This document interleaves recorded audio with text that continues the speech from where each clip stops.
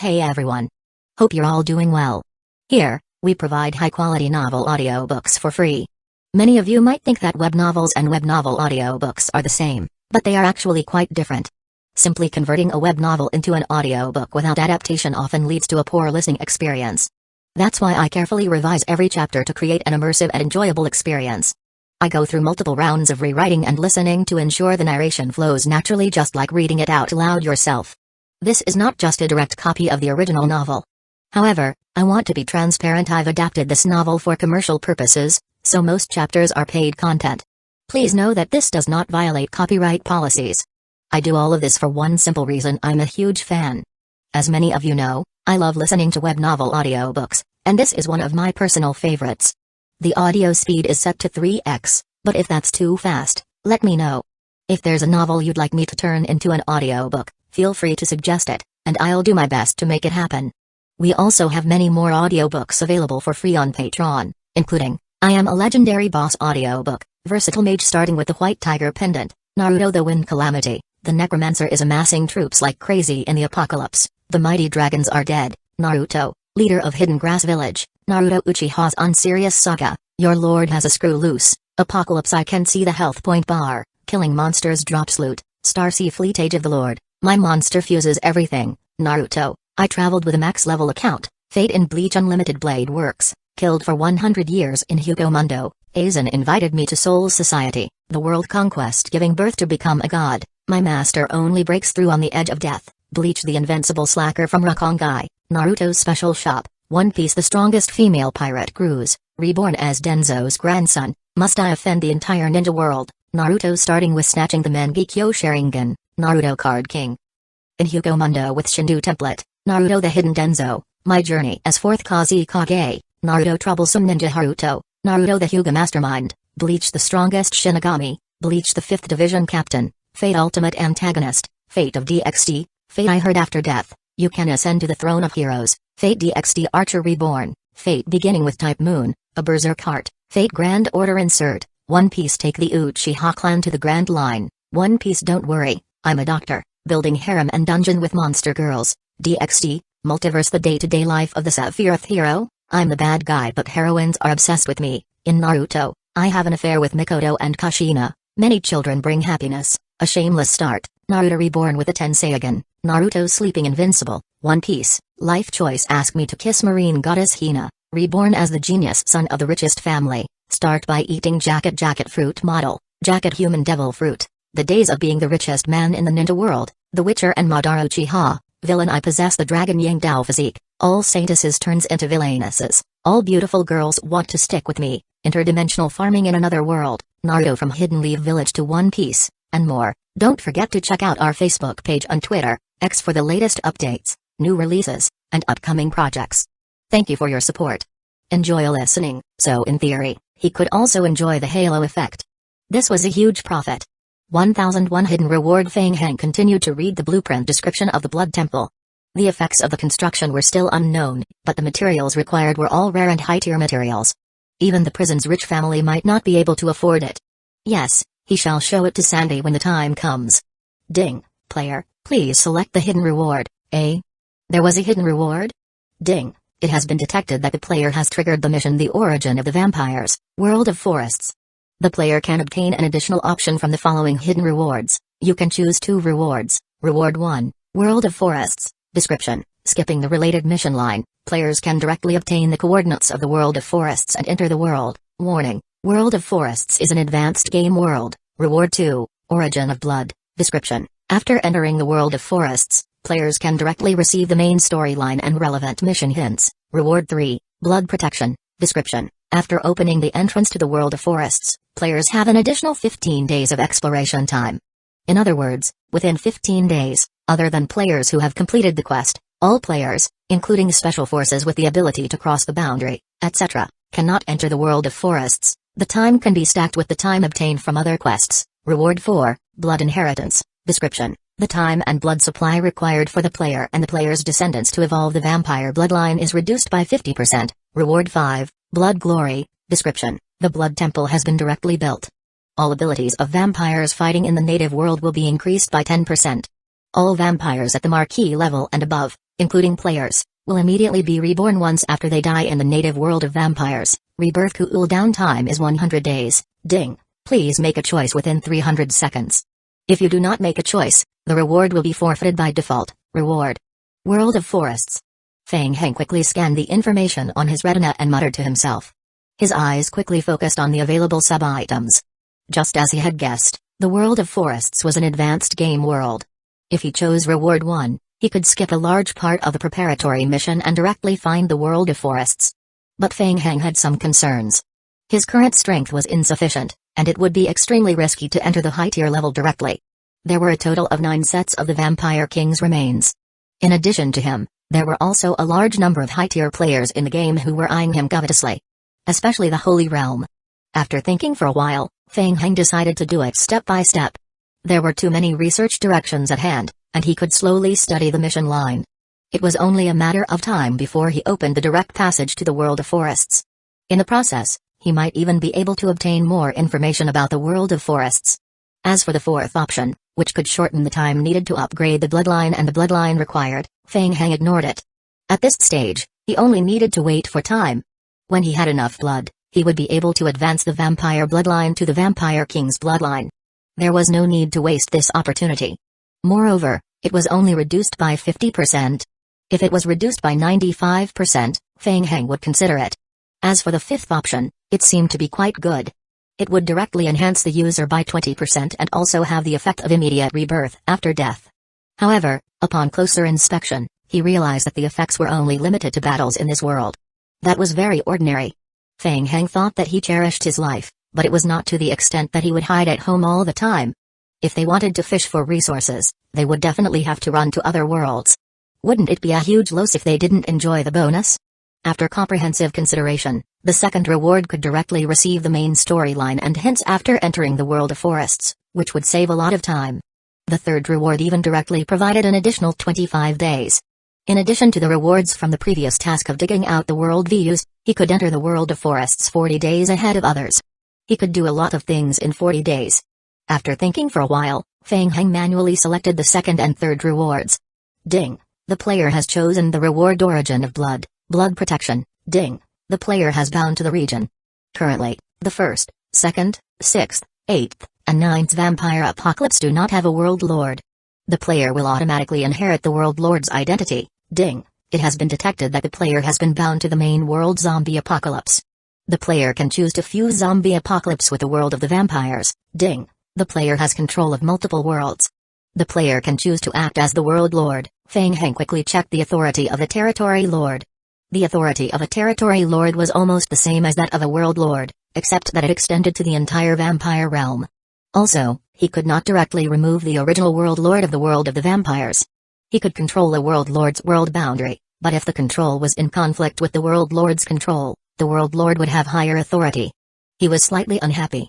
Now that he thought about it, he already had the loyalty of the Elders' Council and princes in the world of the vampires. It would be easy for him to get rid of those few World Lords and regain his authority. Was there a need for this? The current World Lords of the few worlds of the vampires were all from the Federation. Doing so would be equivalent to starting a war with the Federation. After thinking for a while, Feng Heng gave up this idea for the time being and continued to check. Fusion? Previously, Zombie Apocalypse's Districts 7 and 8 could be fused, but Feng Heng didn't choose to do so. This time, Feng Heng carefully read through the description of the fusion again. Cross-region fusion didn't mean that two worlds would directly merge into one, but that the two worlds would form a more intimate connection. It was equivalent to one as the main and one as the auxiliary. Feng Heng's current identity was a player in District 8, so he could only fuse District 8 with the main world. After the fusion was completed, the strength of District 8's world tier would be greatly improved. The energy required for the two worlds to teleport each other would also be greatly reduced. Of course, there was also the most important point. Zombie Apocalypse's District 8 was currently in the newbie protection stage. Once fused, Vampire Apocalypse would also inherit this effect and be protected from invasion and attack from other domains. Feng Heng lowered his head and started to think. Now that he was in control of the vampire realm, he would most likely make an announcement to the entire server. Even if he wanted to hide, he couldn't. The Central Federation would receive the news very soon. What would their attitude be like? Would the Federation allow him to control the region without worry? Feng Heng naturally didn't want to spit out what he had eaten and return it to the Federation. Considering that the Federation might turn the table and snatch it by force, it was better to integrate the world of the vampires directly to be safe. After all, even the Federation couldn't invade the newbie area's protection mode. In the worst-case scenario, Fang Heng would have to hide in the game world and start a war with the Federation when he fell out with them. At the thought of this, Fang Heng had already made his decision. Fusion. Ding. Command received. The 1st, 2nd, 6th, 8th, and 9th worlds of the vampires are fusing with the main world, Zombie Apocalypse District 8. Ding. The fusion is successful. The current consumption of the passage between the player's Zombie Apocalypse District 8 and the world of the vampires 1st, 2nd, 6th, 8th, and 9th worlds has been reduced by 95%. The construction time has been reduced by 80%. Ding. The world strength rating of the Zombie Apocalypse's District 8 has been greatly increased. Ding. Vampires, Territory Lord mission has been completed. The vampire realm will be removed from the elementary game in 3 months, 1002 explosive in the real world. The western region of the Federation announced the official report of the vampires' invasion. After investigation, the mastermind behind the vampires' invasion of the world this time was Gian Muzzy. During the process of exploring the main storyline, Gian Muzzy had been affected by the Vampire King's primogenitor will, and was under its control. In order to regain their strength, the primogenitor vampire collaborated with the anti-federal organization, Night Owl, to plan the entire invasion of the vampires into the real world. Gian Muzzy had been killed by the team from Western Region's federal team as of now. An official announcement announced that the vampire invasion incident had been concluded. On the internet, the players were discussing Gian Muzzy's death with great interest. Despite the official report, the players were still in high spirits and discussing the conspiracy. Even if it was just a normal event, players could still analyze and come up with all sorts of conspiracy theories. Not to mention, this event was problematic, to begin with. Half an hour later, just as the players were in a heated discussion, all the players in the Vampire Apocalypse game world received a game hint message. Ding. Player Fang Heng has completed the mission Vampires, Territory Lord and obtained the authority of the Territory Lord. The Vampire Apocalypse world will be removed from the elementary game. Seeing the game hint, the players were shocked. Was this fake? Did Fang Heng really defeat the Federation and take over the world of the vampires? There's no movement from the Federation? Could they really allow an ordinary person to occupy the entire region? The forum exploded with activity again. After 3 days of silence, Fang Heng took down 4 worlds of the vampires in less than an hour and completely gained control of the vampire realm. The players who were laughing at Fang Heng for overestimating his ability on the forum were suddenly silenced. The discussion became even more heated. With the announcement about Gian Muzzy's death and Fang Heng obtaining control of the world of the vampires, the time between the two events was too short. It would be a wonder if there was nothing wrong with it. Could it be that the Federation and Fang Heng had reached some kind of consensus? Everyone knew that on the surface, the Federation seemed to welcome people to participate in the game and compete harmoniously, but how could they easily hand over an entire region to others in secret? What kind of difficulties did the Federation encounter this time that they had to make such a great compromise? Or was it Fang Heng has been incorporated into the Federation? The biggest conspiracy theory on the internet stated that Fang Heng was actually someone the Federation had been training in secret. They even gave a lot of evidence to prove it. Then, the news of the Vampire Apocalypse's world being removed from the elementary game also spread wildly among the players. The online discussion was as heated as it had been before. The Vampire Apocalypse was considered the simplest of the 3 elementary games by ordinary players. If the Vampire Apocalypse was erased from the elementary game, the days of the new players would be harder.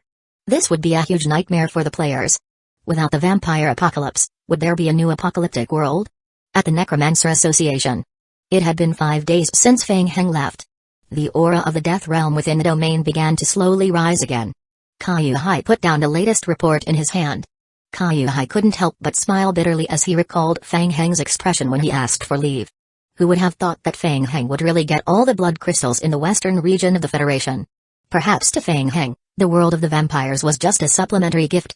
Now, Fang Heng had become the actual controller of the world of the vampires. Even the Central Federation was unwilling to force Fang Heng into a corner. What method did he use? Caillou Hai played with a cigarette in his hand. Losing one of the 3 low-tier game worlds was not a good thing for the Federation. What the Central Federation wanted more was stability. The unknown meant greater risk. 2 days ago, with the Eastern Federation coordinating from the middle, the Central Federation and North River Heavy Industries discussed for a full day. In the end, they reached a 3-way cooperation with Fang Heng and North River Heavy Industries. Fang Heng agreed to divide the 2nd, 6th, 8th, and 9th worlds of the vampire and hand them over to the Federation to manage. He also agreed to appoint an acting world lord from the Federation and agreed to build various facilities in each region of the vampires to provide protection for the civilians. To the civilian players, this was good news. They had one more place to go. As the host, Feng Heng would collect 20% of the final income of all non-public welfare facilities in the Federation during the vampire apocalypse every month. The 4 worlds of the vampires provided by Feng Heng were divided by the 4 regions of the Federation, the East, West, South, and North. In exchange, the Federation would also provide the corresponding protection to the zombies in District 8. In addition, Feng Heng also put forward several exchange conditions that made the Federation feel very annoyed. The vampires needed a large amount of blood. In addition to the Federation providing Feng Heng with 5 million tons of beast blood and various rare ores and materials within a month, every player in the zombie apocalypse game must be forced to donate blood or high-intensity blood every month to pay for the debt. Considering that the vampires really needed blood to sustain their lives, the Federation had no choice but to agree. For the Eastern region, this was still a very profitable deal. It was equivalent to taking control of the world of the vampires for free. As for the stability of the world, the Western region's Federation controlled by the 12 corporations was a time bomb, to begin with. Stability was a joke. What's wrong? What's giving you such a headache? Only then did Kayuhai realize that he had been in a daze. There was still someone on the other side. He handed over the cigarette in his hand. I've been under too much pressure these few days, and I've been lost in my thoughts. Do you want a cigarette? Thanks, but I am not used to this. Weitao waved his hand. The world isn't good. I am under more pressure than you. You're in trouble too? Yes, I paid a huge price to get the hint for the region to level up the mission in advance. Is it very difficult? I will keep the details the same. To put it simply, it's a narrow escape. In order to level up, Weitao had been worried a lot during this period of time. This time, the leveling up difficulty has been greatly increased. The mission can only be completed after we enter the mid-tier game world. It's almost impossible to complete the mission with our current strength. Kayuhai didn't know much about the world boundaries level up matter, so he only consoled, Feng Heng has the ability to unify the entire vampire realm. With his help, we still have a chance. I hope so. Weitao forced out a smile. Who would have thought that Feng Heng was still a newbie when they met 2 months ago? 2 months later, the entire region's advancement would depend on Feng Heng. Weitao sighed heavily in his heart. It was difficult. Even with Feng Heng's help, it would still be difficult. Weitao arrived at the Necromancer Association 2 days ago. Seeing that the time for region level up was approaching day by day and he couldn't find Feng Heng in the game, Weitao could only come to the real world to personally capture him and discuss how to deal with the battle for leveling up. Knock knock knock. A Federation soldier pushed open the door and entered. He reported, Captain, Feng Heng is here. Just in time, bring him in. 1003 balance. Feng Heng walked into the tent with a smile under the lead of the Federation soldiers. He was quite surprised to see Weitao there, but he soon understood why. Weitao most likely came over for the matter of the region level up. Kayuhai gestured for Feng Heng to sit down and nodded. Feng Heng, I heard that you've gained a lot this time, right? Not bad, I guess. Feng Heng was in a good mood and sat opposite the two of them. On the surface, he had reached an agreement with the Federation to give out 4 game worlds in exchange for a large amount of blood, but in reality, the vampires' game worlds were still under his control. As long as he wanted to, he could fall out with the Federation at any time. However, as long as the bottom line wasn't violated, neither Feng Heng nor the Federation wanted to turn against each other. In addition, the blood that the Federation had promised to provide him was of a lower level. The blood drawn from the vampire apocalypse's players and NPCs was also relatively low level.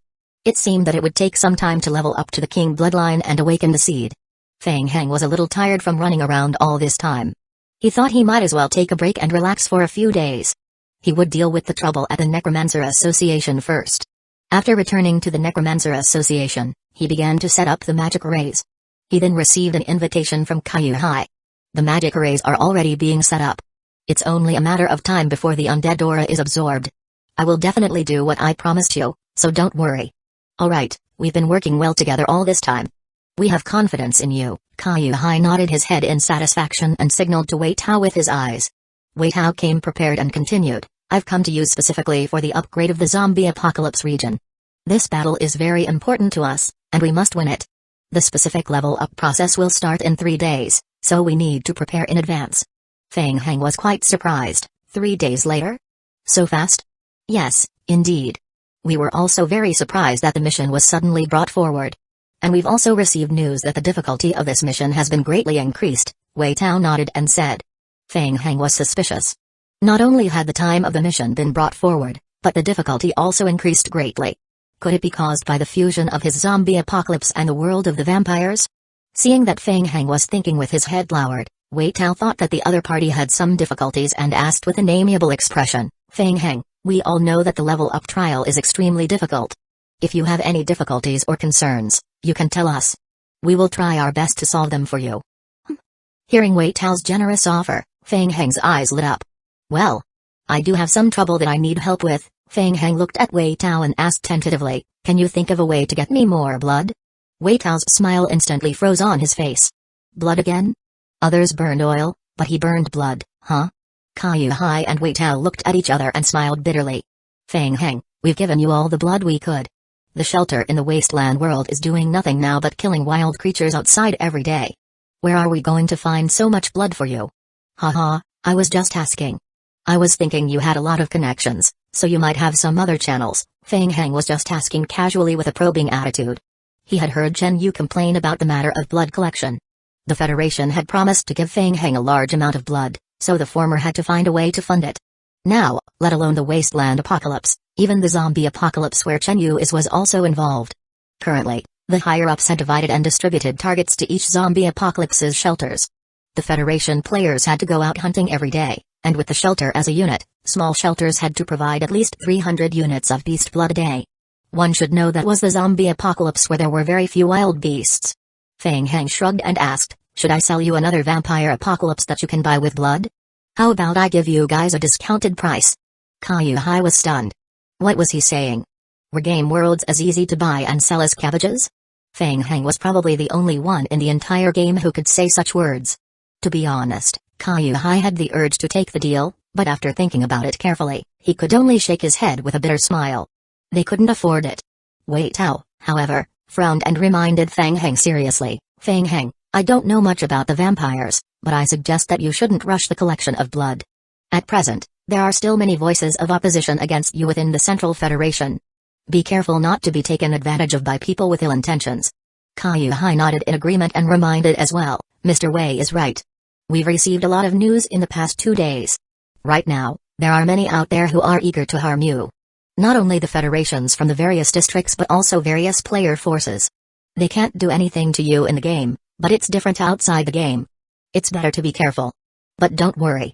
As long as you stay in the Eastern District, we will protect you." "Okay, thanks." Feng Heng had also heard some rumors. Previously, he had given the Federation control over 4 vampire worlds in exchange for a large amount of blood. On one hand, it was indeed because of the lack of blood. On top of that, Sandy had been crying about the lack of rare ores to construct the Blood Temple ever since receiving the blueprint, which was annoying. On the other hand, it was also an expedient measure to make the upper echelons of the Federation feel better. The Federation maintained fair competition, but in reality, they were not willing to hand over the authorization of the World Lord to outsiders. They felt that it was too dangerous. However, since things had already come to this, a forced fallout might cause even greater turmoil in the vampire apocalypse.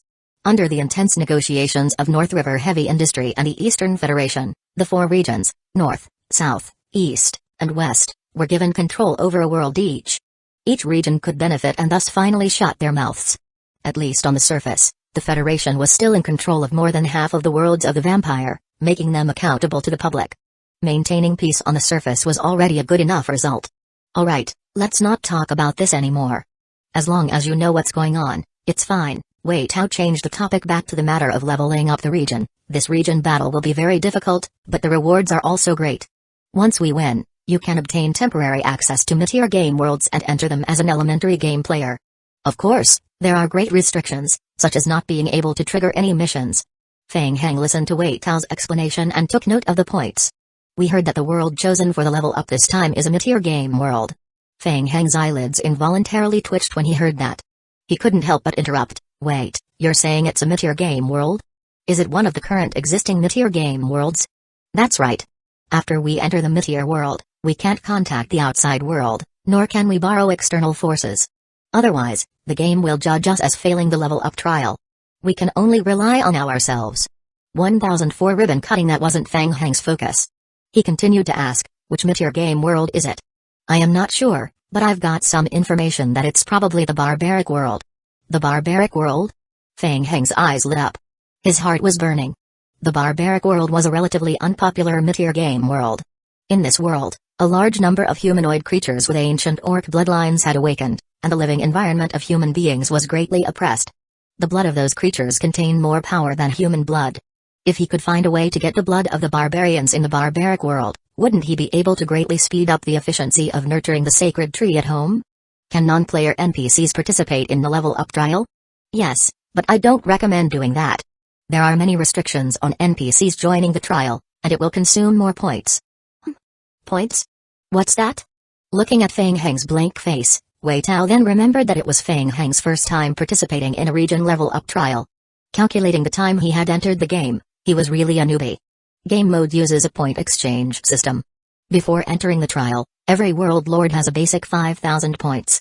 All items, equipment, players, and NPCs brought into the game will deduct points, and the limit is 5,000 points. Wei Tao explained patiently, if you bring an NPC, first of all, your friendship with the NPC has to be at the highest tier. Next, the NPC has to join a player's shelter, and the points consumption is very expensive. Also, much of the equipment on NPCs is special, and you have to spend extra points. Feng Heng started to contemplate it seriously. It seemed like there were quite a lot of restrictions on the region level-up trial. He had to study them carefully. The ideal situation would be to bring 3 vampire princes with him. The strength of the 3 princes was enough to deal with most of the dangers. However, if he did that, he might not have enough points to enter the mid-tier game world and do some fancy things. The biggest problem was, how could he get blood in the intermediate game and bring it back? It was very difficult. As the two were discussing, Mojai Aoi walked in, being led by a Federation soldier. Sorry to interrupt the conversation. When Mojai Aoi saw the 3 people in the room, he cast a glance at Feng Heng and said, Feng Heng, there's an urgent matter in the game. It's very important.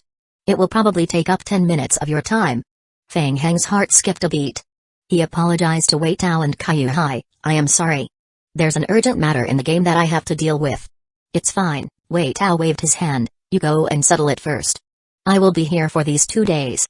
We will discuss it when you have time.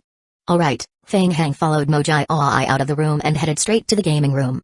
He saw that Mojai Aoi had 2 big dark circles under his eyes as if he did not have enough sleep. What's wrong? Mojai Aoi yawned and said, it's Sandy. He's acting up in the game, crying and rolling on the ground looking for you. Huh? Mojai Aoi was also helpless. He moved closer to Feng Heng's ear and whispered, he wants you to attend the ribbon-cutting ceremony, or else he's threatening suicide. Ribbon-cutting? The Temple of Zeus? Feng Heng was surprised for a moment before coming to his senses. Judging by the time, the Temple of Zeus should have been completed.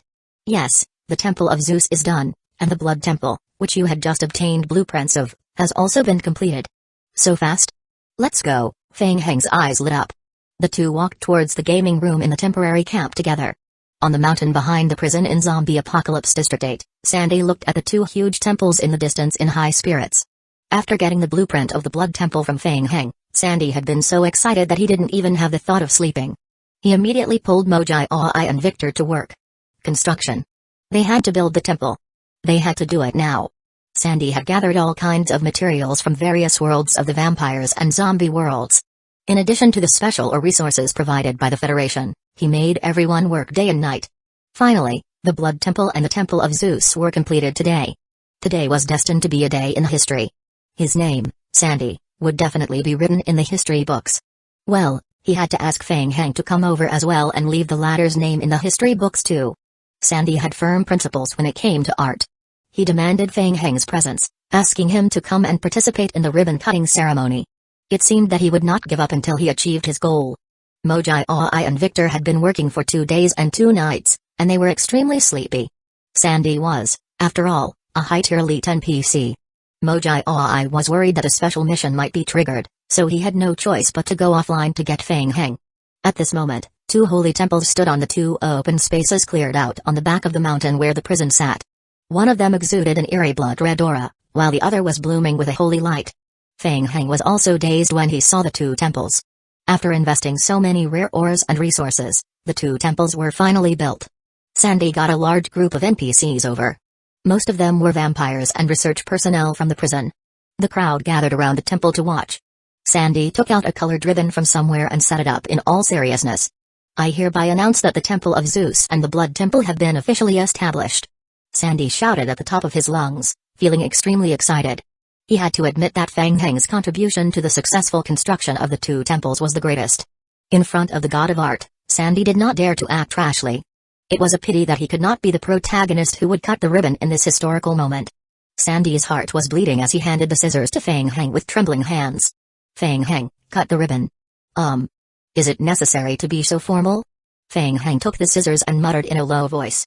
Then, he took a look at Sandy, who looked all serious, and remained silently speechless. Feng Heng took the scissors and cut the ribbon in front of him. Bang! Bang! Bang! Thousands of fireworks bloomed in the sky, and the crowd clapped and cheered, very supportive. Fuck! How fancy! Even fireworks. Were there so many resources that he couldn't use them up? While Feng Heng was retorting in his mind, several rows of game hints appeared on his retina. Ding! The player has built a special building, the Blood Temple. The highest tier limit of the vampires has been broken. The vampires can break through to the king tier through fusion. The player can explore how to level up to a higher tier through fusion. The player's game world level has been greatly improved. The level of Zombie Apocalypse District 8 has been raised to level 16. Ding! The player has built a special building, the Temple of Zeus. The player's game world level has been improved. The level of Zombie Apocalypse District 8 has been raised to level 17. Ding! The loyalty of all NPCs in the player's territory has been greatly increased. There is an additional incentive effect, and the research and development efficiency has been increased by 30%. Effect duration? 3 months. Ding! The player's game world tier has reached the mid-tier rating, level 15. Ding! The player has triggered a special mission, Region Level Up. Please join the Region Level Up trial. You can obtain more information during the trial. Ding! Before the Region Level Up mission is completed, all creatures in the current world will be restricted and the highest tier they can reach under normal circumstances is level 15, 1005. The clue to the blueprint? A mission had been triggered? Feng Heng was shocked and immediately opened the mission panel to check. Mission, Region Level Up, Mission Description. The world you control has met the requirements for leveling up. Low-tier worlds are no longer enough to continue strengthening your power. Mission requirement. Participate in the Region Level Up trial and pass the trial. Mission reward. Unlock the upper limit of the world's creature rating. Tier 6 space-tearing device blueprint. The blueprint. Feng Heng's pupils constricted upon seeing the reward on the game mission panel. He found it. Before, he had asked around about how to obtain a level 6 space-tearing device from all parties, but neither Old Black nor the Federation had heard of it. So that was how it was. It turned out the Tier 6 space-steering device that he had been searching for could only be activated after he had leveled up the world's tier to level 15. Level up. Feng Heng couldn't help but mutter to himself. Very good. Now, he had another reason to win the level up trial. Feng Heng continued reading. Special Building, Blood Temple, Description. The success rate of vampire bloodline level up in the Blood Temple is increased. Ordinary players can obtain the vampire bloodline through sacrifice in the Blood Temple. Additional skill, Descent. This skill cannot be leveled up, and the owner of the building will directly acquire and be bound to the skill. Skill description. The player can summon vampire attribute items in the Blood Temple, such as the Ancient Tree of Angitas, the Vampire King's Coffin, and other items. Effect duration, 1 minute, cooldown time, 72 hours. After the time is up, the item will be reversal summoned, and returned to the Blood Temple. Special description. The summoned item is physical and can be attacked or destroyed. Additional skill, Blood Altar Construction. This skill cannot be leveled up, and the owner of the building will directly acquire and be bound to the skill. Skill description. The player can build blood altars. Blood altars can increase the combatability of nearby vampires and shorten the cooldown time and duration of the skill descent. The effect of the altar is related to its tier, and the effects of multiple vampire altars do not stack. Oh, this special skill seems to be. Feng Heng looked at the notification from the Blood Temple and lowered his head in deep thought. 3 days later, at the Necromancer Association. After 3 days and 3 nights of intense absorption, the transfer of the aura of the Death Realm in the Necromancer Association's territory had came to an end. The concentration of the aura of the Death Realm had also been reduced to less than 350. However, the aura of the Death Realm was still seeping out from the cracks. According to his teacher, it would take at least 2 months to completely repair the magic array and control the spatial rift. Feng Heng could at most guarantee that the aura of the Death Realm's concentration in the inner region would not exceed 1,000 points within 7 days. Hopefully, he could complete the region level up within 7 days. Seeing that all the preparations were complete, Feng Heng stepped into the game cabin. In the game region of the zombie apocalypse, including Feng Heng, there were 4 world lords. Wei Tao from District 1, Tang Minayu from District 3, and Kale from District 6. Before the battle, the atmosphere was a little heavy, and the hall seemed to be filled with a murderous aura. Seeing Fang Heng appear, the other 3 world lords looked at him at the same time. Fang Heng's name was so popular during this period that even Kale, who had been training in the intermediate game, couldn't help but sigh in amazement. I didn't expect Mr. Wei to really have a way to invite you here. Thanks to Mr. Wei for thinking so highly of me. I am, after all, also a member of the zombie apocalypse region. Fang Heng cupped his hands and answered politely. The level up of the region is related to the interests of each world boundary. Naturally, I have to do my part. Fang Heng, you've been very popular recently. To think you even beat the Western Federation. The World Lord of District 4 waved her fist cheekily at Fang Heng. I've long been annoyed with the Federation. If it wasn't for my family's poverty, how could I hold back my anger? Do teach me a few moves when you have the chance. Definitely, of course. Ahem, Wei Tao coughed lightly and interrupted. Alright everyone, let's cut to the chase. There's still half an hour left before the region level up. Everyone, please check your items for the final point exchange in the trial. We will prepare to set off. If the World Lords had been suspicious of Fang Heng's strength when they first met him, their suspicions now were completely dispelled. After all, he competed with the Federation for an entire region, and he won. How could he be an ordinary person? Now, they were only glad that Fang Heng was a teammate and hoped that he could bring them along to soar. With this thought in mind, everyone stopped talking and lowered their heads to check their points.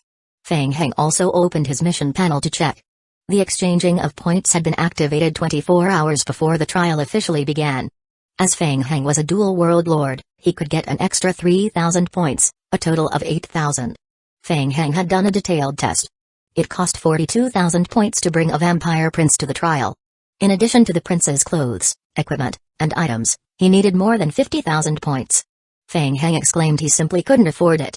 On the other hand, if he brought a District 8 normal player with no equipment, no matter how strong the player was or how strong his talent skills were, it would only cost him 50 points. Fang Heng made a rough estimation in his heart. The game probably determined the combat power of a vampire prince as roughly equivalent to 1,000 ordinary players. Well, it wasn't exactly wrong either. After much consideration, Fang Heng decided to bring Mojai Aoi along. After all, Mojai Aoi was someone he could truly trust after all this time, plus he had to leave Liao Bufan behind to handle the normal work in the prison. After inheriting the demon hunter bloodline, Mojai Aoi's combat power was much stronger than that of ordinary players. Moreover, he also had passive luck talent, which would definitely be of help. Other than him, he was planning to bring the 3 high-level NPCs with special talents, namely Kaiyu Yokang, Victor, and Sandy, along. In the beginning, Fang Heng wanted to bring Ding Minutes, but unfortunately, she stated that she didn't want to stay up late. If she was forced to come over, her loyalty would drop, and if her loyalty was not enough, he would not be able to bring her into the trial. Fang Heng was rendered speechless by the nesting doll-like excuse.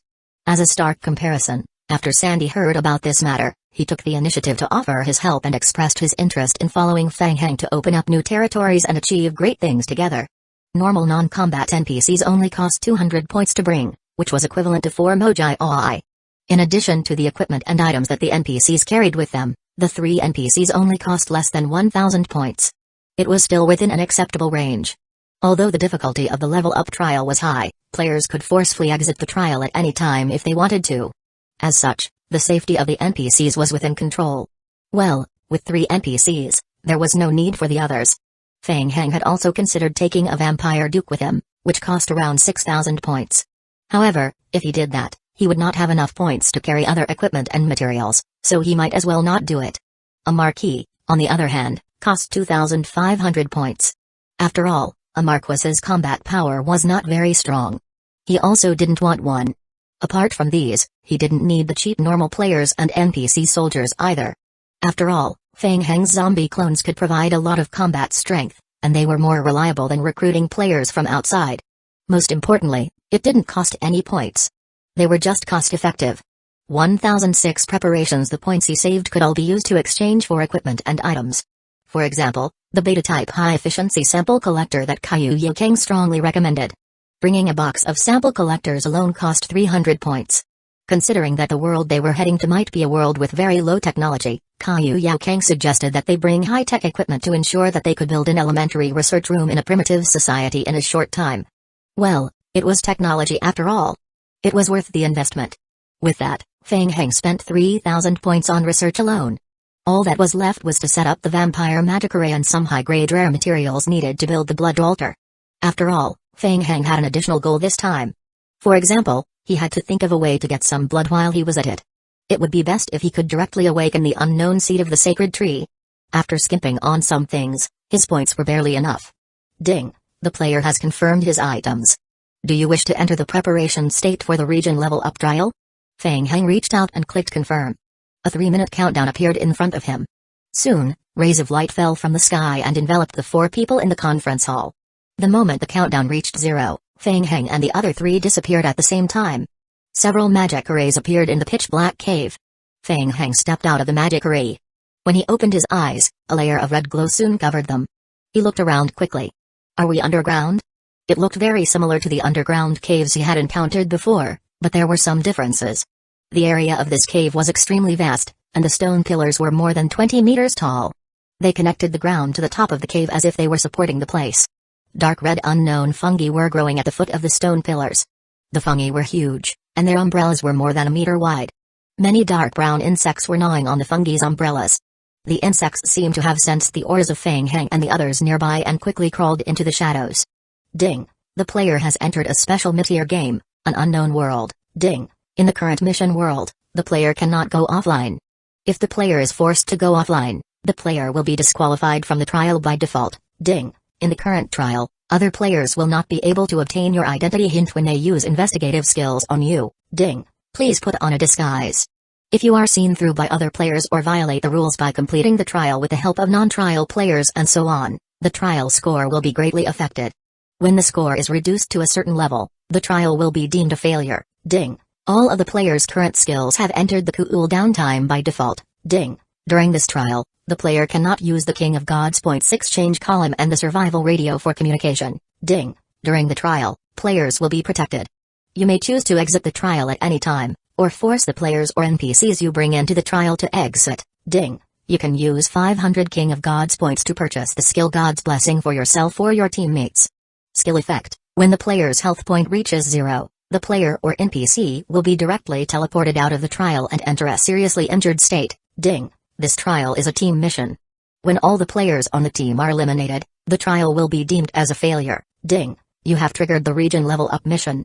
Current stage: the maze. Mission name: the maze. Mission description: you are an adventurer team. You have found that your memory of the past is greatly incomplete. You only remember that your team has accepted the city lord's request to investigate an underground maze that has recently been discovered. You seem to have fainted in the process of searching for the maze. When you finally woke up, you were already in the depths of the maze. Mission requirement: Feng Heng quickly checked the hints and missions, then frowned. The bad news was that all skills were on cooldown. This greatly weakened all of them. Originally, the zombies he controlled would gradually revive 30 minutes after entering the game. But now, the zombies' resurrection time had been reset. In addition, his ultimate move, Everlasting Moon, had also entered a refreshed cooldown, which was equivalent to him losing a trump card, for now. Apart from that, he also had to be on guard against the players in this world. If other players discovered his identity as a trial taker, the mission score would be greatly reduced. There was also good news, though. The skill effect of God's Blessing was quite good, and it could provide protection for Victor and the other NPCs. When he sold the game worlds earlier, Feng Heng had asked for 10,000 King of Gods points from each district's federation. Therefore, he didn't lack King of Gods points for the time being. With a wave of his hand, Feng Heng bought insurance for each of the 5 people on his team. After all, they were afraid of death. The second piece of good news was that the trial game had given him an identity of a local in this world. Ordinary players would think that they were just locals in the game when they used investigation techniques. It's a pretty good disguise. Feng Heng muttered in a low voice. The game was designed to prevent players from cheating by using intermediate game players. Could he take advantage of this? While Feng Heng was thinking, magic arrays appeared around him. Wei Tao and the other 2 world lords were teleported in, followed by the players and NPCs that they each brought. After the teleportation, they couldn't get used to the dark that easily, so they turned on their flashlights and raised their weapons, entering vigilant mode. After entering an unknown world, Mojai Oi, Kaiyu Yao Kang, and the other 2 immediately followed behind Feng Heng. Kaiyu Yao Kang observed the surroundings with a flashlight, then whispered to Feng Heng, "It looks like we're underground. The air here is very humid. Different from Fang Heng, the other 3 world lords brought more players, a total of more than 100 people. The cave was huge. After confirming that there was no danger, for the time being, the players gathered and got into a team formation. Wait, how? Your information doesn't seem to be accurate. This place doesn't look like the barbaric world. As Mikhail spoke, he clicked his tongue and kept looking around with a vigilant look in his eyes. I can't be sure yet. The mission didn't give any hints. Wei Tao carefully looked at the dense game hints and nodded. Let's find a way to explore the surroundings and confirm our current environment. What do you think? Okay, we will listen to you. No one had any objections. After the team reached an agreement, they began to slowly move forward. Most of the threats in the mid-tier game worlds were not simple food and water, so the players brought fewer survival supplies.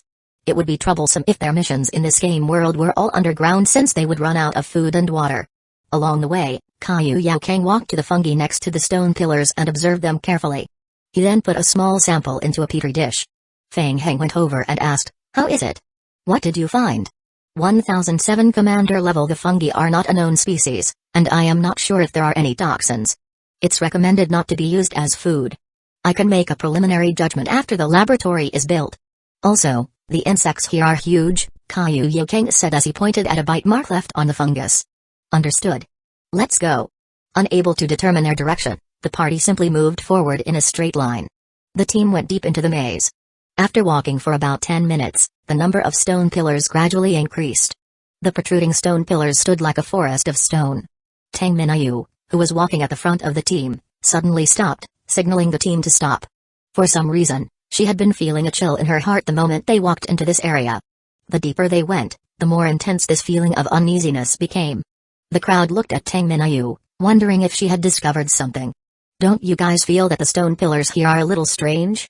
As Tang Minayu spoke, she kept looking at the darkness around her. I keep having the feeling that someone is spying on us in the dark. Victor stopped in front of a stone pillar that ran through the ground and the ceiling of the cave. The stone pillars here have traces of artificial chiseling. Look at the marks on them, don't they look like eyes? As he said this, Victor shone his flashlight on the higher parts of the stone pillar. Upon closer inspection, a strange image was carved on the stone pillar, like a closed eye. The crowd couldn't help but let out low cries of surprise. It's true. Look, there's also one on this stone pillar.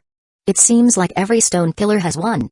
After a careful inspection, everyone found that there were strange marks on each stone pillar. Who's there?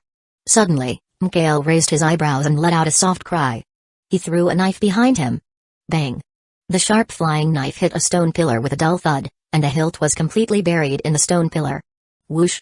Looking in the direction where the knife had hit, a short shadow quickly darted into the shadows from behind a stone pillar.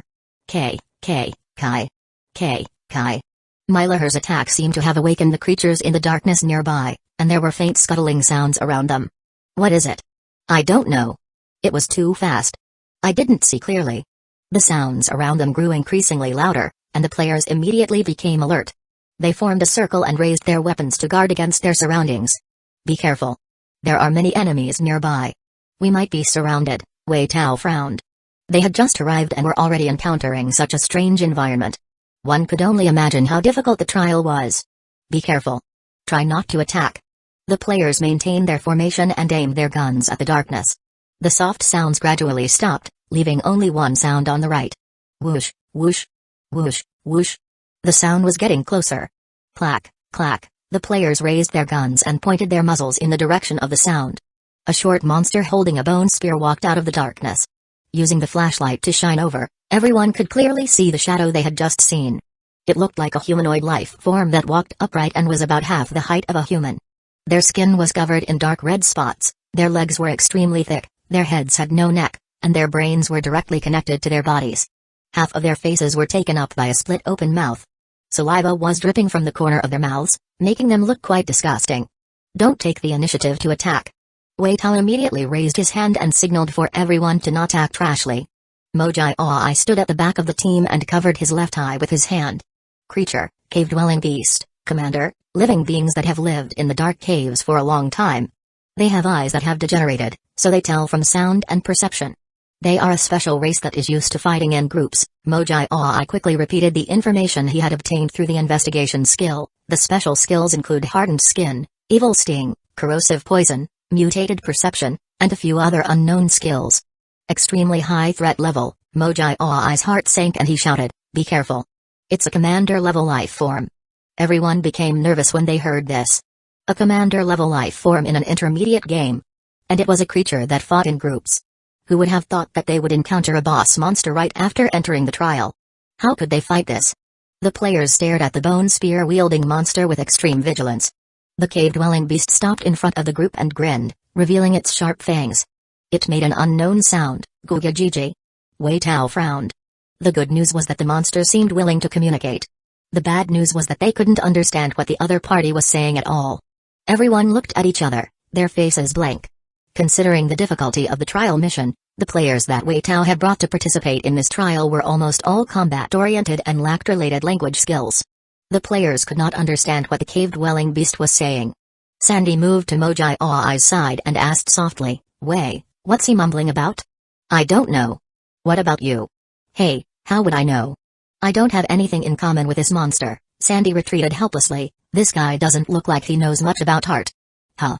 Mojai Aoi felt strange and thought, "Why do you think I understand?" Seeing that the cave-dwelling beast was getting more and more irritable, Wei Tao could only brace himself and walk forward, cupping his hands at it as he said, "No offense, but we came here by accident. If we accidentally offend you, we can leave now." The monster was silent for a moment, then suddenly let out a sharp cry, "Ka, ka, ka." In response, everyone raised their guns. Whoosh, whoosh, whoosh. In the darkness, a dense group of cave-dwelling beasts with bone spears in their hands appeared and surrounded the players. Vsmod. The cave-dwelling beasts started making gurgling sounds again. This time, Fang Heng could vaguely recognize a few syllables from their words, but he still couldn't understand what they were saying. After saying whatever it was saying, the commander-level cave-dwelling beast turned around and walked deeper into the cave. The other cave-dwelling beasts that were originally gathered also opened up a path. After walking forward for more than 10 steps, it sensed that Wei Tao and the others were still rooted in the same spot. The commander-level cave-dwelling beast turned its head again and made a gurgling sound as if urging everyone to continue moving forward. "I feel like he wants us to follow him," Tang Minayu pursed her lips and said. "Yeah, I think so too." Mikhail looked around at the surrounding cave-dwelling beasts. "What do you think? Should we fight them or admit defeat? It's too dangerous to make a move. The current situation is unclear, and it's not the time to fight to the death yet. Let's follow them and take a look first, then make preparations for battle." 1008 The Stone Box. The difficulty of a mid-tier game world was several times higher than that of a low-tier game world, so it was best not to fight if they could settle things through negotiations. The players also felt that they would not gain any advantage if they attacked. Thus, they followed Wei Tao's instructions and followed the commander-level beast in front with their guns. The deeper they went, the denser the stone forest became. After moving forward for another 10 minutes, the commander-level beast stopped. There was a stone pillar standing tall in the middle of the stone forest. Fang Heng squinted his eyes and looked carefully. The top of the stone pillar was about 10 meters from the ground, and there was a stone box on it. The box looked extremely old and seemed to have been left there for a long time. There was a thick layer of dust on it. The cave-dwelling beasts seemed to be extremely afraid of the stone box, hiding far away in a circle, not daring to get close. The commander-level beast pointed the white bone spear in its hand at the box on the stone pillar, then took a few steps closer to the players. It raised the spear again and pointed it at Tang Minayu, making a gurgling sound. Everyone turned to look at Tang Minayu. "Me?" Tang Minayu was confused. What did this mean? Why was she suddenly chosen? She couldn't understand what the monster was saying and showed a puzzled expression. Fang Heng thought for a while and then nodded. "Well, maybe there's something in the box and it wants you to open it?" Tang Minayu's gut told her that something was wrong the moment she laid eyes on the box from a distance. She was extremely unwilling to go. "It's so strange. Why doesn't it open the box itself? Why did it choose me? Maybe you have something special about you? Or do you have any special skills? Why don't we go over and take a look? Maybe we will trigger some mission?" "That's not very appropriate. There might be a problem with the box. It's very dangerous." Everyone started to discuss. Mikhail looked around at the cave-dwelling beasts and said, "It seems like they won't let us go easily. We can either take action or..." Tang Minayu looked at Fang Heng. "Fang Heng, what do you think?" Everyone shifted their gaze to Fang Heng. Fang Heng couldn't sense what was in the box either as it was too far away. However, he could faintly feel that the box seemed to be a little dangerous. "I think since we're already here, why don't we take a look?" Tang Minayu's face showed hesitance. "Huh? I will go. My health point is higher, so it's safer for me to go anyway." Fang Heng nodded. He had the undead effect and the ability to teleport, so his life preservation ability was considered very strong. Though, it wasn't completely safe. The current situation was quite peculiar. If he was infected by some curse or nightmare, he would die no matter how much health point he had. Therefore, it was better to use a Blood Shadow skill and create a Blood Shadow clone to open the box to ensure 100% safety. Feng Heng had already made a plan in his mind. What if there was something good in the box?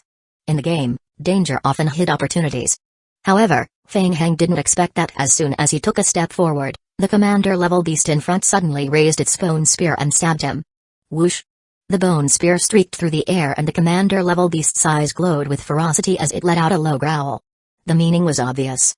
Don't get close, this was just a warning. Looks like it won't work. Feng Heng and the monster were in a stalemate for a moment. He could only take 2 steps back. Everyone shifted their gaze to Tang Minayu. The commander-level beast had its eyes on Tang Minayu, and no one could stop it.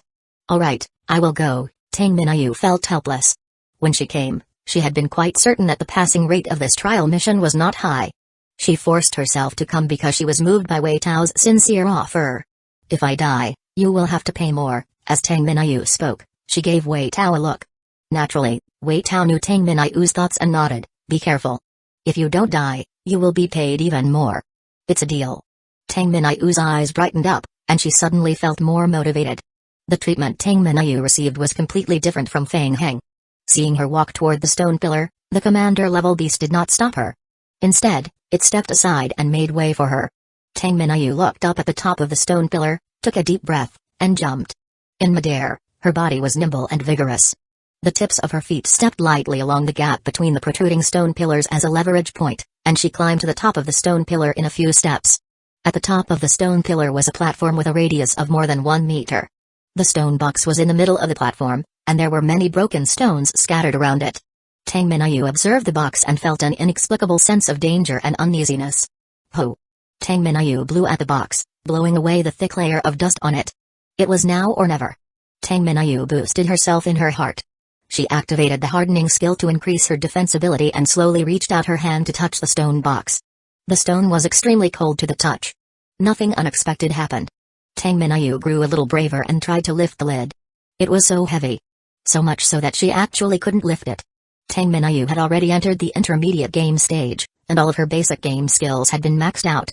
Her strength was among the top among ordinary mid-tier players, but she still found the stone lid extremely heavy. As such, she could only use both hands to forcefully move the stone lid forward to open a hole. Then, she lowered her head and looked inside the box. Nothing? How could it be empty? Tang Minayu was stunned for a moment. She was incredulous and wondered if she had seen wrong. She immediately took out the flashlight from her bag and looked inside the stone box. There was nothing. While Tang Minayu was still confused, she suddenly felt the stone pillar under her feet tremble slightly. The frequency of the shaking increased, and the entire stone pillar began to shake violently. Below, Wei Tao realized that the situation was not good and shouted, "Ming Yu! It's dangerous, get whatever is inside and come back." Tang Minayu thought to herself, what should I take? It's empty. Just as she was about to turn around and shout, the entire cave began to shake violently. The monsters that had gathered around the players all felt some kind of fear. They curled up on the ground, their hands in front of their bodies in a praying position while they made strange sounds with their mouths. Fine gravel kept falling from the top of the cave. It can't be. She had to run first. Tang Minayu felt the vibration under her feet getting increasingly violent. She raised her eyebrows and immediately leaped forward. Boom. Tang Minayu had just landed on the ground when a deafening explosion sounded behind her. The central stone pillar collapsed before everyone's eyes. The monsters that were curled up in the surroundings looked terrified at this time. They kept making gurgling sounds as they quickly got up and fled in all directions. In the blink of an eye, they had disappeared without a trace. Are you alright? I am fine, but there's nothing in the box. Tang Minayu was dumbfounded. What was going on? Could it be that the stone box was a trap? 1009 collapse. Feng Heng couldn't help feeling puzzled. He had seen the stunned expression on Tang Minayu's face when she opened the stone box. In addition, this trial was a team mission, so the possibility of Tang Minayu lying was basically ruled out. What the hell was this game trying to do? There were also those cave-dwelling monsters. What was with them? While Feng Heng was thinking, a game hint quickly appeared on his retina. Ding! The player has completed the stage trial mission. The player team has obtained 24 hours of basic game time. Ding! The current stage of the team trial mission has changed. Escape, mission name, escape, mission description. During the exploration of the maze, strange changes have occurred. The maze has begun to collapse. Players, please escape immediately. Mission requirement, escape from the maze. Remaining time for the trial, 24 hours. After the trial time ends, the trial will be deemed as a failure. The cave was shaking more and more violently, and rocks of varying sizes kept falling from above. A yellow line that showed the way appeared on the retinas of the players. Wei Tao's pupils constricted and he shouted, "It's the game guide. Don't worry about those monsters, retreat first." When the players received the order, they immediately put away their weapons and fled according to the route pointed out by the game. Just as Feng Heng was about to leave, he suddenly saw Sandy standing rooted in the spot as if he had lost his soul. He didn't move and was staring into the distance. "Sandy!" Feng Heng shouted from afar. Seeing that Sandy still had no reaction, Feng Heng immediately came to his side and grabbed his arm. "What are you standing there for? Run!" Feng Heng. Sandy only came back to his senses when Feng Heng grabbed him. He pointed at the pile of rubble not far away. That stone box is an antique. It's very valuable, so we have to take it away." Feng Heng frowned and looked in the direction Sandy was pointing. As the large stone pillar exploded, the stone box had fallen into the pile of broken stones and was covered under the stones, only revealing a corner. That's right. Previously, Tang Minayu had been sure that there was nothing in the box. Could the real treasure be the box itself?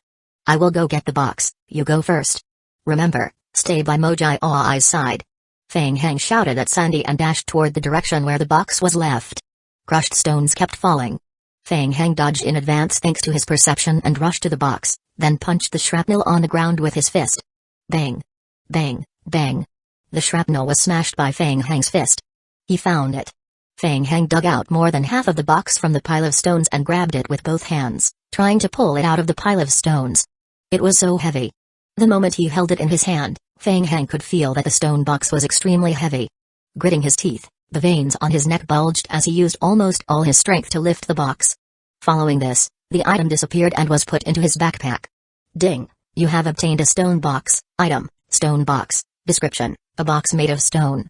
It is extremely heavy. It may be made of some special stone. Ding! This item will consume a lot of weight bearing when stored in the backpack. The player will be punished with extra weight. After taking a closer look, his original player weight bearing had been immediately maxed out after the box was thrown into the backpack. It also gave him the negative effect of a 40% reduction in movement speed. Why couldn't he find anything strange in the game hint? Was it just an ordinary stone? No. Feng Heng immediately realized the problem. Sandy was a high-tier NPC whose art appreciation skills had already broken through the master level. He would not be wrong. Since Sandy insisted that this item was an antique, it was instead evident that there was something wrong with the box since its description showed nothing unusual. He had to take the box away first. Feng Heng raised his head and saw that the team of players had already fled far away. He had no choice but to brace himself and escape while enduring the punishment of a 40% movement speed reduction. Feng Heng transformed into his bat form and flew toward the exit at full speed, following the direction indicated by the game. Hurry up. Faster. The exit is up ahead. After running for more than half an hour, Mikhail, who was leading the team, finally saw the sunlight shining in from outside the cave in the distance. As they ran, the cave behind them continued to collapse. The players could only run for their lives, afraid that they would be completely buried in the cave if they were even a second slower. The players ran out of the cave one by one and lay flat on the grass, looking at the blue sky and panting heavily. Blue sky, white clouds. Birds and insects were chirping. It felt so good to be alive. Thank God they could forcefully recover their vitality with medicine. Otherwise, most players would have been exhausted halfway. After such consumption, the vitality potions brought by the players were almost used up. At the end of the line, Tang Minayu and a few players came out of the cave together. Is everyone all out? Do a head count immediately. Wei Tao had just given the order when he suddenly frowned. His eyes were searching for something in the crowd as he asked, "Where's Feng Heng? Why don't I see Feng Heng? He doesn't seem to be out yet." Everyone couldn't help but look into the depths of the pitch-black cave. A black bat was flapping its wings as it flew out of the cave, looking like it was struggling. Kai. When he was close to the cave's exit, Feng Heng used teleportation to leap forward for a certain distance. Ho! After leaving the cave and transforming into his human form again, Feng Heng let out a big sigh of relief. It had been too difficult. Even in his bat form, he still suffered the negative effect of having his movement speed reduced by 40%, and his flying ability was greatly reduced. Fortunately, His vampire bloodline's level was not too bad, and his basic flying speed was not slow. Otherwise. Feng Heng opened his mouth and was about to say something when a loud boom came from the depths of the cave behind them. Looking back, the entrance to the cave had been completely blocked by huge rocks. Outside the entrance of the cave, the players who had just sat up to rest turned even paler. It really did collapse. If they had been just a step slower. The players felt lucky that they had escaped death. A game hint appeared on the player's retina. Ding! The player has completed the current stage of the team mission, Escape. The player will be rewarded with an additional 5 hours. Ding! You have triggered the next stage of the mission. Report, mission name. Report, mission requirement. Please return to Hani City and report the details of your trip to the Empire's quartermaster. Remaining time for the trial, 28 hours and 19 minutes. The trial will be deemed as a failure after the trial time ends. The game hint was as inexplicable as ever, and everyone looked at each other. The Empire's quartermaster? Was that a special NPC? Report to him? So, the issuer of the mission was the Empire? While everyone was resting, Hueco gathered the world lords and deputy commanders for a short meeting. 1010 Village. The trial this time is very strange, Hueco said in a deep voice. Feng Heng nodded his head in agreement. To be honest, the dangerous but exciting trial process of escaping just now was not difficult. As long as they did not seek death, even Kaiyu Yaoking and the few other NPCs who had taken the enhancement potions of Meteorite Company could escape successfully. At most, they could just take more vitality potions. Was there a need for this from the start? The most suspicious thing was the stone box they had seen earlier. At the thought of the box, everyone could not help but look at Tang Minayu. Tang Minayu felt everyone's gazes and raised her right hand immediately while saying innocently, "No, there's nothing in the stone box. I swear, okay? Minayu, we just thought it was strange. Did you find anything special when you checked the box earlier?" Tang Minayu shook her head firmly. There was nothing in the box. I also thought it was strange at that time, so I especially shone the flashlight in it and saw the bottom at one glance. There was really nothing. What about the outside of the box? Did you discover anything outside, like patterns or something? This. Tang Minayu's brows were tightly knitted together as she tried hard to recall. Feng Heng took 2 steps back and took out the stone box from his backpack. He threw it on the ground with a loud thud. Seeing the box Feng Heng took out, everyone was shocked and looked at him in unison. It's fine. I've brought the box out. It's not too late to take a look now. Tang Minayu felt as if her grievances had been redressed. She said in surprise, "Wow, brother Feng Heng, you're a genius." Seeing that Feng Heng had actually brought the stone box out, Mikhail was also stunned for a moment and immediately gave Feng Heng a thumbs up. "Brother, you're strong." Only then did Hueco realize that no wonder Feng Heng had been the last to come out. He had gone to get the box. To think he could still make such an accurate judgment and pick up the box without any panic in such a chaotic situation. Everyone was secretly impressed. However, on second thought, Tang Minayu was also secretly shocked. She had lifted the lid of the stone box herself and knew how heavy it was. How could Feng Heng bring such a heavy box out of the cave under such circumstances? And it's a monster. Tang Minayu muttered in a low voice, looking at Feng Heng with a bit of unnaturalness in her eyes. Hueco didn't think too much about it and brought the players over. They surrounded the stone box and started to study it. It was indeed as Hueco had guessed. The exterior of the box was engraved with some patterns.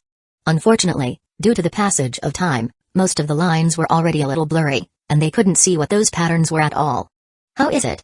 Did anyone find anything? Everyone shook their heads. Only Sandy smacked his lips and said, "The lines carved on the box are a kind of exquisite art. It's just that it's seriously damaged after a long time. Feng Heng, help me find some tools when we enter the city. I can find a way to repair it. By then, we can sell it for a good price." When everyone heard that Sandy could repair the stone box, their eyes lit up again. At least it was a clue. This trial mission is really strange. Anyway, let's be careful and return to Hani first according to the mission line's hints. Tang Minayu asked, "By the way, do any of you have any impression of the city Hani? Can you confirm the world we're in?" "I can't be sure for now." Hueco also felt that the situation was tricky. There are many cities in the barbaric world. I can't remember if there's a place called Tani. From the moment they entered the game, everyone had been in constant confusion and felt like they were being led by the nose by the mission. The mission has a time limit. Let's hurry to Hani and find the quartermaster. The problem is, we don't know where Hani is. I will go take a look. After saying that, Feng Heng transformed into a bat and flew high into the sky under the gaze of everyone. He looked into the distance while flying in a spiral toward the sky. Soon, he noticed smoke rising in the west. It was a human village. Following this, Feng Heng returned to his human form and landed in front of the crowd. There's a village about 6 kilometers to the west. We can go there and ask about Hani City. We can also get some information and supplies while we're there. The players looked at Feng Heng, who had the ability to fly at a high altitude, with envy. Alright, time is of the essence. Let's go. The group did not delay any longer. After a short rest, they began to organize their troops and set off in the direction of the western town. Feng Heng looked at the stone box left on the ground and sighed heavily. What's wrong? Gale walked to Feng Heng's side and asked, puzzled, you seem to be under a lot of pressure. Feng Heng forced a smile and pointed to the box. The box is too heavy. I can't move it. Indeed, it's quite tiring for you magic class players to carry stone boxes. Let me help. Mikhail had not realized the seriousness of the matter. He spoke casually, walked to the stone box, and exerted some force to lift it. Eh? So heavy? Mikhail stood still and abruptly exerted force. The muscles on his arms bulged instantly. However, the stone box was only lifted by a corner. Pa. Mikhail let go, and the stone box fell to the ground again. There was a tinge of awkwardness in the air. Mikhail suddenly turned his head to look to the right. Ah, Tang Minayu seems to be calling me. I will go over and take a look. She's a girl, so she might not be able to move things. Feng Heng looked at Mikhail walking away from him silently. Fuck, a monster. Mikhail muttered in a low voice as he quickly chased after the team of players in front of him. The trial mission's countdown was like a death warrant, urging the players to speed up. After walking for more than 10 minutes, they found a small path. After following the path for nearly an hour, a village finally appeared in their sight. Put away your weapons. Seeing the village, Wei Tao heaved a sigh of relief. Along the way, they were on full alert to deal with any monsters that might appear in the wild. However, the journey was unexpectedly smooth. They didn't even encounter a single monster. There might be players in the village. Wei Tao instructed the players, be careful not to be recognized. We will pretend to be a mercenary group that's carrying out the Empire's secret mission. Yes. Everyone put their guns and weapons back into their backpacks and followed the path into the village. The area of the village was relatively large, and there were not many people on the streets. Several young people who were about to leave the village didn't show any surprise or panic when they saw Feng Heng and his group. Two of the braver ones even took the initiative to ask if they needed a room, and they were willing to give a discount. Wei Tao waved his hand to refuse. He walked under a big tree in the village and indicated for everyone to spread out to gather information. 1011 splitting up soon, the players reported the news they had received. Mojai I even brought a guide over. It was not until then that Feng Heng, who had been carrying the box all the way, finally arrived as well. I've confirmed it. This is indeed the barbaric world. The area we came from is an ancient cave. It was discovered by the nearby villagers 2 years ago after a large earthquake. After that, the Empire sent soldiers to explore the cave several times and found that the terrain below the ancient cave was extremely vast. There were also extremely terrifying monsters in the depths, so this matter was later put aside. However, there have been rumors recently that there are filthy rich treasures buried in the maze. As a result, many mercenary groups and adventurers have come to explore and look for treasures. Other than that, there are a few large forests around the village. Before the discovery of the cave, there were often mercenary groups and adventurers who went deep into the forest in search of medicinal ingredients. Oh right, this area is under the jurisdiction of Hani City in the north of the Empire. It will take about 7 hours to get to Hani City on foot. Everyone looked at each other. Didn't that mean they still had to hurry? First, they had run for their lives, then they had rushed here. At this point, the players had already used up more than half of their stamina. Tang Minayu looked at the sky and said, it's just past noon. The sky will probably start to turn dark in 7 hours. If we leave now, we will make it in time to enter Hani City before night falls. The old native guide who was brought over by Mojai I said, ahem, my lords, I suggest you hurry up. Hani is a border city, and the city gates will close after dark. Other than the Empire's military, the city will not let anyone else in. Wei Tao hesitated for a moment before making a decision. They would set off. The time limit of the trial mission was too tight. If they wasted 7 hours in the day and another 10 hours at night, they would not be able to afford to make any mistakes. They had to enter Hani City before nightfall. What do you guys think? Let's hurry up, Mikhail nodded, we can still make it. We have to leave now. Tang Minayu spread her hands and made a cute smile, indicating that it didn't matter as long as the Federation paid for it. Everyone shifted their gaze to Feng Heng. The stone box is very heavy. Should we leave it here first? I feel like there's a secret in the box though. Everyone frowned. If someone else had said this, the team would have naturally chosen to ignore them. However, since it was Fang Hang's suggestion, it was different. Why don't we split up? Fang Hang suggested promptly. The team trial mission only needs at least one person to complete it. We will split into 2 groups. You guys can go to Hani City first. We will do some investigations here and find a way to transport the stone box there. That way, even if we encounter special circumstances, if we travel through the night, we will be able to arrive at the latest by tomorrow morning. We can meet in the city then. Everyone was a little hesitant. The guide looked at Fang Hang. Traveling at night? This guy was probably an idiot. The guide thus regarded Fang Hang as a young man who hadn't experienced the vicissitudes of life. He warned, "Young man, the forest at night is very dangerous." "Thank you, I will be careful." Wei Tao thought for a while and exchanged glances with everyone. With Fang Hang's strength, it wouldn't be a big problem for him to act alone. Besides, this guy had always been a lone wolf in the past. He might even find something unexpected. Very well. Fang Hang, we will go and finish the mission first. Let's meet up in Hani City. Time was limited, so Wei Tao had no time to discuss the details. After a few minutes of discussion, he immediately agreed on the action plan to split up. With that, Wei Tao led his team and set off again. They sped up and rushed to Hani City before dark. As for Fang Hang, he stayed in the village with all the baggage. As he watched Wei Tao and the rest of the players leave the village, Mojai Ai stretched and asked, "Fang Hang, what are we going to do now?" "Let's not rush. Let's take a good look around first and then think of a way to get some money."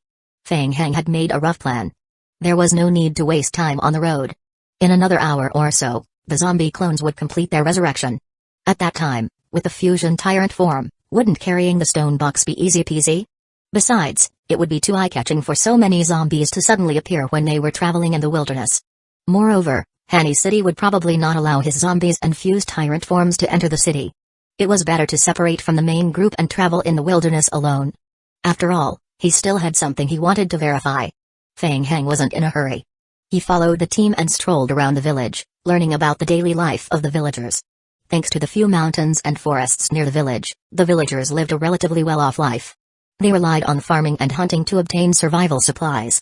A few large merchants from Hani City had opened stores in the village to purchase some wild beasts and medicinal ingredients from hunters. The mercenary groups that were hunting for treasure would often pass by the village to rest and replenish their supplies. Sometimes, they would need a guide to lead the way, and the reward they offered would be enough for a farmer to live leisurely for the rest of his life. Hani City was quite concerned about the village as well. The city had sent a team of guards to guard the village, with a half-month rotation shift. After patiently wandering around the village, Caillou Yokeng had a rough idea of the level of scientific research in this world. He nodded and said, "Fang Hang, with all due respect, the level of scientific research in this place is very low." Victor also nodded and added, "The building level is not high either. Judging from the current level of technology, it will be very difficult to build a space-tearing device passage. It's mainly due to difficulties in the area of precision instruments. If we start developing from scratch, even with sufficient resources, it will take at least 3 years to build a space-tearing device." 3 years? Forget it then. Why would he refresh his points and spend them upgrading the technology skill tree? Fang Hang was just trying his luck, anyway. He had expected that the passage could not be built. "Fortunately, we brought some research equipment with us. With some modifications, the most basic research laboratory can still be completed." Caillou Yokeng looked at Fang Hang and said, "I suggest we finish the basic research room as soon as possible and study that stone box. I believe we will find more clues." "Yes, no problem. I will be quick," Fang Hang promised without hesitation. They only need to wait for another half an hour for the zombie clones to resurrect before they could quickly expand and build. "I am going to the wilderness for a walk. If everything goes well, we will find a place nearby to build a laboratory. You guys stay in the village and explore. We will meet at the village entrance in an hour." "Alright." The unknown areas in the wild were more dangerous. Fang Hang was prepared to go out alone to explore the way first. At the same time, he asked Mojai Ai and the others to walk around the village to see if they could find more clues. Fang Hang was very curious about this unknown world. Other than the monster blood of this world, he still had many things he wanted to explore. For example, character level upgrade. This was a mid-tier game world, so in theory, players could also level up, right? 1012 Shadow Spider. The forest outside the village was full of trees. The air was filled with killing intent. Fang Hang was standing beside a big tree. Rustling sounds could be heard from the surrounding bushes. Fang Hang frowned slightly, picked up a wooden spear, and pointed it at the trees in front of him. The tip of the wooden spear was covered in a layer of dark red. Kai. 5 large gray-black spiders came out of the dense forest. The spiders were 2 to 3 meters long, their legs covered in fine and dense inverted thorns, and an eye on their heads. The dark yellow pupils were staring at Fang Heng as the spiders surrounded him. Fang Heng looked around. It wasn't just 5 spiders. More were hiding in the surrounding bushes, as well as the dense trees. Fang Heng thought to himself, this is troublesome. Previously, when he was searching in the forest, he had walked along the small paths in the forest. He had not encountered any wild creatures along the way, so he had walked into the forest, an act that was courting death. He didn't expect to be surrounded by a group of spiders in just 5 minutes. Did the monsters in intermediate games appear in groups? Fang Heng took 2 steps back and then suddenly strode forward, speeding up to escape through the gap between the spiders' encirclement. Kai. When the spiders realized that their prey had escaped, they immediately took action and dashed toward Fang Heng. Fang Heng was secretly shocked. Their speed was no slower than his. Rather, these spiders were even more proficient at moving in forest environments. The distance between the 2 sides was slowly closing. Fang Heng ran forward at a high speed. Suddenly, he frowned and stopped. There was a rock wall in front of them. He was stuck at a dead end. Fang Heng turned his head and looked at the 5 spiders that were chasing after him. Creak. The group of spiders slowed down and surrounded Fang Heng again. Since he couldn't escape, he would fight. The descriptions of intermediate games in the real world were controlled by the Federation, and it was very difficult for ordinary players to come into contact with them. Fang Heng had obtained some information, but he couldn't accurately judge the strength of the monsters just by looking at text descriptions. He would try it out personally then. Fang Heng lifted the wooden spear and took a step forward. The 5 spiders that were chasing after him attacked at the same time. Kai. Suddenly, the spiders spat out several streams of green mucus from their split mouth parts. Fang Heng didn't expect that they could spit poison. His heart skipped a beat and he immediately used the teleportation skill to disappear into the air. Kai. The green, corrosive mucus landed on the rock wall and melted a few black holes in the rock in the blink of an eye. Corrosive poison. Whoosh! Fang Heng's figure appeared on the right of a spider. The wooden spear in his hand broke through the air and stabbed forward fiercely. Thump! The wooden spear hit the spider's knuckle while enhanced by the additional skill, Blood Blade, and made a sound as if it had hit metal. Was it that hard? Boom! Under the collision of the 2 forces, the wooden spear in Fang Heng's hand couldn't hold on any longer and broke into 2 pieces. Wood chips flew everywhere. Fang Heng immediately dodged backward. The spiders realized that he wasn't that strong and directly pounced on him. Fang Heng narrowed his eyes and stood still. After a short exchange of blows, he had already made a judgment in his heart. The strength of the spiders was about the strength of the high-tier vampires in the normal game world. He was done playing. Just as the spiders were about to launch their next wave of attacks, they suddenly stopped in their tracks and paused their attacks. They felt a sense of uneasiness. They circled the same spot uneasily, constantly letting out deep roars, and searching around with their compound eyes. These spiders actually had such a powerful perception? Fang Heng's thoughts moved. The next moment, the spiders finally realized where their fear and uneasiness came from. The soil around Fang Heng's feet rolled and gray hands emerged from the ground. A series of levitating magic arrays emerged around him. Kai. Lickers quickly emerged from the levitating magic arrays and pounced on the spiders not far away. The zombie clones had a bonus of 50% of Fang Heng's attributes. As such, the increase in Fang Heng's main body's attributes also greatly improved the combat strength of his zombie clones. The licker's speed was even faster than before. A dozen lickers scuttled toward the nearest spider. The spider moved its sharp legs. Whoosh! 2 of the lickers were sent flying. At the same time, the inverted thorns on the spider's leg pierced through the lickers' bodies and tore off large pieces of flesh. However, the remaining lickers took advantage of the situation and pounced on the spider. The 2 lickers that had been sent flying earlier were still fearless.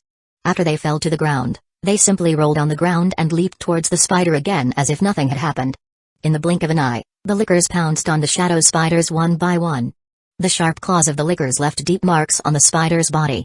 Ding! Your zombie clone, Licker, has dealt 321 damage to the shadow spider. Ding! Your zombie clone, Licker, has dealt 225 damage to the shadow spider, causing a tearing wound. Ding! Your zombie clone, Licker. Rows of attack hints appeared on Fang Heng's retina. Kai. Seeing that their fellow clansmen were being attacked, the shadow spiders at the back immediately spat out green poisonous substances from their mouths to help their companions. Kai. The green corrosive liquid immediately caused wounds on the lickers' bodies that were so deep that even bones could be seen. But at the same time, such wounds were quickly healing. With the Licker's powerful recovery ability and high basic attributes, the shadow spiders had no way of attacking. The spiders had never encountered creatures as difficult to deal with as the Lickers. When they saw more and more Lickers scuttle out of the magic array, they decisively abandoned their companions and quickly disappeared into the darkness. After a short moment, 2 shadow spiders that were surrounded by the Lickers lost their life. Feng Heng took 2 steps forward and his eyes lit up when he saw a touch of blue on the corpses of the shadow spiders. Evolution crystals. Feng Heng immediately raised his hand and waved at the corpse. The blue crystals flew into his hand and a line of game hints appeared on his retina. Ding. The player has killed shadow spiders and thus obtained Tier 1 mutation crystal 1 piece. Ding. The player has automatically obtained the formula, crystal conversion. This formula can transform the mutation crystal into evolution crystals of all tiers. Ding. The player is currently in a mid-tier game world. The player has unlocked the requirements to advance to level 26. Ding. The requirements to advance to level 26 are Tier 1 mutation crystals 500 pieces. Feng Heng's pupils constricted as he was overjoyed. It had finally appeared. It had been a long time since he received a level up hint. After entering the intermediate game, his character level upgrade could finally be put on the agenda again. After leveling up his player level, other than the fact that the upper limits of his skills could be raised and his character attributes could be improved, the most important thing for Feng Heng was that the increase in level also meant that he could have more zombie clones. 1013 business. He only needed 500 Tier 1 mutation crystals to level up. That was nothing compared to the tens of thousands of crystals he had previously needed. Moreover, he obtained a crystal after killing just 2 spiders. It seemed like the drop rate was not low. Should he level up first before making any plans? Feng Heng opened his game character panel and observed.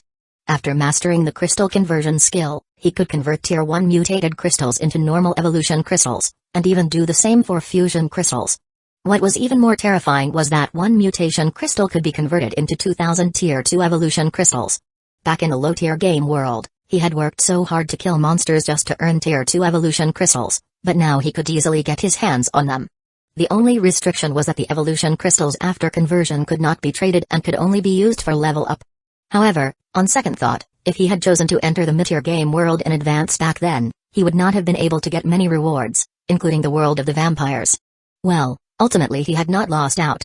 Most players would choose to enter the intermediate games straight away to improve their strength as soon as possible, but making this choice meant that they would not be able to obtain the top resources in the elementary games.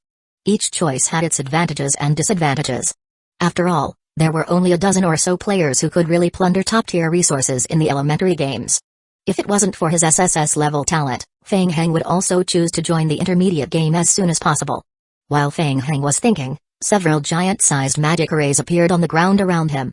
Fusion tyrant forms emerged from the magic array. Almost all of Feng Heng's zombies had come for this region level-up trial. In District 8, apart from leaving the 2 fusion tyrant forms who had inherited the Vampire King's remains behind, Feng Heng had brought all the others into the trial. There was nothing he could do. After all, if the 2 fusion tyrant forms committed suicide, the Vampire King's remains could not be dealt with. He could only leave them in District 8. Feng Heng raised his head and saw that the densely packed zombies had occupied a large area around them. Let's try and see if I can level up before tonight, Feng Heng muttered to himself and began to concentrate on controlling the zombie clones.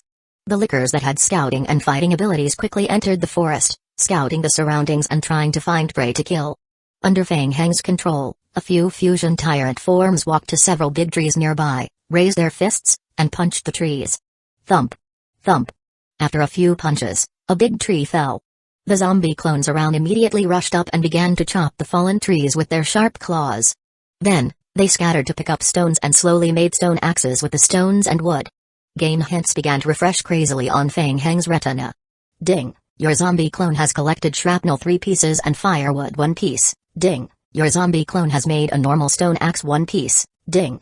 Ding! Your zombie clone has completed a stone knife. Back in the elementary zombie apocalypse, Feng Heng had already leveled up his wilderness survival skills such as gathering, cutting, planting, manufacturing, and decomposing to the maximum level of 20. As such, his work efficiency was very high. 10 minutes later, the zombie clones were already holding newly made stone knives, surrounding the shadow spider's corpse, and beginning to take them apart. Ding! Your zombie clone has obtained stinky pieces of meat 5 pieces from the shadow spider's corpse through the skill decomposition. Ding! Your zombie clone has obtained damaged poison sacks from the shadow spider's corpse through the skill decomposition. A poison sack? Feng Hang looked at the game hint and had a thought. He remembered that when he had been wandering around the village, he had seen a merchant buying poison sacks. It seemed he could also earn some money while killing monsters. Not bad, not bad. 2 hours later, Feng Hang placed the materials he had collected on the counter one by one. The shop owner picked up the goods and examined them one by one, his eyes revealing a look of appreciation. Oh, these are indeed spider sacks and spider silk. The spider sacks are very fresh, and very well collected. Hueco Chamber of Commerce was one of the major chambers of commerce in the human empire, and they had set up a fixed acquisition point in the village. The shop owner confirmed the supplies and looked up at the mercenaries in front of him. He then handed over a bag full of silver coins. The total value of your goods is 9 silver coins and 40 copper coins. This is our first time working with you. Thank you for your trust in the Hueco Chamber of Commerce. Here are 10 silver coins in total. Please keep them well. Next time you have materials to sell, please come to the Hueco Chamber of Commerce as well. Due to the time limit of the trial mission, Feng Hang was too lazy to compare the price offers. He simply asked Mojai Aoi to draw lots and select a shop among the merchants in the village to sell the materials. Thank you. Feng Hang didn't take the bag. Instead, he handed over a list of materials that he had prepared earlier and continued, I need some supplies, including some carts and some basic ironware. Take a look and see if you sell them. Okay. Please wait a moment, dear respected customer. The shop owner carefully took the list and looked at it with a suspicious expression. As the owner of a shop, he was experienced and knowledgeable. At first glance, he could tell that the items Feng Hang was selling were shadow spiders from the forest outside the town. The materials were very fresh and even had blood stains. For a simple 5-man mercenary team to be able to obtain so many spider threads and spider sacks, they must be extremely strong. However, the materials that the other party needed were very strange. Most of the ordinary mercenary groups in the village needed food, equipment, and other consumables for their supplies. They, in contrast, were looking for special tools, ores, and dyes. What were they trying to do? Were they in the renovation industry? Mojai Aoi was a little anxious and urged, How is it, boss? Do you have them? We're in a hurry. Yes. Other than some ironware, we have most of the items on the list. I will get the staff to prepare them. Please wait a moment, it will be quick. As the shop owner spoke, he called his men over and gave them a few instructions before asking them to prepare the materials immediately. Are you going to the forest outside the village? The shop owner asked curiously while the staff were busy. Yes, to stock up, Mojai Aoi grinned and continued, Boss, I see that you're quite honest. To tell you the truth, we have a large batch of goods coming over later. Can your shop handle it? The boss didn't quite understand what stock up meant, but with a professional smile on his face, he replied, As long as the quality of the goods is good, the Hueco Chamber of Commerce will definitely be willing to buy. If it's in bulk, we are even willing to buy at a price higher than the market price. Mojai Aoi nodded his head in satisfaction. Not bad. This way, the business will last. 1014 Dragon Mosquito Sir, if you're heading to the forest outside the village, our Chamber of Commerce has another commission. To be honest, all major chambers of commerce are looking for a mercenary team, the shop owner asked with an amiable expression. Do you know about the Caesar Forest? Feng Hang and Mojai Aoi were both at a loss. No. Where the hell was that? However, in the eyes of the shop owner, Feng Hang and Mojai Aoi's expressions were one of fear. There's no need to be nervous. I know that the Caesar Forest is not part of the Empire's territory, and the Empire has also explicitly forbidden citizens from entering the forest, the boss sighed and continued, but it's hard to make a living in this world these years. Proper businesses don't make much money. I won't hide it from you too, but we're not the only chamber of commerce that has secretly entered the Caesar Forest. To be honest, the Empire knows about this as well. They even purchase some of the specialties of the Caesar Forest from the various chambers of commerce. However, this business has died down since 2 months ago. Feng Hang had no interest in the commission at first, but after hearing the story, he couldn't help but feel a little curious. He asked, What's wrong? What happened? The entrance area of the Caesar Forest has been occupied by a group of dragon mosquitoes. Once we enter the area of the Caesar Forest, we will be attacked by a large number of dragon mosquitoes. As such, it's been a long time since we entered the depths of the forest, and we've suffered heavy losses. The major chambers of commerce have discussed and thus issued a reward notice. If anyone can help us deal with that batch of dragon mosquitoes, we are willing to give a generous reward. Ding! The player has triggered a trial side mission, The Annoying Dragon Mosquitoes. Mission title, The Annoying Dragon Mosquitoes. Mission requirement, a large number of dragon mosquitoes have occupied the area of the Caesar Forest. Please assist the Chambers of Commerce in clearing the dragon mosquito swarm at the entrance of the Caesar Forest. Mission reward, 2 hours of additional trial time, gold coins, materials, reputation, and other rewards. To think he could trigger another mission? A trial side mission? Feng Heng's heart skipped a beat and he read the mission description carefully. However, wasn't this mission reward a little too fucking ridiculous? The Caesar Forest was located deep in the forest, and a round trip would take 3 to 4 hours for ordinary players. Yet the reward was only 2 hours of extra trial time? After all calculations, wouldn't he lose 2 hours instead? Feng Heng was about to refuse when he saw Mojai Ai giving him a look. Hey, old Feng, Mojai Ai pulled Feng Heng to the side, his eyes full of excitement. Dragon mosquitoes, the dragon mosquitoes. Huh? What about the dragon mosquito? Mojai Ai knew that one of Feng Heng's purposes in coming over was to awaken the seeds of the sacred tree, so he lowered his voice and whispered, "It's said that dragon mosquitoes have a trace of the dragon race's bloodline in them. Do you think their blood will be very strong?" Feng Heng's eyes lit up as he immediately understood. Dragon race's bloodline. That's right, it said that the dragon race's bloodline was super strong. If the dragon mosquitoes could provide high-level blood. Other than that, the insects and wild beasts in the forest outside the village were quite intelligent. They would run away upon encountering a group of lickers. As a result, the lickers' farming efficiency had been very low. In the previous half an hour, they had only managed to get about 20 Tier 1 mutation crystals. They are still a long way from leveling up. Now, according to the shop owner, there was a large number of dragon mosquitoes at the entrance of Caesar Forest. A large number. If they could wipe them out all at once. Leveling up, drawing blood, and completing missions. He could kill 3 birds with 1 stone. Feng Heng was quite tempted. Should he just wait for a few hours? After all, Hani City's city gates were closed and they could not go over. They just needed to reach Hani City before dawn the next day. Yes, he should just wait. After making the decision, Feng Heng raised his head and looked at the shop owner, then said, "Very well. We will accept the commission. We will go and take a look on the way." Ha ha, that's great. Good luck. Danley Mercenary works closely with all merchants. We have already signed an agreement with them. The mercenary group has already set up a camp near the entrance of the Caesar Forest. You can go there and seek help. In addition, there have been several mercenary groups that have accepted the commission as well and are heading there. All of you can work together. Okay, I got it. While they were talking, a few staff pushed 3 full carts into the lobby from the back room. These are the supplies you wanted. Please check them carefully. Of course, Mojai Ai went forward to check, then nodded at Feng Heng. Let's go. Under the surprised gazes of the villagers outside, Feng Heng and his team of 5 pushed the small cart full of special tools and materials toward the forest outside the village. Let's go. Their destination was the forest area. Time to stock up. Night fell. In an open space in the forest outside the village where the trees had been cleared, a temporary camp had been set up. Piles of stone and wood were piled up on the open space in piles as tall as small hills. The newly cast furnace also started to work. With logs, furnaces, and iron ore, it was not difficult to build a temporary camp. Feng Heng tried to set up a vampire's altar on the spot. The altar could increase the strength of the vampires in the vicinity and also condense blood. It could condense blood to about level 8 strength. Activating and maintaining the altar required at least level 5 blood. What he lacked the most now was blood. Insects also had blood-like lymph. Feng Heng had tried to collect some when he was killing the spiders. Unfortunately, the effect of insect blood was slightly worse than beast blood, and their volumes were even less.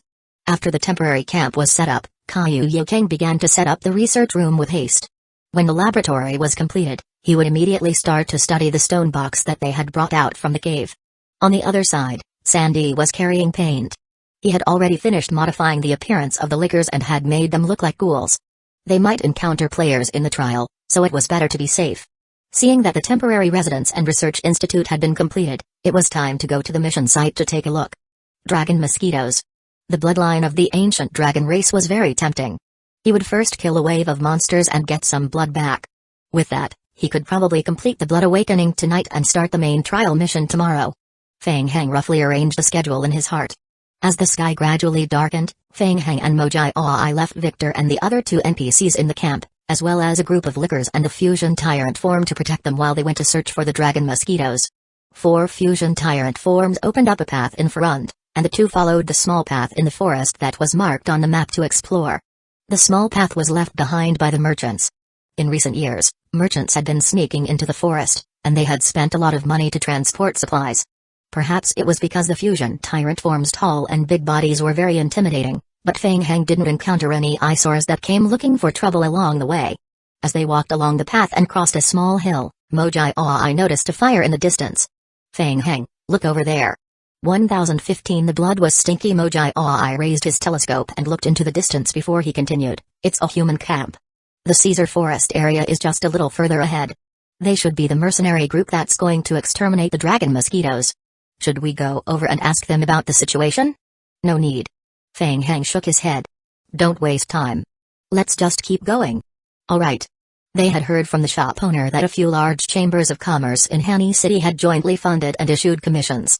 As long as they had the ability to eliminate the dragon mosquitoes, any mercenary group could go to the Chamber of Commerce to receive the reward after completing the mission. The leader of the mercenary groups was one called Danley. Feng Heng didn't want to deal with them.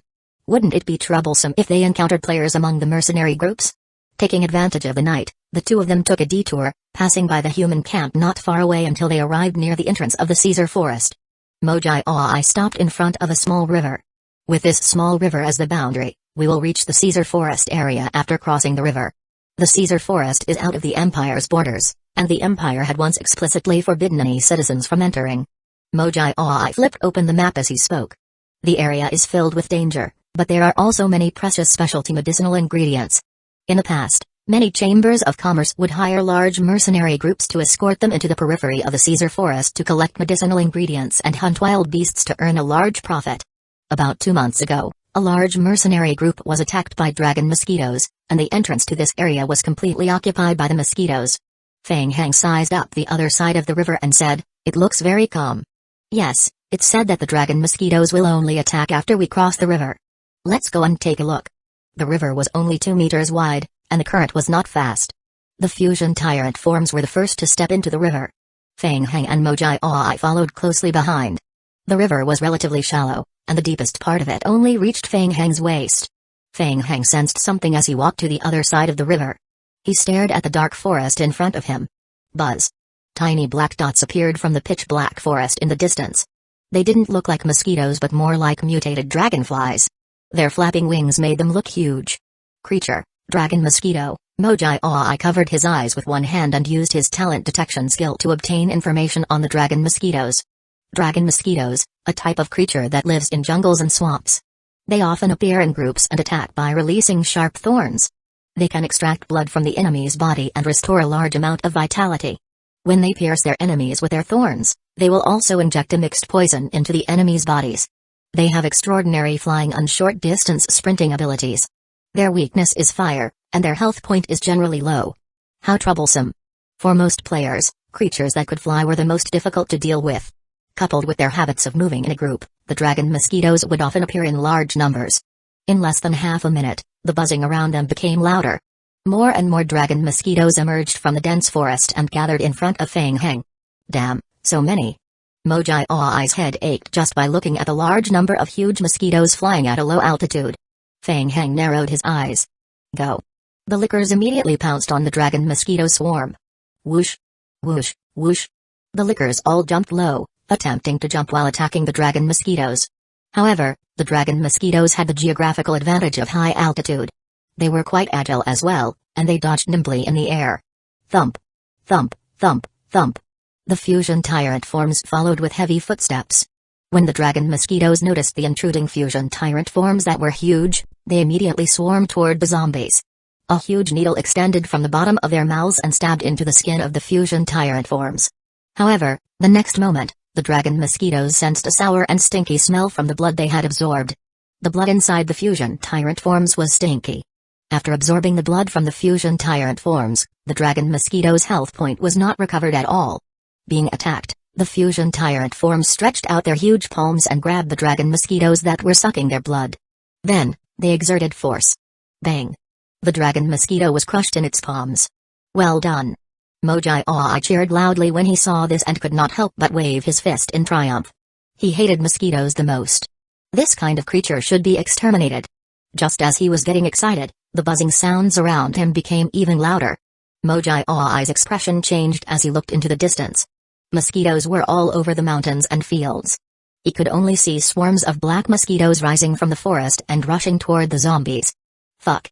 One concise word came out of Mojai Ai's mouth. Run.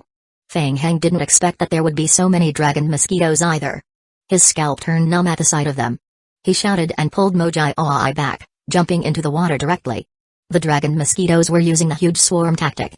In the blink of an eye, a dense swarm of dragon mosquitoes buzzed over and surrounded the zombie team. Fang Heng and Mojai Ai jumped into the river directly and stuck their heads out from time to time to check out the situation outside. It was too terrifying. The dense group of dragon mosquitoes surrounded the fusion tyrant forms, and the latter was being stabbed dozens of times every second. Mojai Ai's lips were trembling. It was too terrifying. Looking at the thick needle on the dragon mosquito's mouth part, if he were to be pierced. Fortunately, the zombie clones had a strong restraining ability against the dragon mosquitoes. After all, the energy in the blood of zombies was minimal and even poisonous. As a matter of fact, Fang Heng had thought of using zombie blood as free blood. After all, zombies wouldn't die. After their blood was drained, it would slowly recover after some time. For this reason, Fang Heng even asked Ding Minutes to do a detailed test. Unfortunately, the test results were not satisfactory. The sacred tree of Angitas was the only thing that could slightly convert zombie blood, and at most, make the blood reach level 1. The conversion rate was also ridiculously slow. The low efficiency was fine since it could at least be used as nourishment to maintain the survival of Angitas and save some blood consumption. However, when he used the Vampire King's coffin to test the blood, the zombie blood was burned to ashes the moment it was poured into the coffin. At first, the dragon mosquitoes did not know how terrifying the zombie blood was, so they pounced on the fusion tyrant forms and stabbed them. After sucking deeply, the dragon mosquitoes immediately felt that something was wrong. They felt like they had drunk a mouthful of fermented blood. Their faces turned green as they left unsteadily as if they were drunk. Bang! Bang! Bang! Under Fang Heng's control, the fusion tyrant forms withstood the attacks of the dragon mosquitoes and ran to the edge of the forest with large strides. They then held the trees' trunks with both hands and uprooted them. Following this, the tyrant forms grabbed the trees with both hands and used them as a weapon to attack the surrounding dragon mosquitoes. The dragon mosquitoes that had gathered around the tyrant forms were so densely packed that there were bound to be some dragon mosquitoes that couldn't dodge the tree trunks in time. The strength of the fusion tyrant forms was shocking. The dragon mosquitoes were sent flying after just a slight brush, and a few unlucky ones were knocked unconscious directly. 1016 Necromancy Mage. It was originally very difficult for the lickers on the ground to take the initiative to attack the dragon mosquitoes, and their attack efficiency was very low. Later on, under Fang Heng's control, they immediately changed their tactics and stayed in place, waiting for an opportunity to make a move. Whenever they saw a dragon mosquito that had been knocked out by the fusion tyrant forms, they would pounce on it and madly bite it, tearing it to pieces. Ding, your zombie clone, Licker, has killed a dragon mosquito. Ding, your zombie clone, Licker, has been pierced by a needle and is immune to the poison state. Its health point has been reduced to the limit and cannot be further reduced. Fang Heng looked at the game hints that appeared on his retina. After waiting for a full 2 minutes, he couldn't help but secretly sigh in relief when he saw that no game hint of his zombie clones dying appeared. Fortunately, the dragon mosquitoes only had a single physical damage output and were simply unable to kill the fusion tyrant forms. The dragon mosquitoes are afraid of water, and they will never leave the Caesar Forest area. As long as we cross the river, we will be safe. Really? There's such a thing? The shop owner told me that. I don't think he has any reason to lie to us. Then let's try it. Fang Heng and Mojai Ai hid in the river and discussed for a while. Then, they returned to the other side of the Caesar Forest. Sure enough, as soon as they returned to the other side of the river, the dragon mosquitoes turned a blind eye to them. They only attacked the zombie clones on the other side of the river. The two of them looked at each other. This was strange. Why didn't these dragon mosquitoes catch up? Were they afraid of something? Or was there someone controlling them from behind? Fang Heng thought for a while and took out 2 bottles of coffee from his backpack. He handed one to Mojai Ai and found an empty spot to sit down. Let's take a break. Yes. The two of them just sat on the ground, drinking coffee slowly while calmly watching the zombie clones kill monsters. Originally, Fang Heng was happy to do so. This was his hack. He had always played the game like this, and it had almost become his body's instinct. If it were any other time, Fang Heng would most likely go offline at this time and have a round of fun, then come back after a while to check the spoils. But this time, he couldn't do so. After waiting for more than 10 minutes, Fang Heng stood up after gulping down the second can of coffee. Old Mo, something's not right. Huh? What's wrong? We can't kill them all. Fang Heng forced a smile. Although there were more than 200 lickers, and the fusion tyrant forms were also very powerful, their killing efficiency was still not high. The large groups of dragon mosquito swarms in the Caesar forest were simply too crazy. After killing for more than 10 minutes, the mosquitoes were still densely packed, or rather, even more than before. If they kept killing like this, they probably wouldn't be able to exterminate the mosquitoes even if they spent a night. Normally, it didn't matter. At most, he could just go offline and wait for a while longer. However, this was a trial mission, and they had a time limit. This was troublesome. Should he continue to just let the hack run? Feng Hang scratched his head and couldn't help looking in a certain direction in the distance. The human mercenary camp. Would it be better to cooperate with those humans and use the strength of the mercenary groups to launch an attack on the dragon mosquitoes? He had to make some sacrifices. Feng Hang gritted his teeth and made a decision. He had to complete the mission quickly, as he still had to head to Hani City to complete the main mission before dawn. Let's go. We will leave the zombies here. Let's go and see if we can get the mercenary groups to help. Alright, Mojai Aoi nodded and quickly followed. In a temporary meeting room in the human camp, the higher-ups of the major mercenary groups were talking one after another, and the atmosphere was quite lively.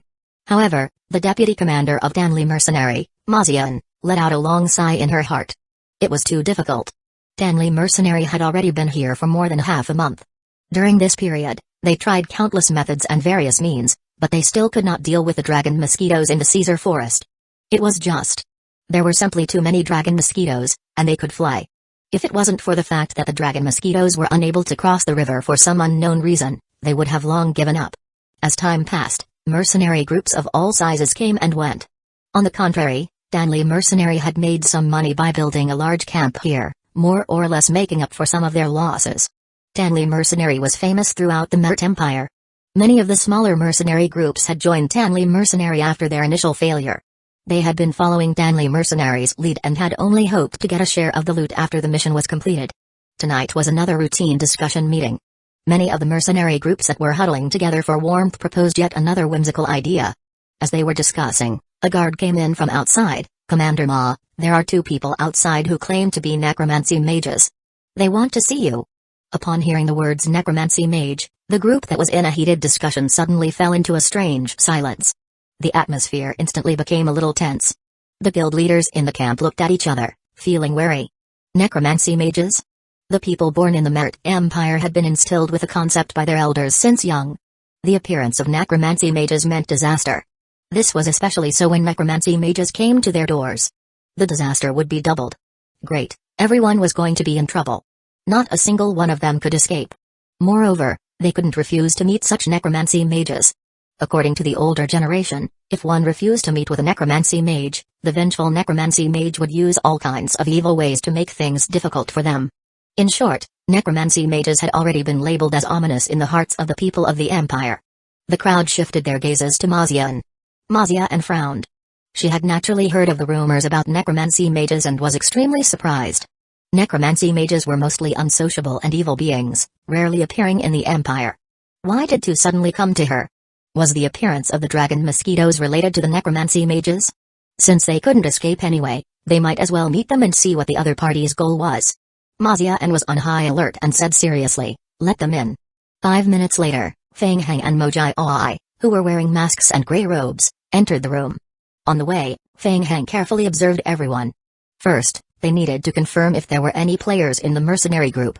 If they encountered any suspicious targets, he would ask Mojai Aoi to use the investigation technique and check them out.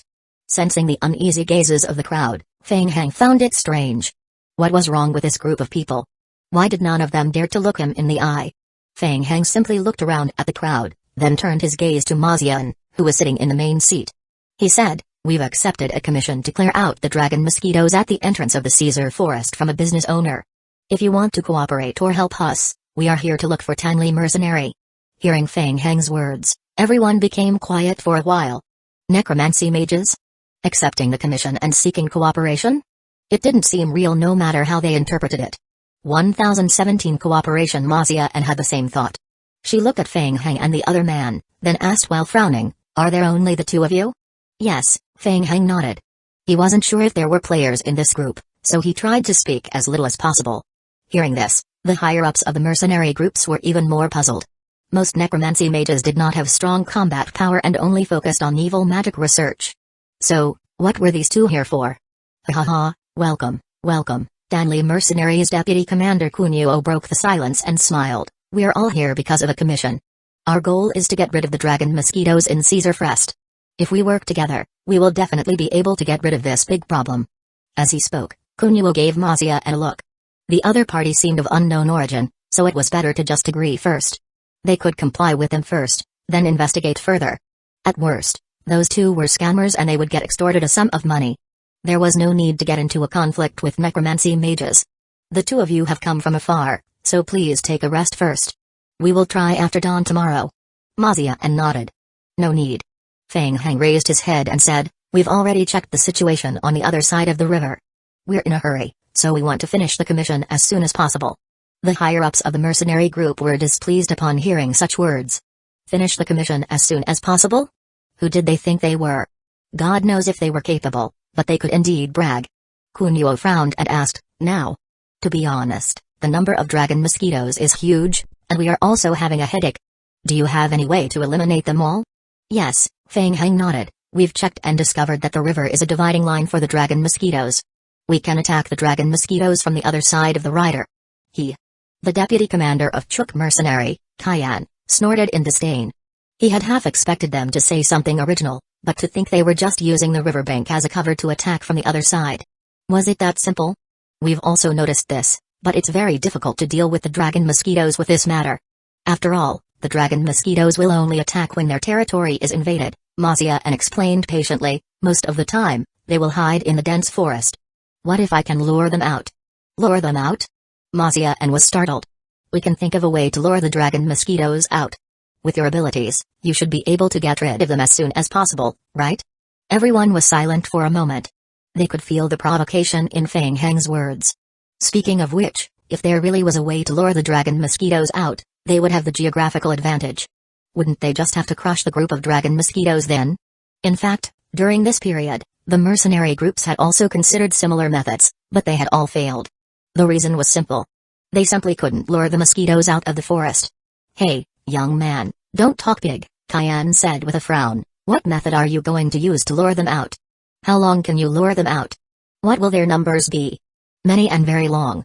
Feng Hang was lazy to explain, so he simply said, time is tight. If you don't believe me, you can come with me and take a look yourselves. Now. The crowd once again began to discuss in low voices. The situation in the area around the camp had been thoroughly investigated, but moving at night was still a big taboo. Feng Hang's words made them feel that he might have ulterior motives. Yes, I am in a hurry.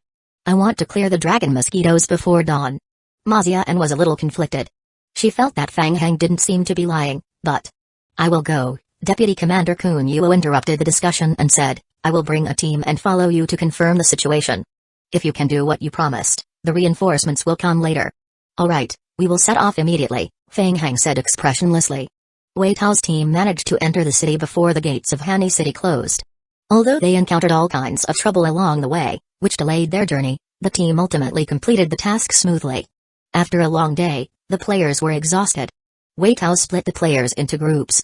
One group was to sell resources in the city and search for a place to stay for the night, while the other group was to gather information in the city.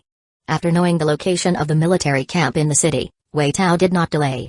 He immediately brought Tang Minayu and Kale to look for the city's quartermaster, L, to report the situation. However, what Wei Tao did not expect was that upon seeing them, L immediately brought them into the city lord's mansion in the center of the city without a word. In the main hall of the city lord's mansion, the city lord was pacing back and forth anxiously. When he saw Tang Minayu coming into the city lord's mansion, the anxiety on his face immediately turned into relief. He heaved a sigh of relief and quickly walked up to her. Princess Minayu, it's great that you've returned safely. Huh? Wei Tao and Kale were both dumbfounded as they heard this and shifted their gazes to Tang Minayu. Princess? Me? Tang Minayu blinked. Had she struck gold? In the wild forest, half an hour later, Kunio saw a scene that made him extremely shocked. What kind of monster was that? On the other side of the river, the densely packed group of dragon mosquitoes obscured his vision. They surrounded a monster that was nearly 3 meters tall in the middle and attacked it wildly. The monster was even more terrifying. It was still swinging a half-meter-thick tree trunk to counterattack while being surrounded. Kunio looked at Feng Hang with a gaze that was flooded with terror, expecting him to give a reasonable explanation. Flesh puppets, Feng Hang still had his mask on, maintaining a cold and aloof attitude as he explained concisely, "It's a summoning branch of necromancy. The flesh puppet has a strong restraining ability against dragon mosquitoes and can resist their attacks for a long time. So that's how it is." Wasn't this too terrifying? Kunio had followed the mercenary group to travel around the world since he was 8 years old, and he thought that he had seen a lot. He didn't expect to witness such an eye-opening scene today. To think necromancy mages were so terrifying that they could summon such powerful undead creatures. "Kunio," Feng Hang said, "the dragon mosquitoes have been lured out. It's up to you now." "Alright," Kunio's expression was serious, and he immediately sent someone back to report the situation. He then ordered his subordinates to start setting up an attack. The mercenary groups had not spent more than a month here in vain. They were very good at dealing with dragon mosquitoes. The team was divided into 2 groups. One group used bows and arrows to launch long-range attacks on the dragon mosquitoes on the opposite side of the river from a distance. The humans of the mid-tier world were quite powerful, and their accuracy and power were on a whole new level. Upon closer inspection, one would find that they were all using extremely special magic bows that even had the function of automatic aiming and adjustment. Feng Hang was happy to watch from the side and relax. As for the other group, they were moving some kind of firewood from the wheelbarrow they had brought along and carefully laying the firewood along the river bank. 1018 Masterpiece. What is this? Feng Hang was curious. Kunio explained patiently, "It's a leaf from a tree called the dragon's pine fir tree. The smoke produced from burning them is quite effective against dragon mosquitoes. The dragon mosquitoes hate the smell, and they will be affected after inhaling large amounts of the smoke too. That way, if the dragon mosquitoes cross the river, we have a way to counter them." Feng Hang nodded and picked up a few dragon's pine fir leaves from the ground, putting them into his backpack. He then continued to stand by and watch. Soon, Mazia arrived with the troops of the various mercenary groups. Seeing the mosquito-surrounded tyrant fusion forms on the other side of the river as well as the ravaging ghouls, the higher-ups of the major mercenary groups were surprised. Flesh puppets? Ghouls? Why were these undead creatures not afraid of death? Was it the work of the 2 necromancy mages? The mercenaries looked at Feng Hang with new fear in their eyes. Necromancy mages were indeed as terrifying as the legends claimed. They controlled life and necromancy, possessing ominous power. Mazia retracted her gaze from Feng Hang and shouted to the mercenaries, "What are you still looking at? Don't just stand there, move." Then only did the mercenaries snap back to their senses and began to arrange their formation, using bows and arrows to shoot crazily at the group of dragon mosquitoes across the river bank. A dense rain of arrows fell on the dragon mosquito swarm on the other side, greatly increasing the team's killing speed. In just a short while, the opposite shore was covered with the corpses of the dragon mosquitoes. The game's default setting was that Feng Hang and the mercenary groups were now in team mode. Therefore, when the mercenaries killed monsters, mutation crystals would also be produced, and Feng Hang still had the right to pick them up. However, the drop rate would be lower in this state. That being said, it was more than enough. Feng Hang and Mojai Aoi exchanged a look. Mojai Aoi had just used his detection skill on a few suspicious-looking guys in the team and confirmed that they were not players. Feng Hang nodded and ordered the 20 or so normal zombies that had been lying in wait in the dark to walk out of the forest. The zombies walked wobbly to the center of the dense group of dragon mosquitoes, then dragged the corpses of a few dragon mosquitoes. While still under the attack of a large number of dragon mosquitoes, they slowly stepped into the river, crossing the river and approaching the mercenaries. The surrounding mercenaries immediately became alert. They stopped attacking and slowly retreated, pointing their weapons at the zombies. Seeing the mercenary group so vigilant and terrified as if they were facing a great enemy, Feng Hang was quite amused. He chuckled and took a few steps forward, then said to the crowd, "I just need to conduct some necromancy research. Please don't be nervous." Necromancy mages were truly terrifying. God knows what kind of research he would do with the corpses. The flesh puppets might have been developed by him in this way. They couldn't afford to offend such an existence, or they would be tortured even after death. Seeing Feng Hang's eerie smile, the mercenaries felt even more uncomfortable. They made way for him and shrunk far away, focusing on attacking the dragon mosquitoes on the other side.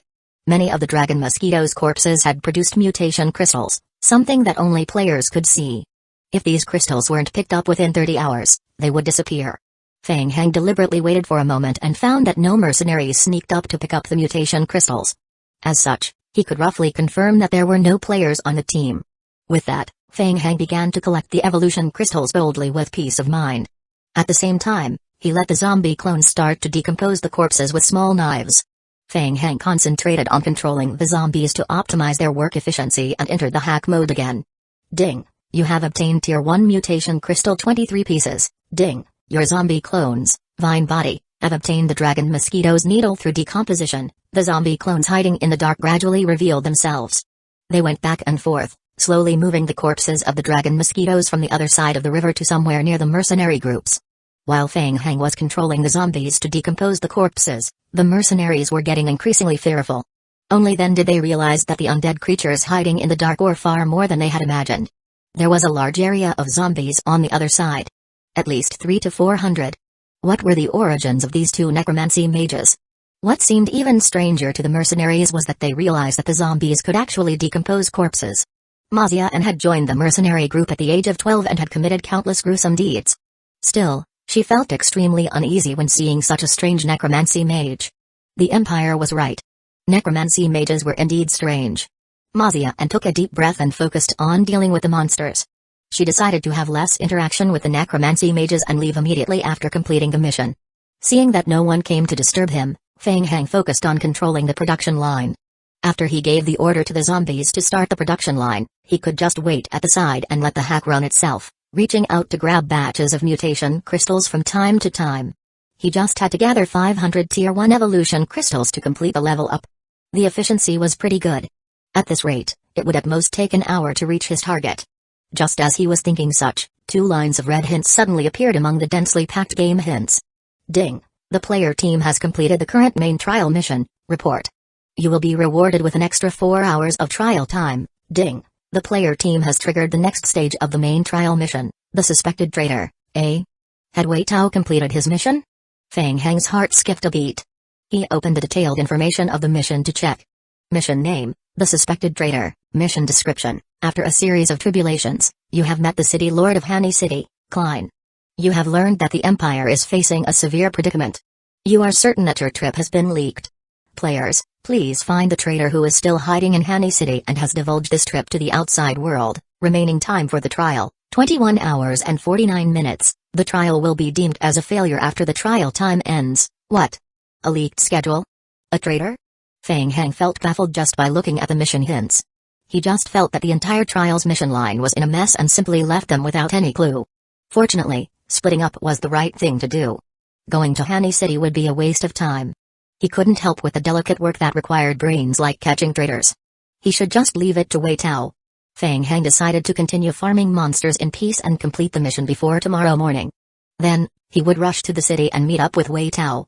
Seeing that the zombie clones had gotten a lot of blood from the corpses, Feng Heng simply cleared out an open space in the surroundings and began to set up the blood altar on the spot, in line with the principle of not wasting blood. The construction of the altar was not difficult. Basic stones and a small amount of magic array materials were enough. Only a few of the materials were relatively rare. Feng Heng had only prepared 3 sets of materials for this trial. The mercenary team noticed that Feng Heng was setting up an evil magic array at the side. They immediately felt their hair stand on end and hid far away. 1019 level up. Feng Heng was happy that no one disturbed him and continued to concentrate on setting up the magic array. The 2 parties cooperated in peace. Soon, as the battle went on, the mercenaries' attacks gradually slowed. They had encountered a very awkward situation. There weren't enough arrows. The mercenaries had rushed over upon receiving Kunyuo's urgent request for help, so they didn't bring many arrows with them.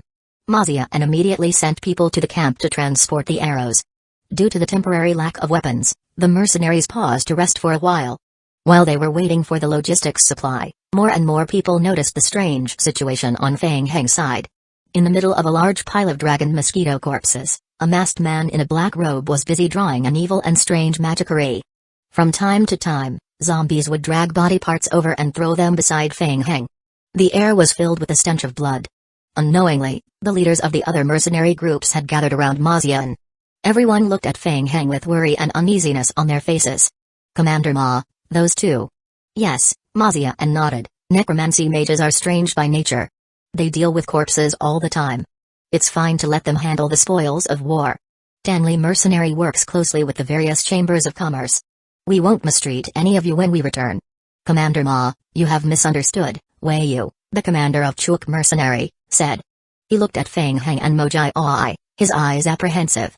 He shook his head and said, "We're not worried about the dragon mosquitoes' corpses. The value of those corpses is not very high anyway, giving them to those 2 is a small matter.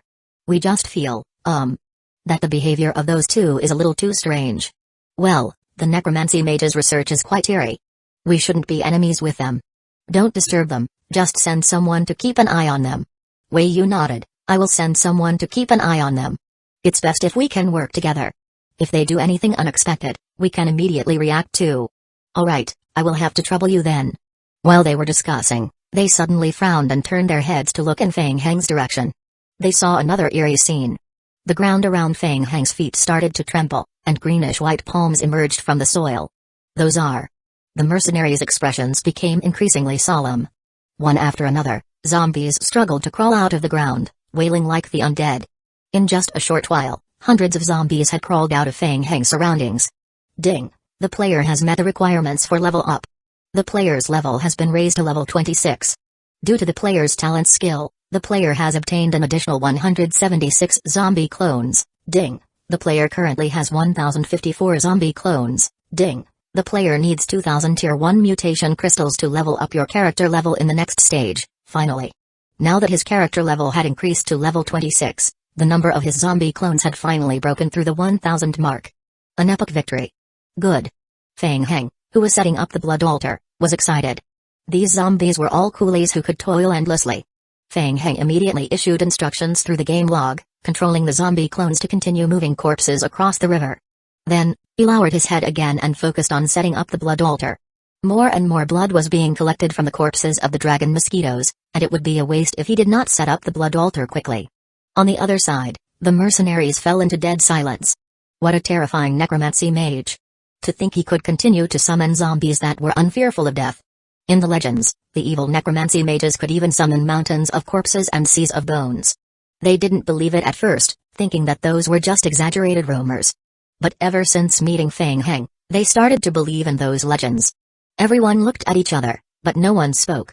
Just as they were bewildered, Mazia and saw Feng Heng suddenly raise his head and turn to look at them. The mercenaries looked away as if they were doing something they shouldn't. They were extremely fearful of Feng Heng. Feng Heng and Mojai Oi whispered a few words to each other before walking toward the mercenary groups. Walking to the crowd, Feng Heng slightly bowed to the mercenaries and said politely, "Commander Ma, is everything going well?" The smile on Mazia's face was a little stiff. "Thanks to your assistance, everything went smoothly. According to our agreement, after the commission is successfully completed, the Chambers of Commerce will give you the corresponding reward. I believe that the rewards will satisfy you." "Thank you so much." Feng Heng revealed a satisfied smile under his mask and continued, "Other than that, I have a personal matter in which I would like to borrow the strength of the team." "Of course, I won't ask you to do it for free. The cost can be deducted from my commission reward." "Mr. Feng, you don't have to be so courteous. It has been a pleasure working with you. If you need any help, we will try our best to satisfy you." "Very well, I want to borrow some carts." Feng Heng pointed at the unloading carts not far away and said, "May I?" Mazia and turned around. Not far away, the logistics team of the mercenary groups had just used carts to transport a large number of arrows. Before they could unload all the arrows, they were surrounded by the other mercenary groups and the supplies were instantly gone. This. Mazia was a little hesitant, but she nodded and said, "We still need a large number of carts to transport arrows from the camp. We might not be able to lend out too many." "I see." Feng Heng took a look at the carts, and decided to settle for second best as he said, "Do you have any nails then?" "Ropes? Huh?" Mazia was startled by Feng Heng's sudden change of topic. "Nails? Is it the kind of nails that I think you're referring to?" "Yes, precisely." Mazia became even more suspicious. She frowned and said, "We do have a lot of nails left in the camp from building the place back then and they're all temporarily stored in the warehouse. We didn't bring them with us. If you need them, you can go to the warehouse to get them." "Do you need them now?" "Yes, it's urgent. I'd just like to borrow 2 carts to transport some nails and rope." Feng Heng shot a look at Mojai Oi, who immediately reacted and nodded, "Yes, I will go back with you guys to get the stuff. It's best if you can lend us a few more people." "Oh okay." Mazia didn't know what the 2 evil necromancy mages were up to, but if they only needed 2 carts, nails, and ropes, it didn't seem to be a big deal. Mazia nodded in agreement as she didn't want to offend the necromancy mages. "I will take you there." Soon, Mojai Oi followed the mercenaries back to retrieve the nails and rope. Feng Heng continued to stay where he was to build the altar. The dragon mosquito corpses in the surroundings were also piling up. It took less than 15 minutes to transport the supplies from the camp. Mojai Oi soon came back with a few logistics personnel of the mercenary groups with some carts. The carts were filled with a few large boxes, which were filled with nails and ropes. At this time, the major mercenary groups were still using their bows and arrows to shoot at the dragon mosquito swarm on the other side of the river. The riverbank on the other side was already covered in the corpses of the dragon mosquitoes. 1020 In-depth investigation. Seeing the carts that Feng Heng asked for coming over, many cast a puzzled look at him.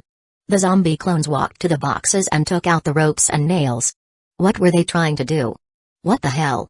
To everyone's surprise, the zombies started to gather firewood and even used wooden handle stone axes to cut down the trees nearby. This was crazy. Could zombie creatures even do such a thing? Mazian was shocked. She was no longer in the mood to watch the team attack the dragon mosquitoes. All her attention was on the zombies. Looking at those zombies' weird actions, a terrifying thought suddenly flashed across her mind. Could it be? Could it be that the zombies wanted to build a bridge? When she saw a zombie step into the stream and nail a wooden stake to the bottom of the river, Mazian couldn't help but open her mouth in shock. Had she really guessed it right? The river was less than a meter deep and 2 meters wide. Ignoring the crazy dragon mosquito swarm on the other side, it was actually quite easy to build a wooden bridge that connected the 2 banks of the river. But zombies. The rest of the mercenaries were dumbfounded as well as they watched the clumsy zombies build a wooden bridge to the other side. As a matter of fact, a high-tier mage could easily freeze the surface of the lake, making it easy for people to cross the riverbank as if they were walking on flat ground. At the same time, many earth-type spells could fill up the river. However, it was simply unheard of for one to use undead creatures to build a wooden bridge to cross the river just like Feng Heng was doing. No. Not just a wooden bridge. Mazian was surprised to find that a few zombies were making a cart. Using rope, nails, and wood, they had successfully made a simple cart. Although the cart didn't look very convenient, it was indeed a cart. To think undead life forms could complete such a detailed production? They could even work together like this? Mazian watched as the wooden bridge and the carts were completed in the hands of the zombies.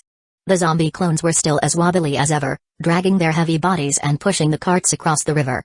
They moved the dragon mosquito corpses that had fallen on the riverbank onto the carts and transported them to this side of the river, repeating the process. With the tools and the bridge, the zombie clones' transportation efficiency was greatly improved. Soon, Feng Heng was surrounded by a small mountain of corpses. Wei Yu, who had been staring at Feng Heng, couldn't help but clench his teeth and curse in his heart, "Damn, it's gotten even eerier." Everything that had happened tonight was beyond the knowledge of Mazian and most of the mercenaries. Mazian turned around and looked at Feng Heng, at a loss for words for a long time. She suddenly had a strange thought. This is strange. Why didn't the necromancy mages unify the continent? Ignoring everyone's gazes, Feng Heng, who was almost buried in the mountain of corpses nearby, let out a deep breath. "I am finally done." Feng Heng stretched out his hand and pressed on the magic array on the altar. "Ding, you have completed the blood altar." The current altar is at level 1, the newly built altar was at its low initial level. As long as it slowly absorbed blood, it could be leveled up to level 30. The higher the level, the faster the altar could refine and purify the blood. The zombie clones waiting on the side began to move. They threw the corpses of the dragon mosquitoes into the blood pool. Feng Heng closed his eyes and poured his mental strength into the altar's magic array. The blood altar immediately emitted a faint dark red light. Whoosh! A dark blue flame suddenly rose from the pit of corpses. The dragon mosquitoes' corpses in the pit started to burn. The fire burned the impurities in the pit, leaving only pure blood. Looking at Feng Heng, who was holding an evil ritual, the surrounding mercenary groups cast fearful sidelong glances at him from time to time. "Ding, your zombie clones have replenished the blood pool with a blood mixture. Ding, the blood pool is condensing and purifying the blood. Ding, the altar has absorbed the blood. The current altar has been raised to level 2, very good." Feng Heng nodded in his heart. The blood in the dragon mosquitoes only accounted for about 30% of their body weight. However, just as Mojai had said, the blood power contained in their blood was unexpectedly strong. The purified blood reached level 3. The strength of their blood was much better than the creatures in the low-tier game worlds. Continue. Blood purification. Feng Heng was in high spirits. The monster-killing operation lasted for a full 5 hours. By 2 in the morning, the buzzing sound on the other side of the river had completely turned into the whimpers of the undead. After a night, the number of dragon mosquitoes had become extremely sparse. With Mazian's order, Tanli Mercenary led the team across the river to kill the remaining dragon mosquitoes. After the blood altar was leveled up to level 5, Feng Heng stopped and controlled the zombie clones to pack the refined high-level blood and the materials collected from the dragon mosquitoes into the carts. He was planning to bring them back to the camp. In just one night, He had obtained more than 1,200 Tier 1 mutation crystals. This was not even including the cartloads of high-level blood and materials. Feng Heng roughly calculated his gains and felt that his harvest was great this time. Just as he was about to return to the camp, new game hints appeared on his retina. Ding! The player has cleared the mission, Annoying Dragon Mosquitoes. The player's trial team has received an additional 2 hours of trial time. Ding! The player can return to the village to ask for the remaining related material rewards from the merchant. Ding! The player has triggered the next stage of the side mission, In-Depth Investigation. Mission name, In-Depth Investigation. Mission description: you have cleared out the dragon mosquitoes at the entrance of the Caesar Forest. However, there seems to be something fishy about the existence of these dragon mosquitoes. Please try to investigate the reason for the gathering of the dragon mosquitoes. Mission reward: an additional 10 hours of trial time. Additional description: there will be no punishment for abandoning this mission. There was a follow-up to the mission? Rather, the reward for the follow-up mission was much more generous than the first stage. The reward was an extra 10 hours. Feng Heng had to admit that he was quite tempted. It's just a simple investigation, should he just finish it? Would it be too rushed? While Feng Heng was pondering, he saw Ma Zian walking toward him. Mr. Feng, we've cleaned up the dragon mosquitoes on the other side of the river. Thank you for your help to the Chambers of Commerce. We will report your contribution, and you can receive the commission reward at any of the Chambers of Commerce's shops. You're welcome. We're just helping each other. Feng Heng looked at the depths of the Caesar Forest on the riverbank and asked, the dragon mosquitoes here are very strange. Aren't you going to go in and investigate? Hearing Feng Heng's question, Ma Zian's heart skipped a beat. Yes, we've noticed it too. In fact, we've received a commission for an investigation. After clearing out the dragon mosquitoes, we will go deep into the Caesar Forest area for a general investigation. 1021 An in-depth investigation. Ma Zian nodded and said, but we will have to wait until tomorrow morning. It's too dangerous to act at night. We will return to the camp tonight and make plans tomorrow. Why don't we do it now? The two of us are also very interested in the reason why the dragon mosquitoes are occupying the land, Feng Heng suggested. Besides, we necromancy mages prefer the night. Ma Zian looked at Feng Heng, and the uneasiness in her heart rose to the extreme. No way, right? According to her original thoughts, the difficulty of the commission was how to deal with the large numbers of dragon mosquitoes in the early stage. The follow-up investigation mission was just a normal process for the Chambers of Commerce. Who knew what kind of stimulation these dragon mosquitoes had received to be entrenched nearby? It might be dangerous, but there was a high probability that it was just an accident. Could it be that it was true that one would suffer from bad luck when they encountered a necromancy mage? Was there a bigger problem waiting for them in the forest? Ma Zian was conflicted. Of course, if two powerful necromancy mages traveled with them, the safety of the investigation would be greatly increased. Besides, it was just a rumor that if one got too close to a necromancy mage, the disaster one would face would get worse as one grew older. Feng Heng didn't think much of it. He could complete the mission with or without these mercenary groups. He was just curious why Ma Zian was so conflicted. Ma Zian took a deep breath. She decided not to believe in such superstitious things. Alright, please give us some time. We will set off immediately in half an hour. Alright. At dawn, in Caesar Forest, 4 fusion tyrant forms led the way. Behind them was a group of zombies. The moonlight tonight was quite bright, illuminating the path ahead. One could vaguely hear the chirping of insects in the forest. After entering the Caesar Forest area, Feng Heng discovered that the plants here were much larger than those in the outside world. Along the way, the few pharmacists who had followed the team to explore were overjoyed. They stopped every few steps and picked medicinal ingredients along the path. After confirming that there were no players on the team, Mojai became braver and started to chat with the team members. Caesar Forest still doesn't belong to anyone? Mojai was puzzled. No one has ever occupied this area? And no one knows where we would reach after passing through Caesar Forest either? Yes, this area is currently a no man's land, the guide nodded and replied. The first emperor of the empire, Andrast, once expanded the empire's territory everywhere, but she never explored the area of Caesar Forest.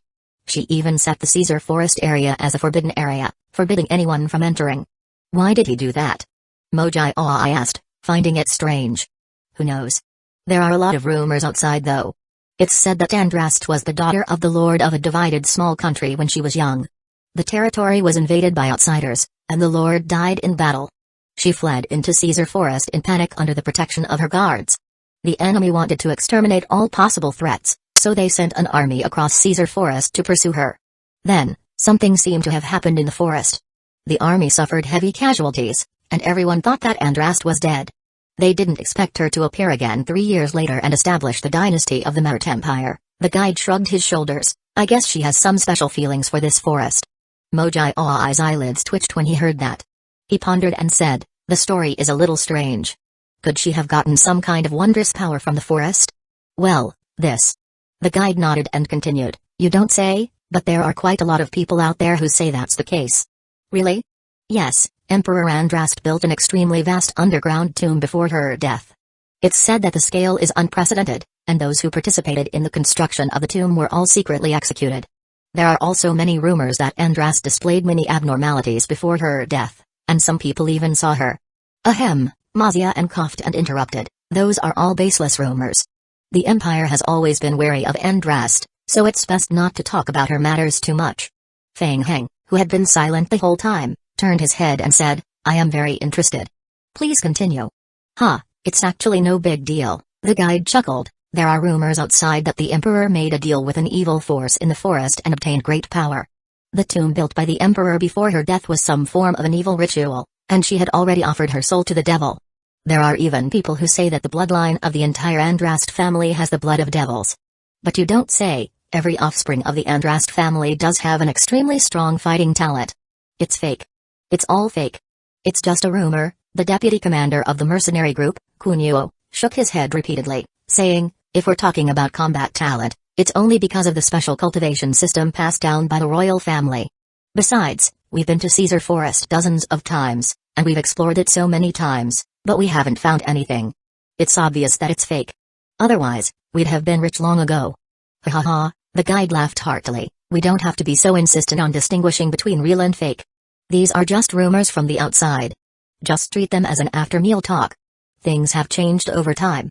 The Empire is in urgent need of many of the high-tier medicinal ingredients in Caesar Forest, and the purchase price is ridiculously high. In addition to medicinal ingredients, there is also red candlenut wood. Not only does the wood have the effect of repelling insects, but it also gives off a delicate fragrance. It is cherished by the nobles. Other places do have red candlenut wood, but few of the trees there can grow as big as in Caesar Forest. Fang Heng took a look at the pharmacists of the mercenary group who were busy collecting herbs, and his heart was also itching. Good God, this was a profitable business. He had a large number of zombie clones whose gathering skill had been maxed out to level 20 in the zombie apocalypse. If he could collect wood and medicinal ingredients for money. Unfortunately, the trial had a time limit. Besides, he couldn't really let wait too long. Affecting the main mission to earn some money was not worth it. There was no rush. He would mark the place, and it would not be too late to come back after he had completed the Tier 6 space-tearing device. After harvesting quite a lot of medicinal ingredients along the way, the few potioneers were in a good mood, so they became more talkative. I think it's better to seal it off. Otherwise, with so many people rushing in and destroying the ecological environment, how would we have a chance to collect the medicinal ingredients and make money? I haven't been here for a few months. The medicinal ingredients' growth. They were just talking along the way when suddenly, buzzing sounds came from in front again. Dragon mosquitoes. Fang Heng raised his eyebrows. Mazia immediately raised her hand. SHH. Don't say anything. After the silence, the buzzing sounds in the distance became clearer. When the mercenaries heard the sound of the dragon mosquitoes, they immediately reacted and took out their bows and arrows, aiming at the dense forest ahead. Buzz. More than 10 seconds later, hundreds of dragon mosquitoes rushed out of the dense forest, pouncing on Fang Heng and the others. 1022 lake surface shit. Mazia frowned. The two necromancers were, unfortunately, right. There were still dragon mosquitoes that had not been cleared. Having lost their geographical advantage, the mercenary groups were barely able to deal with this group of dragon mosquitoes. Mazia's first reaction was to think of a way to retreat. However, before she could say anything, the 6 fusion tyrant forms in front of the team had already rushed forward. Without saying a word, they swung the tree trunks in their hands. Whoosh! The sounds of something coming through the wind could be heard. Many of the dragon mosquitoes that were hit by the trunks fainted. Kai. The group of lickers at the back of the team rushed forward and attacked the fainted dragon mosquitoes on the ground. The dragon mosquitoes were not to be trifled with. Seeing their companions being attacked, they immediately pounced as well. Mazia watched in all seriousness and to her surprise, found that the undead creatures could actually hold back the group of dragon mosquitoes. Fire. Mazia had a lot of experience in team command. After the initial shock, she recovered and gave the order to attack. This was a great opportunity, and they couldn't waste it. From a distance, the mercenaries launched a collective attack on the group of dragon mosquitoes. The dense rain of arrows fell on the group, and batches of dragon mosquitoes fell. The party cooperated with the zombie team effectively and cleaned up a wave of 500 dragon mosquitoes in just over 10 minutes. Feng Heng waved his hand and put the dozens of drop tier 1 mutation crystals into his pocket. Everything else was good, but the drop rate was a little low. Ho! Mazia and secretly heaved a sigh of relief. She was very glad to have brought Feng Heng and Mojai Ai along this time. Otherwise, not only would they not be able to defeat the dragon mosquitoes, they would probably have to sacrifice a few high-tier scrolls to escape. So be it if they were to be plagued by bad luck. Feng Heng put away the mutation crystals and a layer of red light covered his pupils before he looked around again. It seems that the dragon mosquito swarm hasn't been cleared yet. The guide asked. The swarm of dragon mosquitoes came from that direction. Should we continue to explore further? I remember that there should be a lake there which is quite big. There are some rare herbs growing around it. The mission was not completed, so they naturally had to go deeper. Of course, Feng Heng nodded. Since we're already here, let's continue to move forward and have a look. The mercenaries gathered their bearings and continued to move forward. They had just walked a short distance when they heard buzzing sounds in the distance once more. This time, it was different. The sounds came from a further place. The sounds were very dense. It was as if they had returned to the time when a large number of dragon mosquitoes had gathered. Everyone couldn't help but stop in their tracks, their hearts trembling. It seemed that a large number of dragon mosquitoes had gathered somewhere in the distance. The sound is coming from there. Feng Heng thought for a while and said, large numbers of people easily attract the attention of the dragon mosquitoes. Let's retreat first. Later, we will find a few who have learned aura concealment to go deeper and explore with us. Yes, Mazia agreed with Feng Heng's suggestion and nodded her head. Soon, she selected a few players from the team. Together with Feng Heng and the others, they formed a small team of 8. They carefully entered the shrubbery and groped forward. Along the way, everyone on the team held their breath and focused, trying not to make a sound. They gradually fumbled forward in the short thicket for 5 minutes. Mojai Ai pried away the tree branches hanging down in front of him. There was an empty space not far ahead. Behind the empty space was a large lake. The moonlight shone on the surface of the lake, giving off a pale glow. This is. Mojai Ai could not help but cover his mouth to stop himself from shouting. He felt as if he had seen a ghost. Everyone followed Mojai Ai's line of sight and looked over. With that, all of them had gloomy and extremely unsightly expressions. Feng Heng leaned over to observe and then frowned as well. Above the lake, large groups of dragon mosquitoes had gathered. They were a dense blanket of black that almost covered the entire lake. What was even more terrifying was that there were white dragon mosquito pupae on the surface of the lake. The pupae were densely arranged on the surface of the lake. When the wind blew, they swayed in the direction of the wind, making the onlookers' scalps tingle. From time to time, dragon mosquitoes would break out of the cocoons and fly into the sky. Mazia's face turned pale. The pupae almost covered the lake, and her trypophobia was about to act up. Mojai Ai could not help but exclaim in a low voice, "What the hell?" I had been wondering where so many dragon mosquitoes came from, so it turns out they have built their nest here. Ding! The player has discovered the nest of the dragon mosquitoes. The target of the current side mission, in-depth investigation, has been changed. Please try to clear the nest. Mission title, in-depth investigation. Mission description, you have discovered the nest of the dragon mosquitoes. Why are they here? Please try to clear the dragon mosquito's nest. Mission reward, 10 hours of additional trial time. Feng Heng and Mojai Ai looked at each other after receiving the mission notification. As expected, this side mission wouldn't be that simple. The 10-hour bonus trial time reward was not that easy to get. Mazia's heart was in chaos, and so was her brain. She had never thought that she would encounter such a situation before coming here. What to do? What should she do? If they did not destroy the pupae completely, the dragon mosquitoes would breed again, and the chambers of commerce would still not be able to collect materials from the forest in peace. Feng Heng rubbed his chin and said while thinking, "It seems like we have to think of a way to get rid of these pupae. It's not enough to just clear the pupae to complete the mission. It would be best to take care of the dragon mosquitoes as well. After all, that would be a huge sum of mutation crystals." Mazia's mind was in a mess.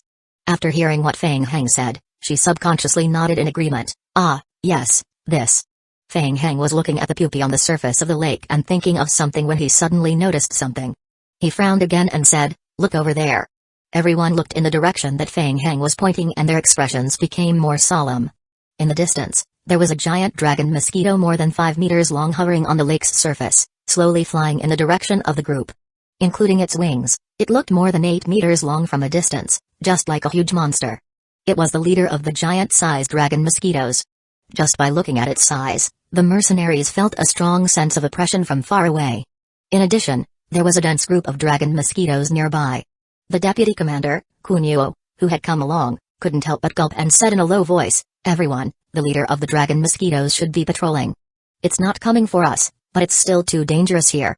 We will be in trouble if it senses us. I suggest that we retreat first, then think of the way." "You're right. It's not safe here. Let's go back first." The mercenaries nodded in agreement and quickly returned the way they came.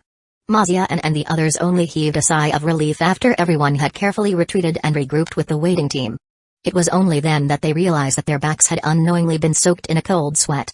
1023 Snatch. The mercenary group learned about what had just happened from Mazia, and they were all shocked and broke out into cold sweats.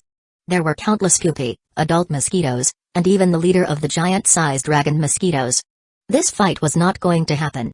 No one wanted to stay here any longer for fear of being noticed by the dragon mosquitoes. "Everyone, the situation has changed. We'd better go back and report to the Chamber of Commerce first. We will think of a way to ask the army to help.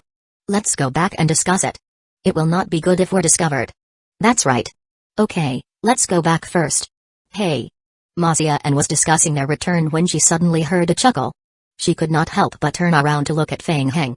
Feng Heng's eyes were filled with greed. The number of dragon mosquitoes hidden was unexpected. If they could find a way to wipe them out all at once, then it would not be a dream to reach level 27. But what method could they use to kill this wave of monsters? Seeing Feng Heng's strange behavior, Mazia felt a little scared and asked carefully, "Do the two of you have any thoughts?" "Oh, nothing. I thought that going back now won't be so easy the next time I came." Feng Heng looked at Mazia and said, "You all saw the white pupae on the lake just now. I think many dragon mosquitoes will hatch again after some time. Now is the best time for us to attack. It's a pity to give up." Mazia fell silent. Mazia and the others also looked at Feng Heng with strange looks. They all thought that the two necromancy mages had gone crazy. A pity? My ass. With such a dense mass of dragon mosquitoes, it was already a blessing to remain alive. What else did they want? Indeed, if they could clear out these pupae, they could get a lot of rewards from the Chamber of Commerce. However, no matter how good the reward was, one had to be alive to receive it. Mazia did not want to offend the two necromancy mages. She smiled stiffly and declined, "It's a pity, but our abilities are limited. A commander-level creature is beyond our capabilities. I am afraid only the Empire's regular army can deal with such a large-scale mass of dragon mosquitoes." "Alright, since you insist on leaving, I won't force you." Feng Heng spread his hands. "I have a friend nearby. He might have a way to deal with these dragon mosquitoes." "What? Friend? Nearby? A necromancy mage's friend?" Mazia was stunned. "Anyway, I still want to try." The party's vice commander, Kunio, asked in surprise, "You guys aren't leaving?" "Well, we still have to stay behind to verify some things. Since you're ready to leave, I wonder if you can provide me with some help," Feng Heng said with a gentle smile. He already had a preliminary battle plan in his mind. However, he still needed some verification and cooperation. Half an hour later, Feng Heng and Mojai Ai were hiding in the short thicket, looking at the lake from afar. The two of them discussed for a moment. "Well, I've given it some thought, and the plan is feasible," Mojai Ai said. "Alright. Let's do it." Feng Heng was very straightforward. He directly controlled the fusion tyrant form to appear from a distance and swaggered toward the lake. The fusion tyrant form's body was huge and hard to hide, so he might as well not hide. Whoosh! The dragon mosquitoes on the surface of the lake immediately noticed the intruder. They gathered around the fusion tyrant form in an attempt to kill the intruder. Almost instantly, the fusion tyrant form was surrounded by the dragon mosquitoes. The dense needle attacks fell on the body of the fusion tyrant form like raindrops. The health point of the fusion tyrant form was dropping rapidly. It was reduced to 8%. Then, its health point started to jump between 8 to 20%. The lasting effect was too practical against physical attack units. No matter how he was stabbed, he would not die. The fusion tyrant form rushed forward against the crazy attacks of the dragon mosquito swarm. When it reached the lake, it opened its big hand, grabbed a handful of pupae, and then ran back without looking back. Huh? The dragon mosquitoes were a little confused at first. Then, they were infuriated. Was it snatching their pupae? The act of the fusion tyrant form had successfully incited the anger of the entire tribe. The swarm of dragon mosquitoes on the river's surface stirred up as they chased after the fusion tyrant form. Feng Heng, observing in secret, wiped the sweat off his forehead. He felt his scalp numb when he saw the black mass of dragon mosquitoes chasing after him. It was no wonder Mazia and's mercenary group ran away quickly after hearing his plan. Being targeted by these dragon mosquitoes was indeed very miserable. Fortunately, the fusion tyrant form had attracted their anger, and they overlooked Feng Heng and the other man secretly observing from a distance. Yes, let's go after them. Feng Heng patted Mojai Ai's shoulder and chased after him. He wanted to test the extent of the dragon mosquitoes' protection of their pupae. After all, Feng Heng once heard that many insects did not care about their offspring's survival. There were also cases where they ate pupae as food. Let's go. Along the way, many dragon mosquitoes chased after the fusion tyrant form that had stolen the pupae, constantly making buzzing sounds. Even when they left the Caesar forest and crossed the stream, the dragon mosquitoes still persevered in their pursuit. Swish. Even the Caesar forest can't stop them. Mojai Ai cursed softly. This hatred is more significant than we expected. Well, let's test it again and see how long they will chase after it. In the forest, on the trade route back to the village, Mazia and's team hurried on with their journey. Mazia and did not know why, but she had a bad feeling. To try to attract that wave of dragon mosquitoes and kill them. Recalling the nonsense that the two necromancy mages, Feng Heng and Mojai Ai, had spouted, Mazia and had a deeper understanding of them. Yes, they are a bunch of lunatics.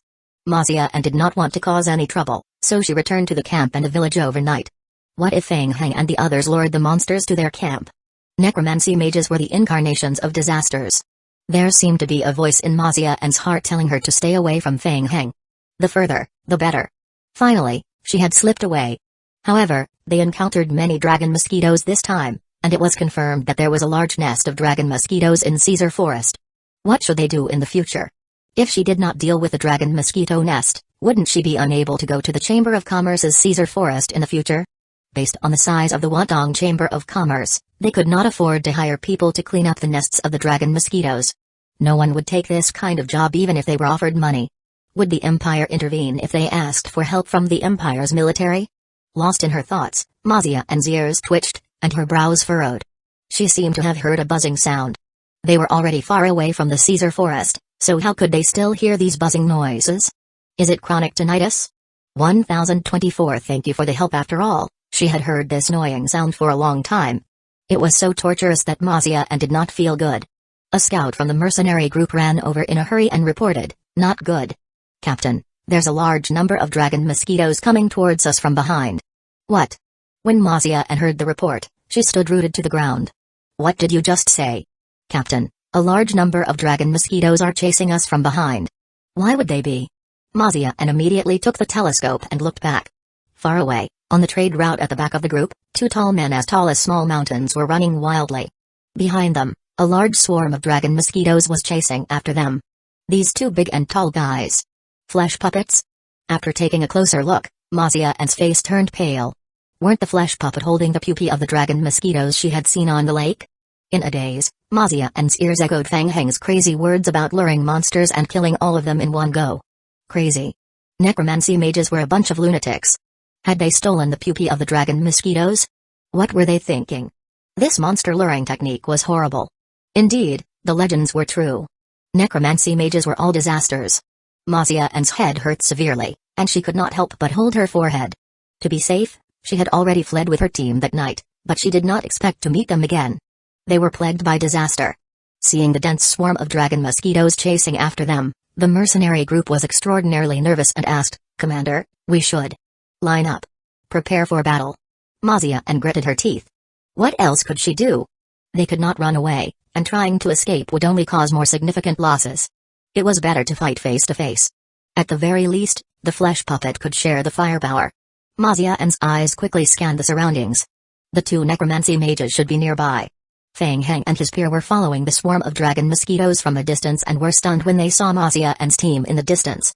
This mercenary group seemed to be a little unlucky. Mojai Ai pursed his lips and said, I heard that the merchants had built a road in the forest for the convenience of transporting supplies. It seems that this is the only road. We will meet. So that's how it is.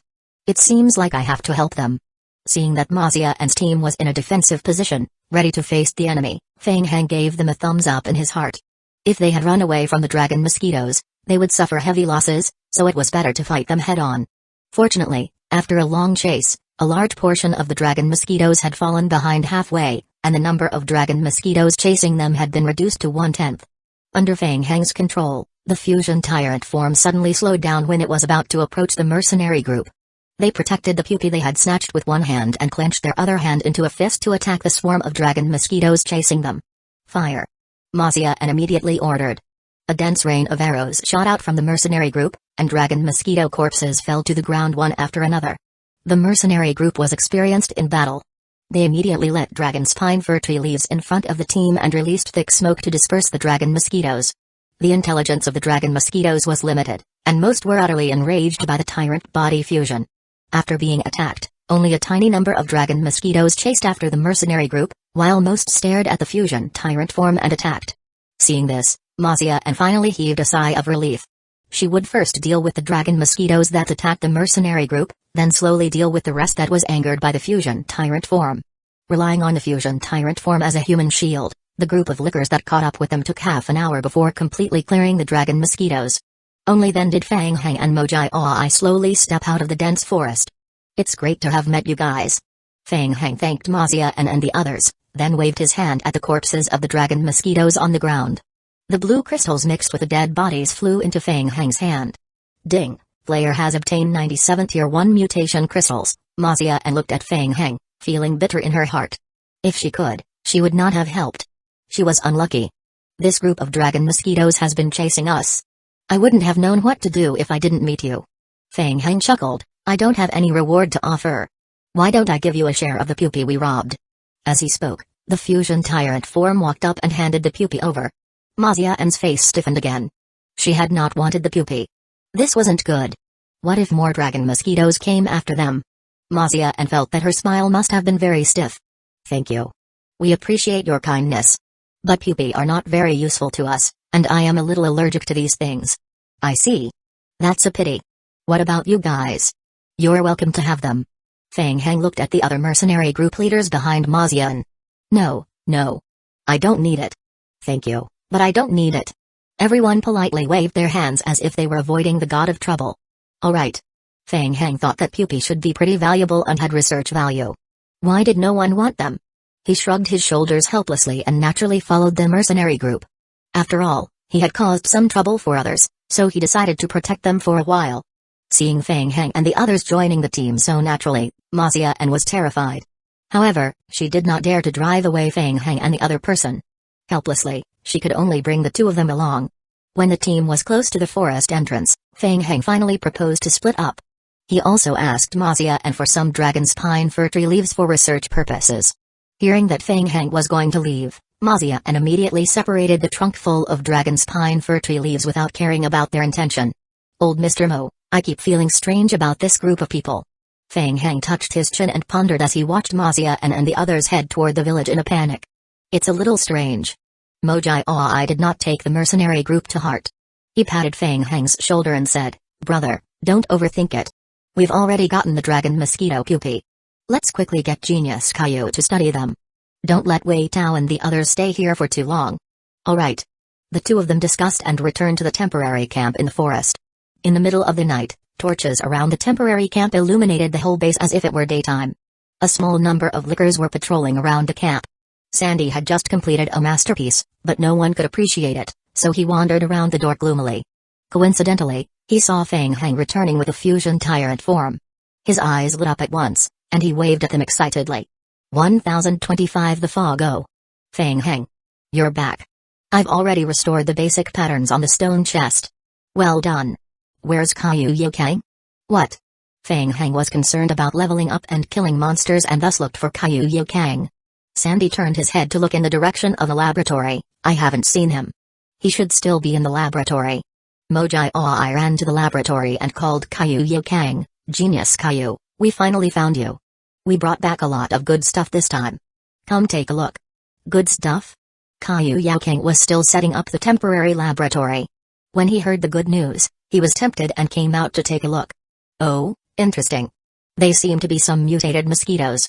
Caillou Yukang's interest was piqued when he saw the dragon mosquito pupae and corpses outside the laboratory. He walked to the front of the pupae, put on his gloves, and checked them. He then took out a pen from his pocket and poked them. Is this a native species of this world? It's fascinating research material. Help me move it in. I need to go into the laboratory to check it in detail. Okay. Do it as soon as possible. We're in a hurry. Feng Hang controlled the zombie clones to move the bodies and pupae of the dragon mosquitoes into the room and briefly told them what they had encountered on the way. Sandy also stuck his head in to listen. Oh right, these are leaves of the dragon's pine fir tree. Okay, I got it. Caillou Yaokang took the leaves from Feng Hang and nodded. He blocked the three of them at the door with his body and closed the door behind him. Feng Hang and the other two looked at each other outside the door. Well, he was used to it. Caillou Yaokang never wanted to be disturbed when he was researching. Feng Hang. Sandy stood in front of Feng Hang excitedly, waving his hands and feet to attract Feng Hang's attention. He said, all right, it's my turn now. You will never guess what I saw on that mysterious stone chest. Feng Hang's attention was attracted, and he could not help but ask, what? What is it?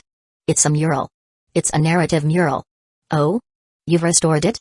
Feng Hang asked in surprise. Of course.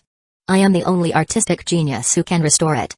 Sandy chattered excitedly, pulling Feng Hang and Mojai Ai to the wooden cabin in the camp. You guys would never have thought that the murals would be zoomed in and carved in a tiny area. God, I've never seen this kind of art before.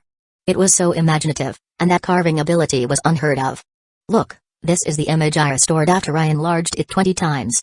Seeing the murals on the wall restored, Feng Hang was surprised. This was... Feng Hang's expression gradually turned grave after carefully examining the mural's contents. The first mural depicted a disaster. Like fire, the entire forest and village were on fire, and dead bodies were everywhere. Then, in ruins, a group of people surrounded a rock as if arguing about something. After the argument, one of them tried to touch the stone. Immediately after, the scene suddenly became extremely strange. The person who touched the stone became weird as if he had turned into a ghost or demon. The people who had been watching were frightened and fled in all directions. Mojai Ai observed the stream of consciousness on the mural, touched his chin, and asked, look, those monsters with bone spears in their hands, aren't they the cave hosts that we've been to underground not long ago? Yes, they look similar. Then, besides them, are the bigger ones humans? Yes. It looks like they were discussing something and even had a fight. What is that stone? Feng Hang asked suspiciously. Who knows? At the end of the scene, the parasite in the cave made a stone box and put the stones into it. Feng Hang touched his chin and muttered in his heart. So, the thing initially placed in the stone box was some stone? But why was Tang Minayu's exploration box empty? Who had snatched the stone away first? Upon closer inspection, the stone in the last image was much smaller than the previous stones, and the shape was not quite the same. Could there be two types of stones? There were too many questions. It's a work of art, right? Sandy was delighted with his artistic recovery ability. He looked at Feng Hang pridefully and asked, Feng Hang, what do you think? Feng Hang's thoughts were interrupted, and he gave Sandy a thumbs up. Good. Haha. Sandy's sense of vanity was instantly satisfied, and he said with a smile, I told you, you definitely wouldn't lose out by bringing me to this trial. Oh, right. Other than this, I also discovered something. There's more? What is it? It's the mark on the outside of the stone box. After I restored the mark on the outside of the stone box, I found a mark similar to the white whale at the bottom. It's the emblem of the Merit Empire royal family, the Andrast family that established the entire dynasty. Frowning, Feng Hang looked at the mural again. Are you trying to say that one group of people on the mural is likely to be the Emperor's ancestors? What? Sandy blinked his eyes and shook his head repeatedly. No, I am just saying that my talent in art restoration is one of a kind. While Feng Hang and Mojai Ai were pondering over the main storyline, Tang Minayu and the others were still looking for the mole in Hani City. I saw a ghost. It's not him. We've checked everything. Our thinking should be correct. The princess's secret trip this time is strictly confidential. Only these 3 people in Hani City can know the news. But we've investigated them all. There's nothing wrong with these 3 people. Is there a problem with the direction of the investigation? Could it be that the mole isn't in Hani City? No, the game prompt is in the city. That can't be wrong. Think about it carefully. There must be something that we've overlooked. The players felt tired. After endless effort, everyone felt like they had returned to the starting point. Why was this game so challenging? In the silence, Zhongzi, who played the role of the think tank in the team, raised his head and analyzed. After carefully recalling everything that happened after we arrived in Hani City, I think we've missed one person. Who is it? City Lord Klein. Everyone was stunned. City Lord? The one who gave the mission was the criminal who leaked the information. The players looked at one another. 1026 mixed, that's not right. Klein doesn't look like it. According to Klein, we were affected by a particular poisonous gas after entering the cave, and part of our memories was forgotten. He knew in advance that we had lost part of our memories, so it was easy to fool us. There's no need. Zongzi turned to look at the man and interrupted, so, how do you know he's not lying about his memory loss? The crowd fell silent again. Wei Tao made a prompt decision. Let's go. Don't waste time here. We will find Brian and ask him about the situation. Yes, for safety's sake, be prepared to fall out with each other this time. As they were discussing, a game prompt appeared on their retina. Prompt: your party member has completed the side mission. Your party has received an additional 2 hours of trial time. What? The team members looked at each other. Teammates. A side mission? What was going on? After being stunned for a moment, Mikhail was the first to react. He asked tentatively, Fang Heng? That was right. It was Fang Heng. Who else could it be other than him? It was so late at night. Why did he not hurry over to meet up with them? Instead, he ran off to do a side mission. Everyone looked at each other, feeling a little annoyed. Wei Tao took a deep breath and said, all right. Let's ignore Fang Heng for now. I believe he knows what he's doing. Let's continue with the main storyline. Yes. After hearing Fang Heng's words in the small village outside the forest, Ma Zian was stunned. What do you want? Kerosene. Or some other oil. Fang Heng explained, it's the middle of the night. The merchants in the village have closed their doors. It's not appropriate to rob them by force. So, I came to you for help.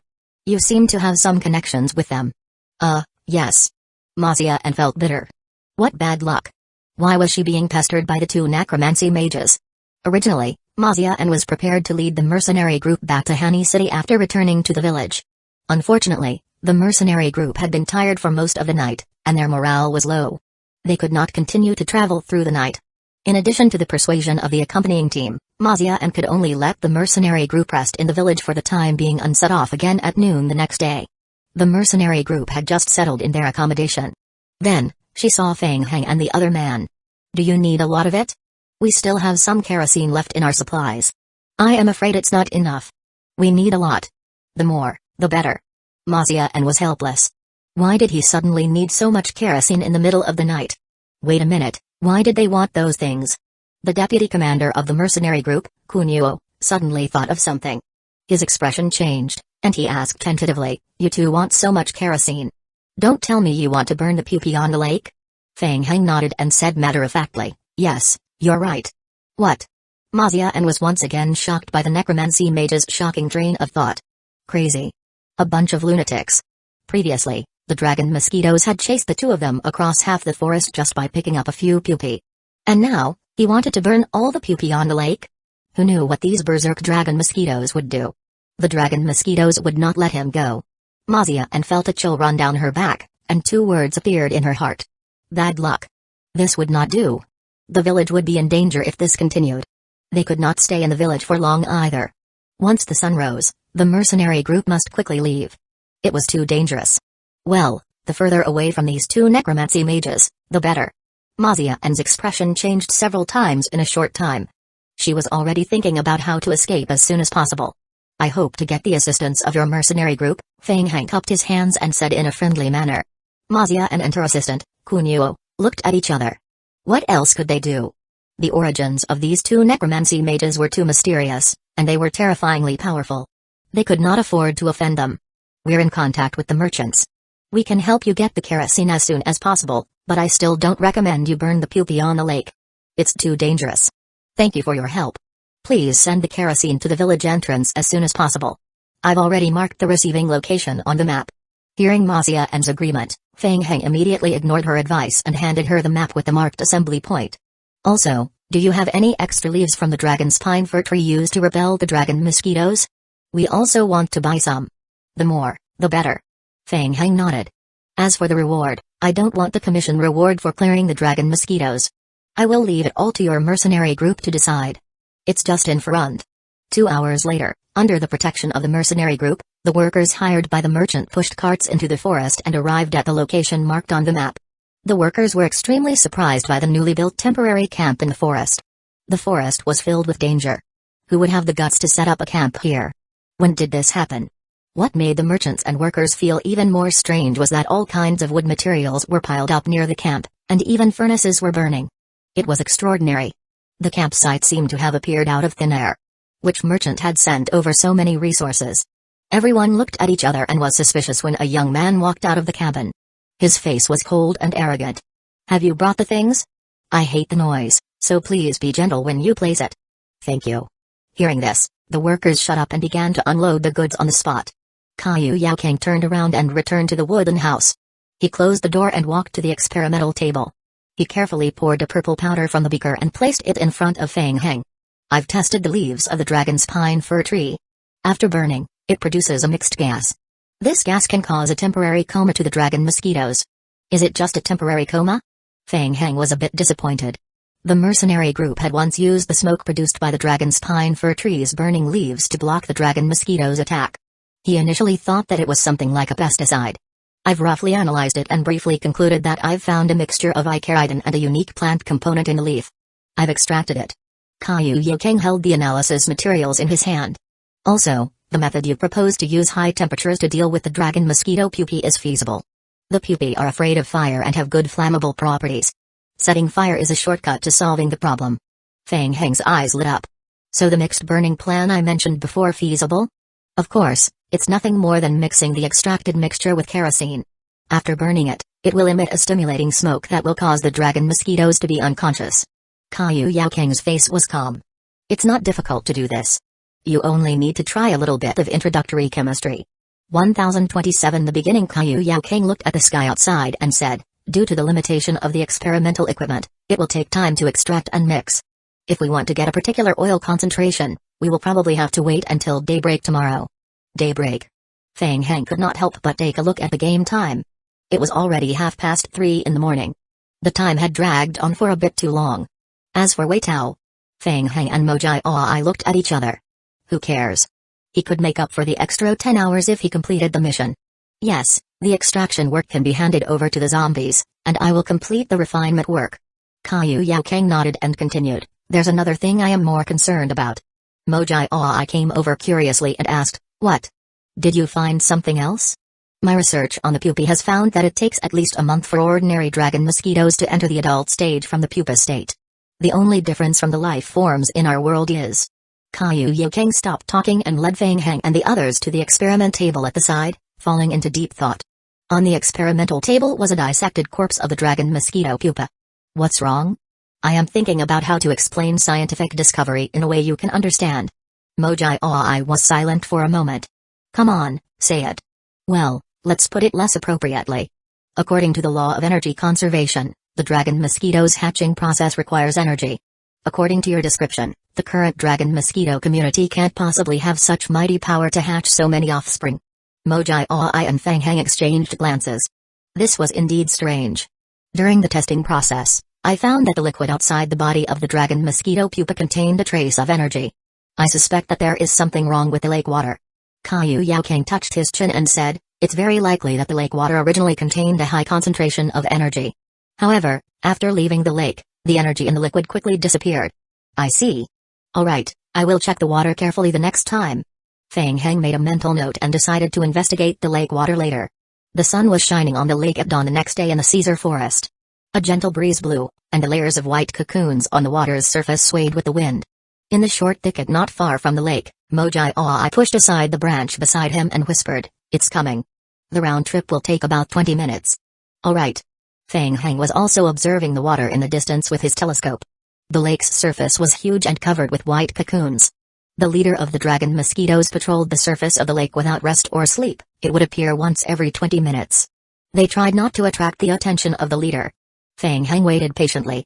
When the patrol time of the dragon mosquito leader was over, he immediately controlled the fusion tyrant form and began the action. "Let's go."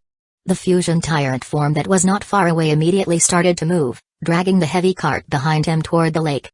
Fang Heng spent most of the night controlling his zombie clone to extract liquid components from the leaves of the dragon's pine fir tree. The zombies were using the wooden utensils and tools they had just made to do the delicate work of extracting. Fortunately, Fang Heng had meager requirements for the performance of the extracted solution. It was acceptable as long as it could be used. Ultimately, The zombie clones took away the barrel of mixed kerosene that Kaiyu Yokang had successfully made. It filled up a total of 18 large carts.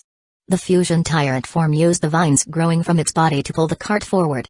Far away, many dragon mosquitoes on the lake's surface had discovered the fusion tyrant form. They recognized the guy who had stolen their pupae. The enemy's eyes turned red when they saw the scene. Immediately, a swarm of densely packed dragon mosquitoes rushed toward the fusion tyrant form. The dozen or so fusion tyrant forms were already used to it, and they did not even bat an eye when they saw the swarm of dragon mosquitoes.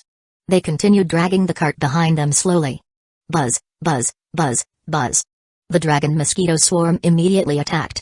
The long-range needle attacks swept over in a concentrated wave. Countless needles pierced into the bodies of the fusion tyrant forms. There was no reaction. On the contrary, filled with needles, the fusion tyrant forms looked more intimidating. The dragon mosquitoes also rushed up and surrounded them in a dense circle. They began to use their needles to peck and attack. It was still ineffective. They felt like they were pecking at a rotten turtle shell. No matter how hard they tried, they could not stop the fusion tyrant forms from advancing. The densely packed dragon mosquitoes began to turn around and tried attacking the cart behind the fusion tyrant forms. Unexpectedly, Fang Heng was well prepared. Behind them, many vine-like zombies wrapped their vines around the boxes of mixed kerosene, covering them with their bodies and protecting the carts with their lives. The fusion tyrant forms had long been accustomed to the attacks of the dragon mosquito swarm, and they relied on their undying bodies to resist the damage. Taking the attack head-on, they dragged their heavy bodies forward and slowly approached the lake. Mojai Aoi was anxious as he counted the time. He could not help but urge them in his heart, hurry, hurry up. Just a little faster. The dragon mosquitoes noticed the fusion tyrant forms moving toward the lake again. They knew they were up to no good and would attack the pupae, so they shot them crazily. More dragon mosquitoes swarmed up, almost blocking their vision. The fusion tyrant forms crashed into them until they reached the lakeside, and they threw the cart full of oil barrels into the lake. Then, they turned around and left. What were they doing? The dragon mosquitoes were slightly afraid of water. They were at a loss for a moment. A moment later, the zombies attached to the cart with vine entanglement skills also entered the lake. A small portion of the dragon mosquitoes chased after the fusion tyrant forms and continued to attack. The remaining dragon mosquitoes were like headless flies, wandering around the lake's surface, constantly making buzzing sounds. Everything seemed to have returned to normal. Gurgle. Only the gurgling sounds of water and oil were heard. The special kerosene floated to the lake's surface after it leaked out of the broken box. After more than 10 minutes during which the fusion tyrant forms made 2 transportation trips, one could notice that a layer of special kerosene had gushed out of the lake. The oil was spreading rapidly around the lake. It's almost time. The leader of the dragon mosquitoes will be back soon.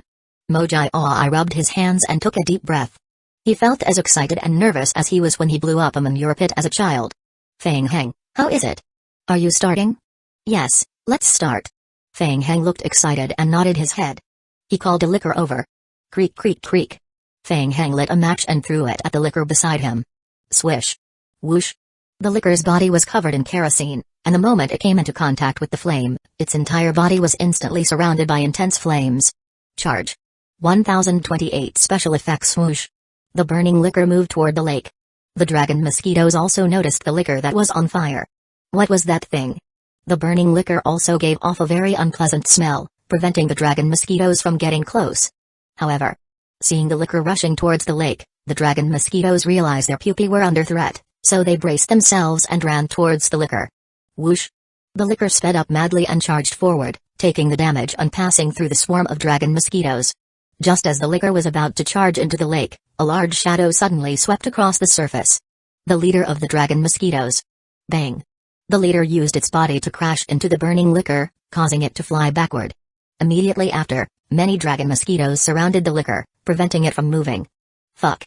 Mojai Aoi could not help but curse as he observed through the telescope in the distance. Don't panic. It's just a small matter. Fang Heng licked his lips.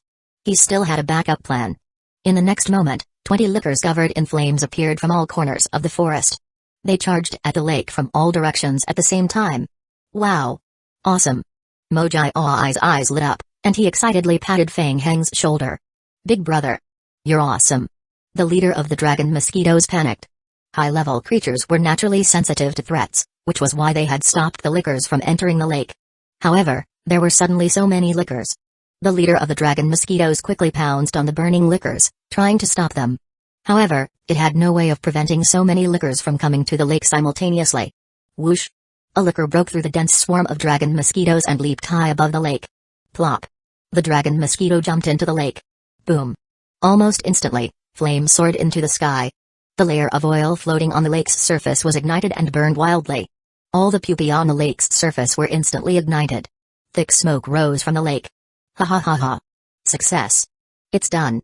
Mojai, watching from a distance with a pair of binoculars, could not help but slap his thigh and shout in excitement.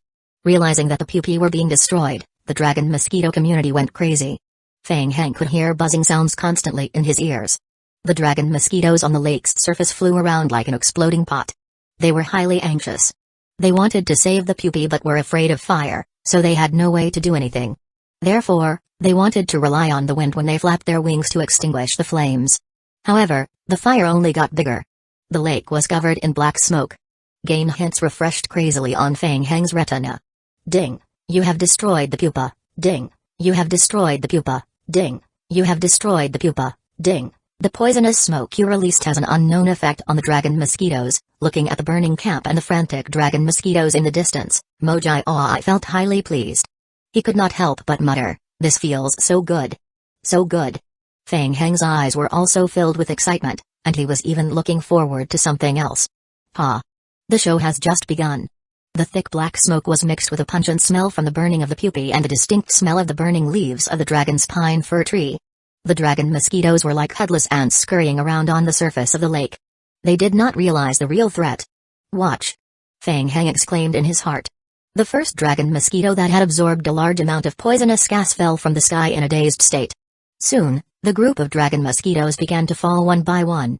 Kai! After the dragon mosquitoes fell into the water, they were immediately stained by the kerosene and became fuel, adding more fire to the lake. Everything was burning crazily. Fuck! They are poisoned. Poisoned. Mojai was pleasantly surprised.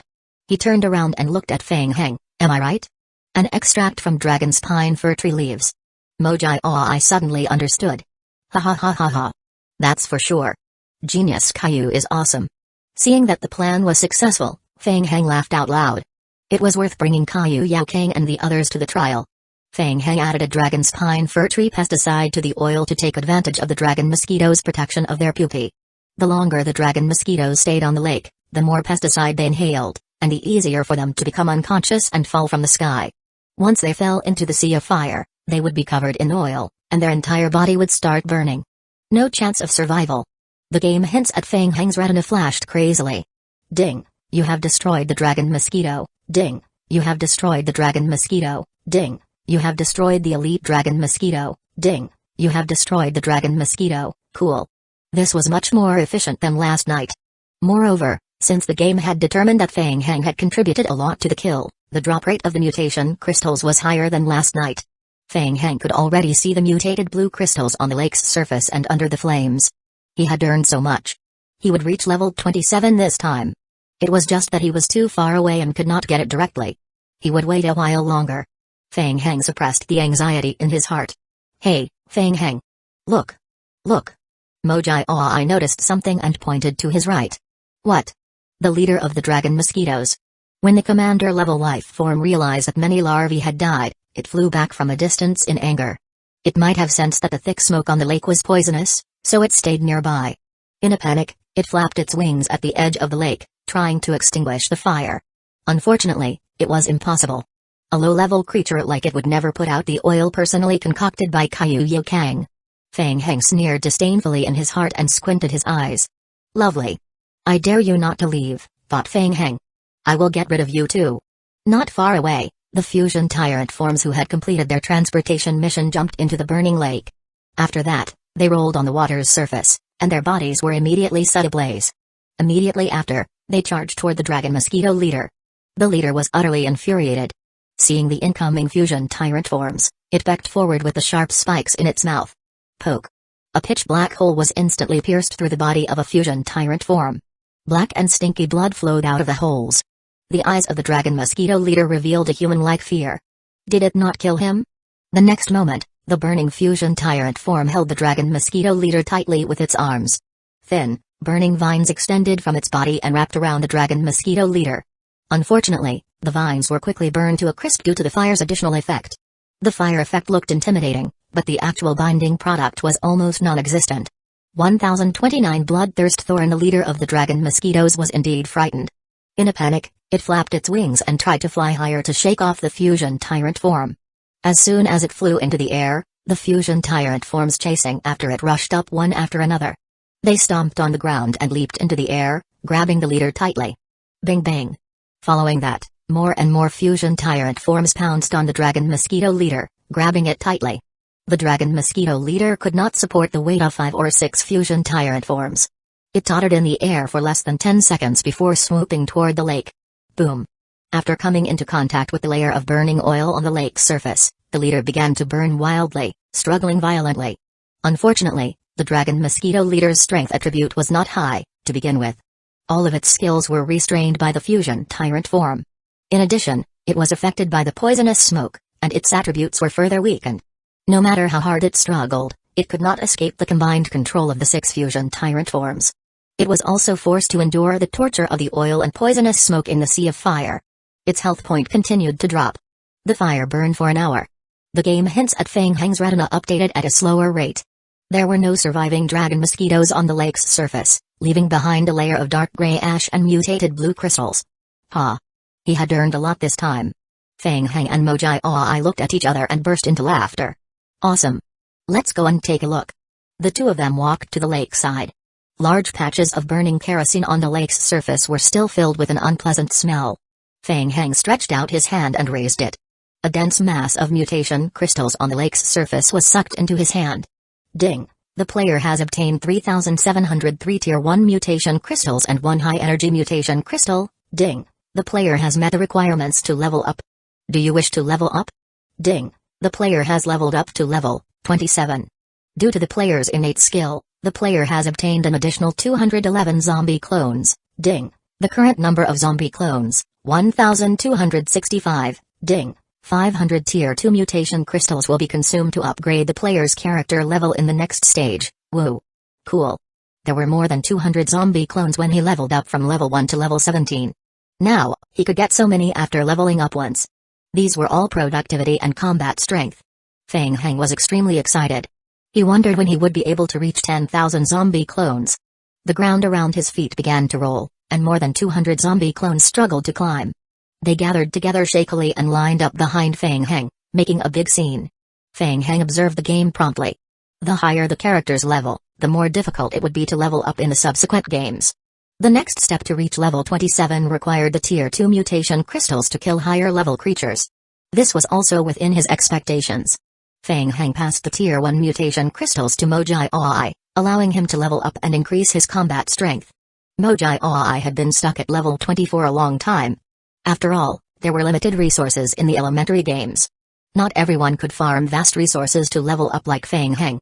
Most of the high-level players who stayed in the elementary games were few. The players either overdid it or entered the intermediate-level games early. After Mojai Ai obtained the mutation crystals, he happily began to transform the mutation crystals into evolution crystals, and he leveled up continuously. It was time to return to Hani City and meet up with the others. Completing the mission would give them an additional 10 hours, which could be considered as making up for the time they spent. What? No, why had the mission completion notification not been refreshed? Wasn't the dragon mosquito nest already destroyed? Fang Heng felt strange and raised his head to look at the lake again. Many dragon mosquitoes and their pupae had been wholly burned.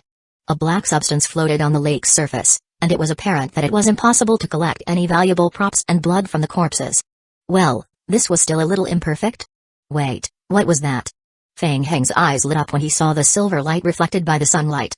It was a long sword. Fang Heng controlled the liquor to enter the lake and pick up the long sword floating on the lake's surface. Ding! The player has obtained an item, Bloodthirst Thorn, bound, item, Bloodthirst Thorn, type, long sword, rarity, perfect, property, lithe, description, a long sword made from the sharp thorns of mutated dragon mosquitoes. It is unusually light and possesses a portion of the abilities of mutated dragon mosquitoes. After equipping, players will receive strength +5, physical strength +5, agility +5, equipment requirement, player level 18, agility 25, additional skill, bloodthirst, passive effect, can be released actively, skill description, after attacking an enemy with a stab and causing damage, You can absorb the enemy's strength and immediately recover 50% of the attack's health point. You can randomly drink 0.3 of the enemy's strength, stamina, or agility attributes. Attribute absorption duration, 5 minutes, ineffective against friendly units.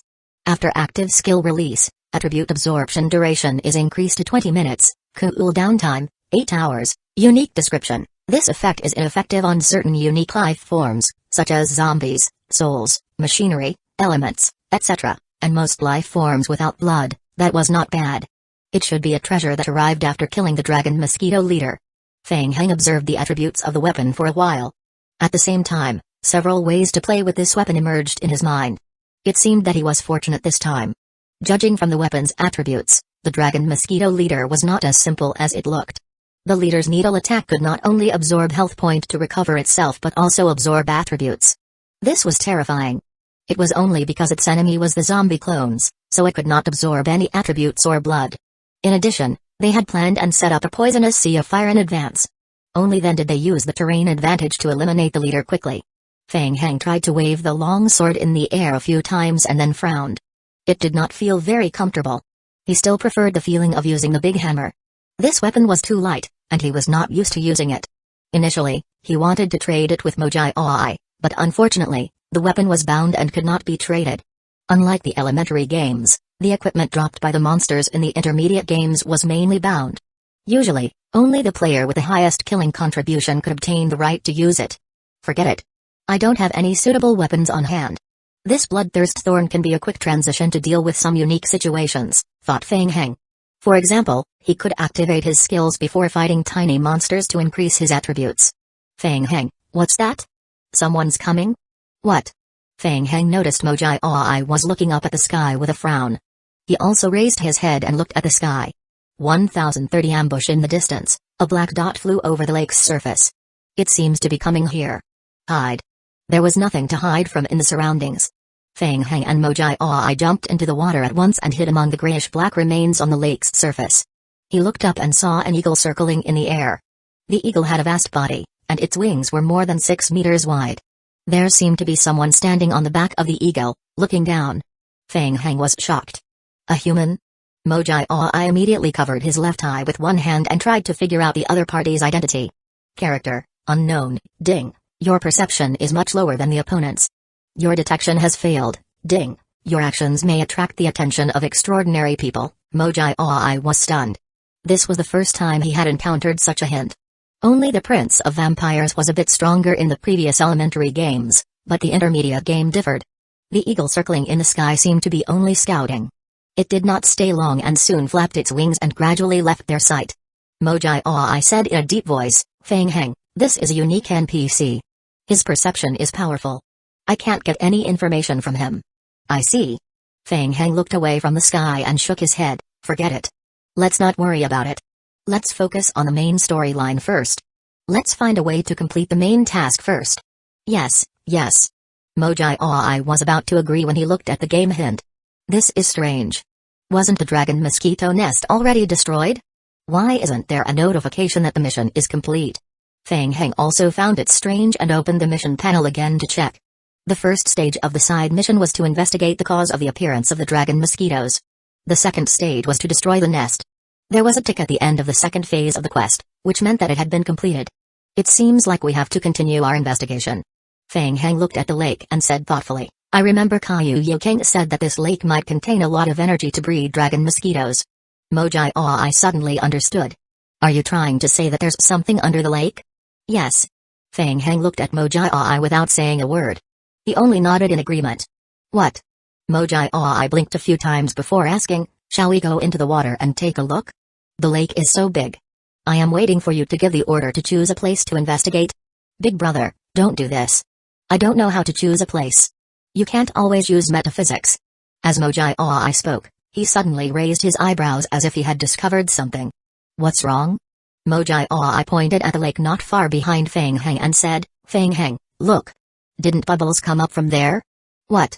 Feng Heng turned his head and looked in the direction Mojai was pointing at. Looking at the peaceful lake, Feng Heng also showed a suspicious look. What? Were there bubbles? Whatever. If Mojai said there was, then there was. Let's go and look, Feng Heng said immediately. The two of them had learned skills related to swimming and diving in elementary games, so they did not waste any time and jumped into the water, swimming toward the bottom of the lake. At the vanguard camp of the barbarian race, the young barbarian General Luo jumped down from the back of the griffin and strode into the tent. In the tent, more than 10 barbarians were discussing something. Luo looked around and shouted, "Commander, there was a strange movement in the dragon mosquito nest. When I checked, the nest had been destroyed, and there were signs of human activity. To avoid alerting the enemy, I did not reveal my identity." The tent instantly fell silent. The young barbarian commander, Olmo, was expressionless. It was impossible to tell whether he was happy or angry. A moment later, Olmo let out a disdainful sneer. "Hey, humans are indeed challenging to deal with." An elder of the barbarian tribe looked at Olmo and said, "Commander, the humans may have already noticed our plan. I suggest we take action immediately." "What about you guys?" "Commander, the ambush is ready. Since the dragon mosquito nest has been destroyed, there is no need for us to wait any longer. I suggest we attack immediately to avoid any trouble." "Yes. Go on." Olmo nodded his head in satisfaction. "Yes, sir." The barbarian officers were all excited. They left their tents one by one, ready to lead their men to invade the human territory. Olmo was the last to leave. After everyone had left, he asked, "Commander, do we need to retrieve the Stone of Origin?" "There's no need to waste any more time. The remaining energy in it has been exhausted. You should also take your men and set off immediately." "Yes." Outside the city gate of Hani City, the city lord Brian had his brows tightly furrowed, and his face was filled with pain. He apologized to Tang Minayu for the 5th time. "Princess, I didn't expect Heart to be such a person. I didn't discipline my subordinates well enough. I am humiliated. Please punish me, Princess." Tang Minayu sighed heavily in her heart. She also wanted to beat up Brian to vent her anger. It was this idiot who wasted an entire night to find the traitor. But so what if she beat him up to vent her anger? It might even affect their relationship and make the subsequent quests more difficult. Her heart was tired. This game was challenging to play. Before this, everyone had already prepared to confront City Lord Brian, so they were mentally prepared. They did not expect the plot to change after finding Brian. After investigating for a long time, they found no problem with Brian, but it was actually with the City Lord's guard, Heart. The City Lord, Brian, was so scared that he broke out in a cold sweat. His guard had been hiding by his side for more than 20 years and had won his trust. Who knew he was a traitor? Who the fuck could stand this? Fortunately, Tang Minayu had returned safely this time. Otherwise, he, a mere city lord, would have been finished. "I will make up for my mistake." Tang Minayu was helpless. She was under a lot of pressure. For this mission, the player team had already wasted more than 10 hours. Then, the follow-up mission came. The traitor committed suicide by swallowing medicine after being found. However, the players still had many means. After searching the soul's memory, they found some clues. It was related to the 9th prince. Unless. What a good show of fighting for the throne. Tang Minayu conjured up a palace drama in her mind. She was already starting to feel a headache, and her temples were twitching. However, after the traitor committed suicide, there was no news of completing the game's main storyline. Did he have to go to the Empire's central city to confront the 9th prince after completing the mission? Hueco gathered everyone for a discussion, and in the end, they decided to split up again. Tang Minayu and Hueco returned to the capital of the Empire, Atamai, to continue their search for the traitor. Riding the Imperial military griffins in Hani City would only take 3 hours. Of course, this time, Tang Minayu's trip was a secret, which required the city lord to coordinate and mobilize the Empire's military resources in an emergency. 1031 No-show. Noticing the anxiety of Tang Minayu and the others, Brian comforted them. "Your Highness, I've sent someone to communicate and coordinate our later preparations. The Griffin farm will soon send someone to pick us up. It will be fast." Hueco looked at the remaining time of the trial and felt uneasy. He couldn't help but look up at the end of the road outside the city. Their trip to Hani City this time had been full of difficulties. They had wasted too much time investigating. He couldn't help but wonder what would have happened if he had chosen to let Fang Heng come with them. Would Fang Heng notice the problem? Also, why wasn't Fang Heng here yet? They had agreed to meet in the morning, but why was he a no-show? Could it be that he was delayed by a side mission? At first, Hueco and the others were planning to wait for Fang Heng to come, then discuss the investigation in the Empire's main city with him. Hueco wanted to bring Fang Heng along to the Empire's capital, Atama. Just as he was thinking, 2 crisp chirps came from the sky. The Empire's griffins circled twice in the air before slowly landing in front of the group. Tang Minayu's eyes lit up. The Empire's griffins had gray and white feathers, with a cluster of white on the top of their heads. Their eyes were bright and they looked quite handsome. Gugu. The griffins were not afraid of people at all. One looked at Tang Minayu curiously and even jumped 2 steps forward to her side, then rubbed her cheek affectionately. Gugu. The breeder took a few more glances at Tang Minayu. That was strange. Other than the caretaker, griffins were rarely this close to humans. City Lord, the breeder cupped his fists at the City Lord. Yes, this is the secret investigation team sent by the Empire. There is important military information that needs to be reported back to the main city immediately. Take them there right now and ensure their safety, understand? Yes.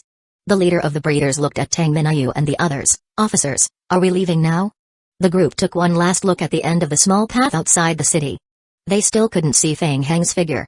They could only hear the goo-goo sounds that the Empire's griffins let out when playing with Tang Minayu at the side. It was impossible to go offline and contact the outside world during the trial mission, and they couldn't contact others through the survival radio either, so it was likely that they would not be able to contact Fang Heng. Ahem, Wei Tao coughed lightly to draw everyone's attention back. Forget it, we can't wait anymore. Fang Heng might have been delayed by some emergency. Yu Sheng, your talent skill might be useful. This time, you will come with us to the main city. Yes.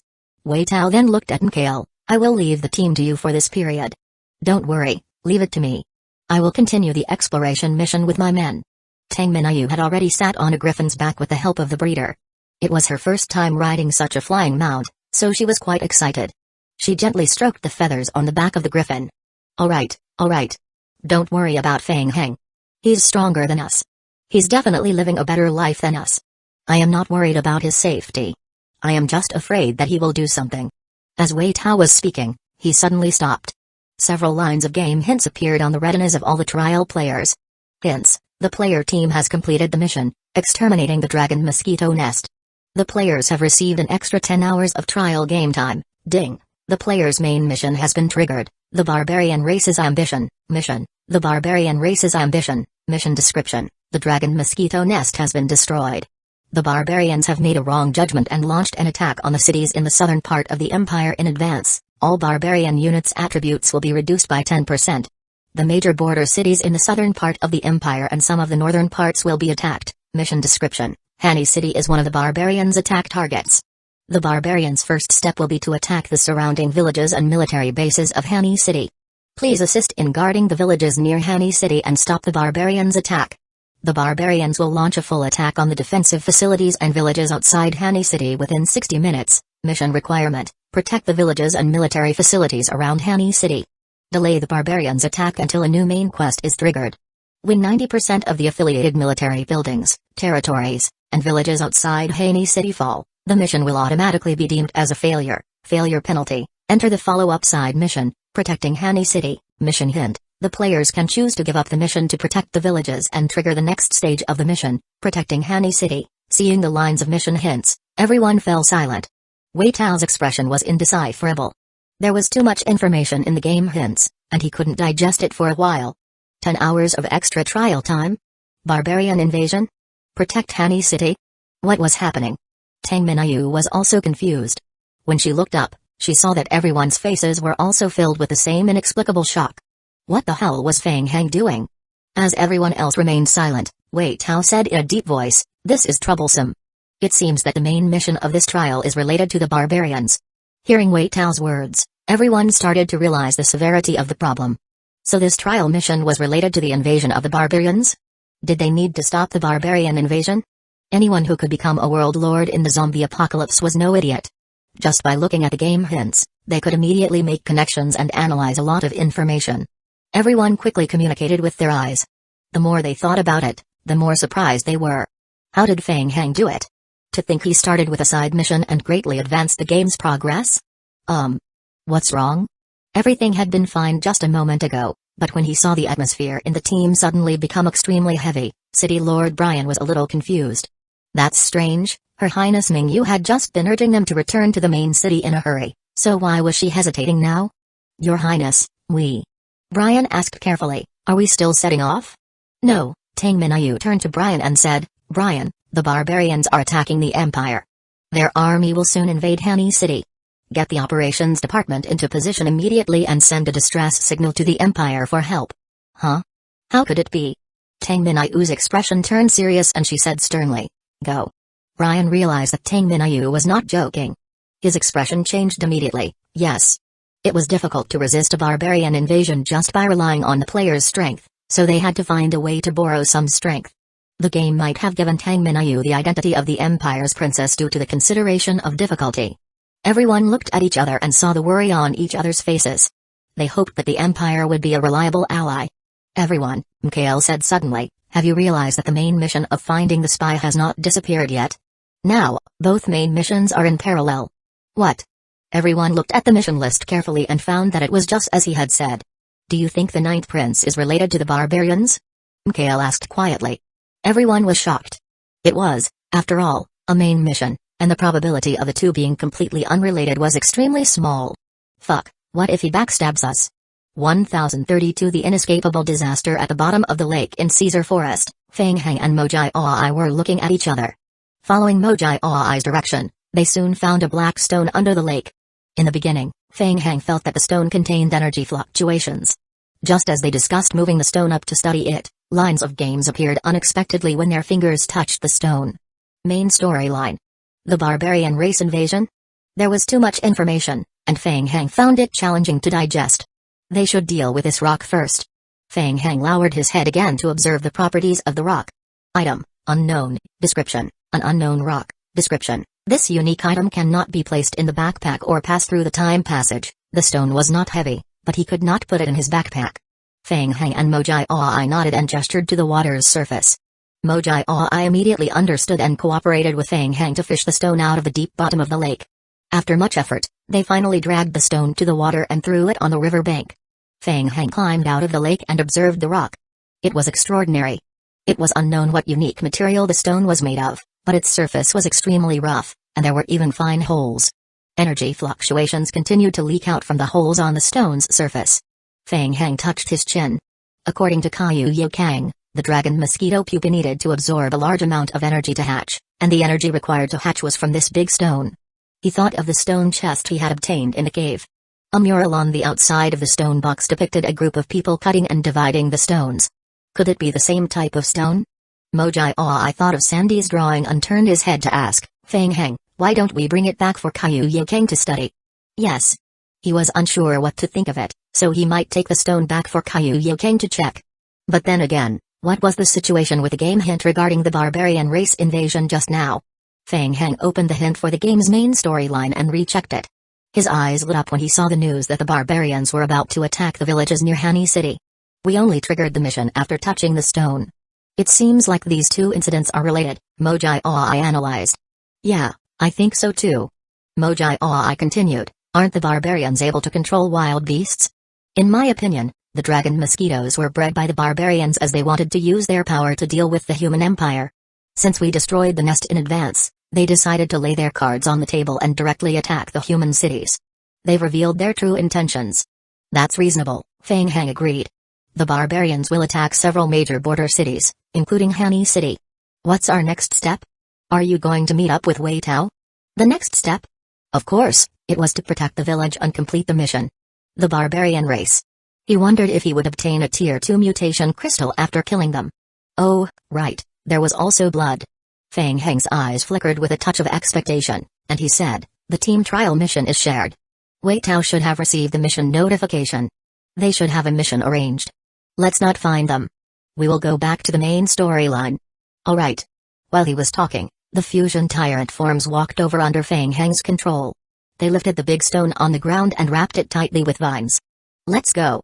In the village outside the forest, the Tanli mercenaries slept for a few hours before dragging themselves out of bed to pack up and prepare for their journey. Necromancy mages were genuinely terrifying. Mazia and the other mercenary group commanders were still in shock after what had happened last night. Mazia felt it was better to run away and hide in the city before the gates of Hani City closed tonight. In short, the further away they were from the two troublemakers, the better. The team was preparing supplies and getting ready to set off when Mazia suddenly heard a noise outside. She looked out of the window and noticed a commotion in the village. A mercenary group member ran into the room in a hurry. Commander. Something bad has happened. Mazia's heart sank. As expected, disaster still came. Mazia had already anticipated that something unexpected would happen, so she calmly asked, what is it? Hurry up and tell me. The Empire's army stationed in the village suddenly announced martial law. The entire town has been completely sealed off, and all access prohibited. What? Mazian was stunned. What was going on? Was the Empire making a big move? Why was the disaster so terrible this time? While she was still in shock, another subordinate hurriedly ran in from the door and reported, Commander Ma, the deputy commander of the Empire's 78th Legion stationed in the village, Ao Kang, invites you for a discussion immediately. He says that there's an important matter, and it's extremely urgent. Do you know what it is? Asked Mazian. He carefully swallowed his saliva before saying, it seems that the barbarian race has invaded. The barbarian race? Mazian's heart sank, and an unspeakable fear rose. This was not good. In recent years, there have been incidents of savage beasts attacking human empires. However, the savage beasts constantly attacked the northern regions of the empire. This time, they were attacking from the south. At this moment, Feng Heng had just returned to the temporary stronghold in the forest with many harvested materials. After reaching level 27, Feng Heng had more than 300 regular zombie clones as coolies. After waiting for a while, the proliferation effect would appear, and their work would double. The only thing they lacked now was iron ore to mass-produce ironware. Otherwise, the zombie clones could be equipped with high-tier collection tools on a large scale and improve their efficiency. Kaiyu Yaoking took a closer look at the stone that Feng Heng brought back and immediately asked someone to get it into the research room to study it. Feng Heng controlled the zombie clones to build fortifications outside the temporary camp and then sent a small number of lickers to the Caesar Forest's periphery to investigate the barbarians' movements. Were the barbarians preparing to attack the human empires? He could stop them here. He would give them a head-on blow. Then, it would be a mass slaughter. Feng Heng thought to himself in satisfaction. He did not know what level the barbarians were and what mutation crystals they could provide. It would be great if a tier 2 mutation crystal appeared. He would probably be able to level up 2 or 3 more times. If he were lucky, he might even be able to awaken the sacred tree's seed. Feng Heng was moved. From the analysis of the game's background information Wei Tao had obtained, the barbarians were generally muscular and did not look much different from ordinary humans. They had a unique bloodline that was passed down from ancient times. Their physical strength and brute force far exceeded ordinary people, and they could erupt with extraordinary combat ability when they were on the verge of death. 1033 A mistake. These were not the most terrifying things. Some barbarians could master the method of entering Tier 2 after being stimulated mentally, and their strength would experience explosive growth. However, the barbarians' overall lifespan would also be greatly reduced after entering Tier 2. After a long period of research, the Empire's scholars believed that the barbarians' Tier 2 state was a combat technique that consumed one's life potential. They were using their lives in exchange for a short period of strengthening. It was undeniable that the barbarians posed a great threat to the Empire. Under the pressure of the barbarians, the Empire integrated and unified the martial arts cultivation system, and this was passed down within the Empire's military. After that, martial arts techniques were gradually promoted and spread widely in the Empire.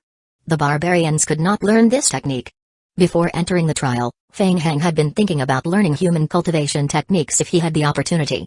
After all, the cultivation technique was widely circulated and could be considered a common product. It should not be difficult to learn. Feng Heng retracted his gaze. He had to set up a defensive line as soon as possible and quickly upgrade the level of the blood altar. The fusion tyrant forms worked with the lickers to return to the entrance of the Caesar forest, constantly transporting the dragon mosquito's blood back and refining it through the blood pool. Very good. Now, they just had to wait for the barbarians to arrive and confront them directly. Feng Heng was in high spirits. It was said that the barbarians didn't know magic and only knew physical attacks. If the information was right, his zombie team would be invincible. If everything goes well, he would be able to gather enough blood in one go and summon the Vampire King's coffin as soon as possible. Time passed by. The sun was high in the sky. The continuous chirping of insects could be heard in the forest. The temporary camp was set up with 3 layers of defensive lines. It had been 2 hours since the game prompt had sounded. It was still calm. Feng Heng gulped down a bottle of coffee while searching for the game prompts. Something's not right.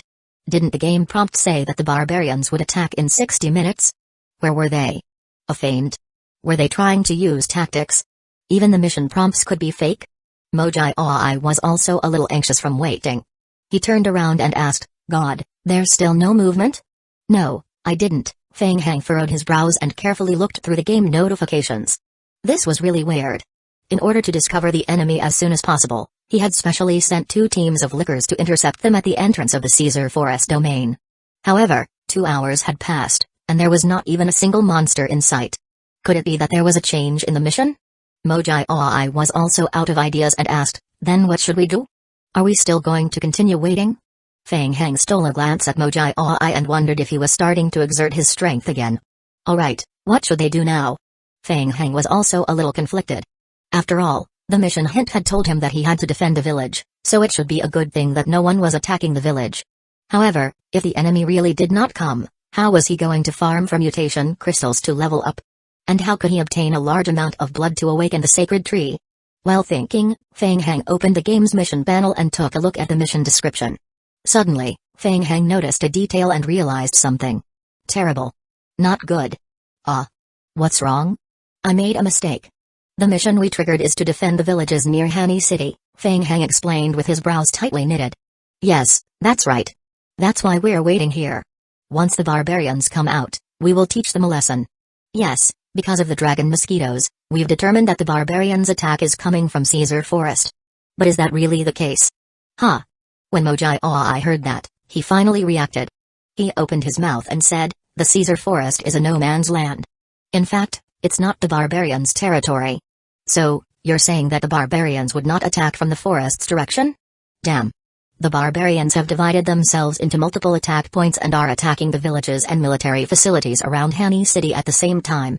Caesar Forest should have been one of the attack points of the barbarians, but we have already exterminated the wave of dragon mosquitoes in the forest ahead of time. Of course, there's nothing for us to wait here. Feng Heng had already figured it out. He cursed in a low voice, let's go. Let's hurry back to the village. We should be able to make it in time. After saying that, Feng Heng immediately controlled the zombie team to take action. He brought his weapon and headed back to the village in a grandiose manner. The camp was not far from the village and it would only take around 10 minutes to get there. Feng Heng stood on the back of the fusion tyrant form and advanced at full speed. From afar, Feng Heng saw the village surrounded by wooden fences in the distance and felt a little relieved. It's not too bad. The village was not attacked. We made it in time. We've probably destroyed most of the dragon mosquito nests, Mojai Oi said. This village isn't the first target of the savage beasts either. Yes, let's go to the village to take a look. Feng Heng controlled a large group of zombies and rushed toward the village. Not far away, on the lookout tower above the village, seeing the horde of zombies outside, the faces of the guards on duty turned green. What kind of monsters were those? A zombie horde? Wasn't it the barbarian race that was attacking? Why did it become a zombie horde? Dong dong dong. The alarm in the city was immediately sounded. The guards from the Empire all turned pale. No, it's Boss Feng's undead creatures. Mazia and had been invited to help the Empire guard the village, and she immediately reacted when she saw the zombies outside. You know them. The deputy commander of the Empire's Guard Legion, Ao Kang, frowned. Yes, I've worked with them before. They shouldn't be here with ill intentions. Mazia and responded, but her mood didn't improve at all. She felt that things had gotten worse. The village was finished. The catastrophe had came to their village. If she had known earlier, she would have run the moment she detected the catastrophe. Is that so? Ao Kang didn't know what Mazia and was thinking. He looked at the horde of zombies outside and couldn't help but feel a chill. Be alert. Ao Kang didn't dare to let his guard down. He raised his hand to signal the army to be on guard. The archers on the city wall raised their bows and took aim. Mazia and's mercenaries all looked dejected, and they didn't seem to have any intention of attacking the zombies outside. They just stood there in a daze. Bow and arrow? It's no use. Last night, even the dragon mosquito needles couldn't kill the zombies, so how could they be stopped by bows and arrows? Was this a joke? Stop pretending. They were too lazy to draw their bows. Sure enough, just as Mazia and had said, the undead creatures stopped outside the village. A young man wearing a mask and a grey robe walked out of the zombie horde. Feng Heng walked to the entrance of the village, looked up at the figure on the sentry tower behind the wooden fence, and said loudly, "No offense, but I am a necromancer. My friends call me Boss Feng. I heard that the Empire is under attack by the barbarians, so I want to help. I mean no harm." 1034 Rescue on the high platform, Ao Kang's brows were tightly knitted. The other party's background was unknown and he was leading so many zombies outside. If they opened the village gates and let them in, what would happen if they were enemies with malicious intent? The most suspicious thing was, how did this necromancy mage know about the barbarian invasion? Ao Kang turned to Mazia and asked, "Are they reliable?" Mazia and's face was bitter. She wasn't sure if they were reliable. As for whether being them would bring disaster, that was true. After all, ever since she met Feng Heng, danger had come one after another. Kang's heart sank when he saw the struggle on Ma Xian's face. Ma Xian sighed, in my opinion, we should let them in. After all, even if they really wanted to stop him, they couldn't. Let's not be stubborn and just let them in while the other party was still asking nicely. Kang noticed Ma Xian's expression and could guess what was going on. He couldn't help but sigh in his heart. He was the deputy commander of the Empire's 7th Guard Legion. Due to his family's prestige in the army for generations, he had come to the small village to train and gain experience. Who would have thought that they would encounter such an unexpected incident? The Empire's troops stationed in the village were only a small team of 50 soldiers with average strength. The most reliable combat strength at this point was Ma Xian's group of mercenaries instead. Seeing that this group of mercenaries didn't have the slightest bit of desire to fight against the other party, Kang suddenly lost his desire to fight as well. Since it was certain he could not defeat the necromancy mage, he might as well not offend him. Rather, they might have to rely on him to save the village instead. Kang raised his hand to signal the crowd to open the gate. At the same time, he stood on the sentry tower, cupped his hands to Feng Heng, and said very politely, "Respected necromancy mage, I am the deputy commander of the Empire's 7th Army Legion, Kang. I am in charge of the safety of the village. Your undead creatures may cause fear among the civilians, so please try not to bring a large number of undead creatures into the city." Feng Heng nodded in agreement after hearing the polite words of the other party. He simply left the zombie team outside the door and entered the village with Mojai Oi. After climbing up the wooden sentry tower, Feng Heng saw Ma Xian, who was standing beside Kang with a bitter expression on her face. Feng Heng nodded to her since they were old acquaintances. Ma Xian responded with a stiff smile. She really wanted to cry. Seeing that Feng Heng really didn't bring any zombies into the city, Kang heaved a sigh of relief. After introducing each other, Kang told Feng Heng about the current situation of the village. "Mr. Feng, we've just received an urgent message from the Empire. The barbarians are invading the Empire on a large scale, and the Empire's reinforcements will arrive as soon as possible. We just need to hold on for a while and wait for the reinforcements to arrive." "Yes." Feng Heng listened to Kang's statement and shifted his gaze to the village. The current goal of the barbarians was to attack the village, so he might as well build a blood altar in the village. By using the village as a defensive stronghold, he would not have to transport blood back and forth then, which would save him a lot of trouble. Well, the premise was that he could win. Just as he was thinking, 2 war horses galloped over from the right side of the village. On the sentry tower, a guard recognized one of the men on the war horse and immediately reported, "Commander, that's Shrek. I know him. I've worked with him before." He was supposed to be in charge of guarding the forest outpost. Shrek, who was riding toward the village on his war horse, also noticed the figure on the guard tower. He waved his hand and shouted in the direction of the sentry tower, reporting, "I am Private 3rd Class, Shrek. The front lines at the outpost in the forest are being threatened by the barbarians and the outpost has fallen. Commander Ding Wu is leading the remaining troops to resist the barbarians. We have received orders from Commander Ding Wu to report that the barbarians will be here soon. Please be prepared for battle." Everyone's heart sank again. The entire village was enveloped in an extremely tense atmosphere. The defensive measures and forces of the sentry towers were much stronger than that of their village. Yet, they were destroyed? Wasn't that a little too fast? Ma Xian couldn't help but turn around and look at Feng Heng. Disaster. It hasn't even been 2 minutes, right? And the enemy was already coming to their door. Don't be afraid. Kang forced himself to calm down. Everyone, listen to my orders. Prepare your defenses. We have to stop the barbarians outside the village. Fight for the Empire. Fight for the Empire. The crowd shouted in unison. Ding. Some of the subsidiary buildings, including villages, outposts, mines, etc., outside Hani City have fallen. Player, please be careful. Currently, the barbarians have destroyed 28% of the subsidiary buildings outside Hani City. Ding. The barbarian team is chasing after the remaining soldiers at the outpost. The barbarian team is estimated to arrive at the player's current village in 45 minutes. Please be prepared. 2 lines of game hints refreshed. Feng Heng and Mojai Oi looked at each other. What a coincidence, Feng Heng said. Why don't we take the initiative to attack and take this opportunity to test the strength of the barbarians? Before Mojai Oi could answer, Kang was stunned. Now, to think he wanted to take the initiative to attack. Was he crazy? He even suspected that he had heard wrong. No problem, Mojai Oi nodded. Kang realized that Feng Heng seemed to be the one in charge, so he turned back to look at Feng Heng and confirmed with him again. Are you guys going to take the initiative to attack? Feng Heng nodded and took a glance at the wooden defense facilities outside the village. The village's defensive facilities are rather ordinary, and their defensive capabilities are extremely limited. Rather than wasting time here, it's better to face the enemy head-on and have a higher chance of winning. Saying that the village's defense was rather ordinary was already respecting them. In truth, it was simply broken. It wasn't even as reliable as the wooden fortifications that the zombies had temporarily set up. By the way, I am taking that soldier with me. Without waiting for Ao King's reply, Fang Heng patted Mojai Aoi's shoulder and said, "Let's go." "No, wait, you guys." Ao King wanted to stop him, but he couldn't. As he watched Fang Heng and Mojai Aoi jump down from the sentry tower and head straight for the east side of the village, Ao King couldn't help but look at Ma Xian. They're taking the initiative to attack? Who are they? Are they really reliable? Yes, maybe. Ma Xian's face was bitter. She was also a little uncertain. After all, she and the entire mercenary team had witnessed the power of the undead last night.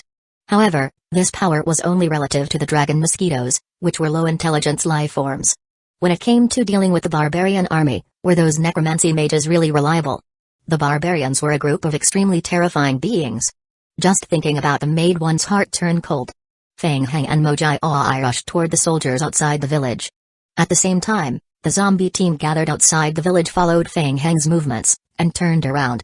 The two soldiers on the war horses had not realized the severity of the problem. When they saw Fang Heng and his companion running toward them, they said anxiously, "Gentlemen, this is an urgent military situation. The outpost in the forest has fallen. Deputy Commander Ding Wu is trying his best to delay the barbarians' advance. I need to see Commander Ao King immediately." "I know. Take me there," Fang Heng interrupted. 1035 Front Shrek was taken aback. "Huh? What? Turn around and lead the way. I've already discussed this with Ao Kang. We're going to save your guild leader." "Rescue?" Shrek was shocked and thought, "Just the four of us?" Before he could say it out, he felt a tremor coming from the bottom of his feet. Looking behind Fang Heng, he saw more than a dozen all-flesh monsters. What was that? In addition to the flesh monsters, there were also large groups of ghouls behind them. Both of their eyes widened to the size of copper bells. What kind of monsters were those? The undead? On the trade route, the commander, Ding Wu, led more than 30 of his defeated soldiers and quickly retreated in the direction of the village. When the barbarian race invaded, other than the large cities that could hold them back, the defensive capabilities of the small villages around the city would not be able to stop them. Fresh blood continued to ooze out of the wounds, and the armor on Ding Wu's body was already stained red. Behind them, a large number of barbarian troops were chasing them at high speeds. The barbarian race had a unique skill. They could control wolves, bears, falcons, lions, tigers, and a series of other jungle beasts to fight. This time, the barbarians adopted the usual plundering tactic. They divided their army into hundreds of small teams and attacked the human strongholds outside the city, including villages, strongholds, mines, sentry outposts, and so on. Each team consisted of 30 to 100 barbarians and a large number of controlled beasts. Although it was a small team, there were more than 500 actual combat units, and their combat ability was much higher than ordinary human teams. "Can we escape?" Ding Wu panted heavily. He could already hear the roars of the wild beasts behind him and feel the tremors of the earth. "Don't give up. There's a cave up ahead. Let's go in and hide. Just hold on for a little longer, and reinforcements will come to save us." "Here." The soldiers immediately headed to the right and entered the forest, hiding in the cave. The cave was naturally formed. It wasn't deep, but the entrance was narrow. It was easy to defend but hard to attack. The soldiers had just set up a simple fence at the entrance of the cave when the ground began to shake violently. A large black mass of beasts pressed over from the distance. Ding Wu gritted his teeth and commanded, "Listen to my command. Everyone, attack." A dense rain of arrows fell forward. The blood and pain further stimulated the savage beasts. The barbarians controlled their beasts to rush into the cave and they blocked the entrance of the cave within a short span of time. Ding Wu and his team were instantly swallowed by the beast tide. They could only rely on the rock wall behind them as support to avoid being attacked from all directions. However, the team was also trapped on the spot, unable to escape. At most, they could only stall for time. How many minutes could they drag this out? Ding Wu mechanically waved his hands and slashed forward. There were a dozen more wounds on his body. He felt his energy rapidly depleting, and his vision was becoming more and more blurry. Suddenly, an excited voice rang in his ears. "Boss. Brothers. Look. There's a disturbance in the rear of the barbarian race. The reinforcements are really here." Ding Wu's spirit was suddenly lifted when he heard the news. Reinforcement? There were really reinforcements? How could this be? Ding Wu was already prepared to sacrifice himself to buy more time for the village. He knew the situation outside better than anyone else. The teams stationed in the nearby villages did not exceed 100 people at most. How could they have the capacity to leave the villages alone and come to the outside world to help? Ding Wu forced himself to look outside, and his face was filled with disbelief. At the back of the team, more than a dozen horrifying-looking monsters were fighting with the savage beasts. Soon after, more dark brown life forms rushed toward the barbarian race. That's... Ding Wu frowned. Ghouls? It was the undead. The lickers launched a surprise attack from the back of the barbarian race. They rushed into the barbarian and beast group and began to swing their sharp claws to kill. One of the lickers' sharp claws cut the skin of the savage bear. In retaliation, the savage bear also slapped the licker's head, sending it flying away. However, after the licker fell to the ground, it turned around and charged over again as if nothing had happened. The wounds on the savage bear's body were still bleeding. Roar. The leader of the barbarian team, Birkin, opened his eyes wide and let out a beastly roar. A sneak attack? Despicable human. The barbarians were stunned at first. Birkin immediately gave the order after discovering that the rear was being attacked. He personally led his subordinates to charge toward the fusion tyrant forms and ghouls. The two sides immediately started fighting. The collision of blood.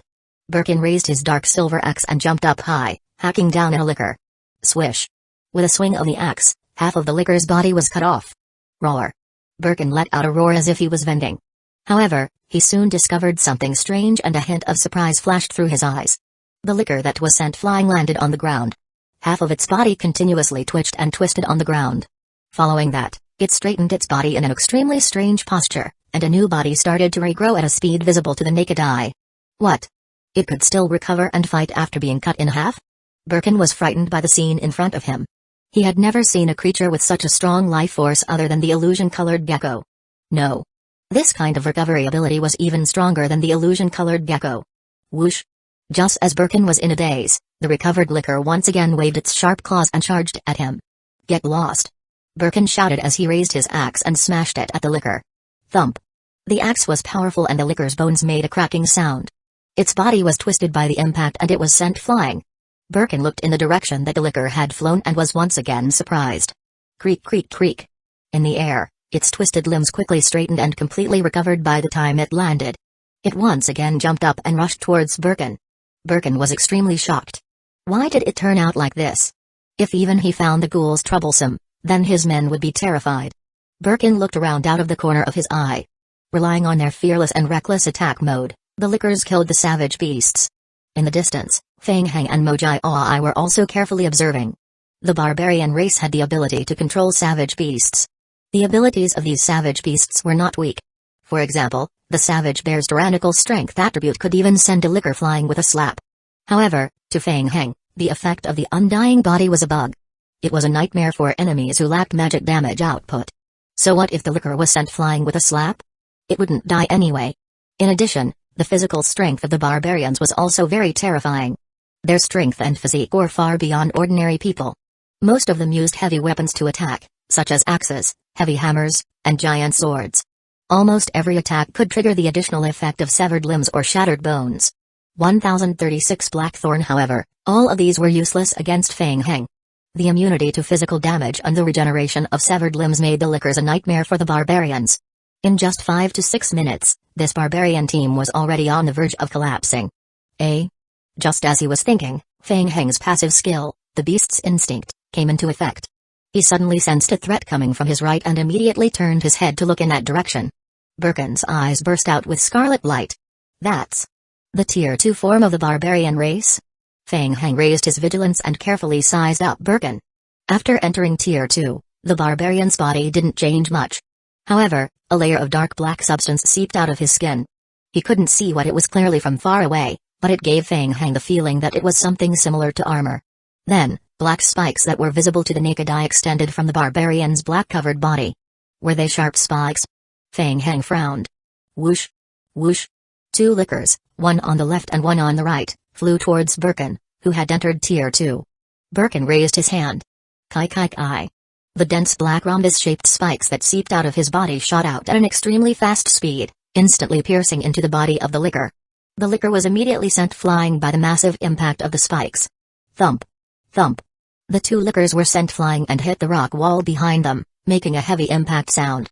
After landing, they rolled and were about to attack again. Boom! Boom boom boom! The dense black spikes exploded within the licker's body. The licker's body was blasted into a bloody mess by the spikes. Boom. Boom boom boom. The licker's body was constantly being hit by the explosions, and its recovery speed was not even able to keep up with the speed of the explosions within its body. Continuous explosions?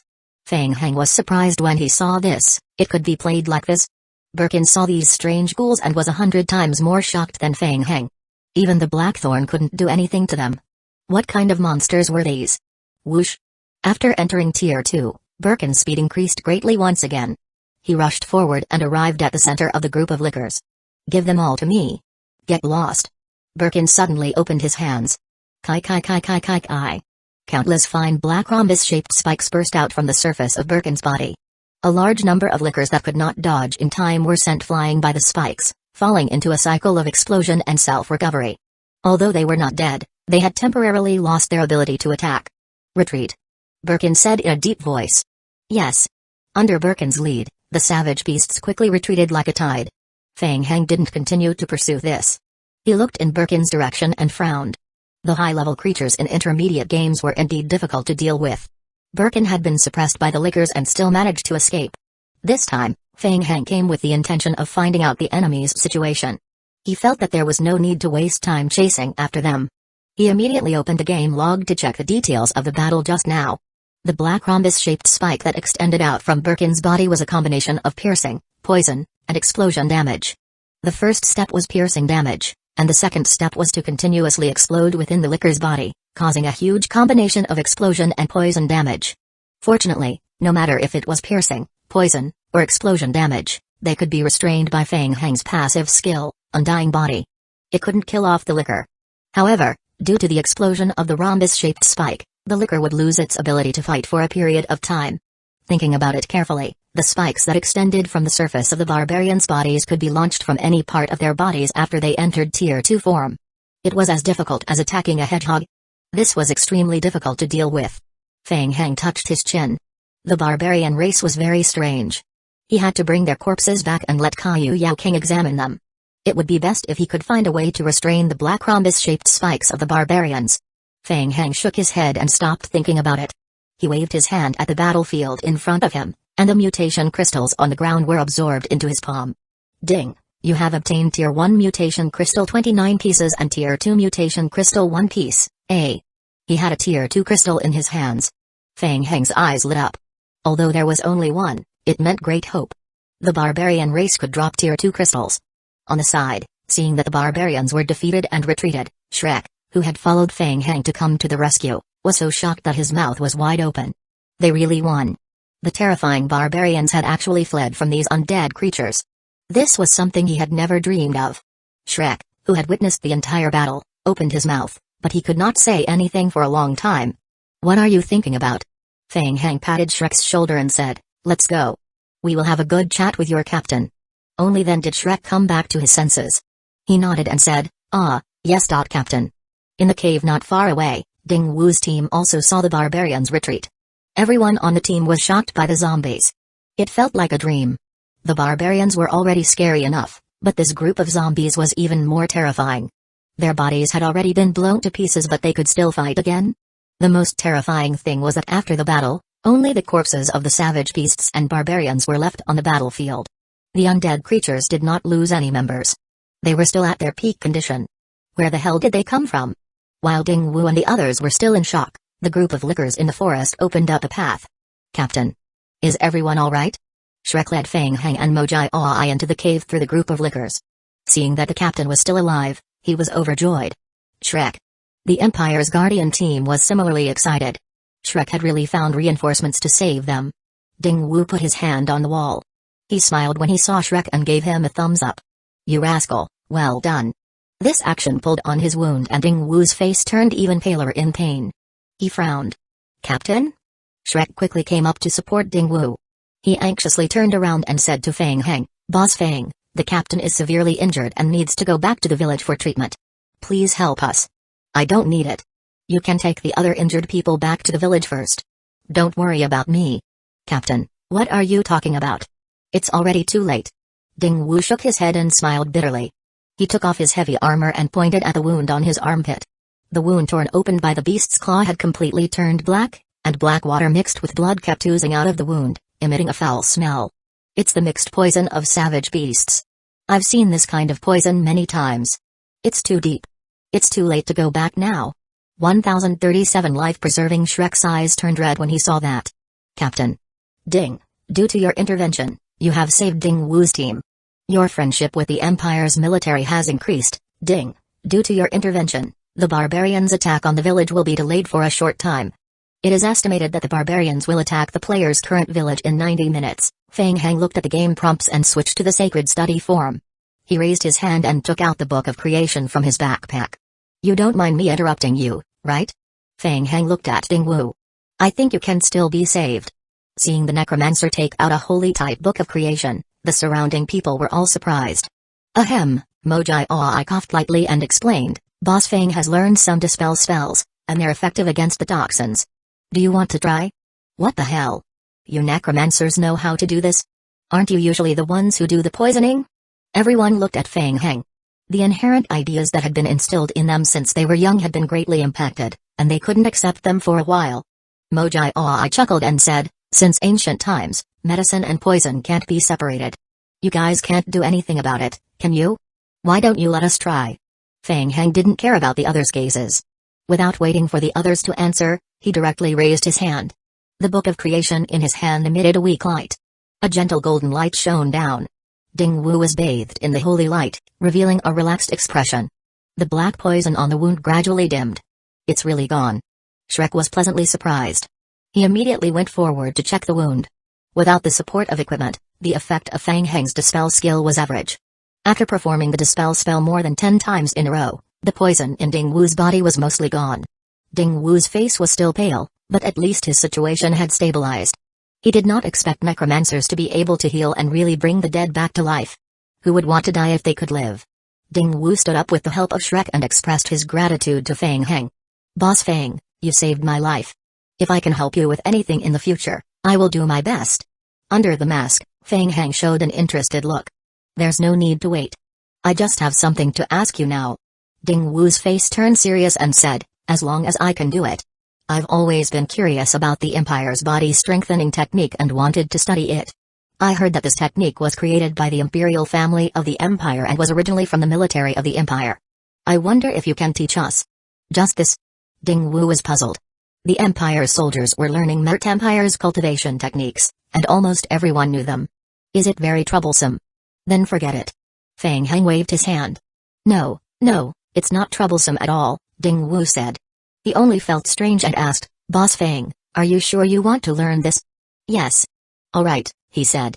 Leave the cave and rest, Ding Wu said to his men. Shrek, you will stay here with me. Yes. After the others left the cave, Ding Wu nodded to Feng Hang and said, Boss Feng, the Empire's body strengthening techniques have always been taught to the students step by step. I can't move freely due to my injuries. Shrek, can you demonstrate it to him? Yes. Shrek stepped forward and began to demonstrate the technique in front of the two. Feng Hang and Mojai I were standing at the side and watching.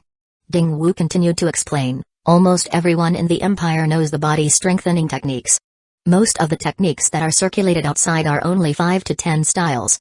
There are 15 styles in the military, and only sergeants and above can learn them.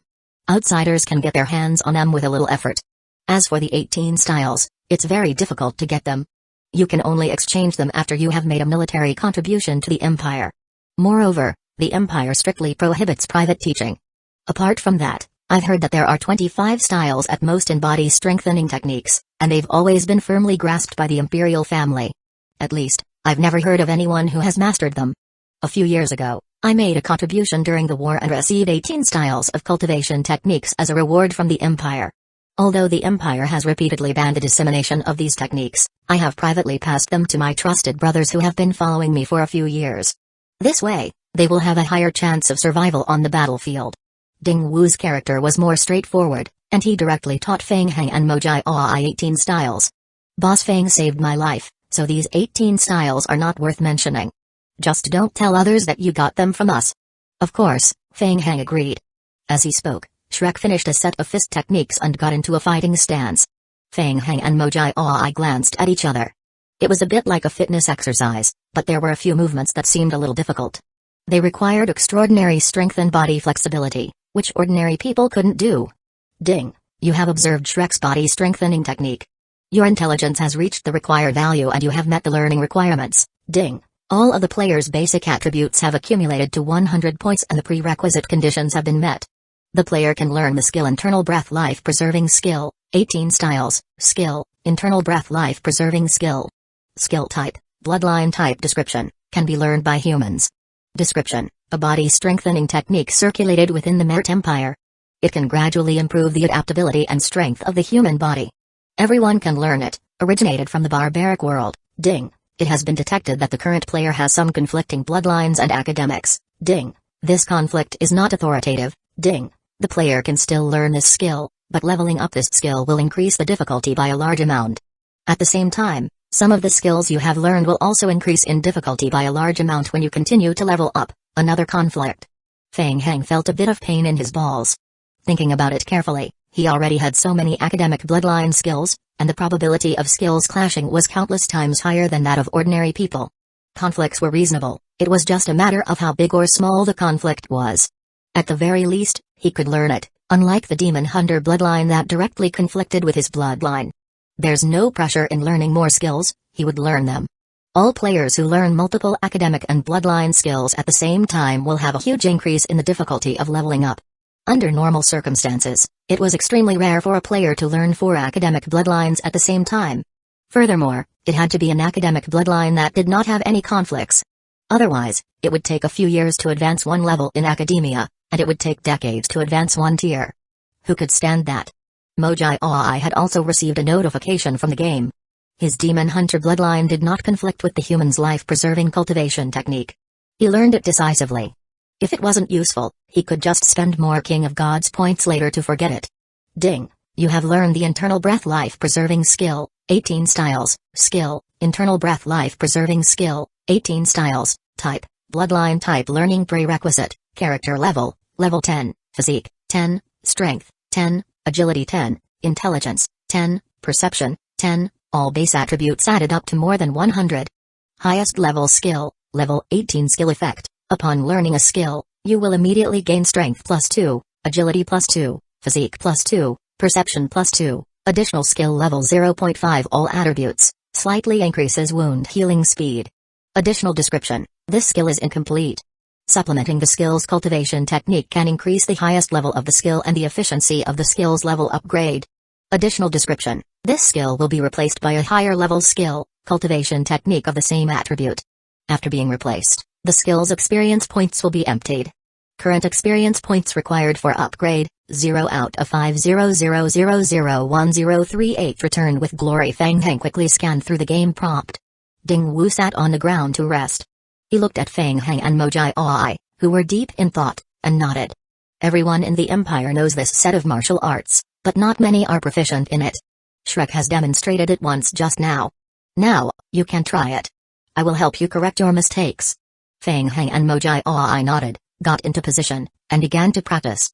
They practiced a set of fist techniques of the life-preserving technique on the spot.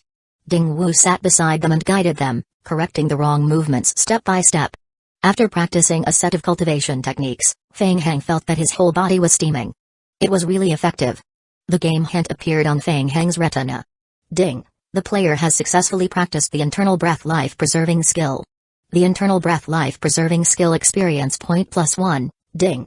The player has received guidance from a special character Ding Wu, Internal Breath Life Preserving skill experience points +100. Feng Heng took a look at the game hint and was secretly speechless. One practice only gave 1 experience point, but leveling up a skill required 50,000 practices. And this was only level 1. As he leveled up, the experience required would also increase significantly. Feng Heng couldn't help but look at the excited Mojai Aoi and asked in a low voice, how many experience points do you need to go to the next level? 120. Mojai Aoi nodded. That's pretty fast. I will be able to level up after practicing on the spot a dozen more times. Fuck. Feng Heng cursed in his heart and was quite speechless. He had learned too many conflicting bloodline academic skills. Even with the god-level academic integration skill, he still needed 50,000 experience points to complete the upgrade. The difficulty of cultivation was hundreds of times higher than Mojai Aoi's. Fortunately, he had a cheat. Feng Heng was already thinking of using hacks when he got back. Forget about the lickers, it would be difficult for them to do gymnastics. It shouldn't be hard for ordinary zombies to practice the cultivation technique, right? After the barbarian invasion came to an end, he would immediately find a place to try it. After all, there were too many people around, so he didn't want to attract too much attention. Well, he had to keep a low profile. After resting for a while in the cave, Feng Heng watched Mojai practice his life-preserving cultivation technique more than 10 times in high spirits and raised the skill level to level 2. There was a hint of envy in his eyes. Then, divine zombies and ordinary zombies that follow the team also came over. Under Feng Heng's control, the zombies loaded all the bodies of the savage beasts and barbarians on the battlefield into the trucks and took them away. Done, let's go back. They're back. From afar, the soldiers on the sentry tower saw the return of Feng Heng, Ding Wu, and the others. They immediately shouted excitedly, their faces full of excitement. The morale of the Empire's team guarding the village was greatly boosted. The gate of the village opened immediately, and Ao King personally led Feng Heng and the others into the village. After listening to Ding Wu's story, everyone looked at Feng Heng with even more surprise. Even the barbarian team was defeated? The Empire's soldiers who had been through battlefields knew very well that a Tier 2 barbarian was terrifying. It usually took several teams of the Empire to work together with the Empire's mages to kill them. If they were not careful, they would have to pay a high price. How could undead creatures be so ridiculously strong? Feng Heng looked at Ao King and said, Commander Ao King, the barbarian team has only been defeated temporarily. I don't think they will stop their attack just like that. They will come and find us soon. I want to find an open space in the village for research and defense. Well, I also need some supplies. I hope you can help me. Yes, I will. Seeing that Feng Heng had saved Ding Wu's team, Ao King no longer had any doubts about Feng Heng. He immediately nodded and said, the villagers are now gathered at the west side of the village. Other than these, the Empire can expropriate the other places. In addition, you can expropriate the materials in the village. After the barbarian invasion ends, the Empire will deal with the aftermath. Alright, I need a furnace, ironware, a brick kiln, carts, and a lot of tools. Hut, go with Boss Feng. Let him know if you need anything, Ao King said with a nod. Yes. Feng Heng cupped his hands at Ao King courteously, thank you so much. He was quite satisfied with Ao King's cooperative attitude. Since he was ready to turn the village into a temporary camp, he had to make some changes. Right now, the village's defensive capabilities were simply too weak. Feng Heng immediately controlled the ordinary zombies to transport the supplies into the town. He nodded to Mojai and said, Old Mr. Mo, you follow them to the village and choose a place. We're going to build something. Go to the village and get all the materials that can be used. I will go to the temporary camp in the forest and get the people and materials. Okay, leave it to me. I will get it done right away. Mojai agreed and left with Hut in a hurry. Feng Heng thought for a while, then turned to look at Ao King and asked, Commander Ao King, are there any mines in this area? Where else can we mine clay? Hearing Feng Heng's question, Ao King's eyes were full of confusion. Why was he thinking about mines when they were facing a great enemy? Yes, there are. There aren't many nearby mines, and there might be barbarians in the wild if you're far away. I will get someone to get you the specific map. Alright, just pass it to Mojai later. Feng Heng replied and immediately climbed onto the shoulder of the fusion tyrant form. He then led the zombies back to the temporary camp. Time was tight. According to the current defense facilities of the village, if 1 or 2 small barbarian teams came, they could still resist with the help of the zombie team. But to stop a large number of Tier 2 barbarians was simply wishful thinking. Anyway, he had to find a way to reinforce it. With the god-level engineer Victor around, it shouldn't be difficult to produce some quick-drying cement and city walls. Feng Heng stood on the shoulder of the fusion tyrant form and fell into deep thought. At the back of the team, divine zombies were pushing cart after cart, following the fusion tyrant form at the front, slowly advancing into the forest area. An hour later, furnaces, brick kilns, and cement harvesters were lined up in rows on the empty land in the village. The zombie clones continued to shuttle back and forth. They transported carts of raw materials for making bricks and cement back and forth. At the sentry tower at the village's entrance, Ao King was silent for a moment as he watched the zombie horde moving clay coal mines into the village and carrying out large-scale construction in the village. It was as if they had seen a ghost. Were they really undead creatures? Since when could zombies start producing? Mazia and's group of mercenaries was also shocked speechless. Last night, they witnessed the zombies' construction skills. Now it's even worse. Even brick kilns and mixers had been made. Were they trying to reinforce the entire village with brick walls? 1039 Construction near the brick kiln area divided by the village, a large blood altar was built by Fang Heng. Fang Heng nodded in satisfaction. In most cases, the size of the blood altar did not affect the effect of the altar. The main purpose of the expansion was for the blood pool. A large blood altar's blood pool could contain more blood, which slightly increased the smelting efficiency. A large amount of blood transferred from the temporary stronghold in the forest was poured into the blood pool in buckets. In addition, brick walls and quick-drying cement were also in the process of being produced. Based on an improved formula specially customized by Victor, the brick wall was made with a large amount of shrapnel given the existing conditions. Although the defense was much weaker, it was extremely efficient. Now, they just had to wait for the first batch of bricks to come out and let the zombie clones go out to reinforce the outer wall of the village. By then, the wooden fences at the entrance of the village would all be torn down and replaced with brick walls. The defensive capabilities of the village would be greatly improved. The only problem was that there were several mines near the village, but there were no iron ore resources. In order to solve this problem, the only way was to collect iron weapons from the village and reforge them into iron blocks. Fang Heng turned his head and saw Mojai Ai walking toward him with Kaiyu Yaokang. Kaiyu Yaokang's face was filled with displeasure. He was not in a good mood after his research was interrupted. He was a little reluctant when he was brought here. The research lab in this place had not been fully built. Fang Heng knew Kaiyu Yaokang's character, so he rushed to speak before the latter. Kaiyu Yaokang, you're just in time. I've made a huge discovery. Kaiyu Yaokang, who was about to complain to Fang Heng, was immediately attracted by the discovery. What did you discover? It's the barbarian race. Fang Heng then explained in detail what happened during the battle with the barbarians, emphasizing the tier 2 of the barbarian race and the strange black rhombus-shaped spikes that extended from the barbarian's body. After listening to Fang Heng's detailed explanation, Kaiyu Yaokang frowned, his fingers rhythmically patting his pants, deep in thought. Interesting. Kaiyu Yaokang was very interested in the barbarian race that could enter tier 2. It sounds like a transformation of a life form. Mojai Ai's demon hunter bloodline has a similar ability. Have you found a live sample for research? If it's possible, I'd like to dissect and study it in detail. Kaiyu Yaokang said as he glanced at Mojai Ai. At the side, Mojai Ai noticed Kaiyu Yaokang's emotionless eyes on him and shivered for no reason. It's also related to me, a demon hunter? Mojai Ai suddenly wondered if he would see himself on Kaiyu Yaokang's dissection table when he went online one day. It's nothing. It doesn't matter much. Kaiyu Yaokang continued, from what you just said, the strength mode of operation of tier 2 demon hunters is very different from that of tier 2 barbarians. The method that demon hunters use is to stimulate their senses to change the activity of the body's cells, thus achieving an enhanced effect. The barbarians are different. After tier 2, they can extend black, rhombus-shaped spikes from their bodies. The spikes not only have poisonous effects, but they can also control explosions. This physical change is really interesting. I am afraid it will be a little difficult to bring back live samples.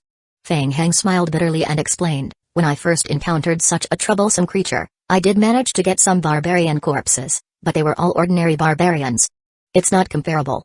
It's best if we can get a tier 2 barbarian. Alright, I will try my best later.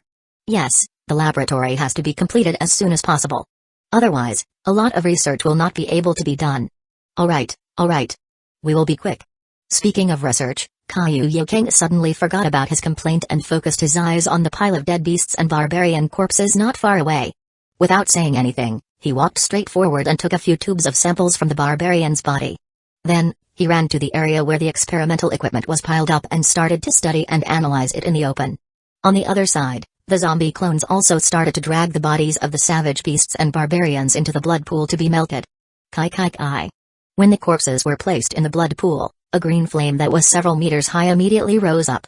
Since Fang Heng was only controlling the modified zombies, they couldn't simply extract the blood essence from the corpses like the high-tier vampires.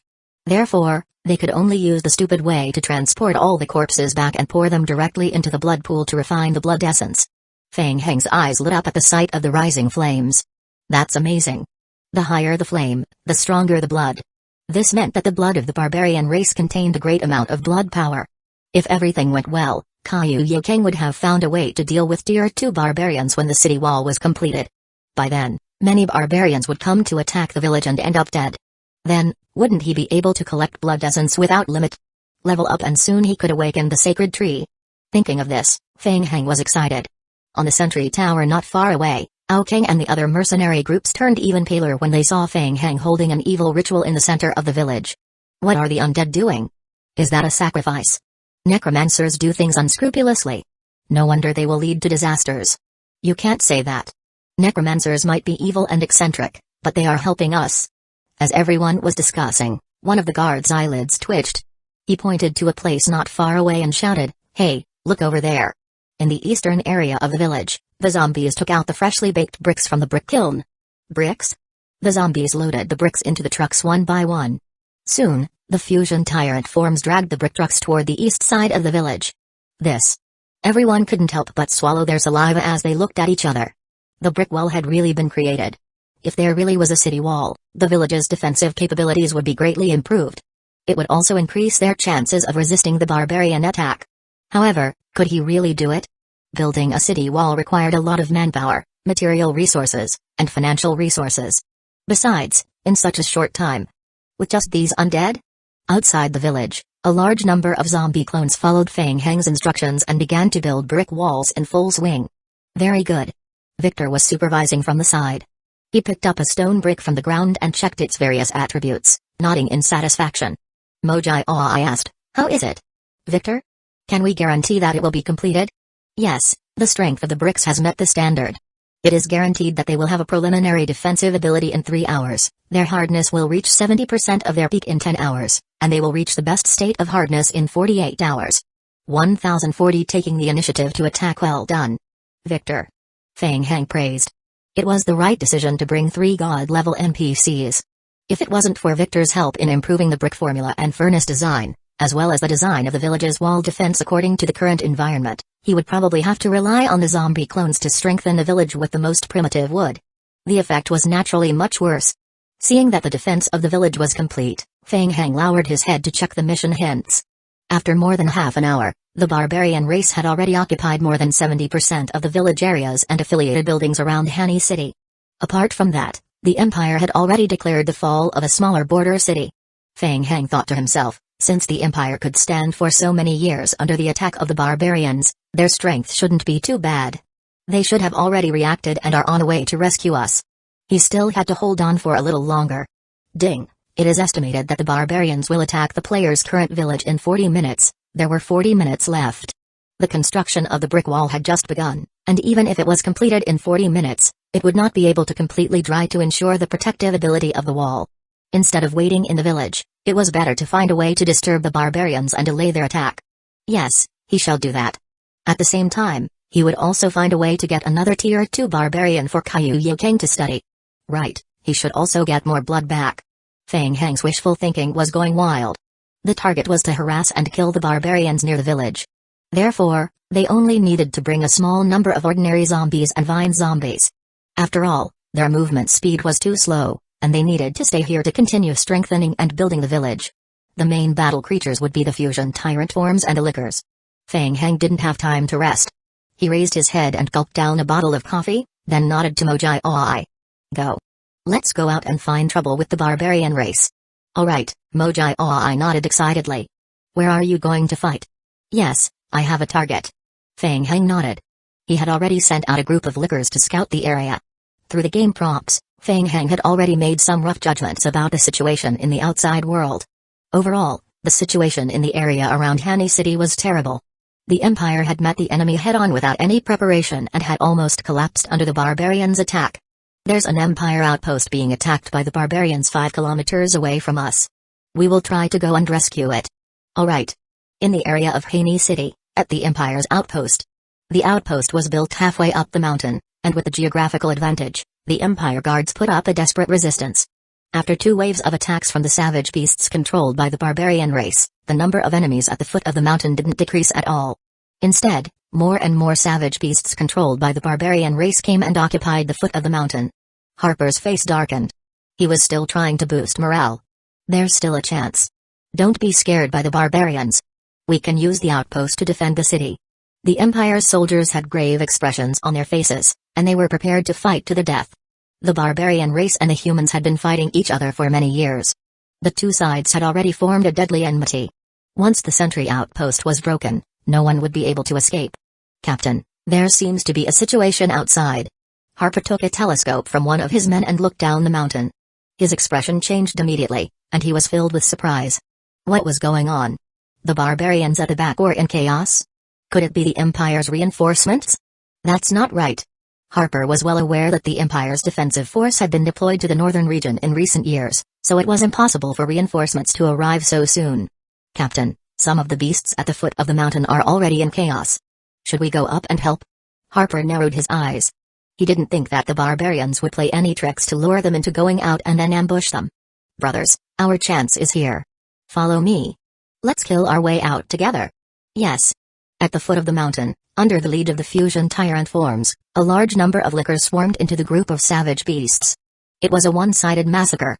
The barbarian team was made up of a large number of savage beasts and a small number of barbarians. The strength of the savage beasts varied. If they were to be compared, they would be roughly equivalent to the strength of the elementary to high-tier vampires in the vampire apocalypse. The group of lickers relied on their high attributes and the effect of their undying body skill to directly explode. Hanlu, the captain of the barbarian team, was greatly surprised. When he first saw this group of undead creatures, he didn't think much of them. He directly controlled the savage beasts to rush forward and face them head-on. Initially, the savage beasts were able to hold on and resist, but as they fought, Hanlu found that the number of savage beasts had decreased significantly, while the number of undead creatures had not decreased at all. Hanlu waved the fanatical battle axe in his hand and ruthlessly hacked forward. He had clearly cut the licker in half, but the licker had quickly regrown after that. This was the first time Hanlu had ever encountered such a strange undead. Kill them. Seeing that the number of beasts in the surrounding area was gradually being devoured, Hanlu's ferocity was triggered. He led the barbarians behind him and rushed forward to attack the fusion tyrant form. In Hanlu's eyes, the fusion tyrant form was the leader of this group of ghouls. As long as he could get rid of the fusion tyrant form, he would be able to completely destroy this group of zombies. Boom. The fusion tyrant form raised its fist and smashed it toward Hanlu. Thump. Its fist struck the battle axe that Hanlu had set up, producing a dull sound of impact. Hanlu was forced to retreat, his eyes filled with shock. This monster's strength was actually this great? Roar. Hanlu let out a roar, his eyes bloodshot and his skin instantly covered in a layer of black stratum cornum. Fine black, rhombus-shaped spikes seeped out of the black cuticles on the surface of his body. He is here. Fang Heng, who was hiding in the dark, had his eyes lit up. Last time, the Tier 2 barbarian had escaped. This time, he had to find a way to capture him alive. Kai Kai Kai. Hanlu raised his hand forward, and fine spikes instantly shot out from his body, directly blasting the body of the tyrant form. The black rhombus-shaped spikes exploded with a powerful impact that caused the fusion tyrant form to take half a step back. Bang. Bang bang. Following that, the spikes that pierced into the fusion tyrant form began to explode, continuously forcing the fusion tyrant form into a stunned state. Fuck, this guy is so hard to deal with. I could not help but wipe the sweat off his forehead. The monsters in intermediate games were indeed difficult to deal with. A barbarian in his Tier 2 state could actually remain undefeated under the siege of more than 10 fusion tyrant forms. He even had the upper hand. If Wei Tao's team encountered the Tier 2 barbarians, they would probably suffer huge loss. The shock in Hanlu's heart was far more intense than Moji's. What monster? The Blackthorn, which had always been successful, was actually ineffective against these monsters. 1041 Surrounded in the long history of the war with the Empire, the barbarians had relied on the Blackthorn to fight and had almost never failed in dealing with the Empire's close combat units. Other than the full-armored knights of the Empire, this was the first time Hanlu had encountered such a troublesome creature. Let's see how long you can last. Hanlu's eyes were bloodshot as his fists continuously bombarded the fusion tyrant form. The black spikes that were overflowing from his fists continuously pierced into the body of the fusion tyrant form. Boom. Boom boom. The fusion tyrant form was like a sandbag, constantly enduring Hanlu's attacks. As they fought, Hanlu suddenly realized that something was wrong. There were fewer and fewer beast companions around. What was going on? He scanned his surroundings and found that he was surrounded by a group of lickers. Not far away, Fang Heng squinted his eyes and said in a low voice, "It seems like we've been discovered." When he first noticed Hanlu, he immediately adjusted the lickers' attack pattern, maintaining their formation while nibbling away at the surrounding beast groups. They surrounded Hanlu and then gradually pulled back to defend. Fuck, this monster's physical strength is a little too good. I complained in a low voice, he's trying to run away. What should we do? Hanlu had been fighting a high-intensity battle for more than 10 minutes, But his physical strength did not seem to be decreasing at all. Upon realizing that he had been surrounded, Hanlu also began to regain his senses. Whoosh! Hanlu immediately flew toward the right side of the space. Whoosh! Whoosh! A dozen lickers immediately stepped forward to fill in the gaps, firmly blocking Hanlu. Roar! Hanlu let out a bestial roar, and the black rhombus-shaped spikes on his body shot out at full speed, blasting away a large group of lickers in front of him.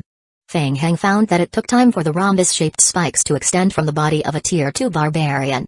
Even though the time needed to grow was very short, at the very least, this meant that his skills had a cool-down interval.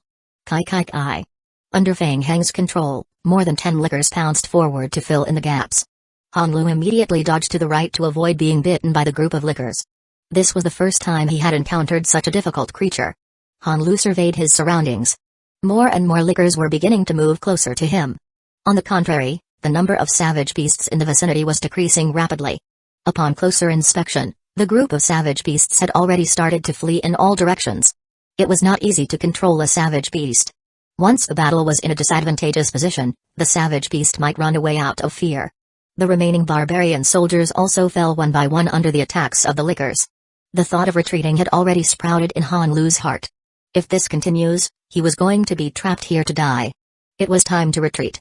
Not far away, Harper led the Empire army down the mountain to work with the undead creatures and kill a small number of the savage beasts. Then, he saw the savage beasts scattering. As they continued to descend the mountain, they discovered that Hanlu was entangled with a group of ghouls and fusion tyrant forms. Immediately, their expressions changed. What was going on with these undead creatures? There was also the Tier 2 barbarian with explosive power. The Empire army felt a chill run down their spines. It was too terrifying. The undead had actually surrounded the Tier 2 barbarian in the center. "Captain, let's go." Harper raised his hand and gestured for him to keep quiet. "SHH," he said. "Watch carefully and don't go any closer." "Understood." The subordinate had just agreed when he suddenly raised his eyebrows and couldn't help but shout, "Not good, he's running away." Hanlu realized that the situation was not good, so he turned around and charged toward the area on the right where the lickers were the least concentrated. Roar! Hanlu once again let out a beastly roar, and the sharp spikes on his body wildly shot out, blasting away the surrounding lickers and passing through the gaps between them. Boom! Boom! The explosion caused the group of lickers in front of them to be stunned. Lickers immediately rushed up from the left and right to block the attack. Hanlu suddenly raised his hand forward, and the bones in his body crackled. Black, rhombus-shaped spikes rapidly extended from his palm, forming a long crystal whip made of black spikes in the blink of an eye. Whoosh! As the long whip flew forward, the dense, rhombus-shaped spikes exploded in the air. Hiss! Hiss! The black rhombus-shaped spikes pierced into the group of lickers. Boom! Boom! Boom! The second wave of lickers was pushed back, and the continuous explosions caused them to freeze, losing their ability to fight. Fuck! Mojai was anxious. After fighting with him for so long, he still managed to escape? Whoosh! Mojai felt a gust of wind passing by him. When he looked again, Feng Heng was already running in the direction where Hanlu had escaped. Feng Heng. After breaking free from the lickers' restraints, Hanlu charged forward.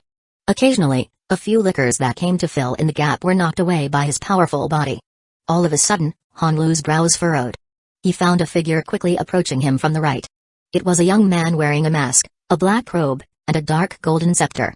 His face could not be seen, but Hanlu could sense that this person was unusually young. It was him. A strong instinct told Hanlu that this young man was controlling the zombie horde. The Empire's Necromancer. Did he want to stop him?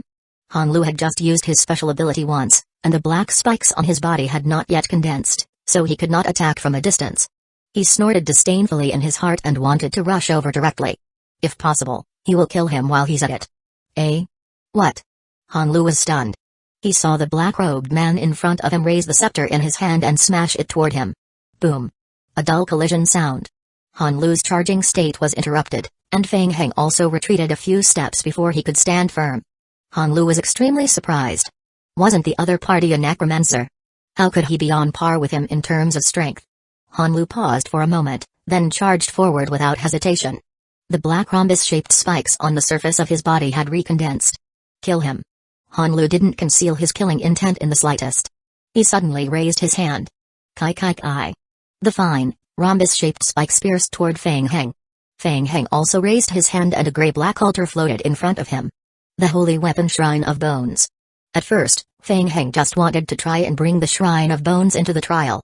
He thought it would cost him at least a few thousand or tens of thousands of points.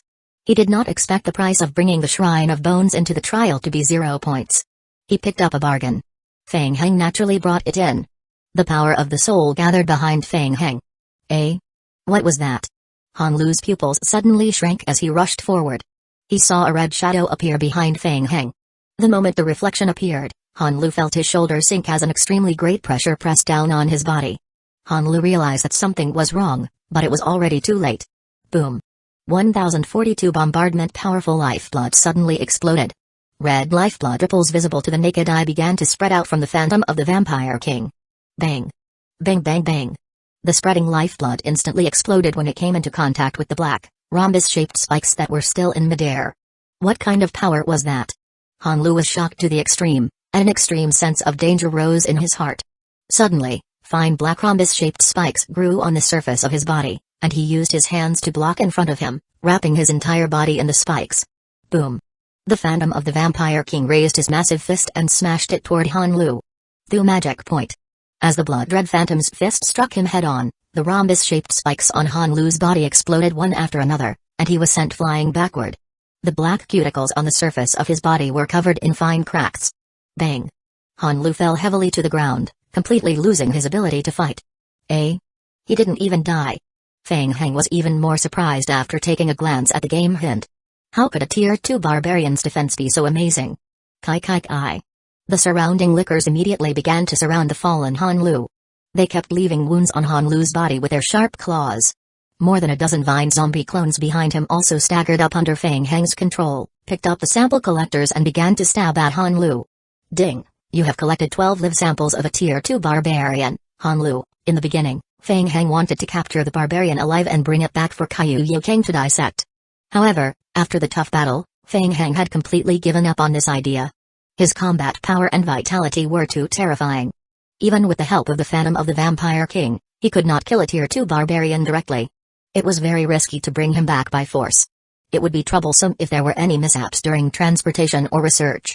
After extracting more than a dozen live samples, the group of lickers completely emptied Han Lu's health point. Ding! You have killed the barbarian's elite team captain, Han Lu. Your reputation in the Human Empire has increased. Ding! In the Human Empire, you can cut off the ears of the barbarian team captains as spoils of war and exchange them for various rewards from the major human cities in the Empire. Ding! As you have defeated the barbarian team, the barbarians' attack on the player's village will be delayed. Ding! It is estimated that the barbarians will attack the village in 70 minutes. After confirming the game hint of Han Lu's death, Feng Heng heaved a sigh of relief. The barbarian leader didn't drop anything after his death. His ears should be considered a compensation reward in the game. Feng Heng thought about it and looked up at the battlefield behind him. He reached out his hand, and the large patch of pale blue mutation crystals left on the battlefield was sucked into his palm. Ding! Player has obtained Tier 1 mutation crystal 347 pieces and Tier 2 mutation crystal 31 pieces. Harper and the others in the dense forest were shocked to see Feng Heng kill a Tier 2 barbarian. There was no vampire in this world. They regarded Feng Heng as a powerful necromancer. The move using the aura of the dead just now was naturally a powerful spell of the necromancer. Harper noticed Feng Heng's gaze and walked out of the forest with his men. Thank you for your help. I am Harper, a sentry guard from the Empire. Yes. Feng Heng nodded and said, I am a necromancer from a nearby village. Captain Ao Kang is in charge of guarding the village. Harper heaved a huge sigh of relief when Feng Heng mentioned Ao Kang. Feng Heng didn't look like an enemy. Necromancers were too strange, and the Empire guards were rather wary of Feng Heng. Feng Heng also felt it, but he didn't care. This time, he did not disappoint. He finally got a Tier 2 barbarian's live sample and body. He had to send the body back as soon as possible. Hopefully, Kaiyu Yao King could find something useful. Feng Heng looked at the dead bodies of the beasts around him, then turned to Harper and said, if you don't mind, do me a favor. I need to collect these corpses. Are there any carts or transportation tools in the outpost? Alright. The outpost has all the means of transportation. No problem. Harper agreed and immediately ordered his men to return to the outpost to collect the carts and help Feng Heng load the savage beasts' corpses. Some of the materials could be collected from the bodies of savage beasts and sold for a good price. Harper did not think that Feng Heng would sell the items for money at this critical moment. Evil necromancers. Corpses were the best spellcasting material for them. Thank you, he said. The barbarian invasion will continue, Feng Heng continued. Are you going to stay here or go back to the village with us? This. Harper was stunned for a moment. He did not expect Feng Heng was going to transport so many savage beast corpses back to the village. Are you going to send these savage beast corpses back to the village? Yes. Harper was bewildered. The village's defense facilities were backward, so shouldn't it be safer to stay at the outpost? Noticing Harper's hesitation, Feng Heng nodded and said, It's fine. We will return to the village immediately after we're done loading the savage beast corpses. You can continue to stay at the outpost. Harper thought for a while and immediately realized the meaning of Feng Heng's move. No, that's not what I meant. I will go back with you. The outpost was the Empire's military defense facility and the #1 target of the barbarians' attack. It was foreseeable that the barbarian troops would come in waves later. Without Feng Heng, how long could they hold out by themselves? It would take at least half a day for the Empire's reinforcements to arrive. Staying here was definitely death. It would be better to follow Feng Heng's team back to the village. After all, the barbarians' current attacks were carried out in small teams. The village where Feng Heng was located was at the edge of Hani City. If he was lucky enough, the barbarian teams might ignore the village and attack Hani City directly after the village resisted a few waves of barbarian teams. At that time, they might still be able to survive. Protecting a village was also a form of protection, and it was the same as contributing to the Empire. Harper would have led his men back to Hani City to defend the outpost if not for the fact that the outpost was too far away from the city and might be attacked by the barbarians on the way. However, Harper turned to his men, who were helping to collect the savage beast corpses, and asked, with so many corpses, wouldn't it be a little inconvenient to transport them? It's fine. I will take care of the transportation. I have a way. Hearing that Harper was going to leave with him, Feng Heng was overjoyed. He couldn't help but look at the outpost halfway up the mountain. Not bad, not bad. Harper and the others would return to the village with him. In that case, he could take all the iron equipment, tools, and other supplies in the sentry tower with him. After smelting, they could be used to forge mini tools. After all, there was a lack of iron or resources around the village, and the materials for making iron could only be recycled. Taking everything into account, taking the initiative to attack was definitely not a loss. As Harper looked at Feng Heng's eyes which were looking around the outpost and seemed to be filled with greed, he felt a little weird and sensed that something was not right. 1043 Self-built city wall. Half an hour later, at the top of the village's sentry tower, Aokang saw a large group of zombies rushing toward the village. They also brought along a large number of carts. The carts were full of materials. There were many bodies of savage beasts, as well as tools and equipment. He couldn't tell what it was, but it felt weird. One of the guards hesitated for a moment and looked at Aokang. Captain, let's go, we will go and receive them together. Yes. The entrance of the village opened and the Empire's guards came to receive them. Harper was accompanying and protecting the group of zombies. He had the same thoughts as Aokang. Zombies could help transport supplies. The zombies had almost turned the entire sentry tower upside down and emptied all the supplies. Even some rare stones were broken by the zombies and brought back. Why did it feel like they had encountered a group of bandits? Harper had asked Feng Heng about this along the way. Feng Heng said that the barbarian army would attack and occupy the outpost soon. He could make a loss, but he couldn't let the barbarians profit. Therefore, he might as well take them all away. Harper fell silent for a long time. It sounded logical, but he still felt that something was not right. Harper was once again shocked by the village before his eyes. Wait a minute, what happened to this small village? Why did they start building the wall already? After more than half an hour, the wall on the east side of the village had begun to take shape. The zombies were still building it.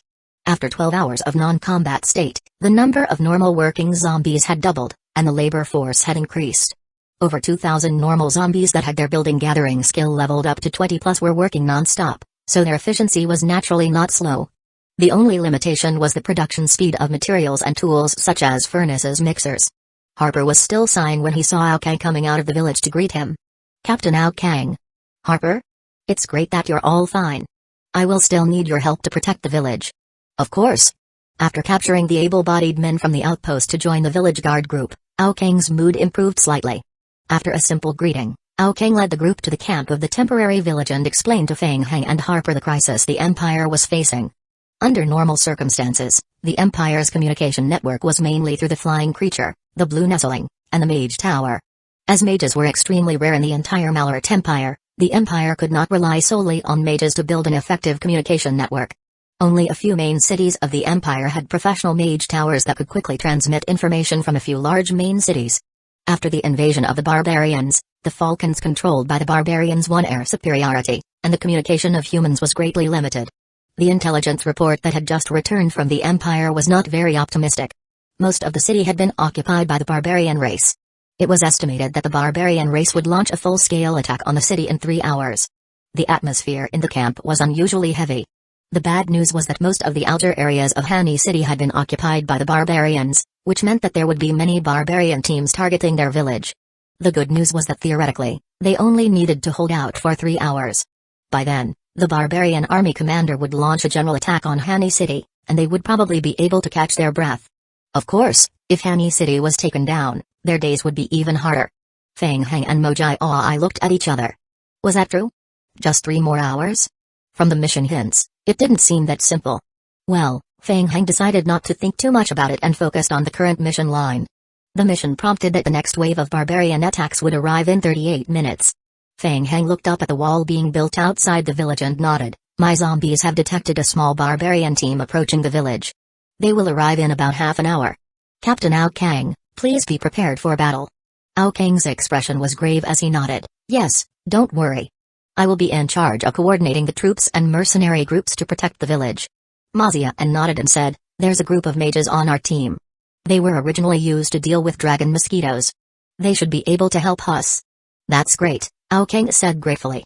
With a group of mages, we can also restrict the demonized barbarians. Having experienced 2 battles with the barbarian race, Feng Heng had a general idea of the barbarian team's combat strength. Basically, every barbarian team would have 1 barbarian who could enter Tier 2. In the Empire, many people called this state demonization. Before entering the trial, Feng Heng had already filled up the souls in the Shrine of Bones. He could use the Vampire King's soul skill again. At least, it would be no problem for him to deal with another wave of barbarian teams. The difficulty was in the follow-up. The barbarians came in waves, and their strength would only get stronger and stronger. Feng Heng suddenly raised his head and asked, the Empire and the barbarians have been at war for so many years. Don't they have any ways to deal with the Tier 2 barbarians? This question made the faces of the few officers from the Empire freeze. That's right, they really didn't have any good strategies. It's just that we are not strong enough. The high-level officers of the Empire are powerful.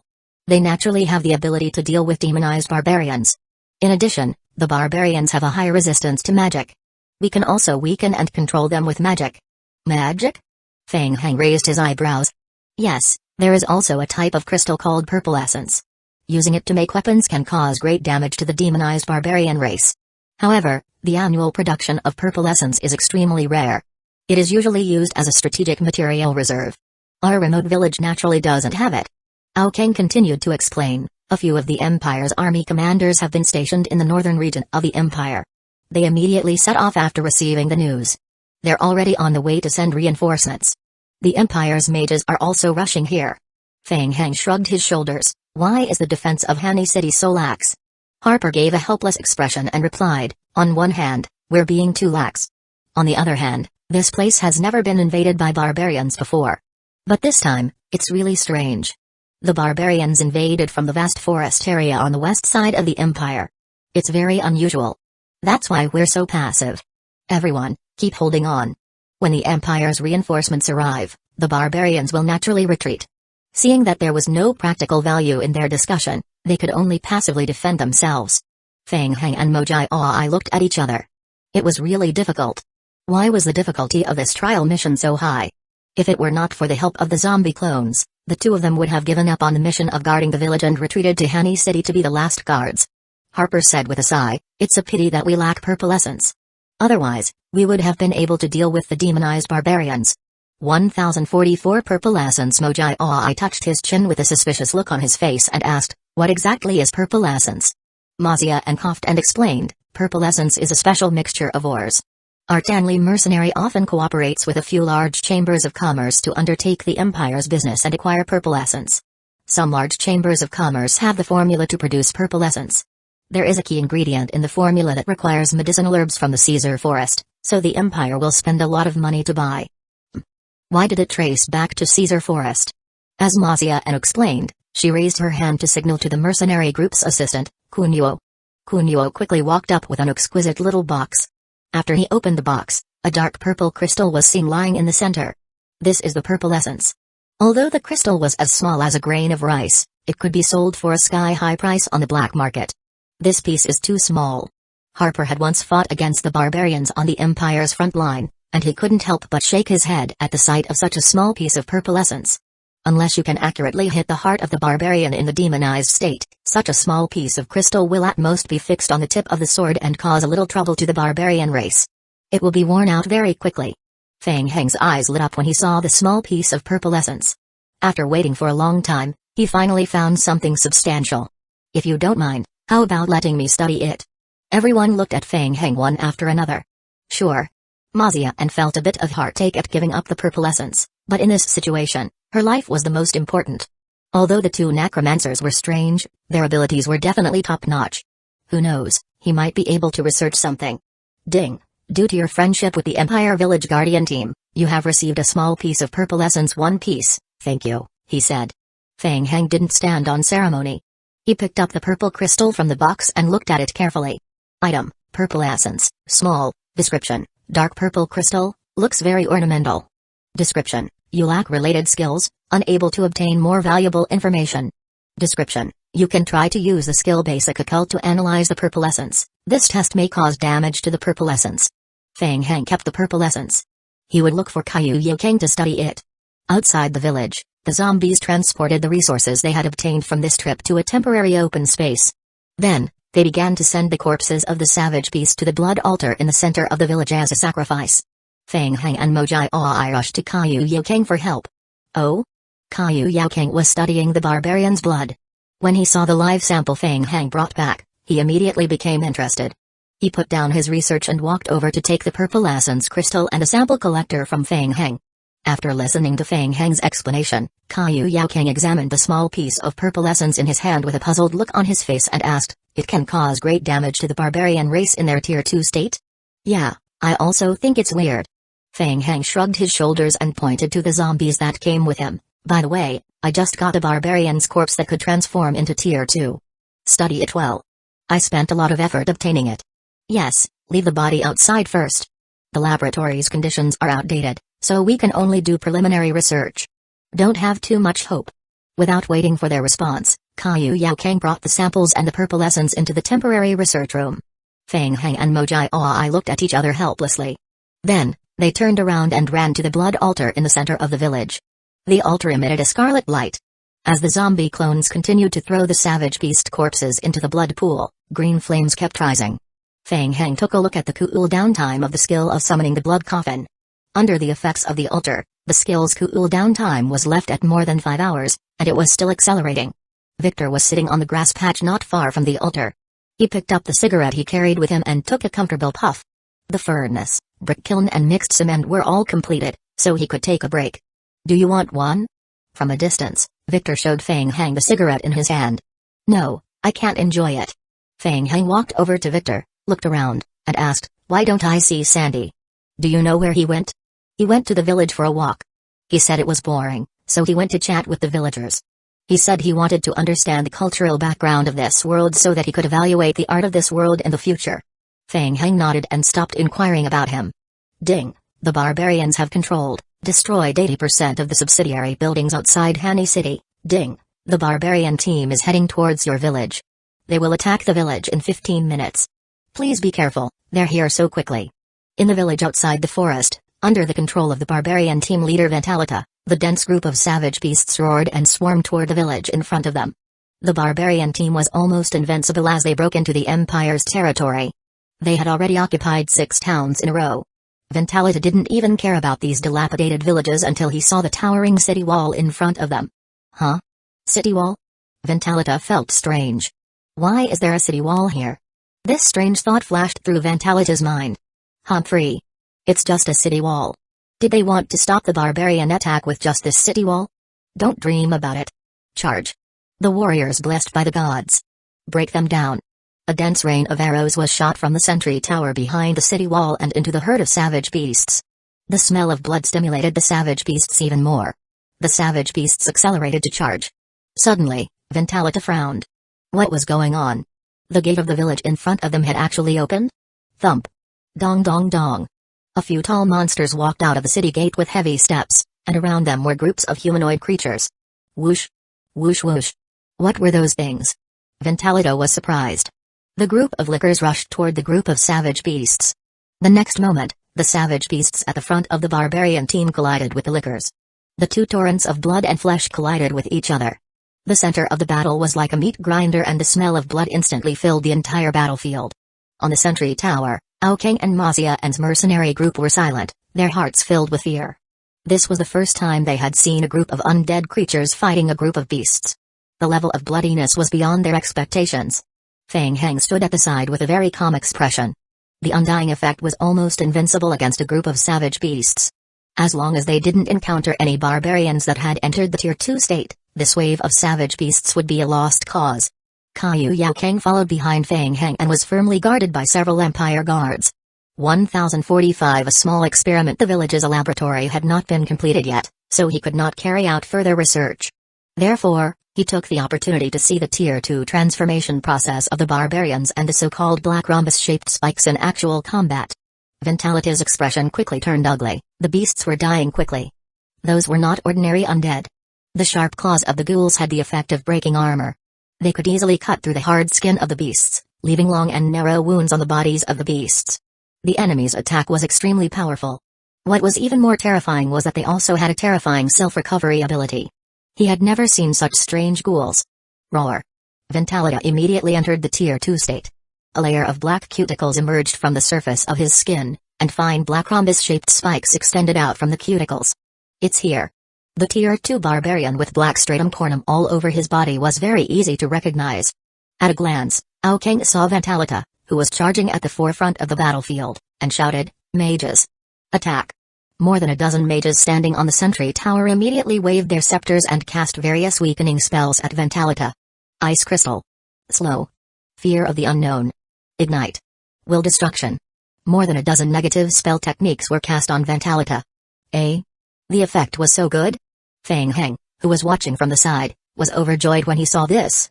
A Tier 2 barbarian was very strong and difficult to deal with, but its resistance to magic was almost zero. With more than a dozen debuffs on his body, Ventalita's forward speed suddenly decreased, and his movements became extremely stiff. Fang Heng found that Ventalita's threat had been greatly reduced. Even the lickers were faster than him. Fang Heng couldn't help but look back at Mazian, who heaved a sigh of relief. This teammate is not bad. However, the mages of the Empire had their limitations. They were not good at close combat and needed the protection of their teammates on the battlefield. If you were to bring this group of mages to battle in the wild, they would die if they were not careful and got close to a savage beast. However, for the defense of a city, the mages were very effective. At this moment, Fang Heng suddenly felt that the situation in Wei Tao's Hani city was still optimistic. Mazian didn't know what Fang Heng was thinking. She was still nervously staring at the bottom of the city wall. The Empire's mages were extremely difficult to train, and training more than 10 mages consumed a large number of the Tanli mercenaries' resources every year. If one of them were to die, she would be heartbroken. Roar. Ventalito was under the control of the mages and felt extremely uncomfortable. He roared again and raised his hand at the mages above the tower. Kai kai kai. The dense black rhombus-shaped spikes attacked the mages. At the side, the Empire's guardian soldiers, who were already prepared, immediately raised their shields that were more than half a meter thick and blocked in front of the mages. Thump.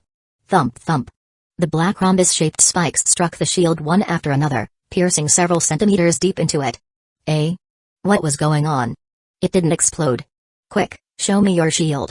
Kaiyu Yaokang, who had just witnessed the Tier 2 barbarian's transformation, was extremely excited. He had long been interested in the black rhombus-shaped spikes. He quickly called a soldier to bring the shield over for inspection. The two soldiers carried their heavy alloy shields and returned to the rear. Fang Heng was also a little curious. He lowered his head to observe and study the black rhombus-shaped spikes on the shield with Kaiyu Yaokang. The spikes were black rhomboid, and the front section was extremely sharp. Just from their appearance, they looked like crystals.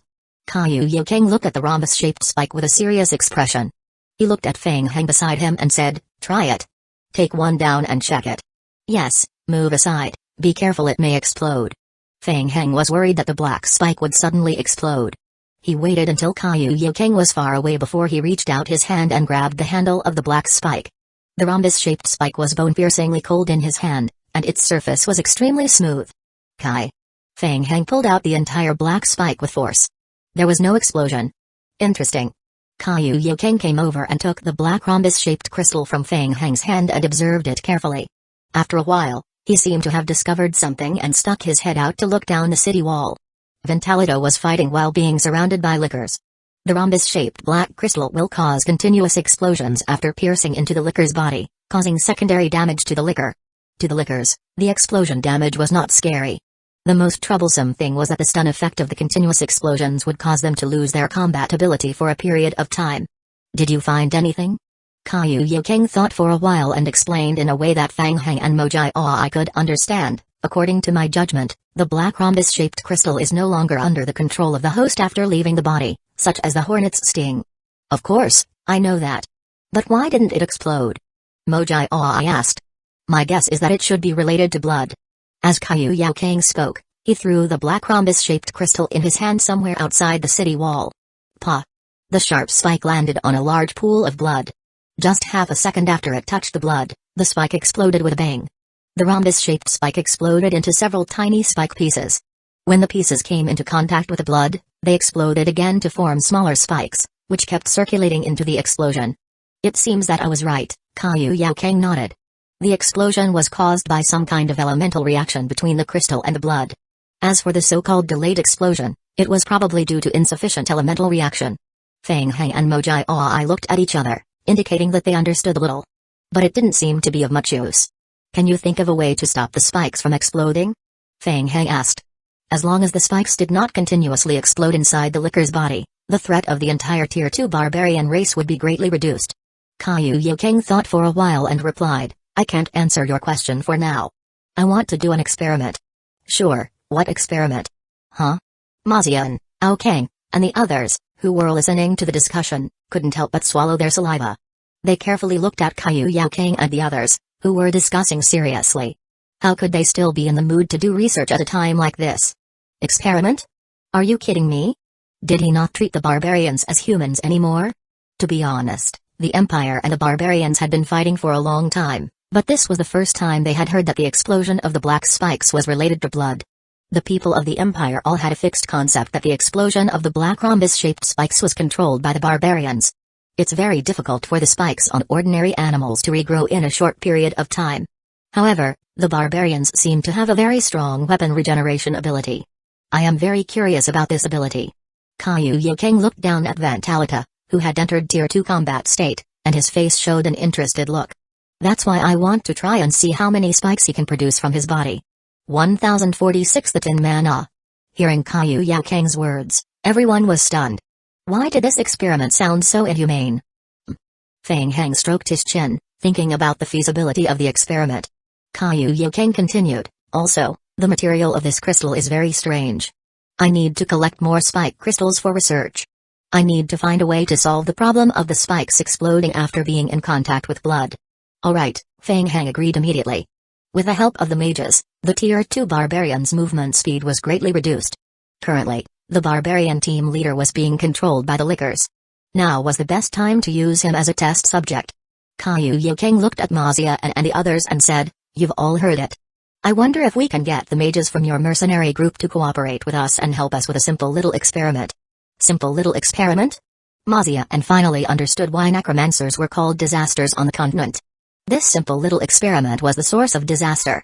Mazia and looked at Fang Heng, who was standing beside Kaiyu Yokeng and tried her best to squeeze out a smile that wasn't too ugly. Oh okay. If you want to get the spikes, you must first withstand the piercing damage of the spikes. Kaiyu Yokeng lowered his head and thought for a while. He soon had an idea. He turned to look at Aokeng and asked, Do you have any thick armor? The thicker the better. There is, but... Captain Aokeng hesitated for a moment. He really wanted to say that very few people would wear this kind of thick armor. It was too heavy.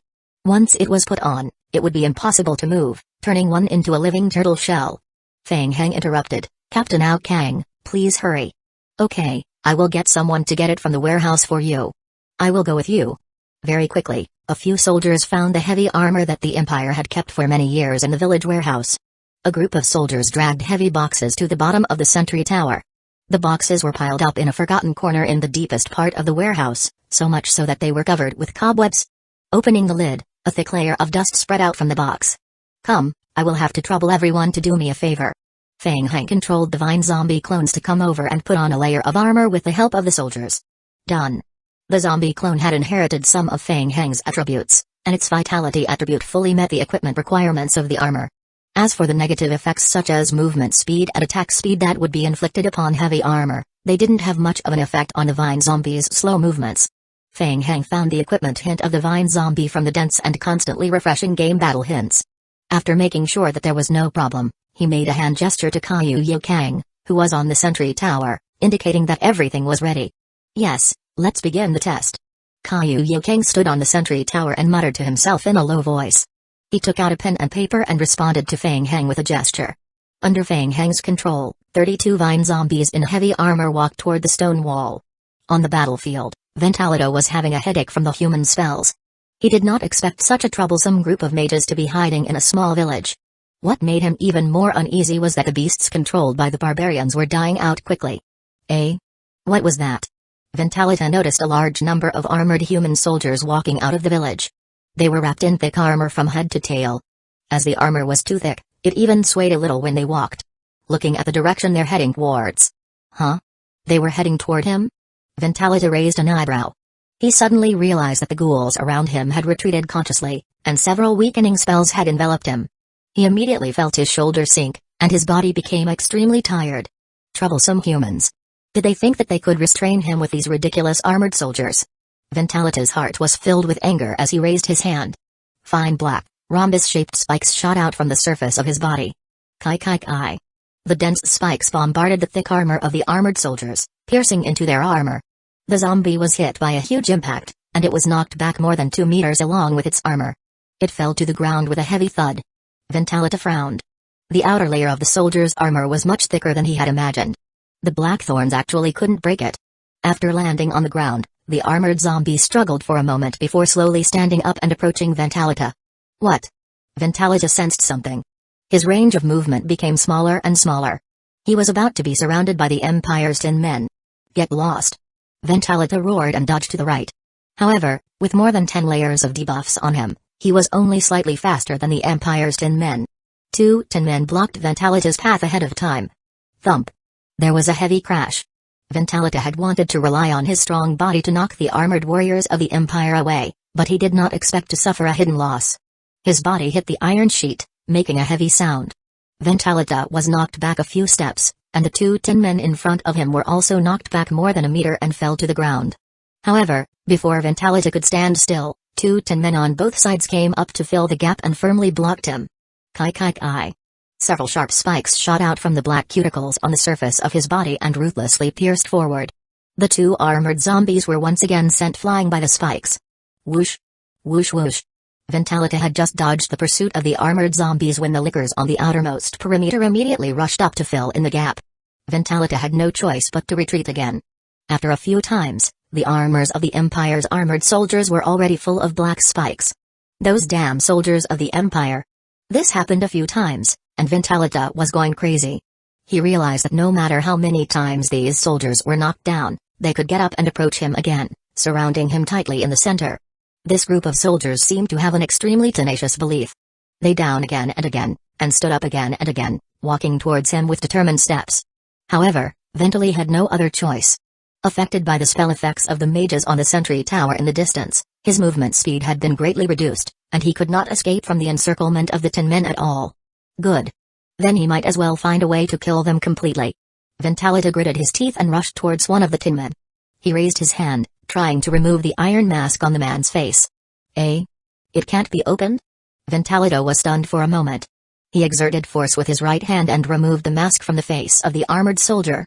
Kai. What the hell? Ventalita's pupil shrank.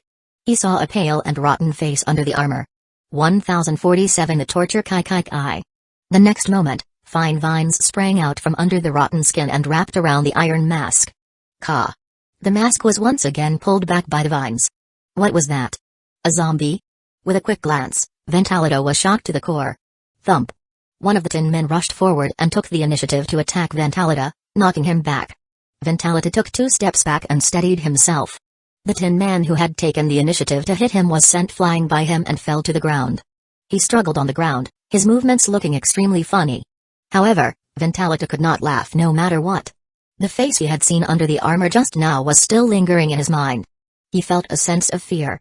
On the sentry tower, everyone fell silent as they saw Ventalita struggling desperately in the midst of the armored zombies. A chill that rose from the bottom of their hearts enveloped everyone. Before the barbarians attacked the village, no one had thought that it would turn into such a situation. They seemed to be able to empathize with the pain Ventalita was currently suffering. There was even a little bit of sympathy. From time to time, someone would secretly observe the expressions of Fang Heng and Kaiyu Yokang. Kaiyu Yokang had a serious look on his face. He kept taking notes as if he was recording data. He looked very serious. Fang Heng, on the other hand, revealed a contemplative look. This was the small test you guys were talking about? You ain't human. Kang took a deep breath and warned himself again that these powerful necromancers were his teammates. Fang Heng's eyes were fixed on Ventalita, who was struggling non-stop, and he couldn't help but touch his chin. Armored zombie? It seemed interesting. It was meaty enough. But thinking about it carefully, the zombie clone already had the effect of the undying body. There was no need to put on the armor and become so meaty. It was adequate enough to deal with Tier 2 barbarians. Moreover, there was no way to mass-produce this thick iron armor at the current stage. There was really no need. Fang Heng gave up the idea very quickly. The physical defense set wouldn't do, but it would be great if he could change it to the magic immune set. He would have to spend money to get a set no matter what. It didn't seem impossible. Fang Heng suddenly recalled an enchantment coating that he had once seen somewhere. A layer of coating could be applied to the armor to increase its magic resistance. Well, he would continue to look for an opportunity to study it after a period of time. Oh, it seems that my guess was right. Kaiyu Yokang kept writing on the paper and muttered, "It's been 10 minutes. The black spikes on the barbarians' bodies are growing slower."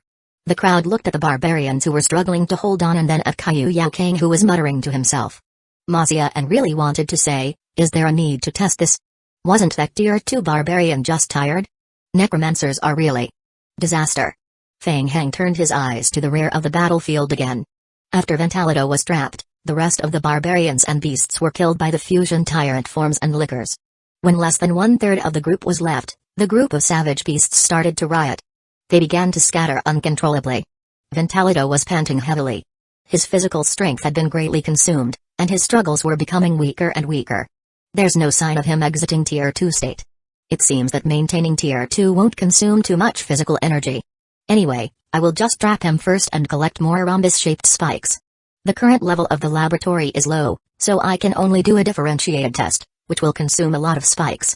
Kaiyu Yokang put away his notebook and said casually, I will go back and take a look at the layout of the laboratory first.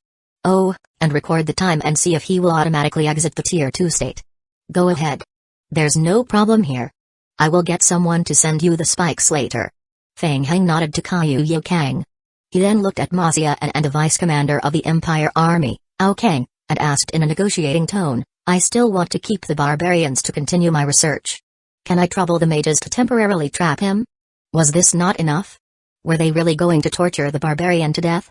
Kang and Mazia looked at each other and felt a chill run down their spines. I have no objections.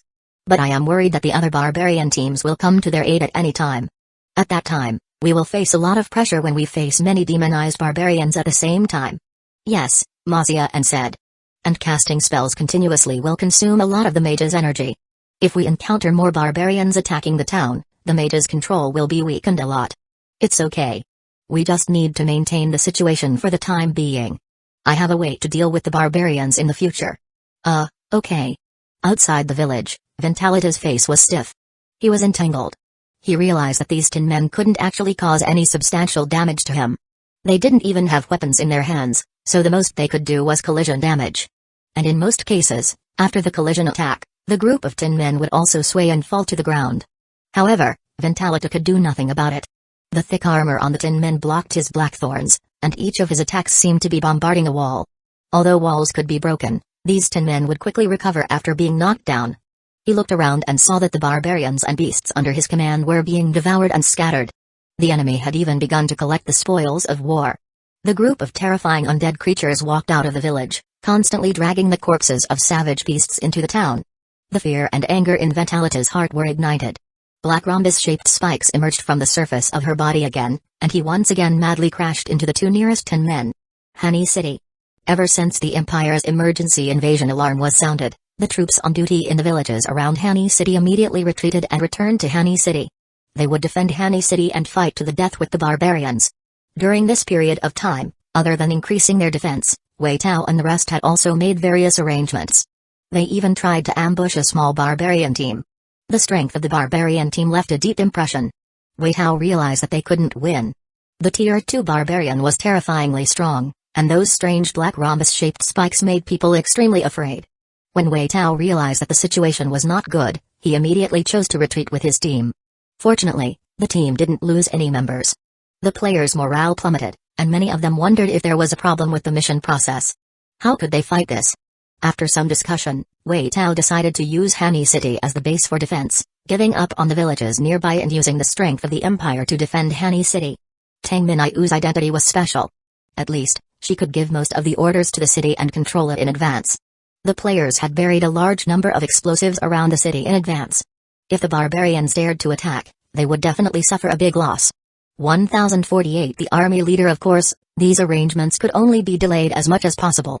The city wall of Hani City and the 100-man team of mages in the city were their biggest reliance. You mean purple essence?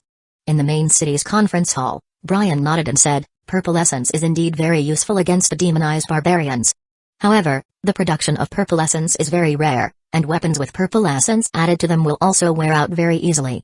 There are only 3 purple essence weapons left in the city, and only the blades are coated with a layer of purple essence crystal. These 3 swords have been granted to the 3 knight commanders of the city guardian knights. They were discussing the pre-war strategy meeting when a soldier knocked on the door and entered. City Lord, the Empire has sent us the latest intelligence. Brian took the information from his subordinate and frowned after a quick look. Bad news. Seeing Brian's worried face, Hueco asked, how's the situation? The barbarians will invade the Empire by guerrilla warfare as usual. Brian shook his head and handed the letter over for everyone to read. It's terrible. The barbarian leader who led the invasion of Hani City is Amanta. At this point, Brian paused and said in a deep voice, Amanta has a Tier 3 barbarian mutation ability. Tier 3. Everyone sucked in a breath of cold air and felt the pressure on their bodies was extremely great. They couldn't even defeat Tier 2, let alone Tier 3. The city lord, Brian, also sighed in his heart. The strength of the Tier 3 barbarian was much stronger than that of the Tier 2 barbarian.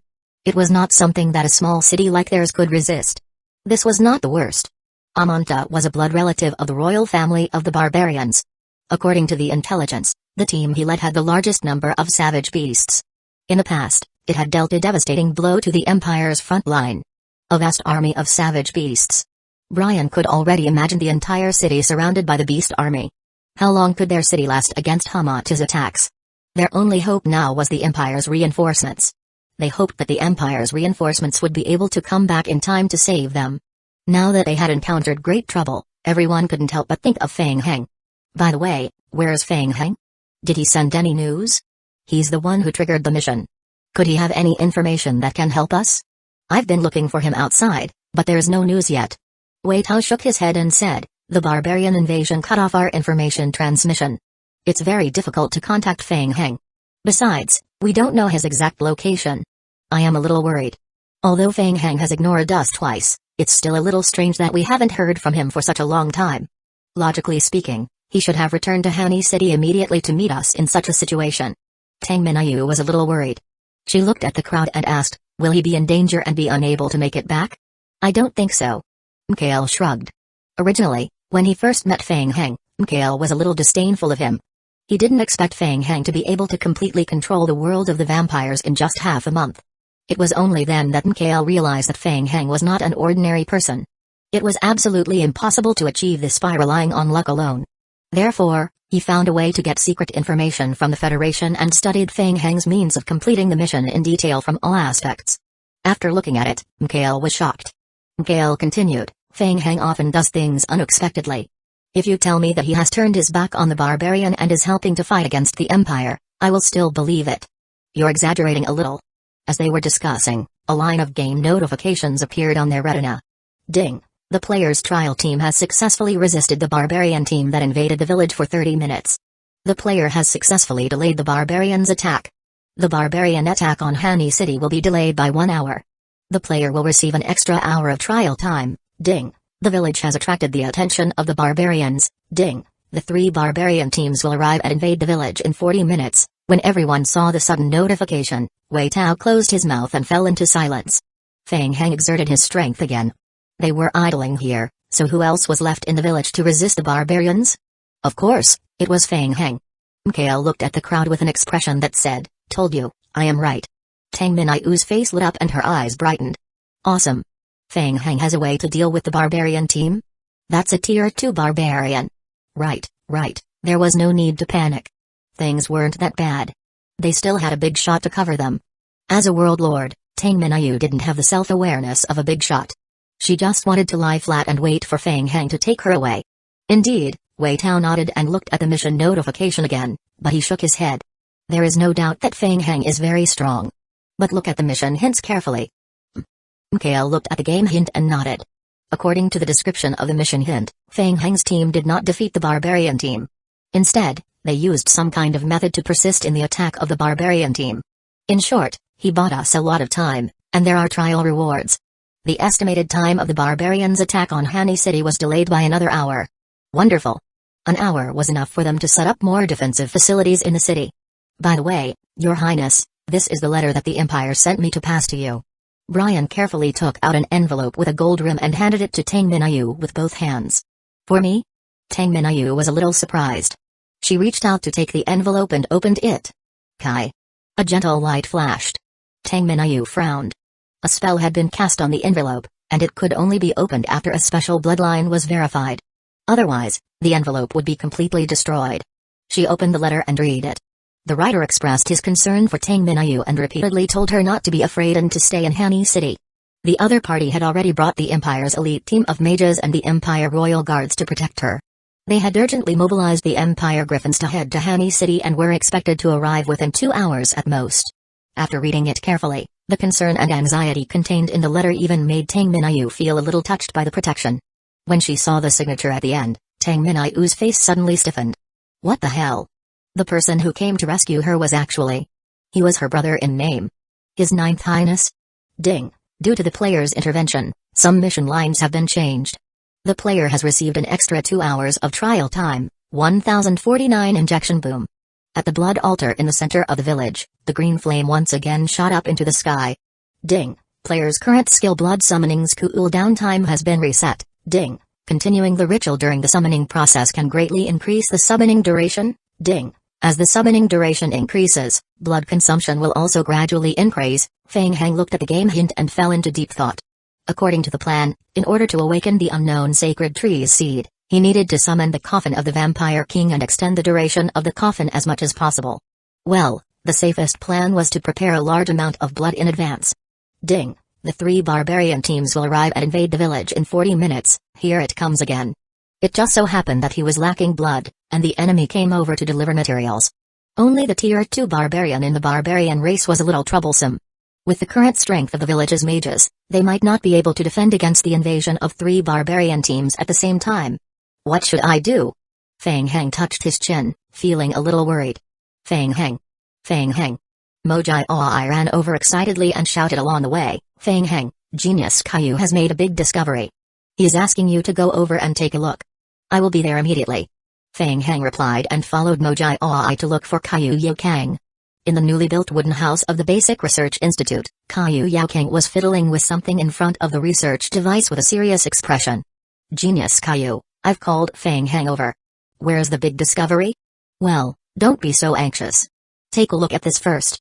Caillou Yaokang gestured to another test bench beside him and went over.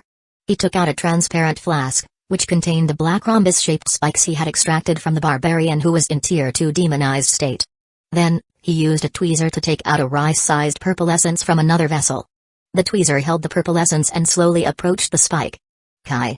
As soon as the two came into contact, the black rhombus-shaped spikes melted away as if they were being corroded.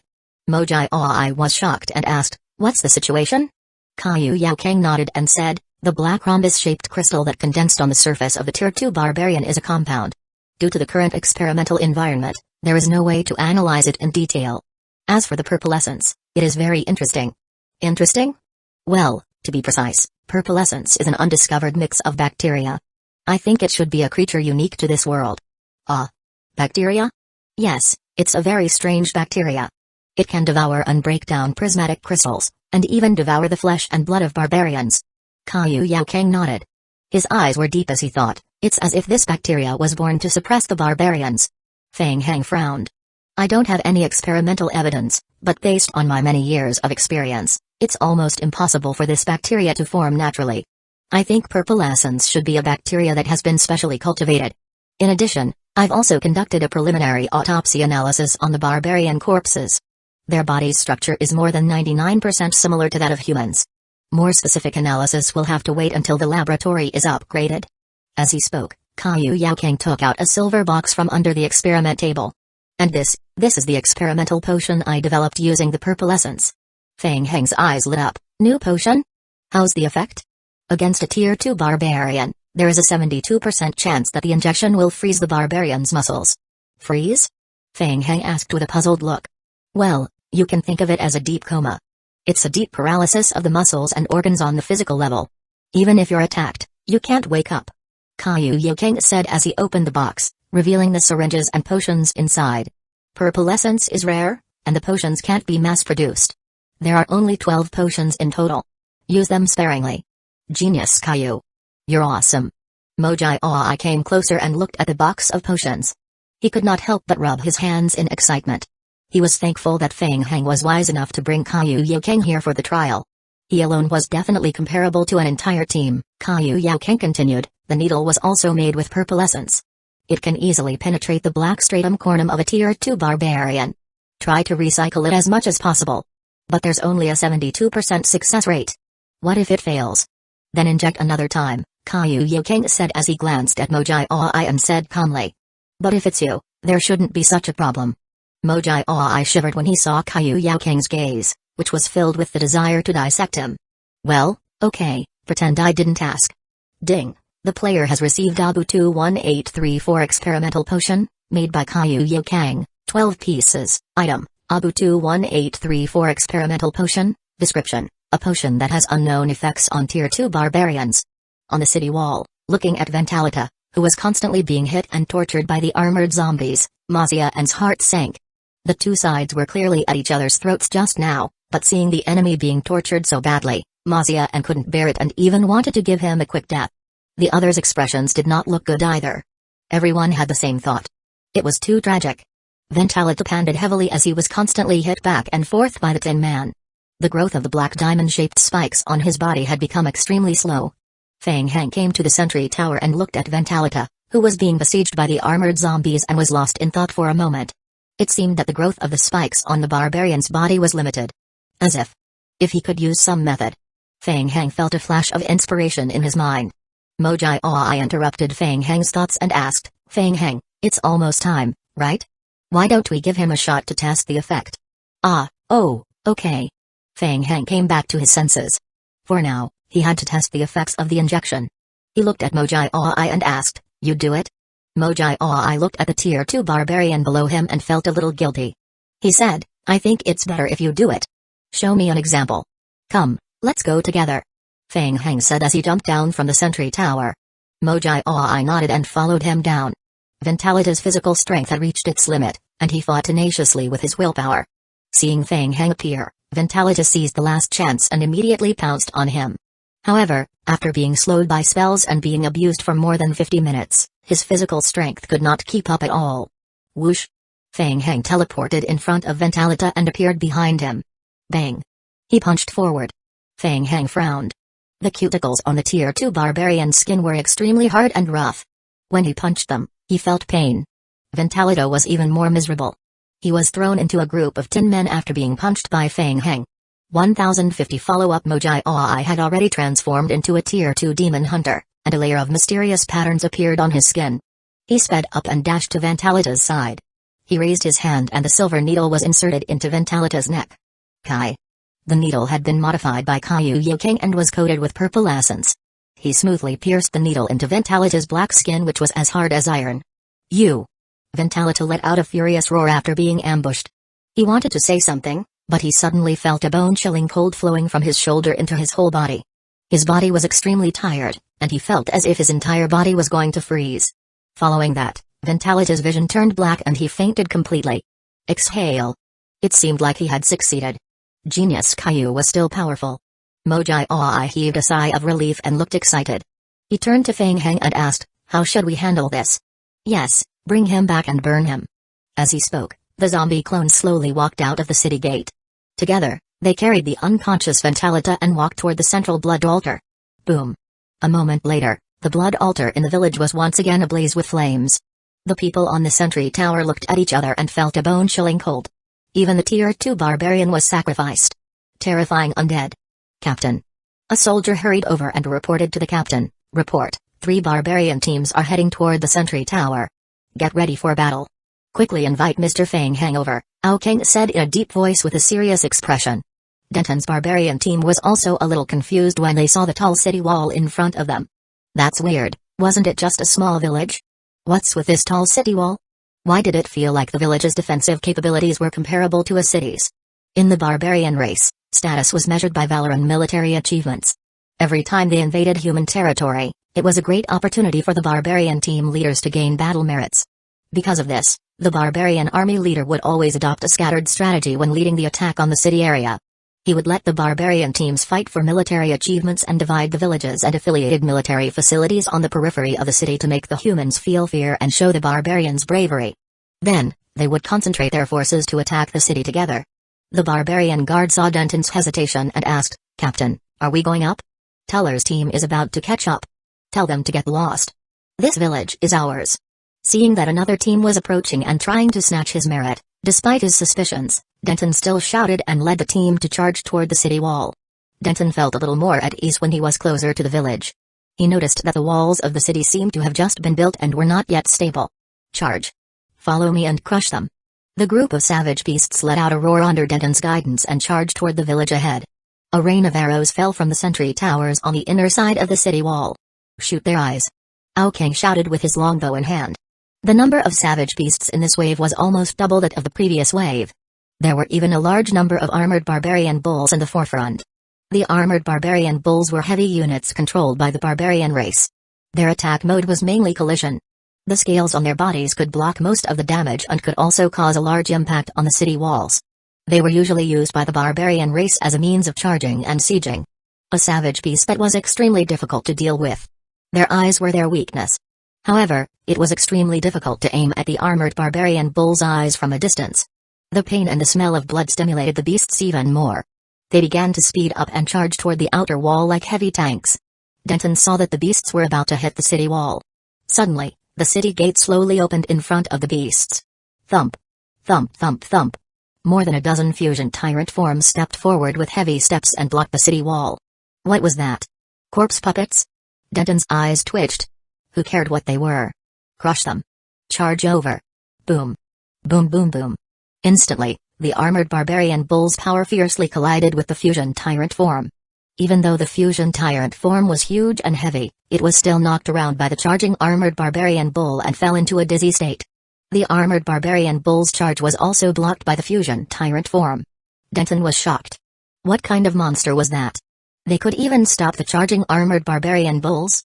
Following that, the second wave of lickers came out from behind the fusion tyrant forms and charged toward the savage beasts at the front.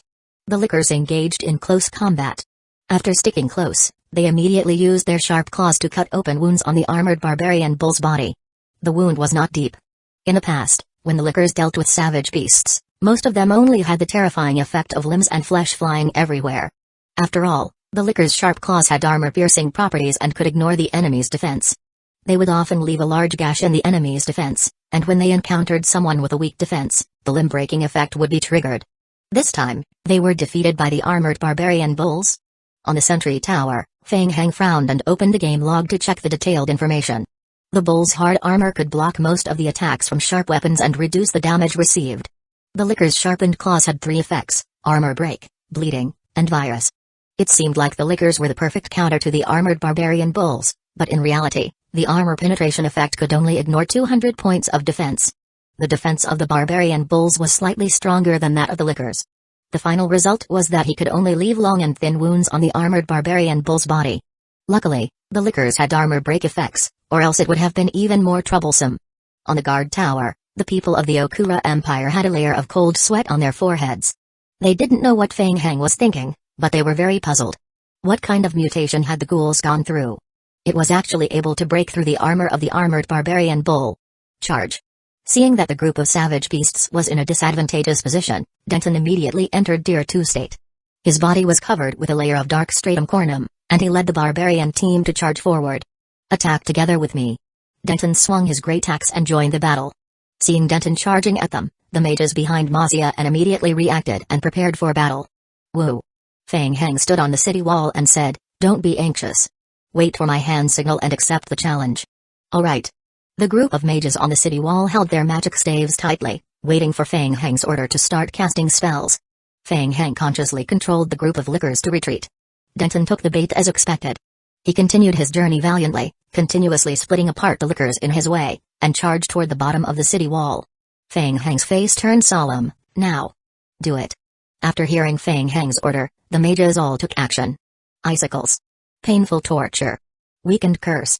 1051 suppressed as he stepped down the city wall. A series of weakening spells fell on Denton's head. Denton's forward charging motion was suddenly halted, and a great sense of weakness came from his body. The battle axe in his hand became much heavier. Fuck. He was too careless. Who would have thought that there would be a team of mages in this village? Denton realized that something was wrong. Just as he was about to retreat from the attack range of the mages of the Empire, a group of lickers quickly surrounded him and blocked his way out.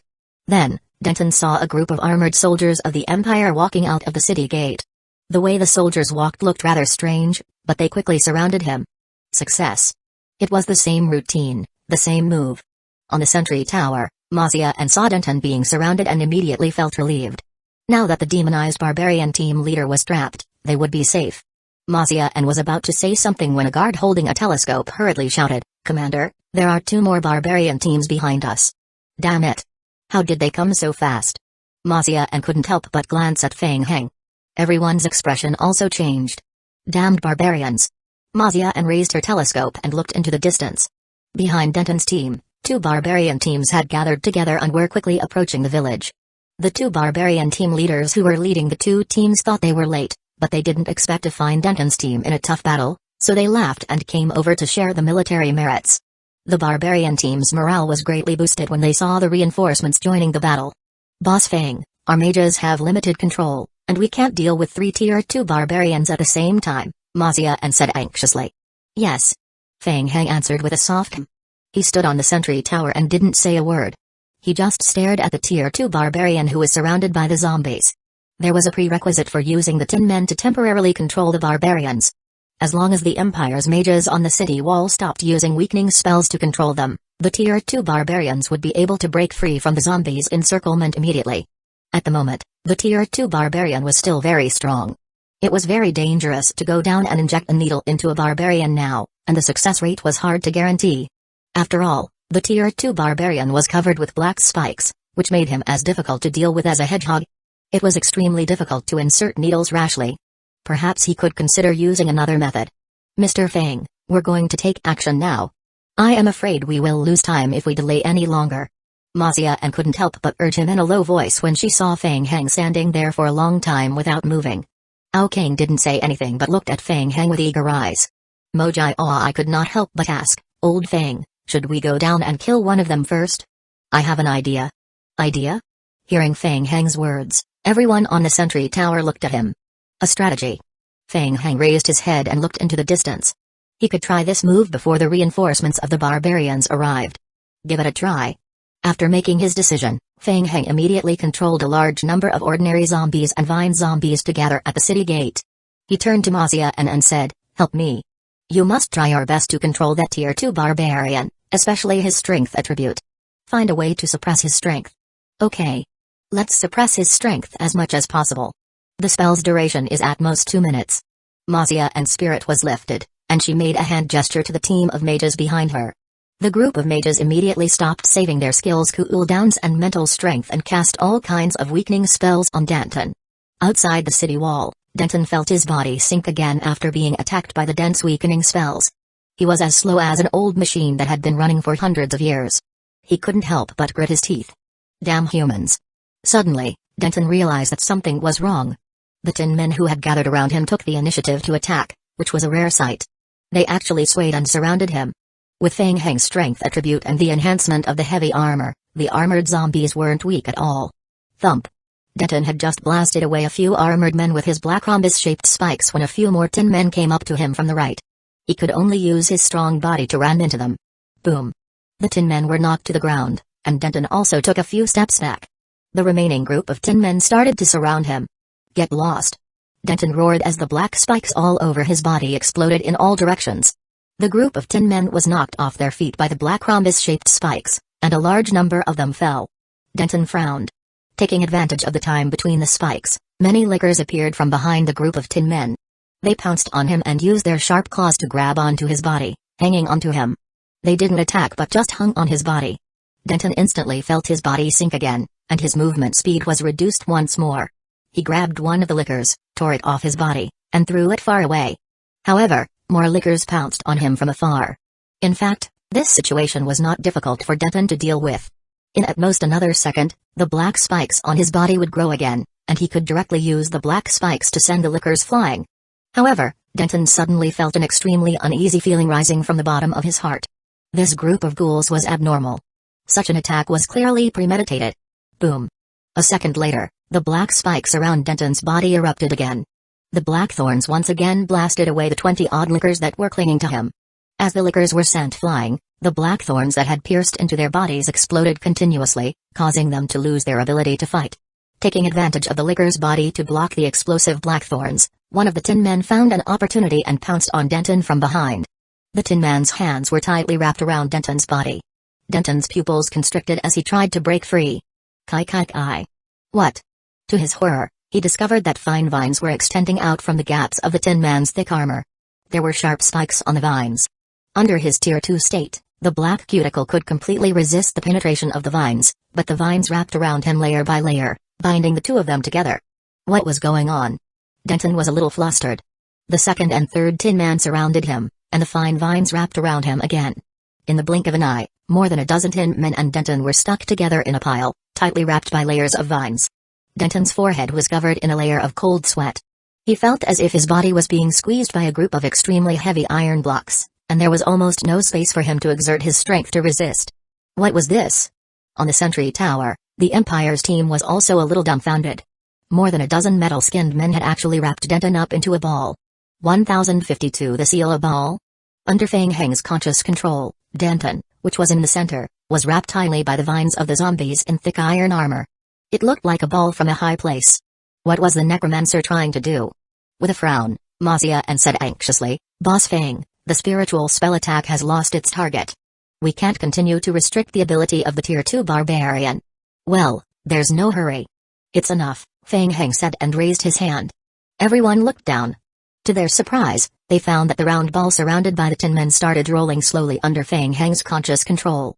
It rolled towards the village gate. Open the door. Ao Kang was stunned. He suddenly realized something and shouted, Hurry up. Open the city gate. The guards hurriedly opened the city gate. The ball continued to roll forward. It rolled towards the zombie horde inside the city gate. Woo. As the zombies whimpered, they pounced on the round ball in groups. The ordinary zombies used their hands to hold on to the armored zombies, while the vine zombies used the vines that extended from their bodies to reinforce them. Under the surprised gazes of the people in the sentry tower, the number of circles on the ball increased as the zombies continued to pile on it layer by layer.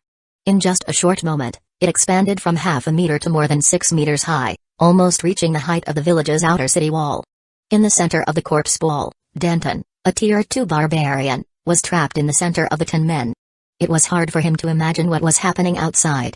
He only felt that the world was spinning around him, and the pressure on his body was getting greater and greater. What was going on? Denton wanted to struggle free, but he found that he was completely suppressed. The fine blackthorns on his body couldn't stop flying outwards. However, he couldn't push away the 10 men that were pressing down on him. Denton felt like he was a sandwich cookie under high pressure. No matter how he struggled, he couldn't relax his body in the slightest. He didn't even have the space to raise his fist and exert force. The sentry tower was eerily quiet and only the heavy breathing of the crowd was left. Mojai was also shocked. Big brother. There was such a tactic?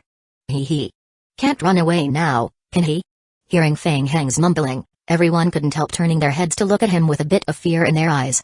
Could this be the rumored necromancy spell? It was hard to imagine how desperate it was to be trapped in a horde of corpses. What a terrifying necromancer. Feng Heng was in a good mood after the first successful attempt at the tactic. He felt that this tactic could be promoted in the future. It was extremely effective against certain creatures. I will give it a name. It's called the Corpse Seal? Version 1.0. Feng Heng tried again with full concentration. The zombies were more difficult to control after they gathered into a 6-meter-high ball. He could barely control the zombie meat to roll into the village and then pile it up outside the village. He was going to deal with Denton slowly after he dealt with the barbarians outside. Behind them, the two barbarian teams who had rushed over also saw the terrifying ball of zombies. However, they didn't know what was sealed in the center of the corpse ball. They just watched as the corpse ball rolled into the village. The leader of the barbarian team, Tuller, laughed in disdain and said, "Denton, that idiot. He can't even take down a village after so long. Why are there undead here?" Wu Daba was calmer and said in a deep voice, "What's going on with Denton? Why don't I see him?" "Ha ha ha, you're always thinking about other things. I can't care about that. I will go first. I will discuss it with you after we take down the village." Tuller laughed loudly as he spoke. He signaled his barbarian team to speed up and pass by Wu Daba's team. They were to rush toward the village first. Wu Daba frowned. He thought for a moment, then waved his hand for his team to follow. As a matter of fact, Denton had been surrounded by the armored zombies before he was turned into a ball of corpses. Therefore, very few barbarians had seen Denton's fate. Most of them didn't know that their captain had been sealed. Ha ha ha. Rush over. Crush them. The addition of Tuller's team greatly boosted the morale of the barbarian team. A large number of savage beasts roared and rushed into the battlefield. The lickers were limited in number and were still slowly devouring the barbarian troops on the battlefield. As the lickers' killing rate was not fast, it seemed that a large number of armored savage beasts were still able to resist the attacks at the front of the team. This gave the following Tuller's team an illusion. There was a chance. The two sides were still in a stalemate. As he charged into the group of undead creatures, he did not feel that the group of undead creatures was difficult to deal with. Thump. Dong. One of the fusion tyrant forms stepped forward and tried to stop him. The ugly fusion tyrant form caused a sense of disgust to rise in Tuller's heart. Get lost. Tuller's pupils contracted. He waved his heavy spear and pierced the eye on the heart of the fusion tyrant form. Chi. Stinky pus burst out of the eyeball. Roar. The fusion tyrant form let out a painful howl and took a few steps back. It knelt on the ground with one knee and temporarily lost the ability to fight. Humphrey, you can't even withstand a single blow. Tuller laughed disdainfully and led the group of savage beasts toward the village gate. Charge. Defeat them. Like a sharp sword, the team led by Tuller tore a hole in the defensive net of the lickers that had gathered in front of them. Behind Tuller's team, Wu Daba was frowning. He realized that this group of undead creatures was not as easy to deal with as they seemed. At first glance, it looked like the lickers' defensive line had been torn apart by Tuller. However, these lickers didn't suffer many casualties. They quickly regained their fighting strength and once again gathered toward the barbarians. The savage beasts that Wu Daba had led to reinforce Tuller's team wanted to catch up to Tuller's team, but they were met with great resistance. He had a strange feeling as if the undead creatures were trying to seduce him. Lure the enemy in? This sentence appeared in Wu Daba's mind. On the sentry tower, countless gazes were fixed on Tuller. Everyone was watching Tuller's every move, and they were all extremely nervous. Boss Feng, is it ready? Mazia and couldn't help but ask. Let's wait for him to come closer. When he saw the two barbarian teams joining the battle at the same time, Feng Heng immediately focused his attention on the two barbarian leaders. As long as the leader of the team was killed, the remaining barbarians and savage beasts would be the nourishment for the blood pool. Don't worry. Look at my hand signal. We will act according to the plan. Yeah, leave it to us, Mazia nodded. Boss. Feng, be careful.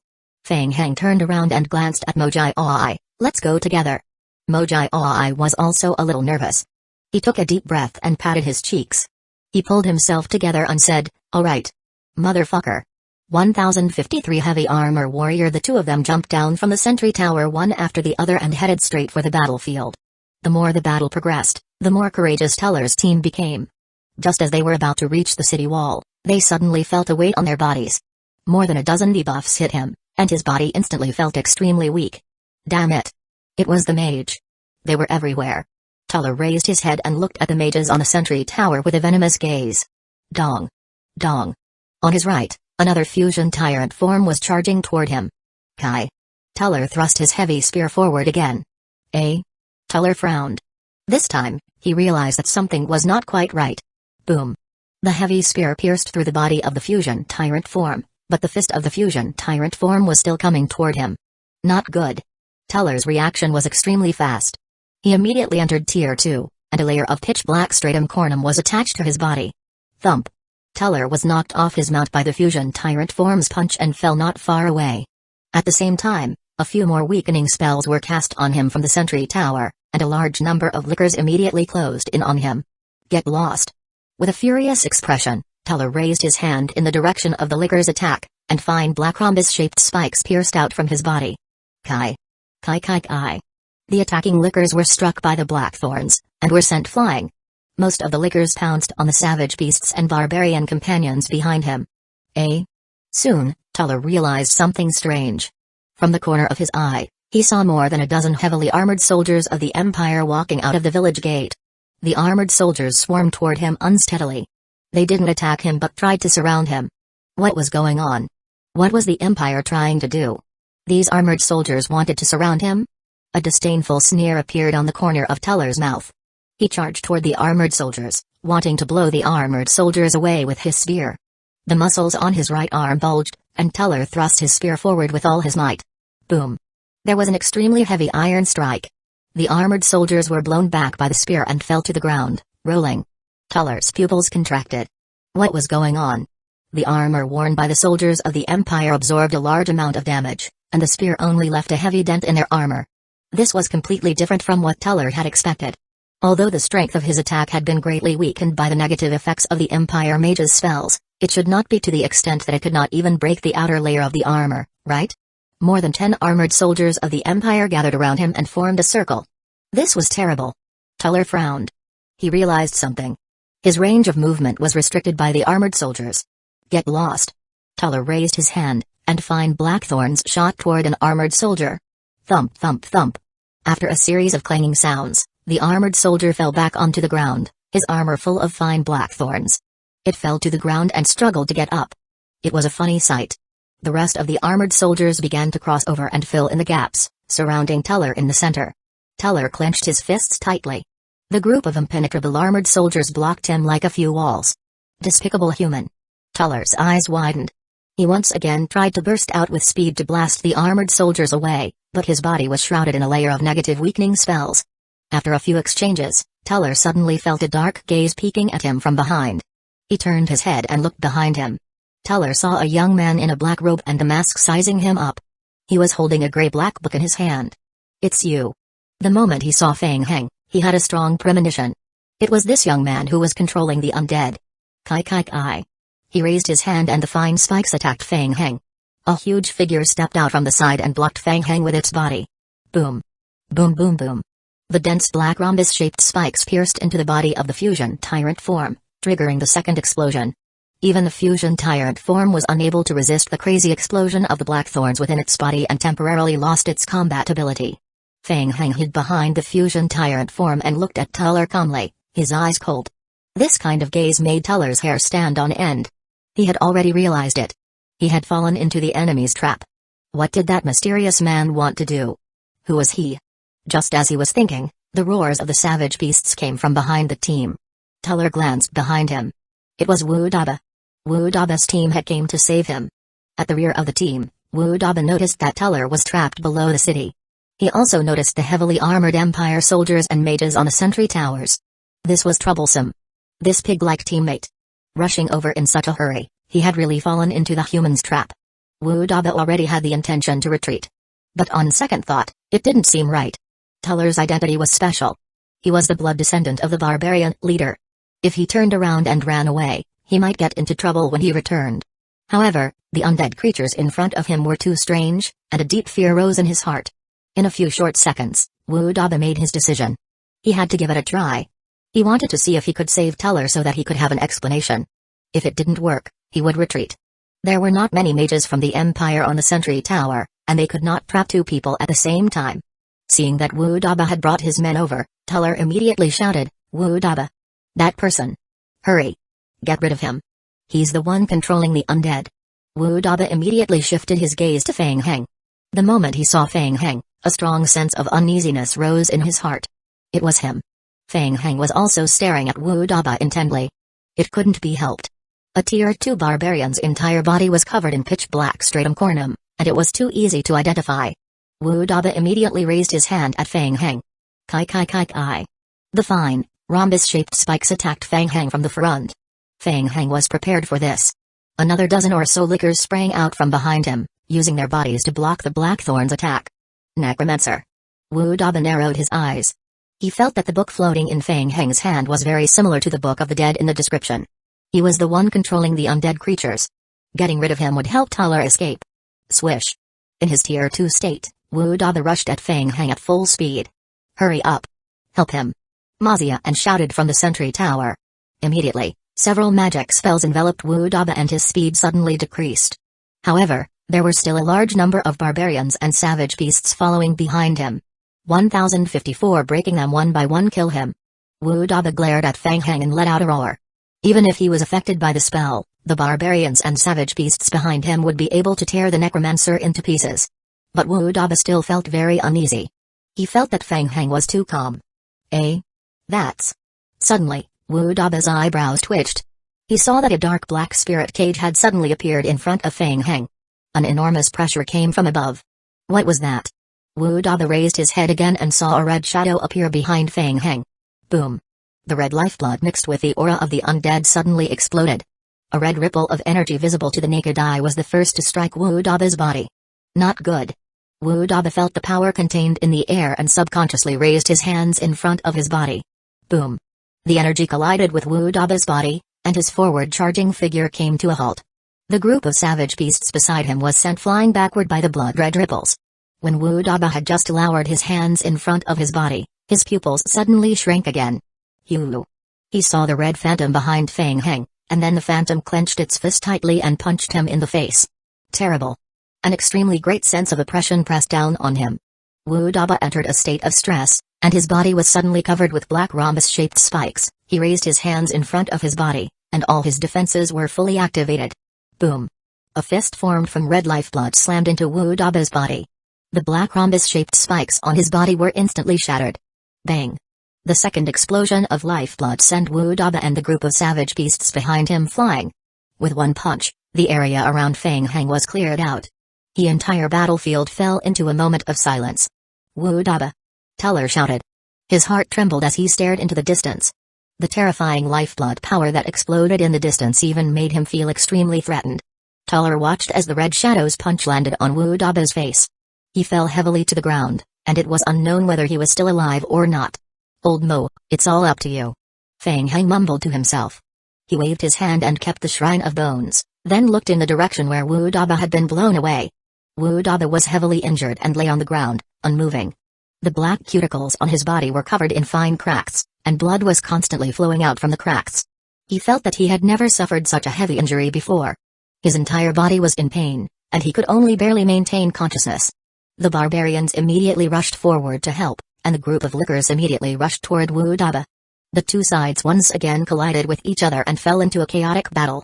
Mojai, who had been hiding in the dark for a long time, quickly rushed up and flashed to Wu Daba's side. He took out a silver syringe and injected it into Wu Daba's neck. Kai. Wu Daba had already lost his ability to resist, and after being pierced by the needle, his pupils instantly enlarged by several hundred times. He felt an extremely cold feeling spread throughout his body, followed by an extreme sense of fatigue. He felt as if his body had been frozen and he could not control it. Even his eyelids could not keep open. After holding on for less than half a second, his vision fell into darkness. Hey. Done. Mojai glanced at the game prompt and confirmed that the potion had worked. Then, he gave Fang Heng a thumbs up from a distance. Fang Heng heaved a sigh of relief. It would be much easier to deal with the last barbarian now that he had dealt with the first one. They were surrounded and trapped. He would just use the corpse ball to completely seal it. Under Fang Heng's control, a fusion tyrant form immediately stepped forward and grabbed the unconscious Wu Daba. Vines extended from his body, wrapped around him, and carried him on his shoulder. Then, he turned around and returned to the village. Feng Heng and Mojai Ai looked at each other. The crisis was resolved. Let's go. The trial game had given them a lot of help. The game prompt had already stated that only 3 barbarian teams would attack the village. At the very least, the barbarian race would not send any reinforcements to join the battle in the near future. The remaining savage beasts and barbarians posed no threat at all. Slaughter them all and let them become nourishment for the blood pool. There was no point in staying here, so the 2 of them left decisively, leaving behind the lickers to continue eating up the savage beast team. On the sentry tower, the crowd fell silent for a while when they saw Feng Heng dealing with the demonized barbarians. Previously, everyone had thought that Feng Heng was a necromancer who was proficient in corpse summoning. They didn't expect that Feng Heng would give them another shock. What a terrifying necromancer. It was the first time that the Empire's people saw Feng Heng using a skill of the undead series. They were all shocked. Undead spells were known for their power, but he was still able to defeat a barbarian in Tier 2 demonized state with one hit. Harper looked at Ao Kang, who was still in a daze, and asked, "Did we win?" Ao Kang was startled by the question and looked down at the battlefield. Of the 2 barbarian team leaders, one was dead and the other was trapped. The remaining barbarians and savage beasts who had lost their commander were no longer a threat to the city wall under the attack of the undead creatures. So, their village had actually managed to defend against the combined attack of the 3 barbarian teams. Isn't it almost time for the barbarians to gather to attack Hani City? Harper asked. The surrounding Empire soldiers also cast questioning gazes at Ao Kang, their eyes filled with anticipation. Ao Kang looked around at the crowd and nodded solemnly. Yes, that's right. It was less than an hour before the barbarians' scheduled attack on Hani City. There were no signs of more barbarians attacking the village. No more barbarians would come here. A small cheer was heard from the sentry tower. They had really managed to defend the village against the barbarians' attack. Don't be too happy yet. The enemy has not completely retreated. Continue to defend the village. The morale of the Empire's soldiers was greatly boosted, and they cupped their fists in unison. Yes. Seeing the 2 of them walking up the tower, Ao Kang cupped his fists and thanked them. Thank you for your support to the Empire. Thank you for your hard work. Feng Heng waved his hand, indicating that such a small matter was not worth mentioning at all. You're welcome. We're all from the Empire. It's what we should do. Luck is on our side this time for us to be able to go so smoothly. Mazia and listened to Feng Heng's words and remained silent. Was it luck? Was it really over? She had a feeling that things were not that simple. If one was targeted by a disaster, it would not be so easy to get through. She couldn't help but worry for Hani City. Seeing that the barbarians' attack had came to an end, Feng Heng responded with a few words with a smile. He asked his men to open the city gate and continued to control the zombie clones to move the corpses to the blood altar in the city. The fight wasn't over yet, and they were already collecting corpses for an evil ritual. 1055 The attack of a powerful enemy. When the people of the Empire saw the undead creatures that were controlled by Feng Heng begin to move the corpses to the center of the village, their initial joy was immediately diluted by a lot. Feng Heng waved his hand at the bottom of the sentry tower and absorbed the mutated crystals in the imprint on the back of his hand. Ding! The player has obtained Tier 1 Mutation Crystal 1 piece 281 and Tier 2 Mutation Crystal 72 pieces. There were not many Tier 2 Mutation Crystals. Feng Heng took a look at the game hint and then looked down at the wall outside the sentry tower. The leader of the team, Tuller, was still besieged by the armored zombies. He hadn't given the order to retreat yet. The remaining barbarians and savage beasts continued to fight. They rushed toward Tuller again and again, trying to save him. Seeing that Feng Heng had started to clean up the battlefield and was dragging the bodies of the savage beasts into the city, Tuller tried his best to attack the armored zombies in a hurry, trying to break free from the cage. Unfortunately, Mazia was staring at him from above, and she kept calling the mages to use weakening spells to control him. It lasted for more than 10 minutes, and taking advantage of the fact that Tuller's stamina had dropped, the armored zombies found an opportunity to trap him with their vines. Following that, more and more armored zombies pounced forward. Before he could figure out what was going on, he was wrapped into a ball by a dozen armored zombies using vines. A large number of vine zombies swarmed out from all directions, gradually wrapping around Tuller and turning him into a second zombie ball that was more than 6 meters tall. Let's go to the altar and check. In the periphery area of Hani City, a large number of savage beasts were heading toward the city. The leader of the barbarian army, Amanda, was sitting on a war elephant at the rear of the army. The barbarian teams kept sending back good news. Soon, the army would be able to assemble in half an hour. They would arrive in Hani City in an hour and officially launch an attack. We've lost contact with Tuller? Suddenly, after hearing the latest report from his subordinate, Amanda frowned. Tuller was the blood descendant of the barbarian leader, and he had always been brave. They were just dealing with a small village. Why did they suddenly encounter danger? If the leader of the barbarian race asked about this, he was afraid that he would be in trouble. Yes. It is said that Teller was ambushed when he was attacking a village. The Empire has a team of mages stationed in the village. Teller's team was intercepted by powerful undead creatures, and a few nearby areas received a small number of defeated soldiers from Teller's team. There is no news about Teller at the moment, and it is unknown whether he is dead or alive. Amanda muttered to himself and thought about it carefully. Teller was an idiot. He had fallen into the trap set by the Empire. However, no matter what, Teller was still the blood descendant of the barbarian leader. No matter if he was dead or alive, he had to answer to the leader. He didn't mind spending a few more hours and just went to the village to take a look. Let's go.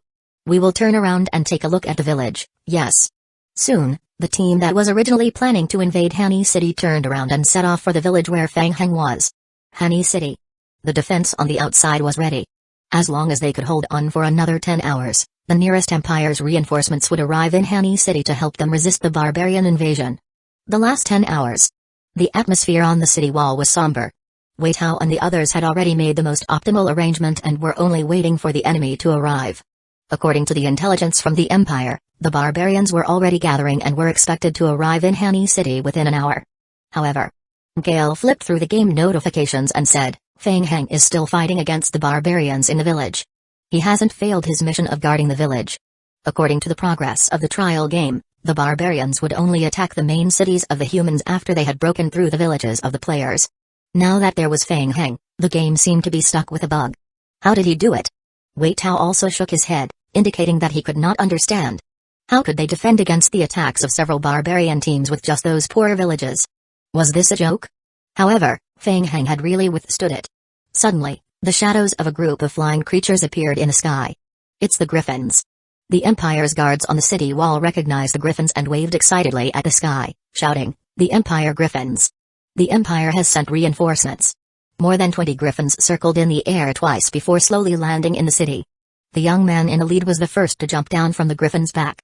He was wearing a long white robe and exuded a refined aura, but his eyes were filled with a touch of urgency.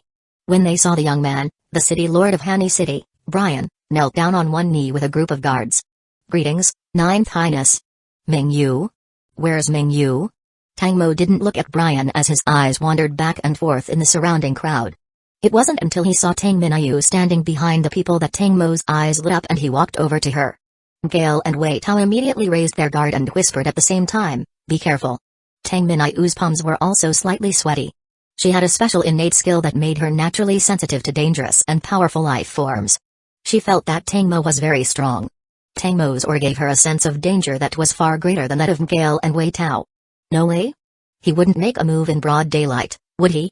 For a moment, several thoughts flashed through Tang Minayu's mind. Previously, everyone's main storyline was traced to Tangmo and they suspected that Tangmo might have a problem. Originally, they had wanted to go back to the main city to find Tangmo. They didn't expect Fang Heng to suddenly trigger the main storyline and directly press fast forward, gradually dragging them into the barbarian invasion stage. Until now, Tangmo had personally come forth. Both Mikhail and Wei Tao felt that the situation was not good. Not to mention Tangmo, half of the dozen guards behind him were high-tier mages wearing gorgeous robes. Tangmo stood in front of Tang Minayu and looked at her face for a moment, his hands trembling. Suddenly, Tangmo opened his hands and couldn't help pulling Tang Minayu into his arms. Huh? Gale and Wei Tao, who were about to stop him, were stunned. They quickly exchanged glances. What was going on? Should they make a move? "I am here, Minayu." Tangmo whispered in Tang Minayu's ear, "I won't let anyone hurt you." Tang Minayu was still in a daze as she was hugged by a stranger. What was going on? There was something wrong with this guy. Just as they were wondering, lines of notifications appeared in the players' visions. Ding. The player team persisted until Tangmo's team joined the battlefield. Ding. The player team has received an additional 3 hours of trial time. This. Wei Tao couldn't react in time. Regardless of Tangmo's attitude, based on this game hint. He's a teammate. 1056 change. Tang Minayu noticed that Wei Tao was winking at her. She pushed Tangmo away and went straight to the point, asking, "You sent someone to follow me? The city lord's personal guards are your men." Don't be angry. Tangmo was at a loss for words. Seeing Tang Minayu's questioning look, he was a little anxious and explained, "I am worried about you, but you don't let me follow you." Sigh, "I can't feel at ease, So I can only let someone follow you secretly. Fuck. So everything that happened in the past was a misunderstanding? City Lord Brian's men leaked her whereabouts, but the person behind the scene was Tangmo. But Tangmo didn't have any malicious intentions towards them. It seemed strange. After thinking about it carefully, it still didn't seem right. In any case, the dozen or so guards behind Tangmo were extraordinary. That was a super strong combat power. It was no wonder that the game would not give a mission that would definitely fail. Tangmo was likely to be the guide given by the mission to improve the strength of their team. The three of them quickly communicated with their eyes. As for Tangmo's identity, it wasn't the most important thing at the moment. The enemy was already at their doorstep, so they should hold on for as long as they could. Even if Tangmo had ulterior motives, he was a super combat power. It was less than an hour before the barbarian attack on Hani City. They had to make some adjustments and deploy their forces. Tangmo's strong participation greatly increased the confidence of Wei Tao's team. Everyone was thinking about adjusting their tactics when several lines of game prompt appeared on the retinas of all the players participating in the trial. Ding. The player team has resisted the barbarians' attack on the village. Ding. The player has received an additional 5 hours of trial time. Ding. Due to the player's intervention, the leader of the barbarian army, Amanda, who attacked the Hani City area, has turned to attack the player's village. The vanguard will attack the village in 60 minutes. Please be prepared to defend. Ding. The barbarians' attack on Hani City has been delayed. They will attack Hani City in 240 minutes. Delayed again? Fang Heng? What did he do? Everyone couldn't help but look at each other in surprise. In other words, the trial system had closed the loophole on its own, and the barbarian leader directly went to find trouble with Fang Heng. The good news was that Fang Heng managed to buy at least 3 more hours for Hani City. However, what should they do about Fang Heng? He might be in great danger. They were already very surprised that Fang Heng could deal with several barbarian teams and remain undefeated. Now, he was facing the pressure of the entire barbarian army. Few of them quickly communicated with their eyes. It's too dangerous to let Fang Heng handle it alone. Wei Tao said in a low voice, "We have to find a way to get in touch with Fang Heng and ask him for help. We can't waste the other 3 hours. We can't let down the time Fang Heng has bought for us. Let's try to find the remaining mission lines." In the village, the beasts outside the wall had already dispersed. In order to collect more blood, Fang Heng issued an order to the zombie team to pursue the beasts. The Empire guards were cooperating with Fang Heng's zombie team to clean up the battlefield. The mages could finally catch their breath and sat on the sentry tower to meditate and rest. Suddenly, Fang Heng received a game prompt that the leader of the barbarian army was about to attack the village. The barbarian leader, Amanda? Seeing the game prompt, Fang Heng's heart moved. He raised his head and asked, "Everyone, have you heard of Amanda?" Harper, who had fought the barbarians on the battlefield, nodded and said, "Yes, I have. Amanda is one of the leaders of the barbarian army. He is very powerful. I've heard about Amanda. He can enter the Tier 3 demonized state. He once annihilated an entire human army by himself. He's a very difficult opponent. Tier 3 state." Fang Heng's heart skipped a beat and he couldn't help looking at the silver potion in his backpack. They hadn't even found a way to completely restrict the Tier 2 barbarians, and now there was a Tier 3. The trial's difficulty increased very quickly. It was really difficult to deal with without some trump cards. Hearing Fang Heng's sudden question, Ma Xian couldn't help but feel uneasy. "Mr. Fang, why are you asking this all of a sudden? Are there any changes?" "It's nothing." Fang Heng shook his head and looked into the distance. "Get ready for battle.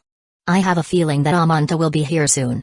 After hearing what Fang Heng said, the expressions of the people from the Empire changed slightly. "Amanda?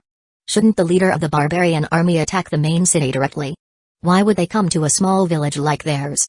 Besides, didn't the Empire already send over reliable information? The barbarians will directly attack Hani City's main city."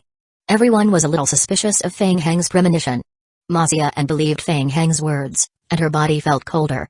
Everything was normal under the influence of the undead. "All right, I will get someone to make preparations." Ao Kang took a deep breath. Regardless of whether it was true or not, it was always right to be prepared for defense in advance. Even though the Empire guards felt that if the barbarian leader, Amanda, really attacked, it would be useless to set up any more defensive facilities. Seeing that the Empire's people were in a hurry to take action, Mojai Aoi walked to Fang Heng's side and asked in a low voice, "From what these people are saying, the strength of the Tier 3 barbarian is much higher. Are we really okay with it?" "I am not sure." Using the elementary game as an example, in a one-on-one battle, the strength of a Tier 2 barbarian was almost equivalent to that of a Duke of the Vampires. However, the barbarians had a weakness of low magic resistance, and the vampires had the advantage of flight. Fang Heng felt that the Duke of Vampires had an advantage. What kind of level could a Tier 3 barbarian reach? Could they really stop the Tier 3 barbarian if the latter attacked them? Fang Heng took a look at the game prompt, but he wasn't 100% sure. Fang Heng made a rough estimation in his heart. Including the Dragon Mosquito group last night, he had obtained a large amount of high-level blood after killing these barbarians. However, this blood was still close to a third away from awakening the seed of the unknown sacred tree. He had two options. The first option was to give up on awakening the unknown sacred tree's seed and use the skill to teleport the Vampire King's coffin here, using the blood to improve his vampire bloodline. The problem was that even if he was lucky enough to upgrade his bloodline, it would be difficult to deal with this group of barbarians. So, the second option was to continue to be greedy. Weren't the barbarian army coming? He had to find a way to obtain more blood from the barbarians when they attacked. He had to use their blood to awaken the unknown seed. He also needed more than 100 Tier 2 mutation crystals to level up his character. He could make use of this opportunity to level up. The first option was extremely safe and had no risk, while the second option was extremely risky. If he did not do it well, all the blood he had collected would go down the drain. He had no choice, it was too tempting. Fang Heng's eyes were burning as he looked at Mojai Aoi beside him and asked, "Why don't we try to be greedy?" "Yes," Mojai Aoi nodded his head firmly and said, "Yes." A wave of greed. "Alright, then let's go all out. We will be greedy." 1057 Snap. Outside the village, the vanguard of the barbarian army was marching toward the village in a formidable manner. There were too many of them. On the sentry tower, the Empire guards were extremely nervous. Their foreheads were covered in sweat as they held onto their crossbows tightly. At first glance, they could only see a dark group of savage beasts and there was no end in sight. This was only the vanguard of the barbarian army. Most of them were made up of savage beasts. Ao Kang's expression was grave as he clenched his teeth. The barbarian army was really coming. Moreover, the number of enemies was much greater than he had imagined. It was too shocking at first glance. The scale of the enemy army was huge and the savage beasts in the Vanguard Legion alone could crush them to death. How long would it take to shoot all of them to death with the crossbows in their hands? The sentry tower was silent. The Empire soldiers were all prepared to die. When they were close enough, the barbarians organized themselves and charged toward the city. Standing on the sentry tower, everyone could feel the tremor from beneath their feet. "Attack!" Ao Kang shouted. Boom. Boom boom. The two old cannons that had just been set up on the sentry tower could easily hit a large number of savage beasts with a single shot. However, such an attack was almost ineffective against the huge wave of savage beasts. They could only rely on the Necromancer. The lickers blocked the city's path. They were like a boat in the middle of a tide, ready to be overturned by the violent beast tide at any moment. From time to time, Ao Kang and the Empire soldiers would look at the black-robed man standing in front of the group of lickers. If the village was destroyed, no one would be able to survive. They could only choose to believe that this strange necromancer could create another miracle.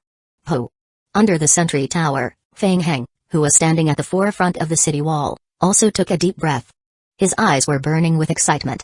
Facing such a large number of monsters, the smell of blood that hit his face stimulated his nerves. He had never experienced this kind of sensory stimulation. His blood seemed to be agitated as well. Alright. There were so many savage beasts. This was the blood that he desired. Charge. Kill them. In the vanguard team of the barbarian army, the 16 barbarian team leaders blew the horn of charge. The armored barbarian bulls let out furious howls and sped up, charging in the direction of the village. Thousands of armored barbarian bulls were attacking from the front. Fang Heng controlled his emotions and pointed forward with a serious look. Summon the Vampire King's coffin. Swish. A scarlet magic array with strange patterns emerged on the ground in front of Fang Heng. With the rapid operation of the magic array, the ground in front of Fang Heng trembled violently. Several team leaders in the vanguard of the barbarian army had noticed the strange situation in front of them. Magical wave? A human mage? Doubt rose in their minds, but no one took it to heart. Strange? So what? No one could stop the charge of the armored barbarian bulls. The barbarians had strong confidence in the impact of the beasts. Boom. A loud noise came from the center of the village in the distance. The barbarians all looked up at the sky in unison. What was that? A blood-red pillar of light rose from the village in front of them. Blood-colored ripples spread out from the light pillar. Then, the barbarians felt the ground under their feet shake violently. A huge crack appeared in the ground at the entrance of the village. The captain of the barbarian army, Sanjido, was shocked. Earth-splitting technique? Something was not right. In the next moment, a dense scarlet lifeblood seeped out from the cracks in the ground. Sanjito's brows were tightly furrowed. He noticed that something seemed to be slowly emerging from the cracked ground. It was a coffin? A huge coffin rose from the crack in the ground. The savage beasts at the forefront of the group had already felt a sense of fear from the coffin. It was a fear that came from the instinct of a beast. The armored barbarian bulls that were originally charging forward gradually became restless.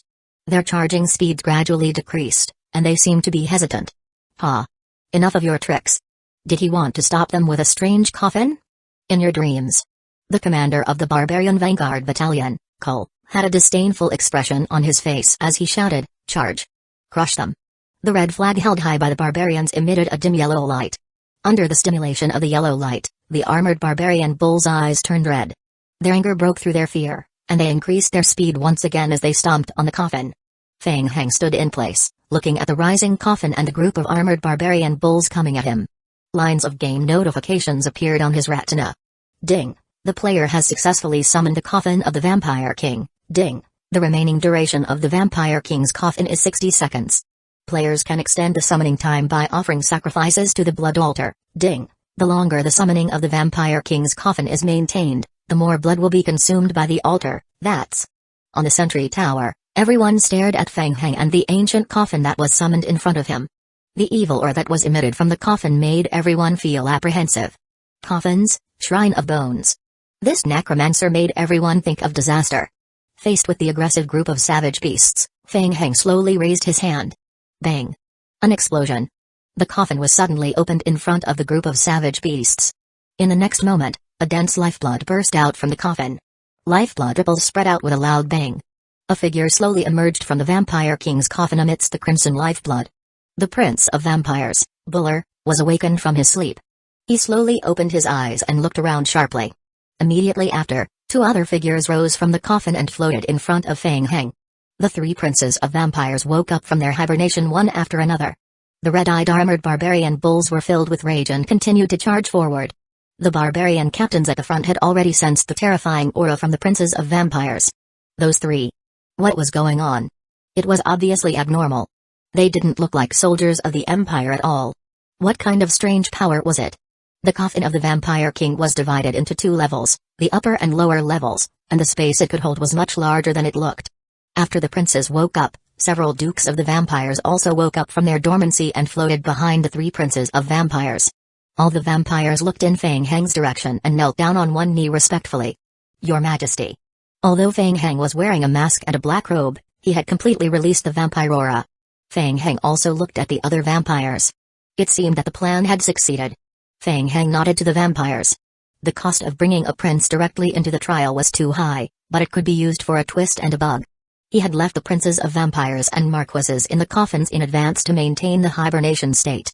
And then... snap. He used the summoning skill to summon both the person and the coffin into the trial world. 1058 face-to-face hee. The test was a success. Since the space inside the coffin was actually limited, Feng Heng could only adopt an elite strategy and forcibly stuff 3 princes of vampires and 9 dukes of the vampires into the coffin. It couldn't be helped. An ordinary marquis of the vampires didn't have the right to be stuffed into a coffin. Now, he shall see how far the combat power ceiling of elementary games can go in intermediate games. With a calm expression, Feng Heng stretched out his hand and pointed forward. You've all seen it. Go, I want their blood. All the vampires looked at Feng Heng with reverence and excitement.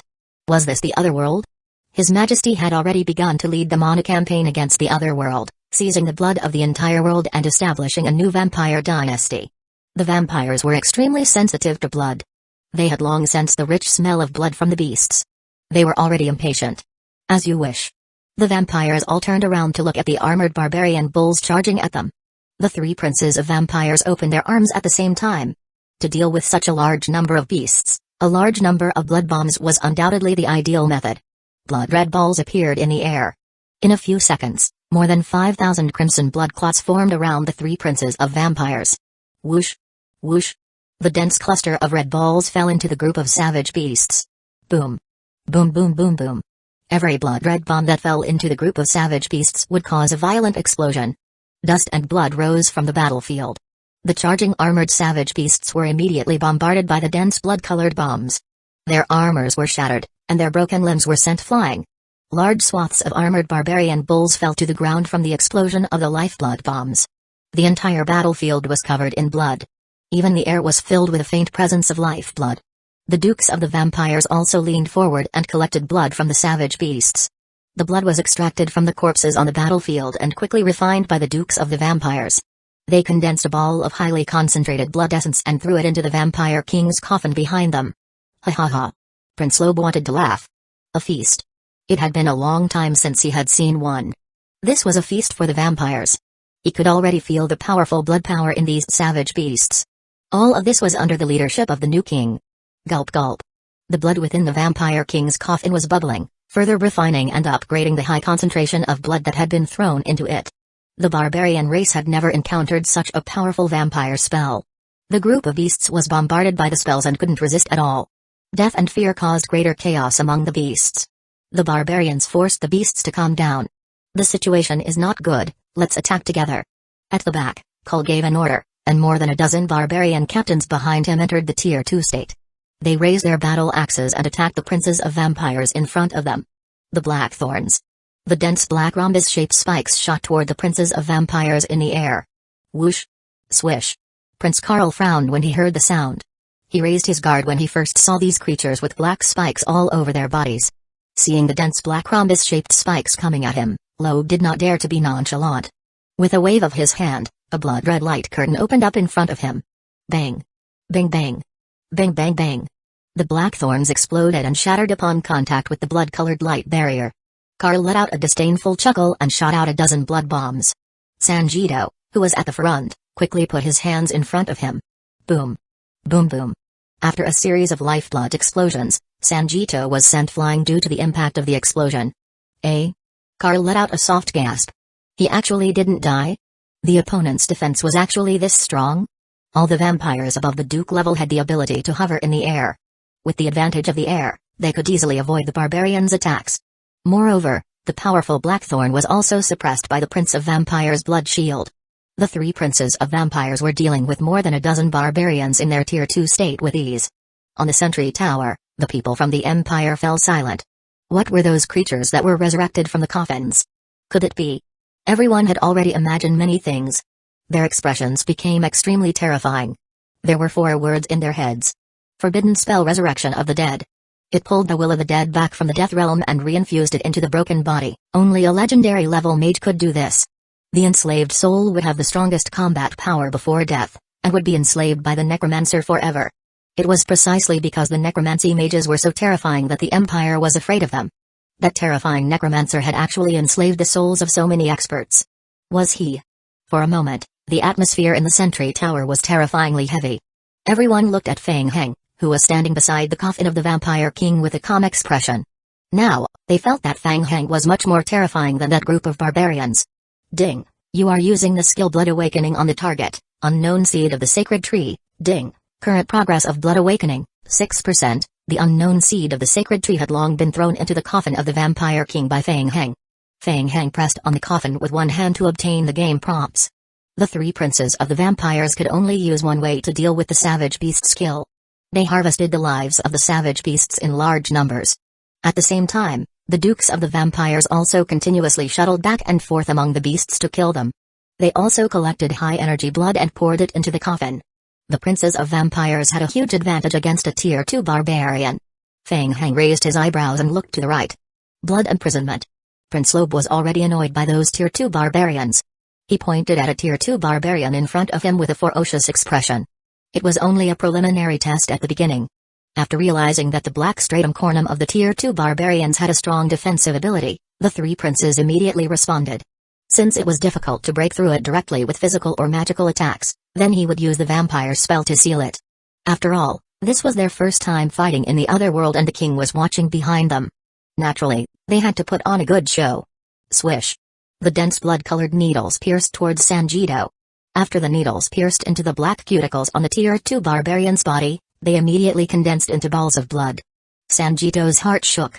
The blood quickly spread across his body, and he suddenly lost control of himself. Just as he was about to struggle, the 3 dukes of the vampires suddenly flashed to Sanjito's side and stood in 3 positions, forming a triangular encirclement. Condense. The three dukes of the vampires conjured a vampire spell at the same time. The shadow of a blood-red coffin appeared behind the barbarian. The shadow instantly solidified and covered Sanjito's body. Boom. The blood-colored coffin closed with a loud bang. 1059 condensation. The three dukes of the vampires immediately stepped forward and returned with the coffin. They placed the sealed Tier 2 barbarian into the vampire king's coffin. Kai. A thick layer of black blood mist rose from the vampire king's coffin. Sanjito was instantly refined and fused into a mass of pure life blood. This could work too? On the sentry tower, everyone's faces froze at the sight of this bloody and strange scene. Feng Heng was delighted to see this scene. Alright. The princes of the vampires had given him another huge surprise. It made sense. The prince of the vampires was the top combat power in the elementary game and also the final boss, and it was a bonus that he was using all his strength to deal with the Tier 2 barbarians in the intermediate game.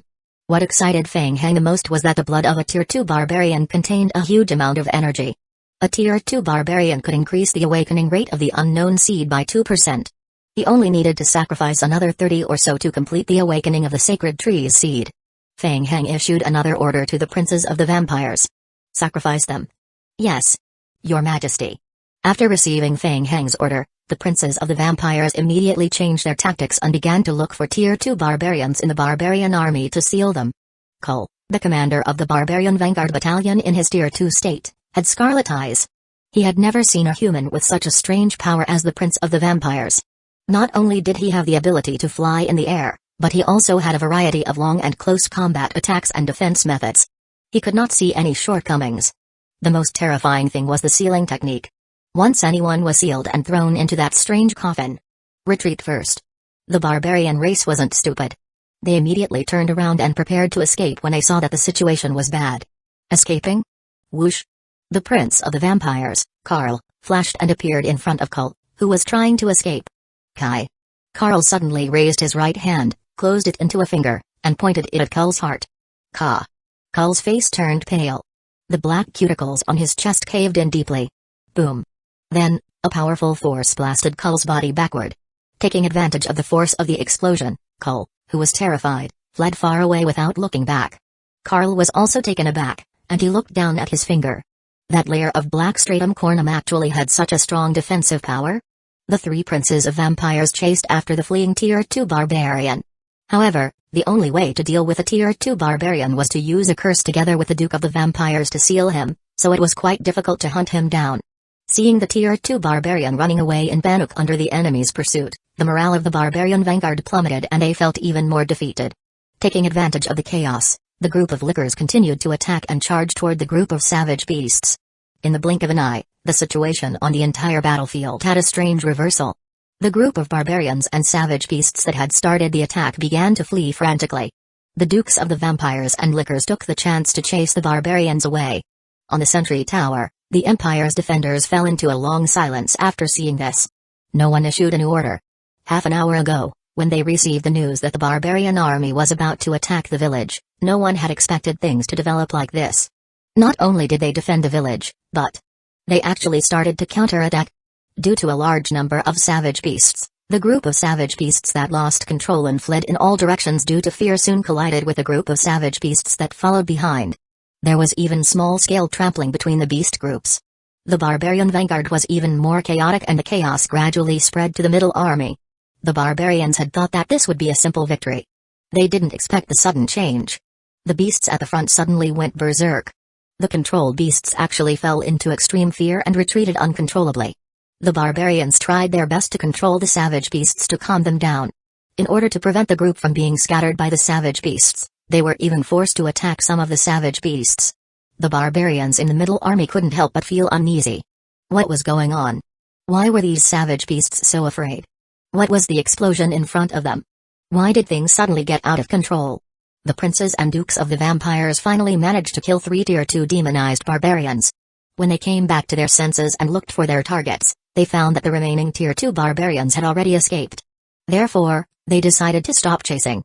Instead, they released blood bombs in the midst of the chaos. A large number of barbarians wailed under the blood-red bombs. The blood and wail stimulated the remaining savage beasts even more, and they fled even more frantically. Behind the king's coffin not far away, Feng Heng shifted his gaze to the direction of the battlefield. The Prince of the Vampire's long-range magic attack was extremely powerful. Often, a large number of blood bombs would refresh the game, and this was much faster than the lickers. Before he knew it, the ground was covered with the corpses of savage beasts and a pile of mutation crystals. At the back, large groups of zombies also entered the battlefield under Feng Hang's control and began to clean up. The zombie clones couldn't be bothered to decompose the bodies to obtain items or pick up the mutation crystals. They directly lifted the bodies of the savage beasts and carried them on their backs. They staggered back and threw the corpses of the savage beasts into the blood pool. Ding! You have transmuted an unknown mutated beast, refining the beast's blood. Ding! The current progress of the blood awakening for the unknown sacred tree's seed, 27.2%, it was still too slow. Feng Hang took a look at the game prompt and shook his head secretly in his heart. The blood-red light pillar from the blood altar in the center of the village was gradually dimming, and the summoned coffin could only last for another 10 minutes at most. It would be too late if this continued. Moreover, the leader of the barbarian army could enter the battlefield at any time. The situation might change by then. He needed to speed up. Feng Hang raised his head and said in a deep voice, "Bellamy, cooperate with me and set up the blood magic array ritual." "Yes, Your Majesty." Duke Bellamy nodded and immediately returned with several dukes of the vampires behind her. With Feng Hang controlling the ritual, the remaining 8 dukes of the vampires immediately surrounded the coffin, knelt on the ground, and pressed their hands to the ground at the same time. Condense. Bright red blood condensed on the ground, emitting a piercing scarlet light. The crimson color gradually condensed into the image of a magic array, which slowly rotated under the coffin of the vampire king. Bang! Bang bang! Under the power of the vampire spell, the bodies of the savage beasts on the shoulders of the zombie clones exploded one after another. The blood was extracted from the remains of the dead body and turned into a pool of blood.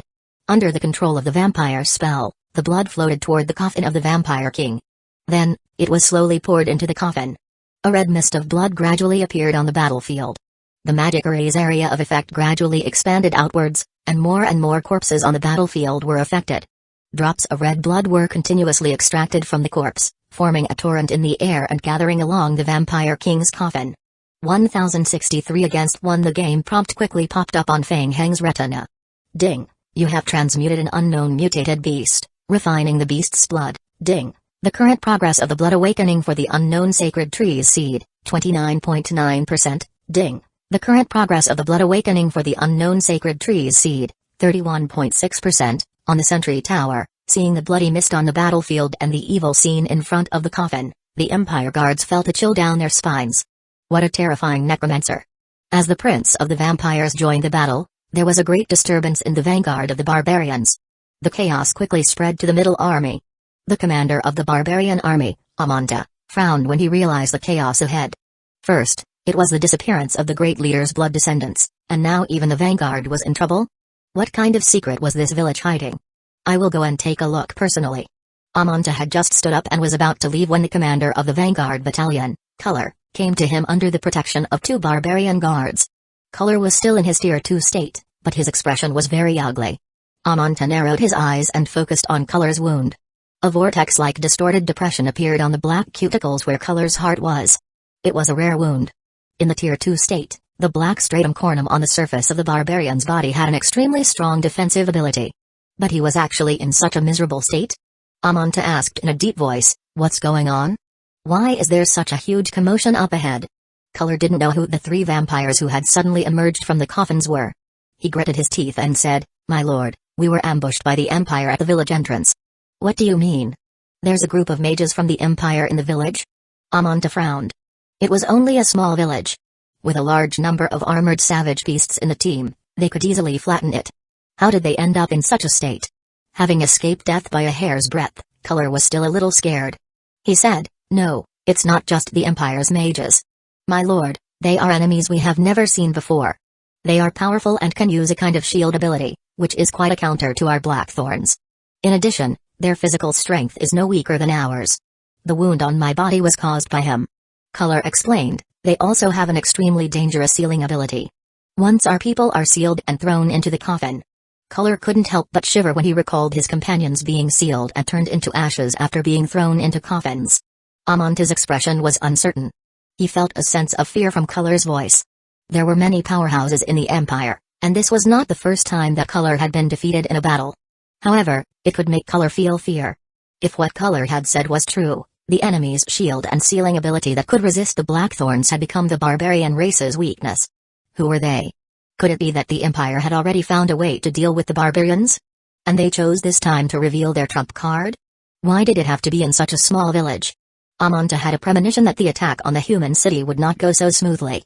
However, the barbarian race would never give up easily, even if they were badly injured. Humphrey.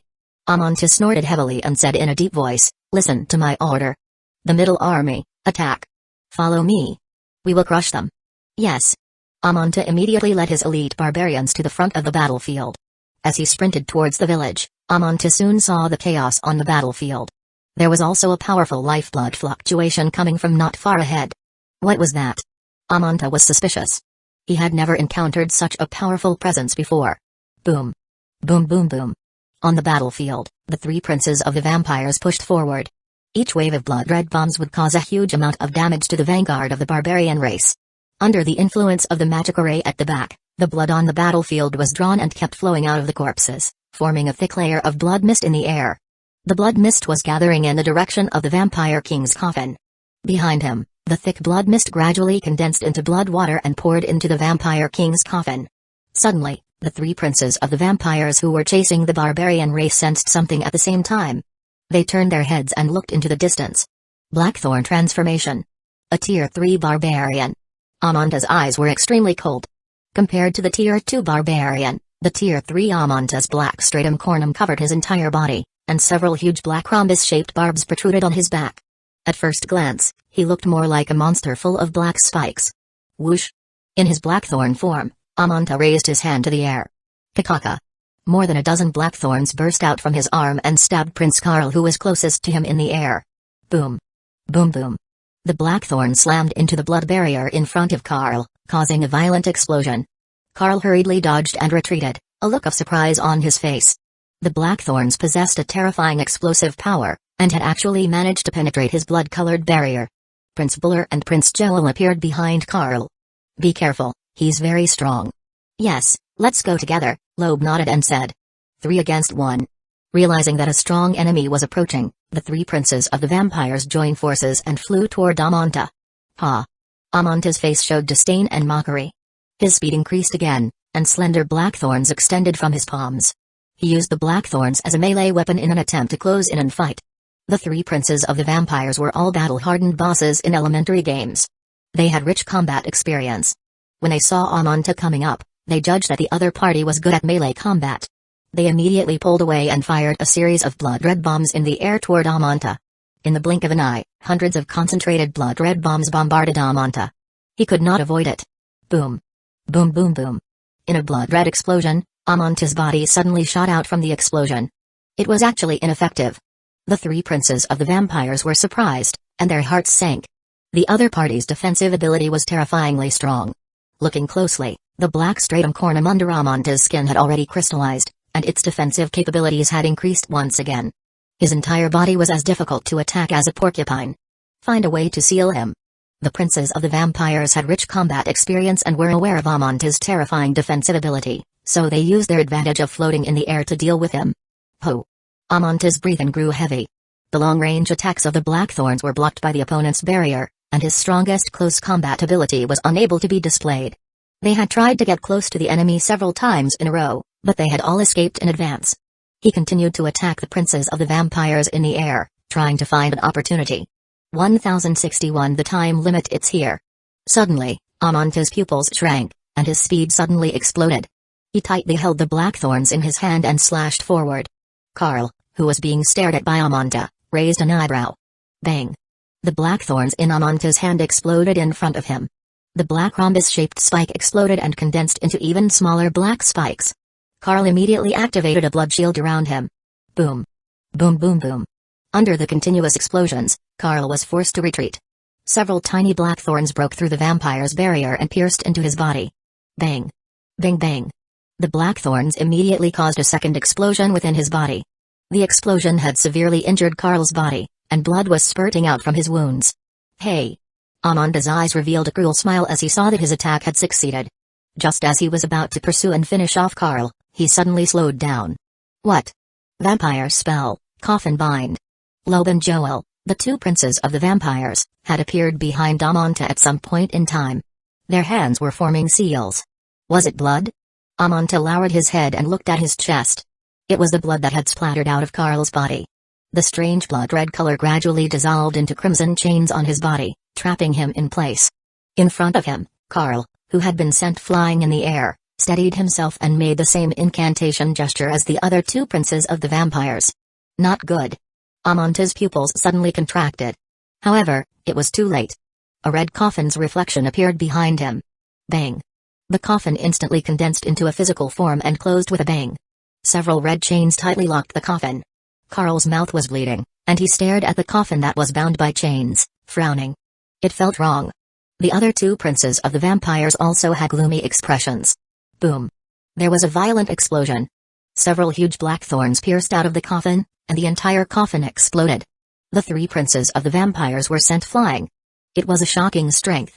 Carl adjusted his body in the air, looking at Amanta, who had broken free from the coffin in the distance. Other than the disgusting holy light, this was the first time he had seen such a difficult enemy. The three princes of the vampires quickly exchanged glances in midair. The Duke of the Vampires, Bellamy, appeared in front of the three. My lords, your majesty has mentioned that the enemy is very powerful. We only need to collect the blood as soon as possible. The three princes of the vampires nodded in unison. Roger. The enemy's defense was extremely high, and coupled with the high-strength black rhombus-shaped spikes, even the sealing technique could not control it. At first glance, he looked invincible. However, this was not the case. The other party also had its shortcomings. For example, he was unable to fly in midair. Whoosh! Whoosh! The three princes of the vampires immediately attacked in three different directions. Below, Amanta, who had broken free from the seal, was panting heavily. The intense battle stimulated his nerves even more, and the pain made him feel unusually excited. Amanta was about to fight to the death with the three vampires, but he realized that the enemies were moving in three different directions. Did they run away? In the blink of an eye, the three princes of the vampires threw hundreds of blood bombs at the barbarians. The barbarian team fell into even greater chaos. Despicable human. Amanta's pupils suddenly shrank. He clenched his fists, gritted his teeth, and chased after Prince Carl. He realized the enemy's tactics. The other party didn't want to fight him head-on.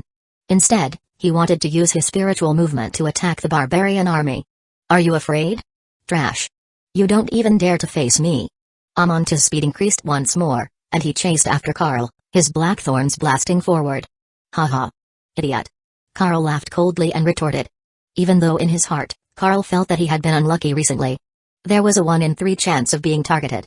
Without any other choice, Carl was embroiled in a fight with Amanta from above the chaotic barbarian army. From time to time, he would free his hand to fire a blood bomb at the barbarian army below.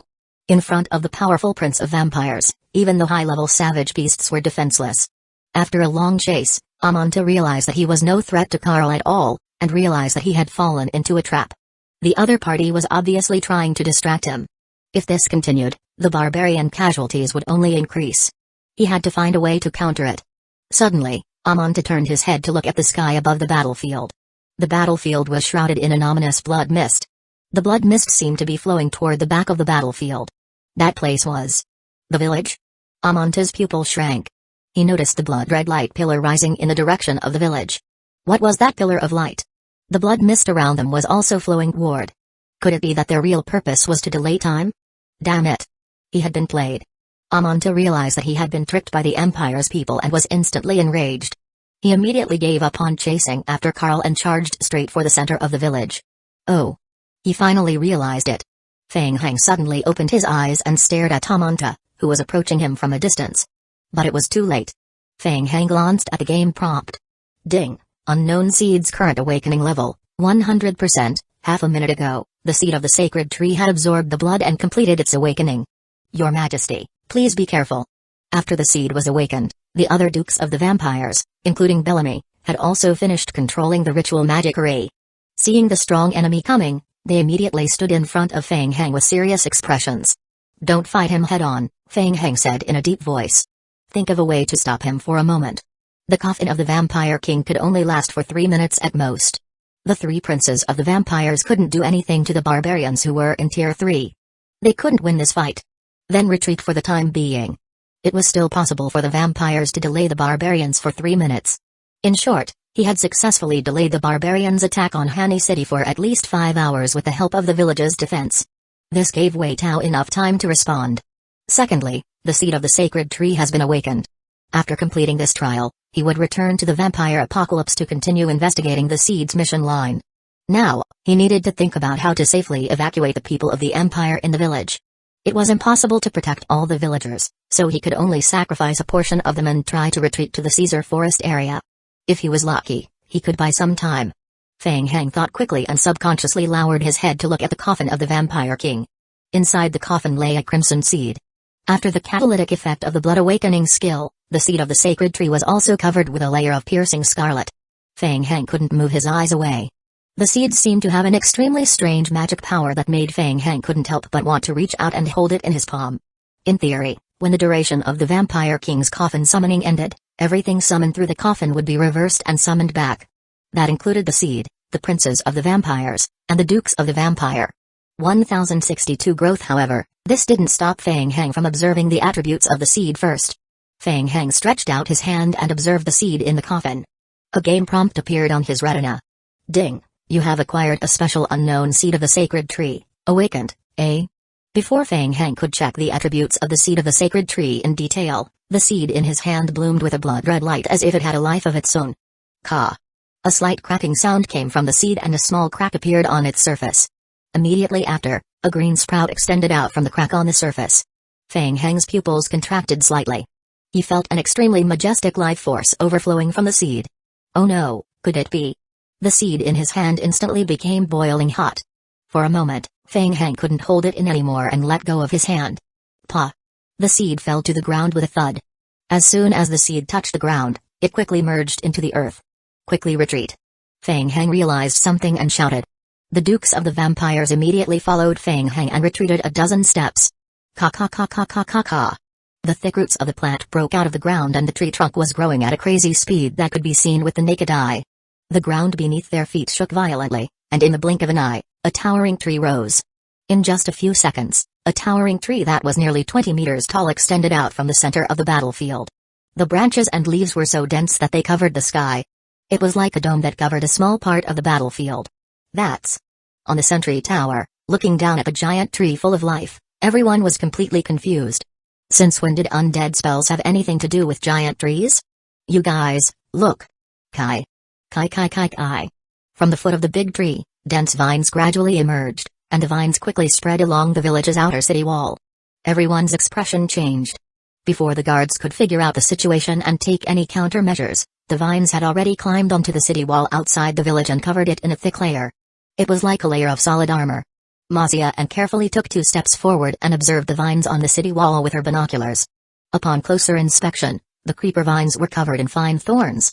Plop, plop. The vines continued to dance as if they had a life of their own. Whoosh. What? Mazia was shocked. She immediately put down the telescope and took half a step back. After a brief pause, the vines once again extended toward the village. The green vines climbed into the village at an extremely fast speed, attached to the ground along the way, climbed up all the buildings along the way, and even spread to the sentry tower where the group was. Everyone watched as the vines extended from below until they completely surrounded the sentry tower. Fortunately, the vines did not seem to be hostile. They only enveloped the outer perimeter of the sentry tower. Through the observation window of the sentry tower, more vines could be seen wrapping around the village. In the central area of the village, Caillou Yaoking was studying the blood of a Tier 2 barbarian. He suddenly sensed something and turned to look out the window. Kai kai. The next moment, the originally closed wooden window was broken open with a bang, and fine vines spread into the laboratory from the outside. After the vine entered the laboratory, it quickly climbed toward the corner of the laboratory. Caillou Yaoking frowned. He grabbed the mixed solution on the table and splashed it on the vines. Kai. Kai kai kai. When the mixture was sprinkled on the vines, it immediately made a sizzling sound. A white mist rose from the vines. The vines, which were originally full of vitality, withered and shriveled at a speed visible to the naked eye. But soon, more vines climbed in from the wooden window. The vines continued to climb toward the corner of the research room. Caillou Yaoking frowned and took a few steps back. He looked at the black stone in the corner of the laboratory. It was the black stone that Feng Hang had carried out from the bottom of the dragon mosquito nest lake not long ago. There were too many things on hand, so he didn't have time to do a further inspection. Kai kai kai. The vines quickly wrapped around the stone and dragged it out of the room. After obtaining the black stone, the remaining vines also withdrew from the room. Kaiu Yao King was puzzled. He walked to the window and squinted his eyes as he looked in the direction the stone was being dragged away. It was in the direction of the village entrance. Soon, the vines dragged the black stone underground and it disappeared completely. Ding! The player has successfully cultivated the sacred tree Abakia, fused blood form. Ding! The sacred tree Abakia, fusion blood form, has absorbed unknown power and is currently in a rapid reproduction state. 2 game hints in bold and red appeared on Fang Heng's retina one after another. The sacred tree trembled once more, and in the blink of an eye, it had grown 2 meters higher. Fang Heng was still a little confused for a moment. It was too sudden. The sacred tree was unable to control its growth. The sacred tree had also absorbed an unknown power? Where did this unknown power come from? Before he could check the status of the vampire's sacred tree, Fang Heng felt a sharp aura coming at him. His expression changed and he looked up at Amanta, who was charging at him from a distance. Amanta was no less shocked than anyone else. What was going on with this giant tree that had grown so much in an instant? Kai kai kai kai. As he charged forward, 2 sharp giant vine thorns shot out from the ground on his left and right. The giant barbed vine suddenly stabbed toward Amanta. Ho! Hulu! Amanta's body was unusually agile, and he dodged several vine attacks in a row, attacking his way forward. Sharp spikes kept emerging from the ground to attack him.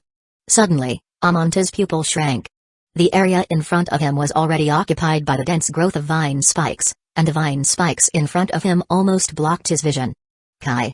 Kai kai! The dense spikes made it impossible for Amanta to dodge. Then he would be reckless and charge through. Amanta was extremely confident in his skin's defense under the Tier 3 strengthening, and he charged forward. Boom! The thorny vines struck the right side of Amanta's chest, and the outer layer of the black cuticles on his skin made an uncomfortable sound of friction. Amanta was knocked back heavily by the vine, and his body froze. Phew! Hoo hoo hoo! Immediately after, dozens of thin and dense vines darted toward him. The slender vines wrapped around his wrists and ankles, and more vines spread to his body, binding him tightly.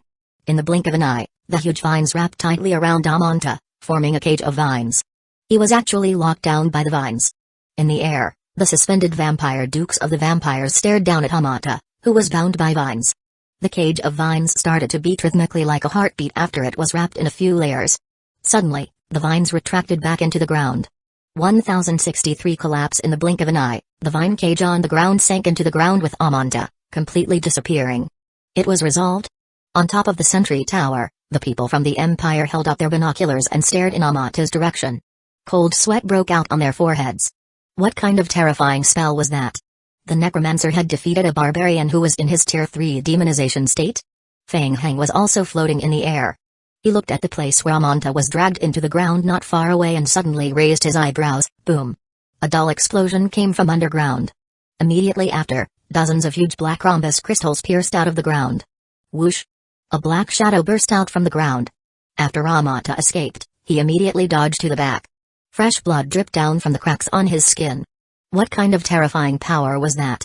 It was rare for Amanta to feel such fear. After being dragged underground, the powerful pressure almost crushed him into a meat pie. In addition, the corrosive slime secreted by the spikes even affected the black cuticles on his body. The 3 princes of the vampires couldn't help but look back at the towering tree beside Fang Heng. They could sense a powerful life force from the protruding tree spikes, as well as an aura that came from the same source as the vampires. It was very similar, but there were also differences. Carl saw that Amanta was heavily injured and wanted to escape. He shouted, "Stop him!" The 3 princes of the vampires joined forces and moved forward, firing a large number of blood-red bombs in the direction where Amanta had fled. Boom! Boom boom boom! In the midst of the explosion, Amanta, who was covered in black thorns, rushed in another direction. Buzz! Suddenly, the 3 princes of the vampires stopped in midair, and their bodies gradually became faint. "TSK, he's lucky," Carl said softly, clearly unhappy. Ding! The summoning time of your skill has ended. Ding! The Vampire King's coffin is currently performing a reversal summoning. As soon as the notification rang, the coffin of the Vampire King slowly sank into the ground again. The vampires who had been summoned along with the coffin also slowly turned into shadows and disappeared. Amanta quickly escaped. However, the battle was not over yet. The Tier 3 enhanced barbarian army leader, Amanta, had the ability to break through the attack of the sacred tree, but ordinary savage beasts and barbarians could not resist the powerful attack of the vines of the sacred tree. The vines that pierced out from the ground quickly spread to the front of the battlefield. Vines and spikes pierced out from the ground. All the savage beasts who didn't have time to escape were dragged into the ground by the vines and spikes, including the dead bodies on the ground. More and more vines spread out. Wails and screams filled the entire battlefield. The barbarians had never seen such terrifying vines before. The vines were abnormally hard, and it was difficult to cut them even with sharp weapons. Once they got entangled in the vines, there was no way of survival. The morale of the barbarian race collapsed instantly when they saw their companions being dragged into the ground one by one and disappearing completely. They didn't have any will to resist and desperately fled. The barbarian army had long lost its momentum. Right now, they only wanted to get as far away from this strange giant tree as possible. The vine attack lasted for more than 10 minutes. The battlefield once again returned to silence. The sentry hour fell into a dead silence again. As for the barbarian race, they retreated. Feng Heng stood under the huge tree and browsed the attributes related to the sacred tree. Ancient legend Abakia, fused blood form bound to player, current status, infancy, level 3, description, the seed of the sacred tree was born in the other world. Under extremely coincidental circumstances, it fused with a curse to form a new life form. Description, Abakia can rapidly grow by devouring blood and some special energy, greatly strengthening its body. Description, this creature is an ancient creature. Player lacks the relevant skills to control it. Description, player lacks related skills and cannot communicate with it. Unable to fully control it? Feng Heng frowned and touched the trunk of Abakia, the scared tree. An extremely weak spiritual sense came from the sacred tree. It was a feeling of dependence and trust. Ding, you have been recognized as an ally by Abakia, you have obtained part of its skill description. Additional skill 1, thorn piercing skill description, the sacred tree can attack through thorns. Additional skill 2, photosynthesis skill description, through photosynthesis, it can quickly restore vitality and increase the giant tree's health point and defense. It can remove negative effects on the target and quickly restore the target's health point. Additional skill 3, blood nutrient skill description, after a special mutation, the Abakia can entangle the target and drag it underground to absorb its blood and nutrients. Additional skill 4, rapid growth. Skill description, Abakia can rapidly grow in a short time by absorbing a large amount of blood or some special energy. Additional skill 5, plant armor skill description, Abakia can cover the surface of a building with a layer of vines, providing additional defense protection and thorn effect. The vines will receive some damage when they are attacked by melee physical attacks.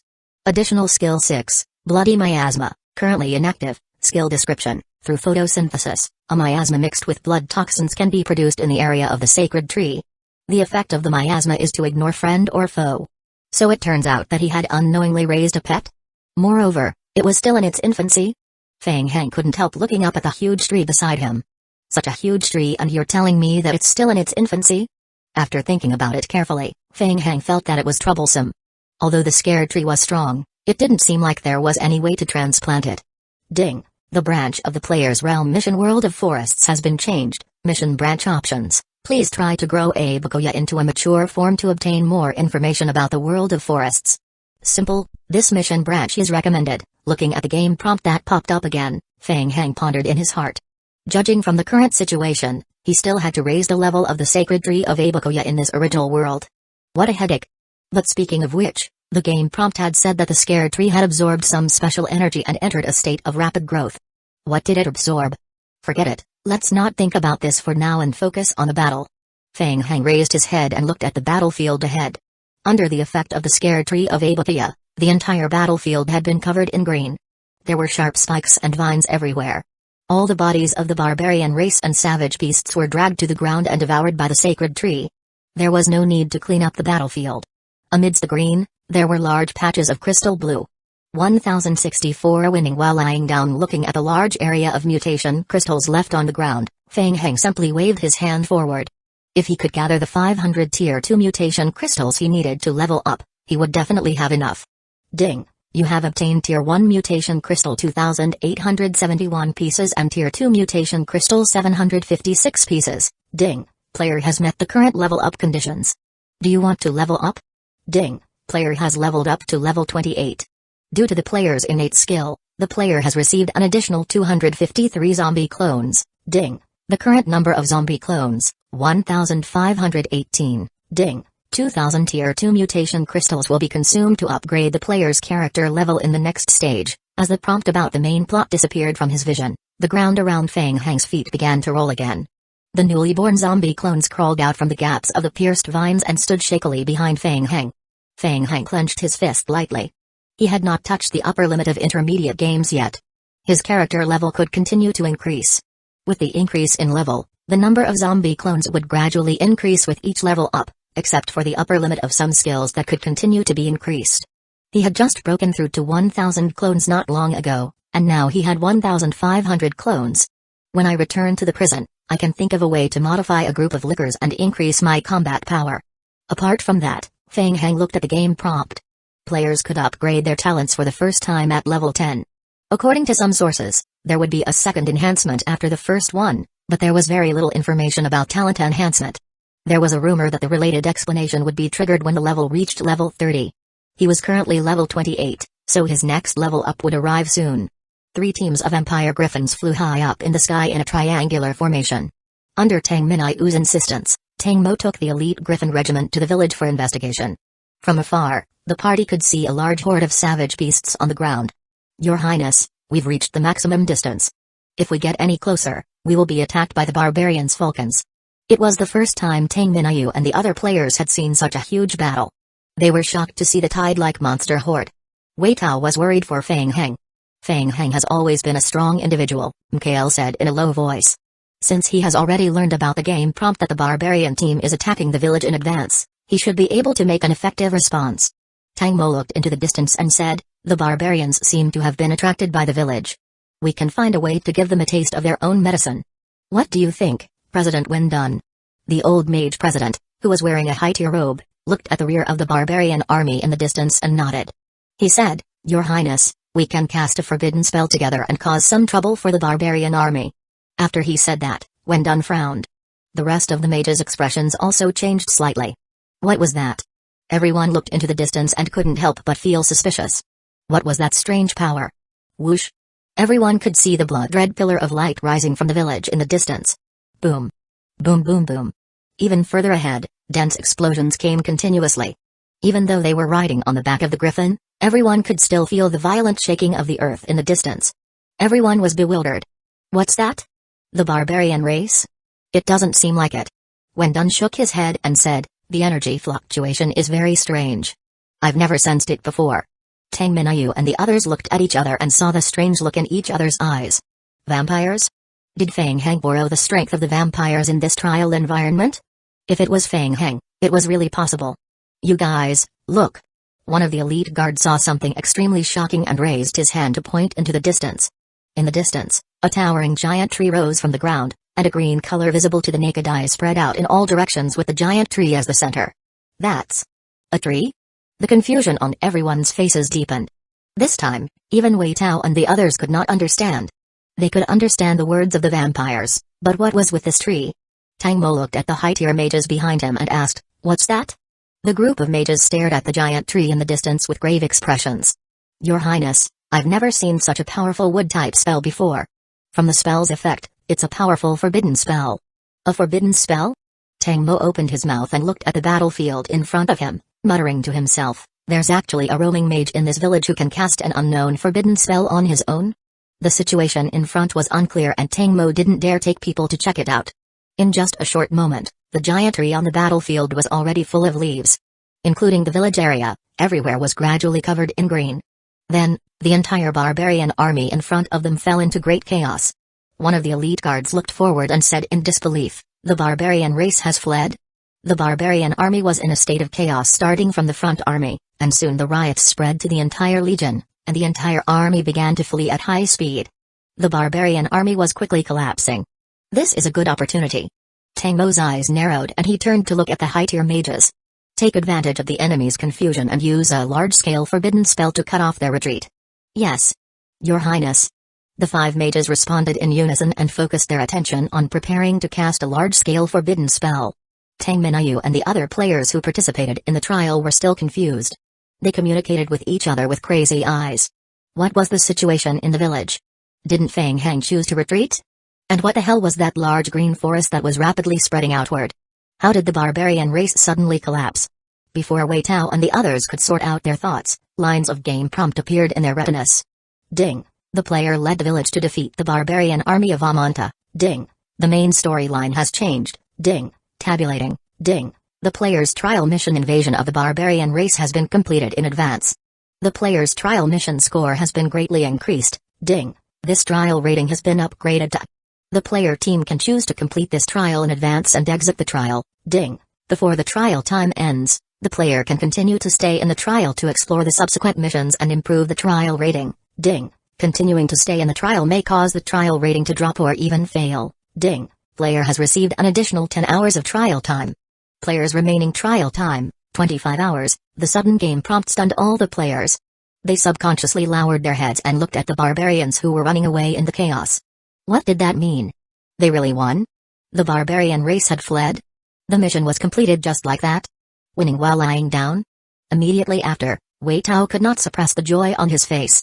Although it felt a little strange, it was the right decision to bring Feng Heng here.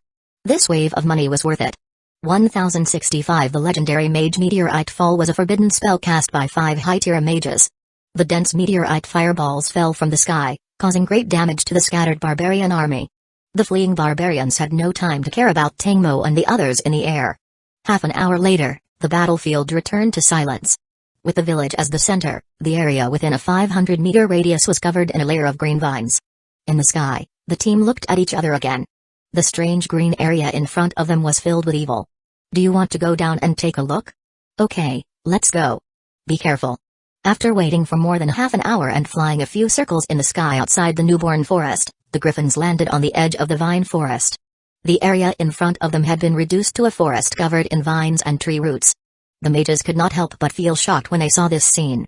Such a powerful field-type spell could even permanently change the environment. He was definitely a legendary mage.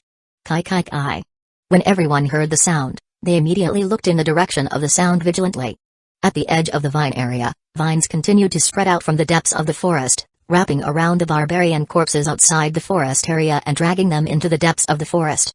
This scene sent a chill down everyone's spine. Would attribute field magic? Why did it look so strange? They looked at each other, hesitating whether they should enter the forest or not. Then, the vines and roots in front of them quickly wriggled and made a path for them. Tang Minayu's eyes lit up. She recognized the figure walking out of the passage at a glance. Mr. Mo? Mojai Aoi had seen the griffins flying in the sky from the sentry tower. He guessed that the Empire had sent people to investigate and felt that it might be Wei Tao and the others. Thus, he came over to take a look. Boss Wei. Seeing Wei Tao's group, Mojai Aoi clearly relaxed a lot. He shifted his gaze to Tangmo and the high-tier mages. Everyone looked at Mojai Aoi, hoping to get a reasonable explanation from him. As there were outsiders present, Mojai Aoi could not figure out the relationship between these people and Wei Tao's group. He also did not know how to explain such a big scene. A lot of things have happened. Anyway, let's go back to the village first. He might as well bring them back to the village. Alright, sorry for the trouble. As they passed through the dense forest of vines, the vines that were originally blocking their way avoided them and made way for a small path. This seemingly ordinary scene made the mages of the Empire horrified. What a powerful wood-type field spell. The usual field-type modification spells often had a time limit, and it was extremely rare to be able to change a field permanently. They didn't expect the field spell to still be in effect. Just maintaining such a powerful spell technique required an extremely powerful mental strength, let alone summoning it. Everyone had seen the giant tree descend with their own eyes, so they naturally did not think that this giant tree was really a tree. The Mert Empire had a fixed concept for thousands of years. They believed that an extremely powerful legendary mage had helped them stop the barbarian invasion. The barbarian race was extremely powerful, but every time the humans encountered a huge crisis, someone would stand up and save them from disaster. Moreover, the wood-type spells also had a special power that had never been seen before. Is it an improved spell? The mages of the Empire were amazed. They discussed in whispers along the way, praising the person who was controlling the spell behind the scenes. The vice president of the Mage Association, when done, could not help but sigh. I didn't expect to see the perpetual field magic that can only be seen in theory today. I was too ignorant. The path of magic is endless. Tangmo listened to the discussion of the Empire's mages and secretly nodded. He asked, Mingyu, may I ask who is the master mage who cast this spell? Ahem. Tang Minyu had also heard the conversation between the mages. She coughed a few times in embarrassment. Feng Heng was indeed very strong in some aspects. However, these mages were praising Feng Heng to the skies. Things like genius mages, legendary mages, the founder of perpetual magic, and so on and so forth. Tang Minayu and the others were stunned when they heard them. Good fellow, she had never heard of Feng Heng knowing magic. Did these natives misunderstand something? Naturally, Tang Minayu would not expose her teammate. She forced a smile and said, "We're friends, friends. It's good that Minayu has such a reliable friend. This time, your friend resisted the attack of the barbarian race and helped the Empire greatly." Tang Mo said with a gentle expression, "Don't worry. Your friend is my friend. I will try my best to win more support from the Empire." After passing through the dense forest of vines, they saw Feng Heng standing under a huge tree. Feng Heng was a little vexed at the moment. The village had been completely occupied by the sacred tree of Abakuya.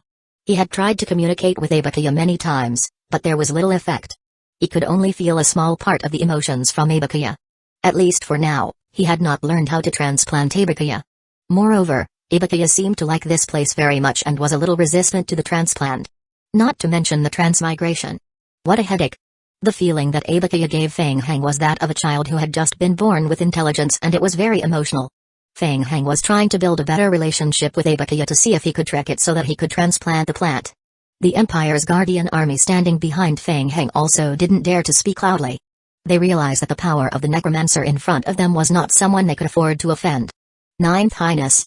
Harper's eyes lit up when he saw Tang Mo, who was surrounded by a group of mages and guards, and he immediately went forward to greet him.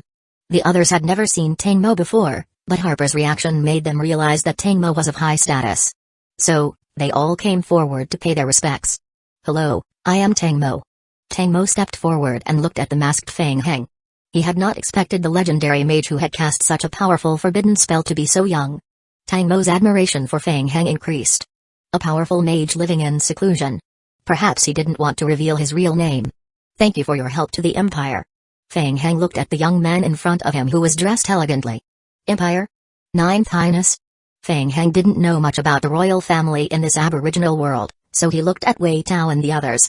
When he saw Wei Tao and the others nod, he then said, "You're welcome. I am sorry, but because of me, the village has suffered quite a bit." The sacred tree, Ibakuya, seemed to like this village very much.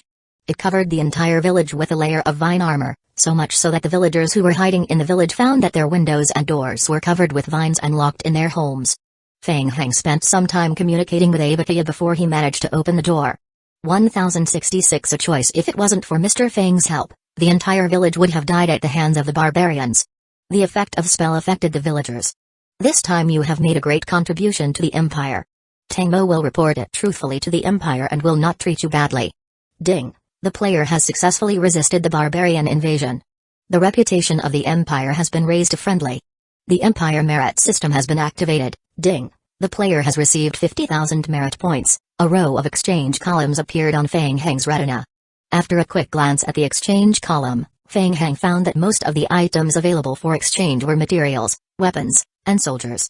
If he improves his friendship with the Empire again, he should be able to unlock more exchangeable items. Feng Heng's eyelids twitched. Thief? He only needed 1,000 merit points to obtain a small piece of land from the Empire and become a lord. The lord had the authority to recruit troops and only needed to submit a tax to the Empire every year. At present, the village had already been occupied by the sacred tree, so there was no way to transplant it. He could consider exchanging it for a fief. After becoming a lord, he might be able to avoid some trouble. Feng Heng looked at the city wall and the village covered with vines behind him and said, "I am afraid this place can't be inhabited for a short time. I hope to apply to the Empire to become the lord of this fief." Tang Mo was startled and looked back at the village occupied by vines. He thought, "That's strange, wasn't this spell summoned by you?" "Right, it must have been an overload spell, so the spell went out of control." This kind of thing was common. "Mr. Feng, you're very benevolent." Tang Mo's expression became gentler and he said, "On behalf of the Empire, I pay my respects to you. You are now the owner of this fief, and the official appointment of the fief will be sent to you in 3 days. In addition, these villagers are all citizens of the Empire. They will also be under your jurisdiction. If you are not willing to take over, I will arrange for them to evacuate as soon as possible." Benevolent? The Empire guards and Mazia and looked at each other. They thought of the terrifying undead creatures and evil rituals. The ninth prince probably didn't know much about this necromancer. Ding. The player has spent 2,000 Empire merit points and obtained the approval of Naxi village and the surrounding areas. Ding. Your influence in the world has been slightly increased. This area is not suitable for living. Please help evacuate the villagers. Feng Heng nodded with satisfaction. This made the sacred tree a little safer. Considering the worst-case scenario, he might not even be able to take the sacred tree away until the end of the trial. Should he just leave the sacred tree Abakia here? After completing the trial, he would be able to get the space-tearing blueprint. At that time, he would find a way to quickly upgrade the space-tearing device and enter the intermediate game, then return to solve the transplant problem. On second thought, this was too big a circle. It was a little unstable. Even if he had the blueprint, the construction and upgrade of the space-tearing device might encounter problems, and there was no way to guarantee the completion of the plan in time. I will get someone to help the villagers evacuate, Tang Mo said to Feng Heng. Mr. Feng, this time the barbarian army came menacingly. The main cities of the empire were attacked by barbarians. Tang Mo beseeches Mr. Feng Heng to contribute to the empire's people.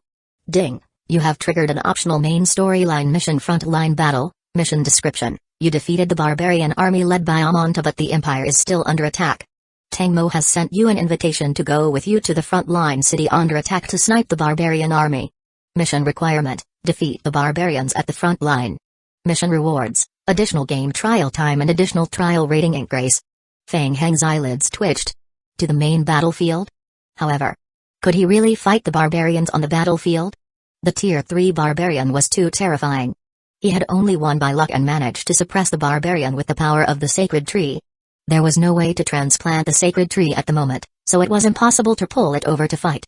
Borrowing the strength of the vampires was not very feasible.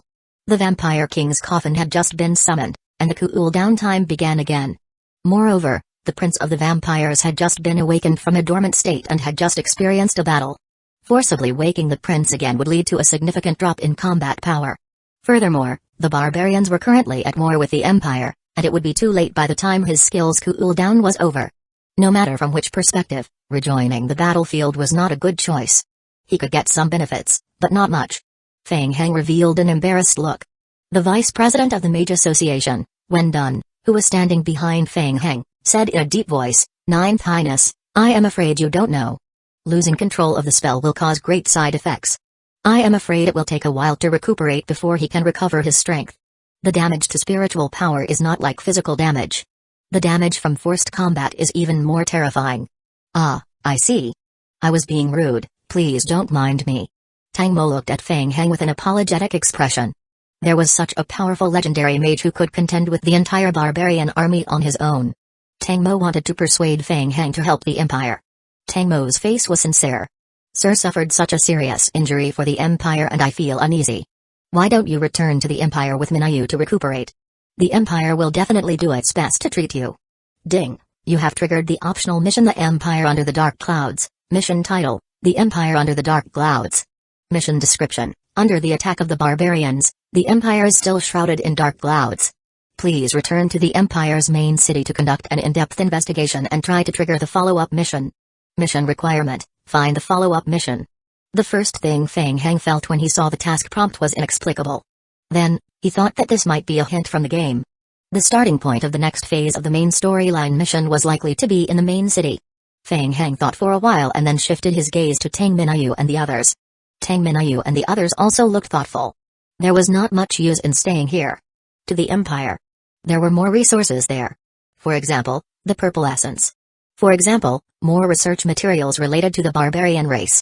From the start of the game until now, apart from the savage beast invasion, there were many strange hints in the pre-mission line.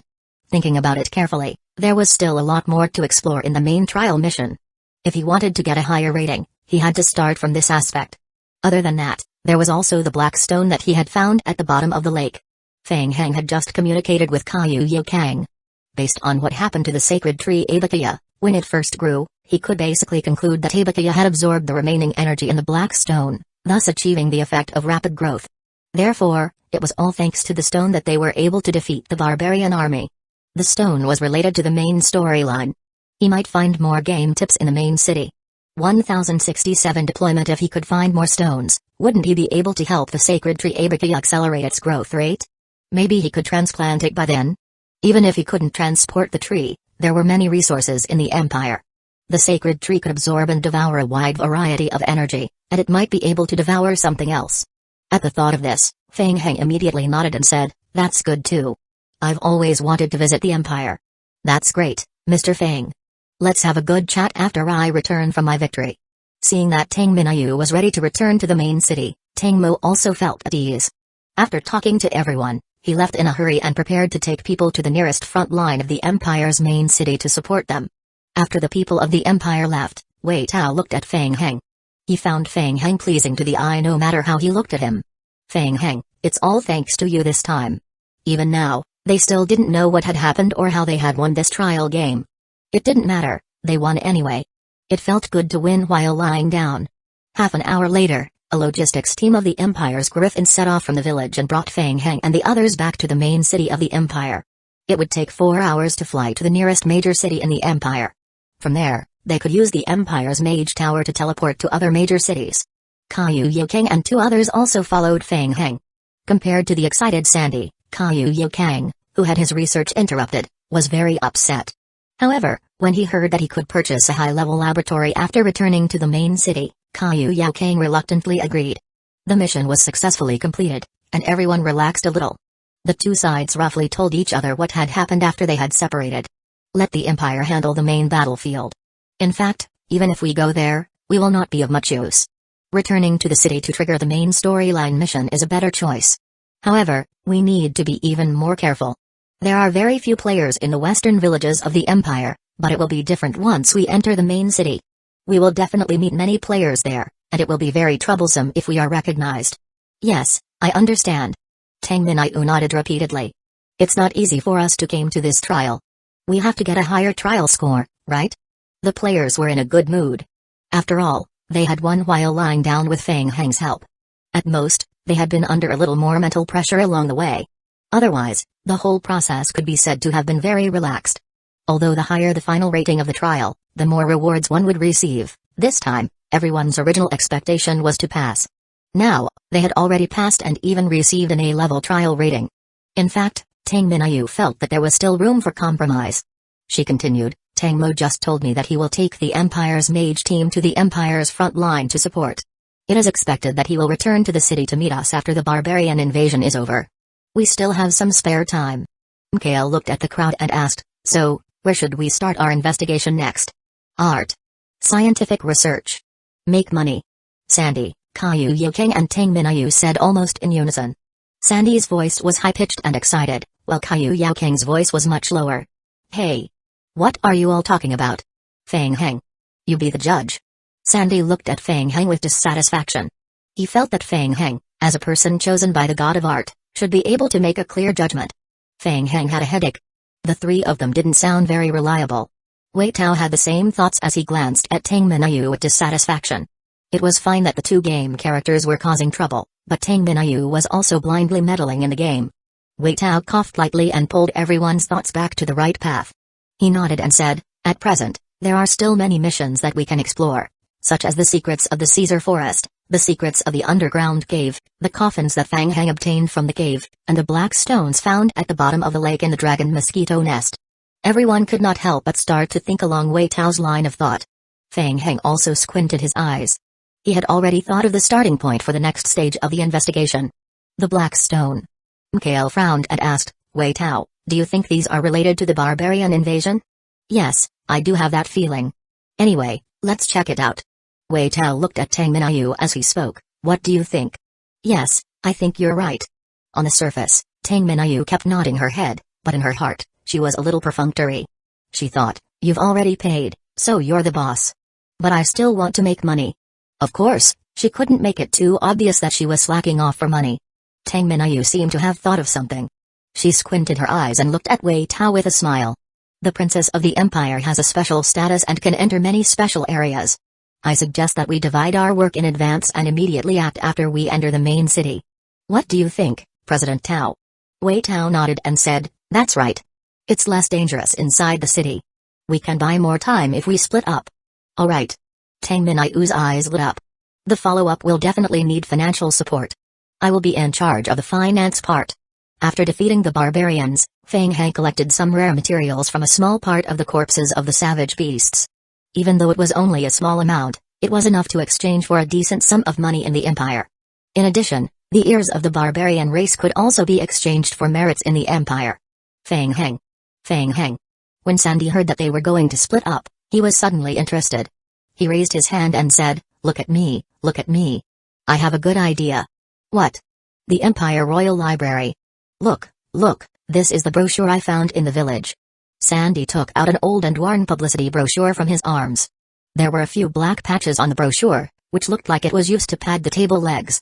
Alright, we can go there and take a look. I will follow and take a look. It was rare for King to be in sync with Sandy. He nodded and said, there might be research materials related to the barbarians in the library, which can save me a lot of time. Feng Heng, I will leave the construction of the scientific research laboratory to you. You promised me, and I need to do it as soon as possible. Mikhail shrugged and replied, I am fine here. Leave the laboratory to me. I will get someone to do it. Originally, in the team division of labor, Wei Tao was good at planning, Mikhail was the strongest in personal combat ability and was responsible for fighting, and Tang Minayu was good at making money and acting cute. Now with the addition of Feng Heng, Mikhail expressed that there was no use for him and simply helped out. Alright, he said. Wei Tao rubbed his temples. Then I will be in charge of intelligence gathering and planning. Let me make it clear again. The danger level in the city isn't high, but we have to be careful of players. 1068 The library. There was a huge difference between an intermediate game and a beginner game. The first was the players. Most of the players who entered the intermediate games were far stronger than the players in the elementary game world. After all, they had all chosen to enter intermediate games, so the players' overall quality was relatively higher. In terms of the number of players, the total number of players in the intermediate game was about 1/3 of the elementary world. However, as intermediate games did not have a mirror world server, the player density was only slightly lower than in elementary games. After entering the Empire, he could already foresee that there will be many players. Due to the special nature of the trial mission, Wei Tao reminded everyone to be more careful and to hide their identities so that they would not be exposed. The group rode the Empire Griffins into the main city's farm. The city lord had received news of Tang Minayu at the first moment and had came to welcome her in advance. Everyone immediately split up according to what they had discussed earlier. Under the arrangement of the city lord's accompanying guards, Feng Heng, Sandy and the rest went to the Empire Royal Library. The person leading the way was one of the city lord's knight commanders, a woman with long golden hair named Nicole. Nicole led the two of them into the Empire Royal Library. Dear guests, the first floor of the Empire Royal Library is open to the citizens of the Empire, the second and third floors are open to the nobles, and the fourth and fifth floors require special permission. The first time she saw Feng Heng, Nicole sensed a strange smell from him. She nodded and said, I've already spoken to the management staff. With special permission from Her Highness Minayu, you may browse as you please in the library. Okay, thank you very much.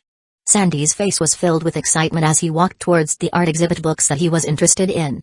Feng Heng admitted that he didn't put his talent points into studying and was naturally uninterested in it. He thought that since Sandy and King could discover something about the savage beasts, he didn't need to get involved. He would just take a cursory look around and see if he could find a way to transplant the sacred tree back home.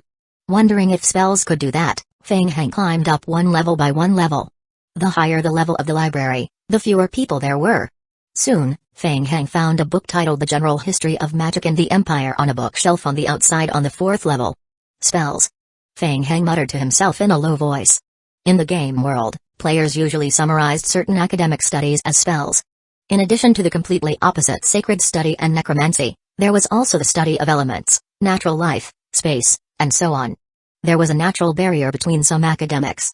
So far, no one had heard of anyone who was proficient in all magic-related academics in the game. As he read on, Feng Heng noticed the natural life science in the spells. The nature mages used the natural energy in the air to cast all kinds of spells. The wood element was one of them, and it had a strong vitality. Would it be able to help the sacred tree complete the transplant? Feng Heng picked up a book on the introduction to natural life. As soon as he touched it, a game prompt appeared on his retina.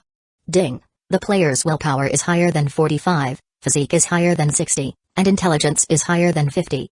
The learning requirements are met. Ding! The player's current natural science academic talent, 2.2. Ding! The player can choose to learn natural science. Ding! The player currently does not have a bloodline or an academic that conflicts with natural type academic knowledge, but the number of the player's talents has exceeded the warning value. Additional learning of academic knowledge, bloodline and others will greatly increase the difficulty of cultivation. It will also affect the learned academic knowledge and bloodline. Please choose carefully. Ding! Under the current special trial environment, the player will receive an additional penalty for reading books to learn skills. It is estimated that the player will spend 87 hours mastering academic elementary nature. Do you wish to learn 87 hours? It's enough to end the trial several times. Feng Heng was speechless. He closed the book silently and put it back on the shelf. It made sense when he thought about it. He could enter the 5th level of the Royal Library so easily because of Tang Minaiu's identity, which was equivalent to a bug in the game. It was reasonable for the game to limit the bugs that could be foreseen. He was just a little unhappy. Feng Heng pondered for a while. Otherwise, after looking around, Feng Heng gave up the idea of sneakily taking the books away. Forget it. In this kind of trial environment, the risk of stealing was too high, and it could easily cause a collapse in the trial. After thinking for a while, Feng Heng picked up the introductory theory of the spatial system beside him. Since he was already here, he could test his academic talents. Feng Heng walked along the bookshelves and made a small half-circle on the 5th floor. Among all the academic skills he had checked, the tuition fee for spatial learning was the most expensive. It took a full 255 hours to master. In addition, most of his academic talents were in the range of 0.001 to 10.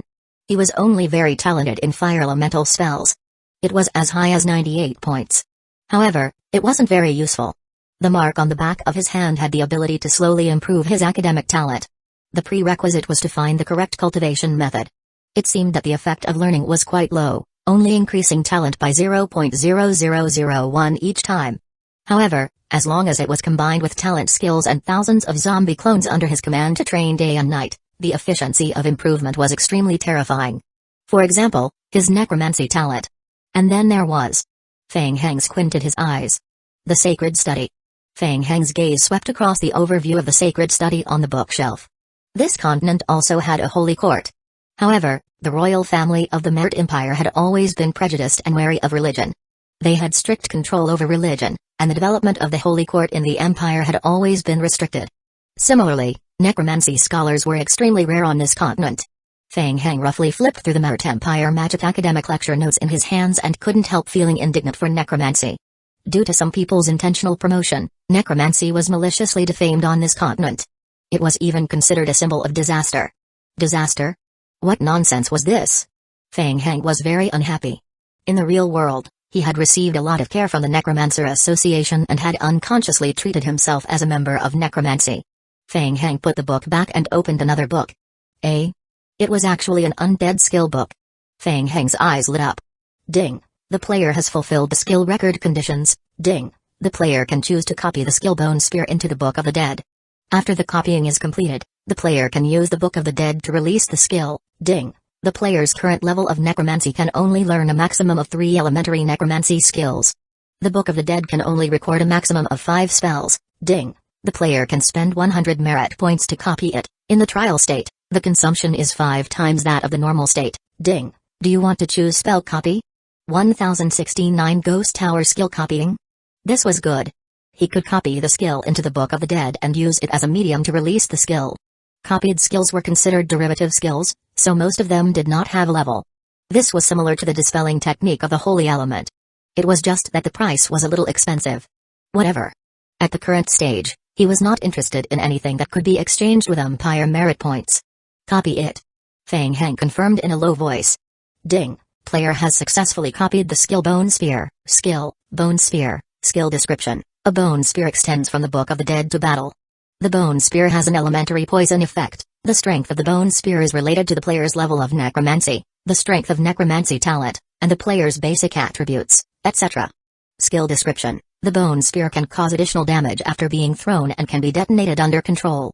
It will cause a dark explosion and bone splash physical damage to the enemy. Skill cooldown time, 5 minutes. Ding. The player has successfully recorded the skill Skeleton Slave. Skill, Skeleton Slave. Skill description. Summon skeleton warriors from corpses to fight for you. Strength is related to the player's necromancy level, the strength of necromancy talent, and the player's basic attributes, etc. Cooldown time, 3 minutes. Ding. The player has successfully recorded the skill Bone Wall. Skill, Bone Wall. Skill description. Summon a bone wall to block damage. The bone wall lasts for 30 seconds. Strength is related to the player's level of necromancy, the strength of necromancy talent, and the player's basic attributes, etc. Cooldown time, 2 minutes. After copying the 3 skills, Feng Heng heard light footsteps coming from behind. Feng Heng raised his head and turned around to look at the old man who was walking toward him. Randolph had a gentle expression. He had been observing Feng Heng for some time. Most of the people who could enter the library's 5th floor were high-tier elite mages who had been recognized by the Mage Association. However, he had never seen Feng Heng before. In addition, the mask on Feng Heng's face was also particularly eye-catching. Seeing that Feng Heng was reading books related to necromancy, Randolph had an idea and walked up to him. "Hello, young scholar. I am the honorary president of the Mage Association in Griffin City. My name is Randolph." Feng Heng nodded to the old man. "Hello, I am Feng Heng, a necromancer." Randolph was about to say something when a young man came in from outside and said anxiously, "President, someone is causing trouble on the 3rd floor." "Causing trouble?" Randolph frowned. What kind of place was the Empire Royal Library? There would still be people causing trouble? "I am sorry. I have something to do. If you don't mind, I think we can have a talk later." Randolph nodded to Feng Heng and left with the young man. Feng Heng looked in the direction where the two people left and suddenly had a bad feeling in his heart. Someone was causing trouble? It wouldn't be Sandy, right? It wouldn't be. Feng Heng muttered to himself and touched his chin. He felt that he should not lie to himself. It was most likely Sandy. Feng Heng strode forward and followed the two of them down. Just as he reached the 2nd floor, Feng Heng suddenly felt a headache. He heard a familiar voice. "What are you guys doing? Why are you stopping us? What right do you have to stop me? If I am not mistaken, this is the Empire Royal Library. Let me tell you, we were invited here by Her Highness Minayu. Can you bear the responsibility of offending Her Highness Minayu?" Sandy did not care that this was the library, as he rolled around and made a scene as usual by shouting and yelling. "Ah, I am not leaving. What's wrong? Are you bullying us outsiders? What do you mean that it's up to you to approve or not? Why? Are you guys preparing to rebel?" Feng Heng couldn't help but feel surprised when he approached the crowd. Sandy wasn't the only one who was surrounded by a group of people on the 3rd floor of the library. Victor was there as well. Sandy became more and more courageous as he fought as if he was helping Victor. More and more mages were attracted and gathered outside to discuss in low voices. Seeing that Randolph was coming, the crowd quieted down and made way for him. Randolph looked at the crowd and asked, "What's going on?" A mage wiped the sweat off his forehead, walked up to Randolph, and whispered in his ear, "President Randolph, they want to retrieve the classified information of the Mage Association, but they can't provide any identification." "What kind of information do they want to see?" asked Randolph with a frown. "The construction information of the ghost tower." The group of people who had just gathered around finally understood what had happened, and the whispers became louder. In the crowd, the players' expressions suddenly became serious. Feng Heng squinted his eyes slightly and couldn't help feeling puzzled. "The ghost tower? What was that?" "The ghost tower is the result of the joint research of the Mage Association and the Empire," said Randolph after a moment of silence. "To prevent the information from being leaked, we have an agreement with the Empire that the relevant information can only be accessed when it is needed to be built." Of course, Sandy would not be scared off so easily and said firmly, "That's right, we're going to build the ghost tower." "Can't we?" Randolph's face was still gentle. The construction of a mage tower required a large amount of money and rare materials. Just the maintenance cost alone was also extremely high. A Tier 1 mage tower was still fine, but upgrading to a Tier 2 mage tower would require a massive amount of resources. It could be said to be a money-burning item. In the past, the construction of mage towers had always been with the help of the Empire. The Mage Association naturally hoped to build more mage towers so that they could nurture more mages and raise the status of mages in the Empire. But the Empire didn't have that much money. Although mages could earn money, they could also spend it. It was fortunate that the mage team was an indispensable and powerful support to resist the barbarians. Otherwise, the Empire would not even want to pay the maintenance fee for the mage tower every year. Moreover, Randolph had not heard that the Empire had any plans to fund a new mage tower. So he judged that Sandy was most likely lying. "May I ask where you plan to build the ghost tower, and whether you have obtained the permission of the local lord? Have you gathered all the funds?" "Permission? Of course, we have one." As Sandy spoke, he waved his hand at Feng Heng who was standing behind the crowd. "Mr. Feng. He's asking for permission." "That's him. He's the overlord of our territory. He's already here, and you're asking if he allows it?" All the people present fixed their eyes on Feng Heng at the same time. All of a sudden, more than a dozen game prompts were refreshed on Feng Heng's retina. "Ding. Due to your perception, you have discovered a detection skill from a certain player and are immune to this detection effect. Please be careful. Warning, your identity has been changed in the current trial environment. Please try to avoid interacting with non-trial players. Ding.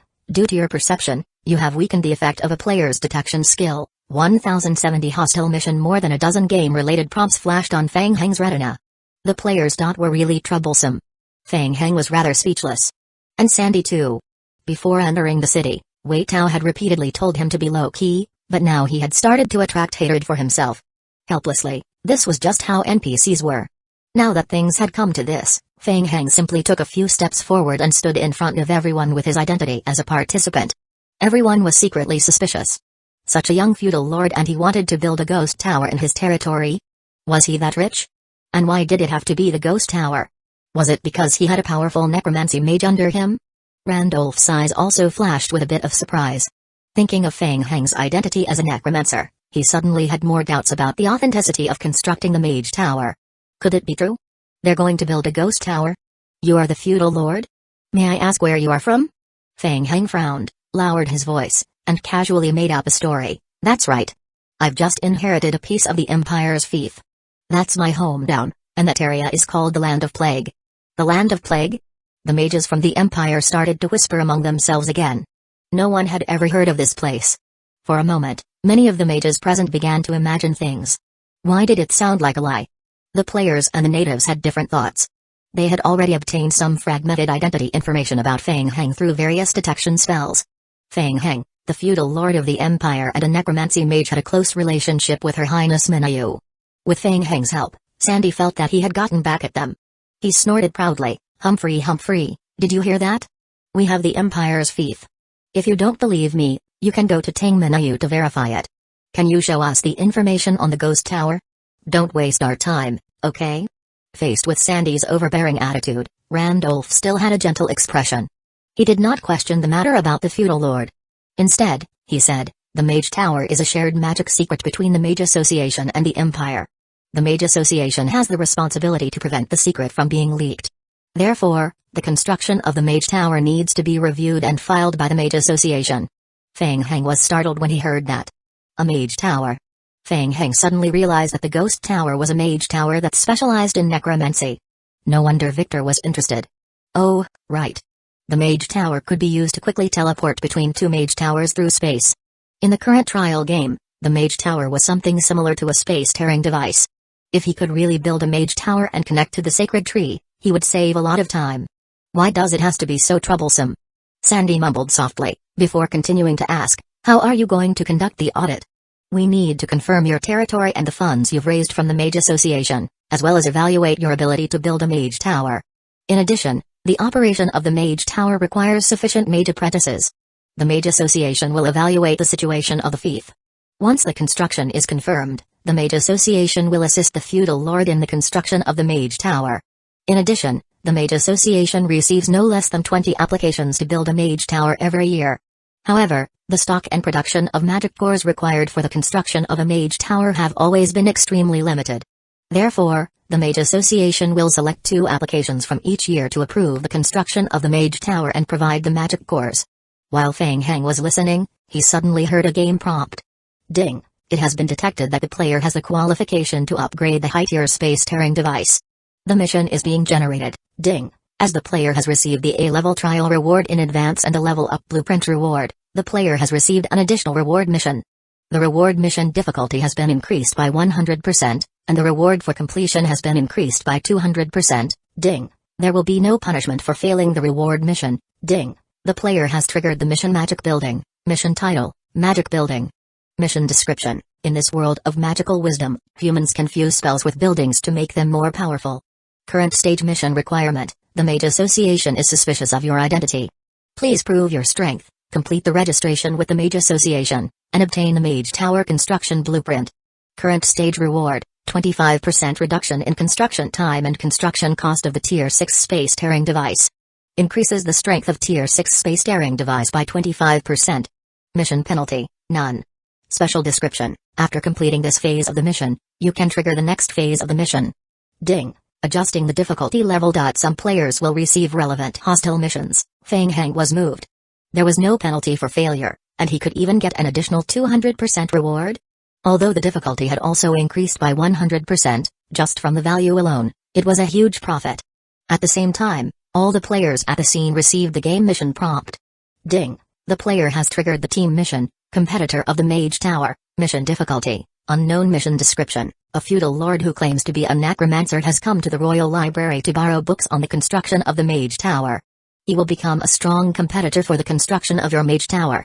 Mission requirement, request from President Randolph an ability assessment to build a Mage Tower. Defeat Feng Heng in the assessment and stop him from obtaining the Mage Tower blueprint. Mission reward, random level mission reward. The players' expressions changed when they received the mission notification and they looked at each other. As expected, this necromancer cum feudal lord had also come for the Mage Tower. The players were already on their guard when they saw Victor and Sandy looking for information on the Mage Tower. To the players, the Mage Tower was a highly sought-after item. It was obvious that if they could get their hands on a Mage Tower, they would be able to reap great benefits. However, the difficulty of obtaining a Mage Tower was equally high. First, they needed to be recognized by a feudal lord.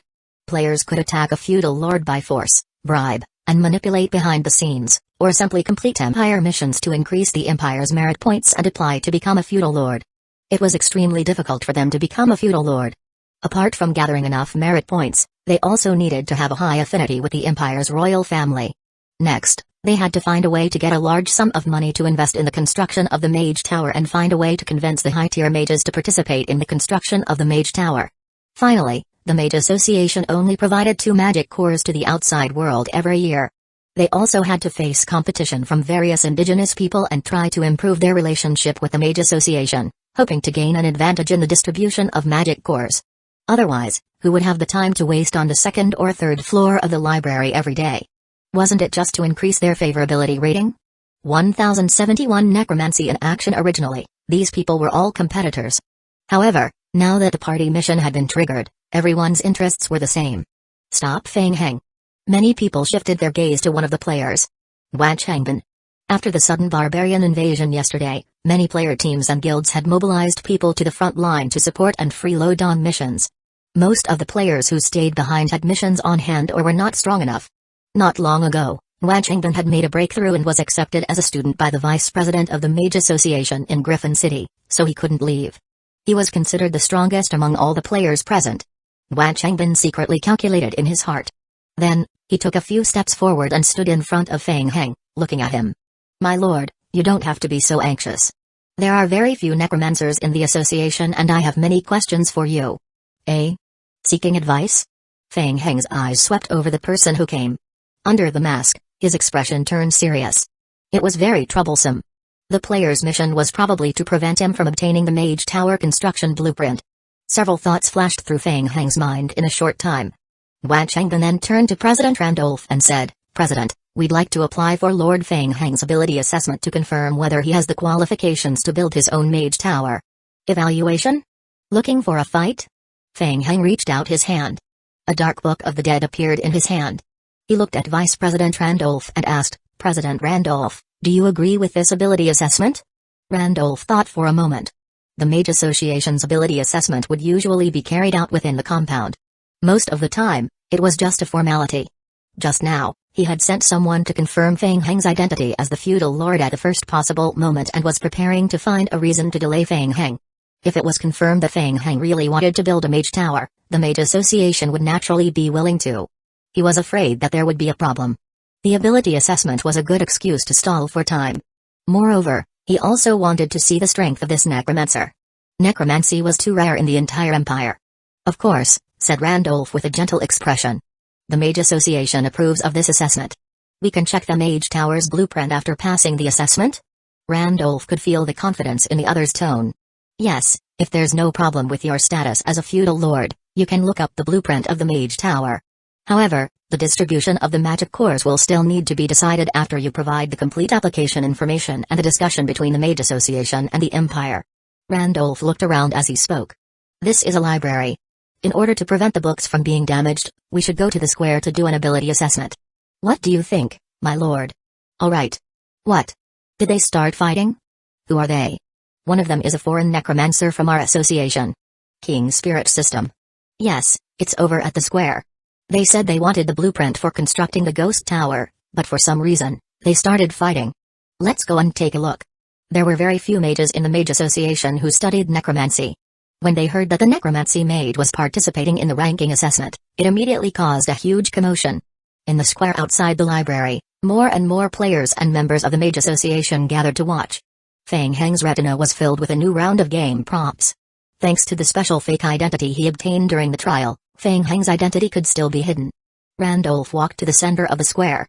There is a certain level of danger in the Mage Association's ability assessment. To ensure safety, as the judge of this trial, I will stop the trial at any time. The trial will be divided into wheel battles. If you can last for 10 minutes without being defeated, you will pass the assessment. Feng Heng shifted his gaze to Randolph. What about the rules of victory? You lose when you admit defeat, lose the ability to fight, or leave the square. Yes. Feng Heng nodded and looked at the elementary mage who was holding a spirit cane. He asked, can we start now? The trial assessment begins, Randolph said in a deep voice. Feng Heng stood still. The Book of the Dead floated beside him, emitting a faint dark light. Skill Bone Spear. Feng Heng slowly pulled out a white bone spear from the Book of the Dead that was levitating in the air. Holding the bone spear in his hand, he felt a warm touch. Feng Heng tried to lift the bone spear and swing it in the air twice. The bone spear moved smoothly in the air, just that it was a little light. Wan Changbin was not the first to go up. The test would last for 10 minutes. They had enough time to observe and find Feng Heng's weaknesses. Let the people from the Mage Association do it first. Not only Wan Changbin but most of the people's gazes were focused on Feng Heng. The crowd couldn't help but be surprised. They saw Feng Heng holding a bone spear with one hand and rushing straight toward the elementary mage opposite him. He moved with extreme speed. Whoosh! The elementary mage was agile, and he leaped back a few steps, opening up some distance between them while waving his spirit cane. Windblade. Phoenix Dance. In the air, several light blue air blades condensed and whizzed toward Feng Heng. Feng Heng continued to rush forward. The speed of the wind blade seemed exceptionally slow in his eyes. It was much slower than the Prince of the Vampire's blood spike. Feng Heng didn't care at all. He continued to rush towards the elementary mage in front of him, the bone spear in his hand slashing quickly. Bang! Bang bang! The concentrated dense wind blades exploded one after another under Feng Heng's brandishing of the bone spear. What was this? Gasps could be heard in the square. The wind blade was actually split apart by Feng Heng's bone spear. The elementary mage became distraught. The battle between mages was all about throwing spells at each other. Why did he encounter an unreasonable person who was charging at him? He panicked. Be careful. Whoosh! The elementary mage was surprised to see Feng Heng disappear from his sight. Kai. Immediately after, an extremely dry sound could be heard. The mage's pupils shrank, and a sense of weakness spread throughout his body. He felt a numbing sensation on his right shoulder. It wasn't a piercing pain, but a numbing sensation. Not good, he was poisoned. The mage reacted and lowered his head to look at his right shoulder. A small white bone spear pierced out from his shoulder and it was stained with bright red blood. You've lost. Feng Heng appeared behind the mage and whispered in his ear. Bang! A sharp pain came from the elementary mage's back. He was sent flying by Feng Heng's kick and landed outside the square. Immediately, people surrounded the injured elementary mage and carried him away. Feng Heng turned his head and looked at Randolph. The next one, please. The first elementary mage only lasted less than 10 seconds in Feng Heng's hands. The square was filled with discussions. It was not because of Feng Heng's tyrannical strength. It was normal for a high-tier mage to defeat a low-level mage in a single hit. Sometimes, it would even take less than 5 seconds. What they found strange was Feng Heng's combat mode. Did all necromancy mages fight like this? This was too strange. 1072 The King Guard President Wan, what do you think? Yes, it's very strange. Wan Changbin sized up Feng Heng with a strange look on his face. Feng Heng's move was clean and neat. He didn't look like a mage. Instead, he looked more like a warrior of the Empire with extremely strong close combat abilities. Do you want to go up and try? Let's wait a little longer. As early as 3 years ago, Wan Changbin had already passed the Mage Association's intermediate mage assessment. Recently, he was even accepted as a student by one of the vice presidents of the Mage Association, making people extremely envious. This was a team mission, so everyone followed Wan Changbin's lead. Wan Changbin sensed that this mission was extremely difficult and was prepared to continue observing. The power that the Necromancer displayed was very strange. Moreover, the other party finished off his opponent in a clean and efficient way, which showed that he was extremely confident. The trial would last for 10 minutes, so he could play with the elementary mage and buy some time. The timer is still ticking, Randolph said in a deep voice. Anyone who wants to challenge him can come on stage at any time. The scene of Feng Heng defeating his opponent cleanly and neatly had already brought pressure to the onlooking mages. For a time, the square was filled with endless discussions, but no one dared to step up. Based on the ability that Feng Hang had just displayed, he had already crushed an elementary mage. Going up would be a loss for them. After waiting for a full minute, the players started to get anxious. "Brother Wan, what do you say? No one's going up." Another player also whispered, "This kind of assessment is just a formality. Even the intermediate NPC mages of the Mage Association won't participate in the battle. Our people are ready. We can attack together." Wan Changbin withdrew his gaze from Feng Hang and took a deep breath. "Yes, the enemy is very strong. In 10 seconds, we will attack together. Alright, let's go." The 20-odd people immediately scattered. Wan Changbin stood on the spot and began to condense his spiritual spell. After counting down to 10 seconds, a thunderbolt was cast at Feng Hang while he jumped to the center of the battlefield. Flash. Explosive fireball. Ice crystal. Almost at the same time, colorful and dense spiritual spells were blasted at Feng Hang from all directions. More than 20 players stepped into the square at the same time. Randolph frowned. The trial did not have a limit on the number of participants. In theory, it was possible for 10,000 people to challenge the trial at the same time. But very few people would do that. Having 20 of them attacking together had never happened before. Moreover, it was not very nice to use spells to launch a sneak attack before going on stage.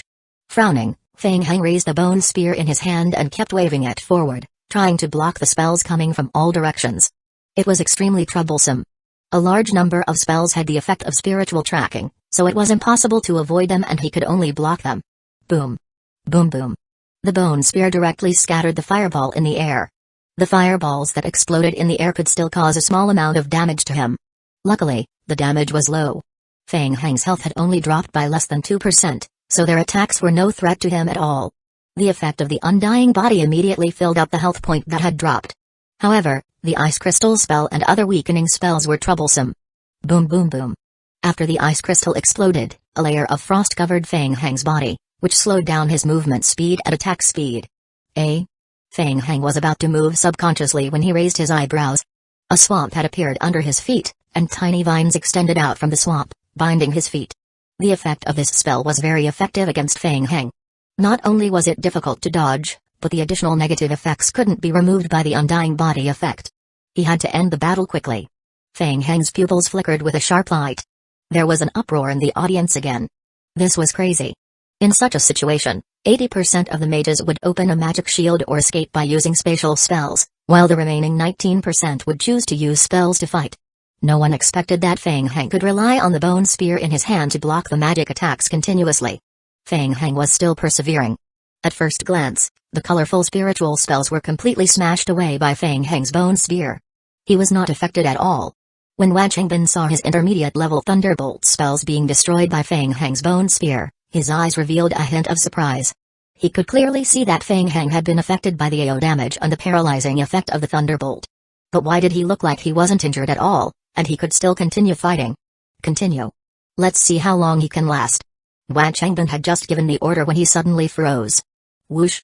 On the field, a black mist suddenly rose up with Feng Hang as the center. The thick fog filled with the aura of death spread out rapidly and enveloped Feng Hang in the blink of an eye, isolating him from everyone's sight. Wan Changbin and the other players were shocked. No, this wasn't an ordinary black mist. Not only did the fog block their vision, but it also blocked their aura perception. To mages, this was extremely fatal.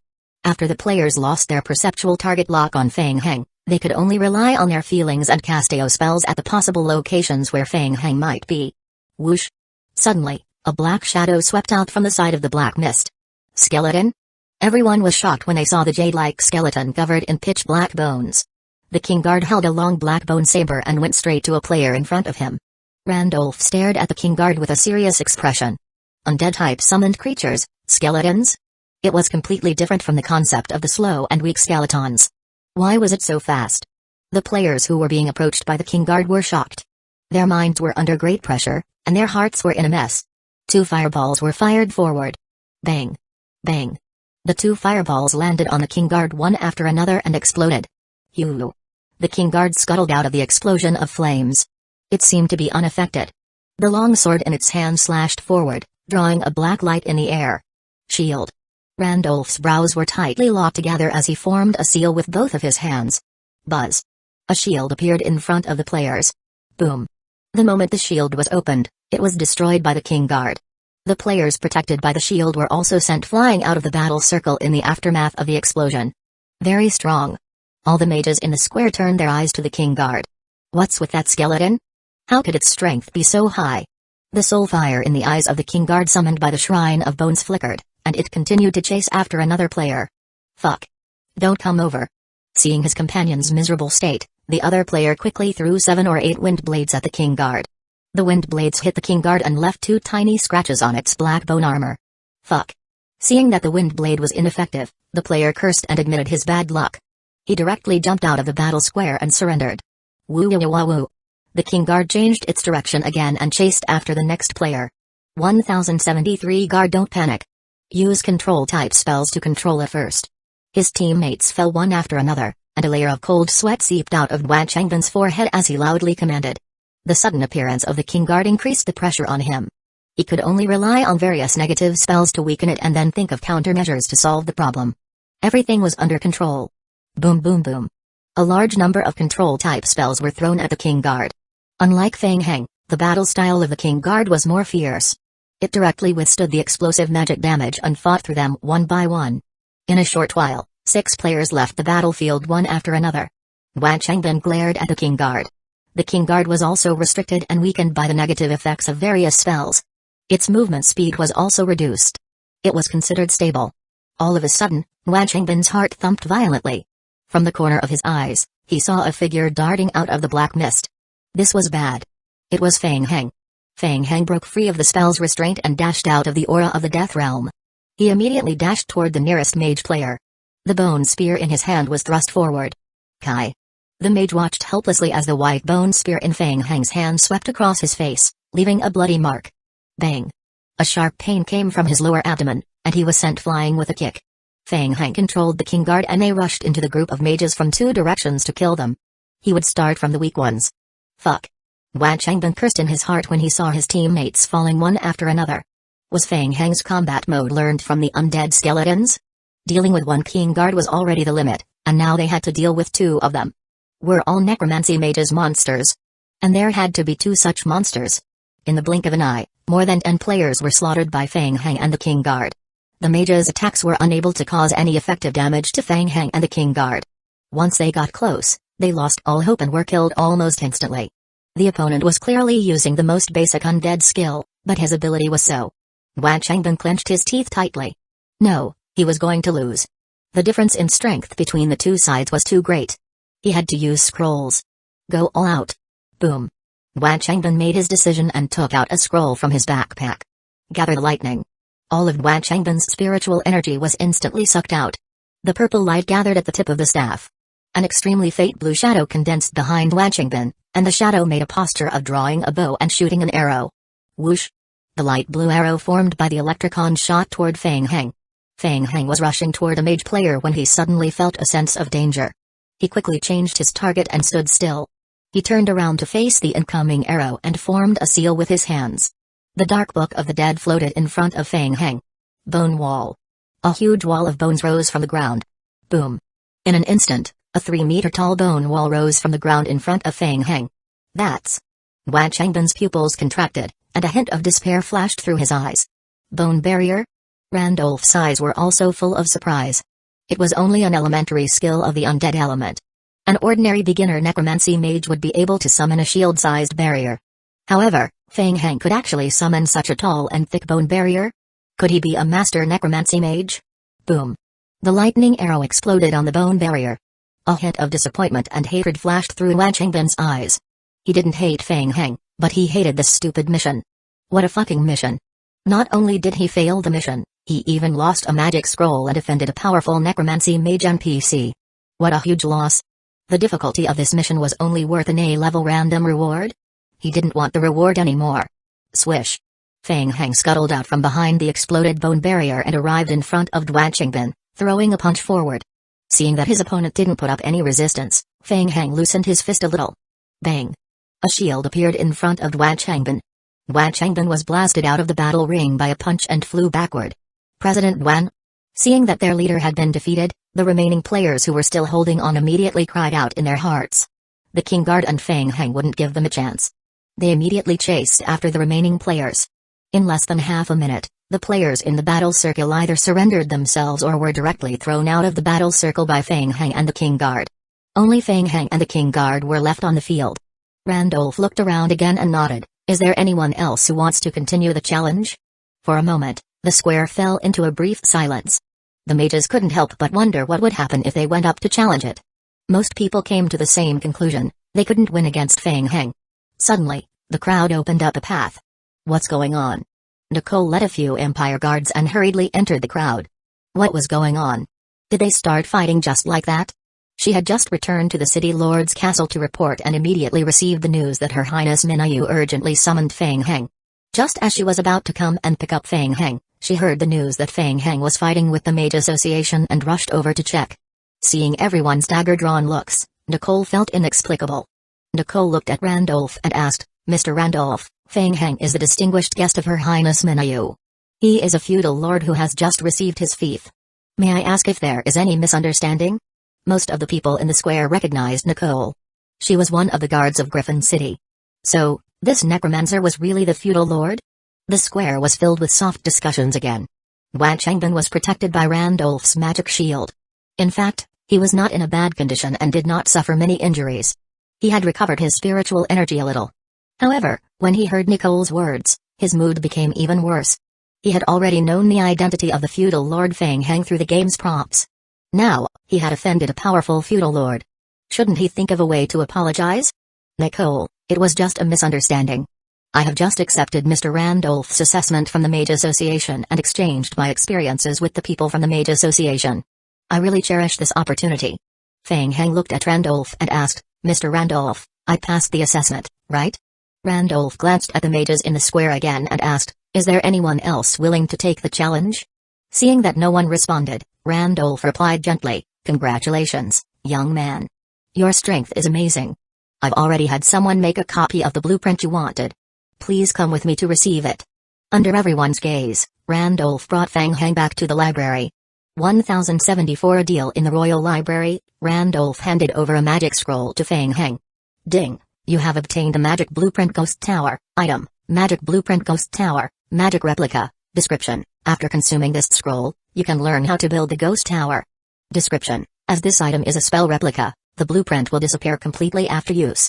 Ding, the player has obtained the construction blueprint of the Ghost Tower. Ding, the player has completed the current mission. The construction time and consumption of the Tier 6 space-tearing device have been reduced by 25%, and the strength of the Tier 6 space-tearing device has been increased by 25%. Ding, the player has triggered the next phase of the mission. Build the Ghost Tower. Mission requirement, please build the Ghost Tower, Tier 1, before the end of the trial. Current stage reward, player's Tier 6 space-tearing device construction time and consumption will be reduced by 25%. And the strength of the Tier 6 space-tearing device will be increased by 25%, can be stacked with the reward of the first stage. Failure penalty, none. If the current mission fails, the first stage rewards that have been obtained will still be retained. Fang Heng quickly scanned through the game prompt. He finally understood. The difficulty of the second phase of the mission was time. The construction of the Ghost Tower required a large amount of time and resources, and the time for the trial was extremely limited. Thank you, he said. Fang Heng put away the blueprint and handed it to Victor. Victor immediately lowered his head and started reading. Randolph nodded and said, Lord Fang Heng, the construction of the Mage Tower is very difficult. If you need any help, the Mage Association is willing to help you. In addition, the construction of the Mage Tower requires magic cores. The distribution of magic cores each year is extremely limited. Please submit the relevant information applicable to the Mage Association as soon as possible. Thank you. I will be as fast as I can. I am afraid that Her Highness Minayu has summoned me urgently for something urgent. I will take my leave first. Fang Heng nodded at Randolph and turned to look at Nicole. He said, take me to see Her Highness Minayu. Nicole watched as Victor put away the Ghost Tower construction blueprint, her mind filled with question marks. She thought, so you're here in the library to look for the Mage Tower construction map? You're preparing to build a Ghost Tower in your fief? Nicole? Oh, okay. Her Highness is waiting for you. Please follow me, said Nicole as she regained her senses. Seeing Fang Heng leaving in a hurry with a few people, Randolph felt strange. The construction of a Mage Tower was not something that could be done in a day. Ordinary people would be begging the Mage Association for help, but why did it seem that he didn't seem to need any help at all? Huh? Wait, Feng Heng, are we just leaving like this? Outside the library, Sandy was still a little upset and kept talking to Feng Heng. The way those people looked at us just now was obviously different. They're definitely targeting us. Shouldn't we teach them a lesson? No need. Feng Heng felt helpless and gave Sandy a perfunctory answer. Looking for trouble with the players. There was really no need for that. Feng Heng felt that it was understandable that everyone wanted to complete the task. Moreover, the time of the trial was limited. Feng Heng really had no time or interest to take revenge on these players. Wouldn't it be better to use this time to get more rewards? Feng Heng looked at Victor and asked, Victor, how's the blueprint? Can you think of a way to study or duplicate it? There's no way to duplicate it. Victor was a little disappointed. He shook his head and said, I've just checked it. This is a special copy of a magic blueprint. It can only be used once unless we can find the original blueprint. Feng Heng had no choice but to take back the scroll from Victor and crush it in his hand. The scroll turned into stars and floated in the air, then merged into Feng Heng's body. A warm memory flowed into his mind. Ding! Player has completed Architectural Learning Ghost Tower, Tier 1, Tier 2, Tier 3. Feng Heng opened the mission panel as he walked forward, reading the relevant instructions for the construction of the ghost tower. After roughly scanning through the description of the ghost tower, Feng Heng unconsciously frowned again. Mage towers were divided into first, second, and third tiers. The first tier of the ghost tower did not have the teleportation function. It needed to be upgraded to the second tier before it could be used. In short, he had to do it step by step. The current mission only required him to build a Tier 1 Mage tower. The construction of the ghost tower was not as difficult as imagined. It could be built as long as the resources were gathered. In terms of manpower, he had the help of a large number of zombie clones, and it was not a big problem to build the ghost tower in a short time.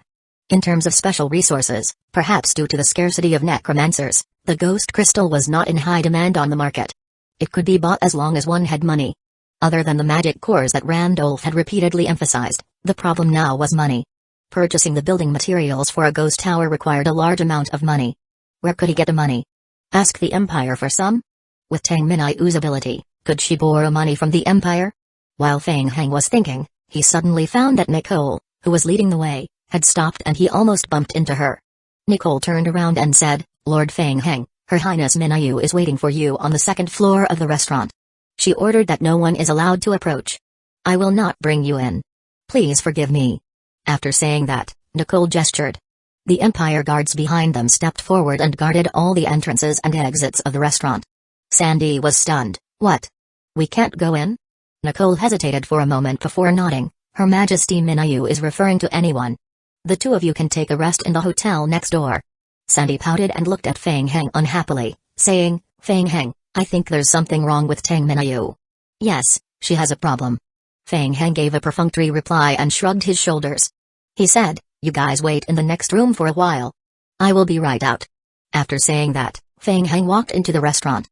The customers in the restaurant had been driven away in advance. As soon as Feng Heng went up to the second floor, he saw Tang Minayu sitting at a table and waving to him. Feng Heng, over here. This way. Seeing Tang Minayu's excited look, Feng Heng couldn't help but feel strange. He walked forward and sat opposite Tang Minayu, asking, any findings? Of course not. Tang Minayu tilted her head and sneaked a glance at the second floor entrance behind Feng Heng. She asked in a low voice, Wei Tao and the others didn't follow you all the way here, right? No, why do you ask? Phew, that's good. Tang Minayu relaxed for a moment and continued to look at Feng Heng. She said in a low voice, I've thought of a way to make money, but I am short of manpower. You're the first one I thought of. How about it? Interesting, right? Are you interested in joining? Making money? Feng Heng was moved. He was just short of money, and Tang Minayu already had a plan? Tell me about it. Yes. Tang Minayu carefully looked behind Feng Heng and whispered, we have to keep the money a secret. We can't tell Wei Tao and the others. Promise me first. Why? Why do you have so many whys? Are you doing it or not? 1075 The Royal Treasury. Tang Minayu's burning eyes were fixed on Feng Heng, and her eyes became even brighter. Trust me, it's definitely a big deal. I will definitely get a lot of money. I will stop after I am done with this. By then, I will go back to the elementary game and be a big landlord. Alright, what are you going to do? I got a special identity in the trial this time. I've thought about it, and I can use my identity as a member of the royal family to make a big deal out of it. Specifically? Feng Heng's eyelids twitched and asked. Do you know about the Empire's royal treasury? I've asked around, and it's secretly built in the military materials warehouse in the Empire's capital. I've tried it before, but we can't sell things for King of Gods points in this trial game, nor can we trade with players or NPCs for King of Gods points. Tang Minayu's eyes were shining and she said, but we can take it slow. First, we will take out the treasures from the treasury, then find a place to hide them. After this trial, we will think of a way to return to the game to cash in the treasures. After hearing Tang Minayu's general plan, Fang Heng opened his mouth. He thought, you're really something. Tang Minayu. Fleece from the Empire? Did you start thinking about this money-making method as soon as you got the identity of a princess? After thinking about it carefully, this plan was still very risky. If there were any slip-ups during the execution, it would be troublesome if the Empire found out. No wonder Tang Minayu was so sneaky and did not dare to tell Wei Tao. She didn't pay attention to the trial's main storyline, but only focus on these crooked ways, right? Tang Minayu looked at Fang Heng expectantly. How is it? What do you think of my idea? It couldn't be said to be whimsical, but it was also bold. However, it was pretty good. The Empire's royal treasury. What kind of treasure could be hidden inside? Fang Heng's heart was itching. He could be greedy this time. Fang Heng lowered his head and thought for a while. Then he raised his head and asked, looking at you, you haven't been planning this for a long time, have you? Don't talk nonsense. What do you mean by planning for a long time? Tang Minayu's face blushed as Fang Heng's words hit the nail on the head. She turned her head and waved her hand in denial, not daring to look Fang Heng in the eye. Impossible, am I that kind of person? I've taken someone else's money, so I will naturally do things for them sincerely. Now that I've passed the assessment, it's not completely impossible for me to slack off. Don't go out and talk nonsense, you will ruin my reputation. Fang Heng looked at Tang Minayu from the corner of his eyes. Others are trying to figure out how to complete the main trial, and she was here trying to make money. Wei Tao's people were really unreliable. Tang Minayu turned her head and looked at Fang Heng seriously. Let's not talk about this anymore. Are you going to do it or not? Fang Heng looked at Tang Minayu and said sternly, after we're done, we will split it 70 to 30. I will take 70, you take 30. Tang Minayu extended her fist at Fang Heng. 70 to 30 split. It's a deal. Fang Heng clenched his fist and touched it with Tang Minayu's. He looked at the time and said, there are 3 hours left before we meet up with Wei Tao and the others. Shall we go and check out the situation now? Yes, Tang Minayu said and nodded repeatedly. I've already made the arrangements. We can set off for the capital now. 2 hours later. Fang Heng and the other 2 were escorted by a group of guards to the Empire's main city, at Hama, through the Mage Tower. The Empire's military warehouse was located on the right side of the center of the Imperial City. Large amounts of the Empire's military supplies were stored here. The barbarians launched a surprise attack on the border, and the entire Empire entered a state of martial law. The protection of the Empire's military material storage warehouse was even tighter. The entire warehouse took up a large area. Due to the different types of resources stored in the large warehouse, the interior of the warehouse was also divided into many areas, and the Empire's military corps was in charge of daily defense. Very few people knew that the Empire's royal treasury was also stored here. Tang Minayu entered the warehouse under the guidance of the guard. After a series of identity verification, she entered the secret area built under the warehouse. At the entrance of the royal treasury. You guys wait at the door. Tang Minayu's tone was cold. She waved her hand to signal the guards to wait at the door and led Fang Heng and Mojai Ai into the royal treasury. The bright night pearls illuminated the entire cave. Large golden treasure chests were casually abandoned in the cave. The high-quality magic crystal core exuded a colorful texture and glowed under the reflection of the gold. So much money. Tang Minayu mumbled to herself. For a moment, she was a little dazed.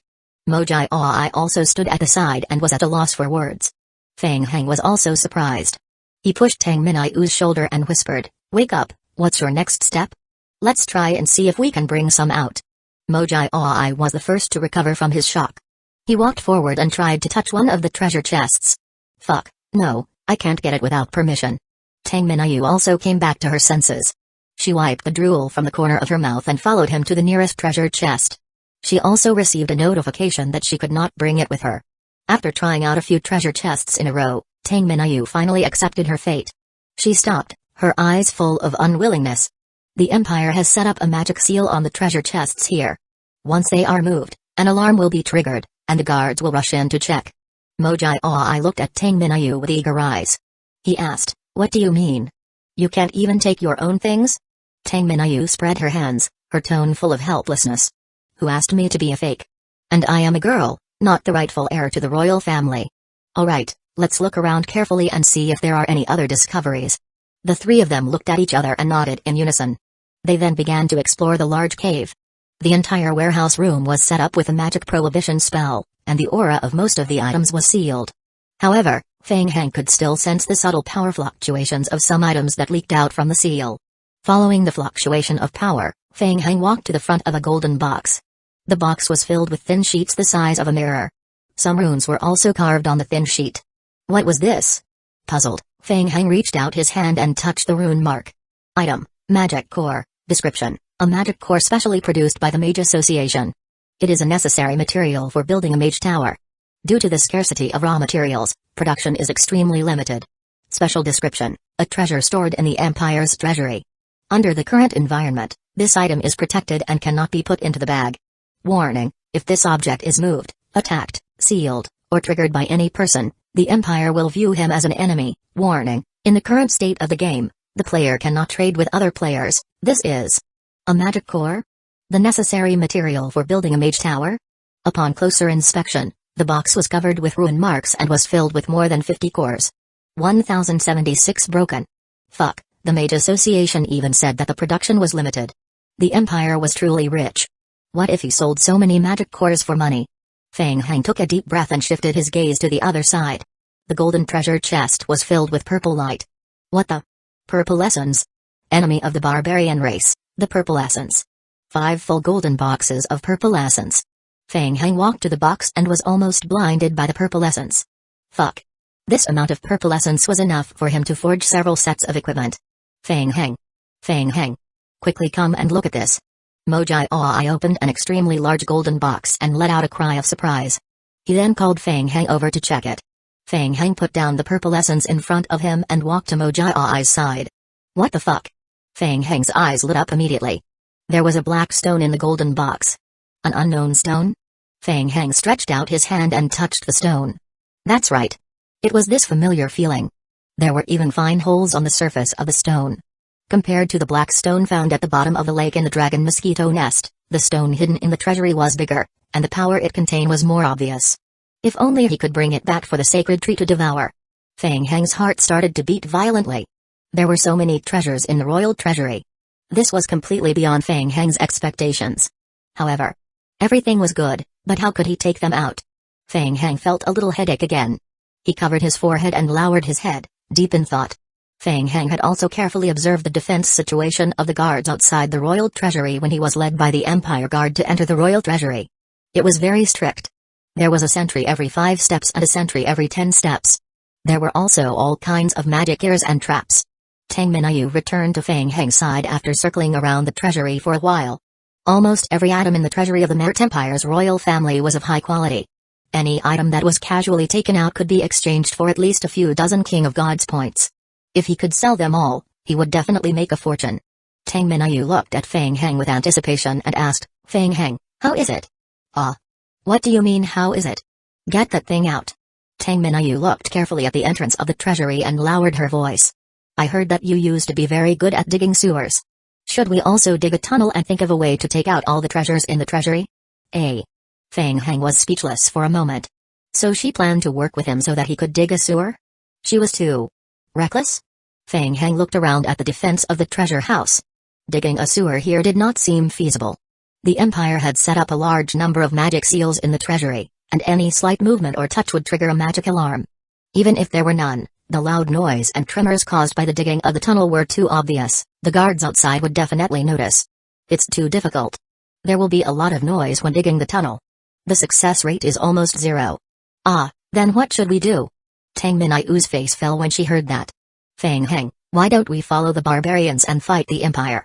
She gritted her teeth and said hatefully, when the barbarians invade the main city, we can take advantage of the chaos and steal the treasury. Mojai Oi, who was listening from the side, was shocked. What? Help the barbarian race fight against the Empire? Be a snitch? Fang Heng thought, good fellow, are you sure you won't be beaten to death by Wei Tao by doing this? Fang Heng looked at Tang Minayu and seemed to have thought of something. Create chaos. I think you're right, Fang Heng said. What? Tang Minayu's interest was piqued and she asked, will this move work? Will the barbarian race trust us? No, It's too troublesome to rely on the barbarians. We can't contact them and it's easy to conflict with the trial's main storyline mission.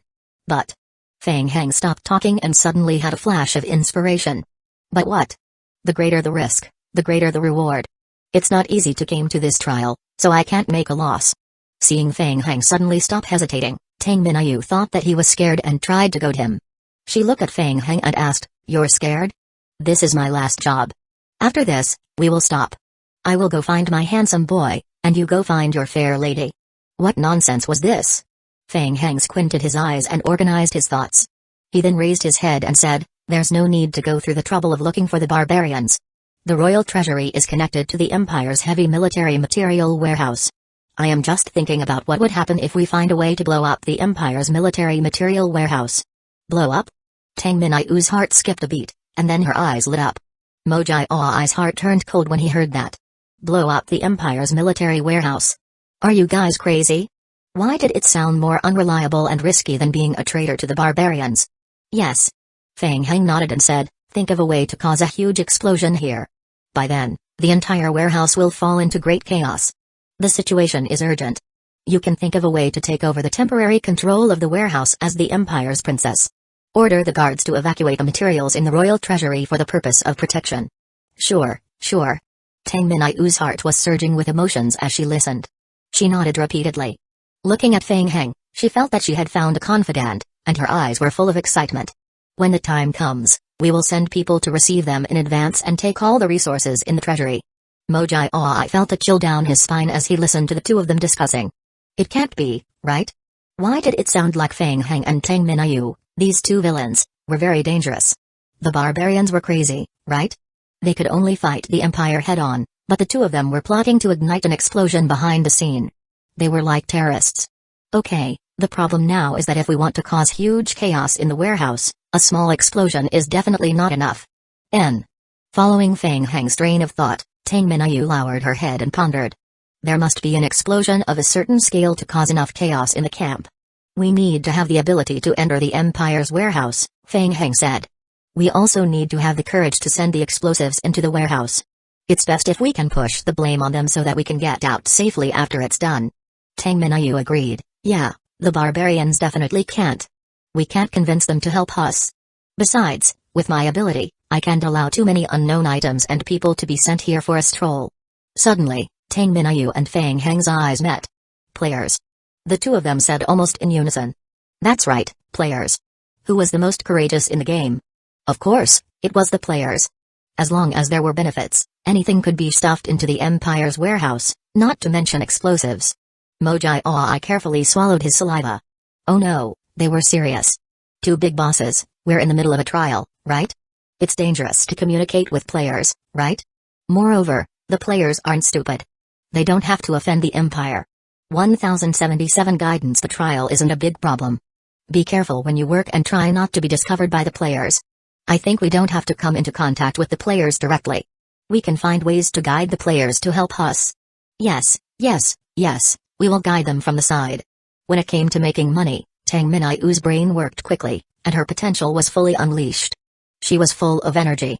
I will use my identity as the Empire's princess to fool, to guide. Mojai Ai felt that the two of them were delusional and said, the players aren't stupid, right? How should we guide them? Fang Heng suddenly recalled the blueprint of the Mage Tower he had just seen in the Mage Association and squinted his eyes. What do you guys think of using the Mage Tower as an excuse? Mage Tower. That's right. We can use the Mage Tower as an excuse and promise the players benefits. We will get the players to prepare the building materials for the Mage Tower and send them to the Empire warehouse for later use. Fang Heng added, I've seen the materials used to build the Mage Tower. One of them is a mixed black crystal.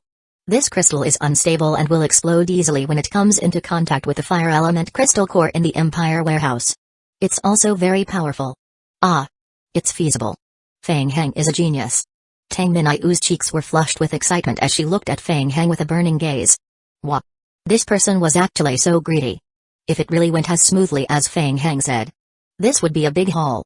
Okay, let's follow this plan, Tang Minayu replied. It was obvious that this was not the first time Tang Minayu had done this.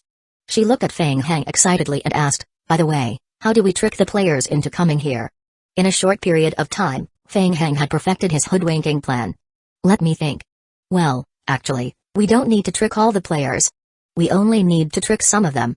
We will promise the player forces to help them build a mage tower, but we need them to provide some materials. The materials provided will be temporarily stored in the Empire's warehouse. The players will never expect their materials to be used by us. Amazing.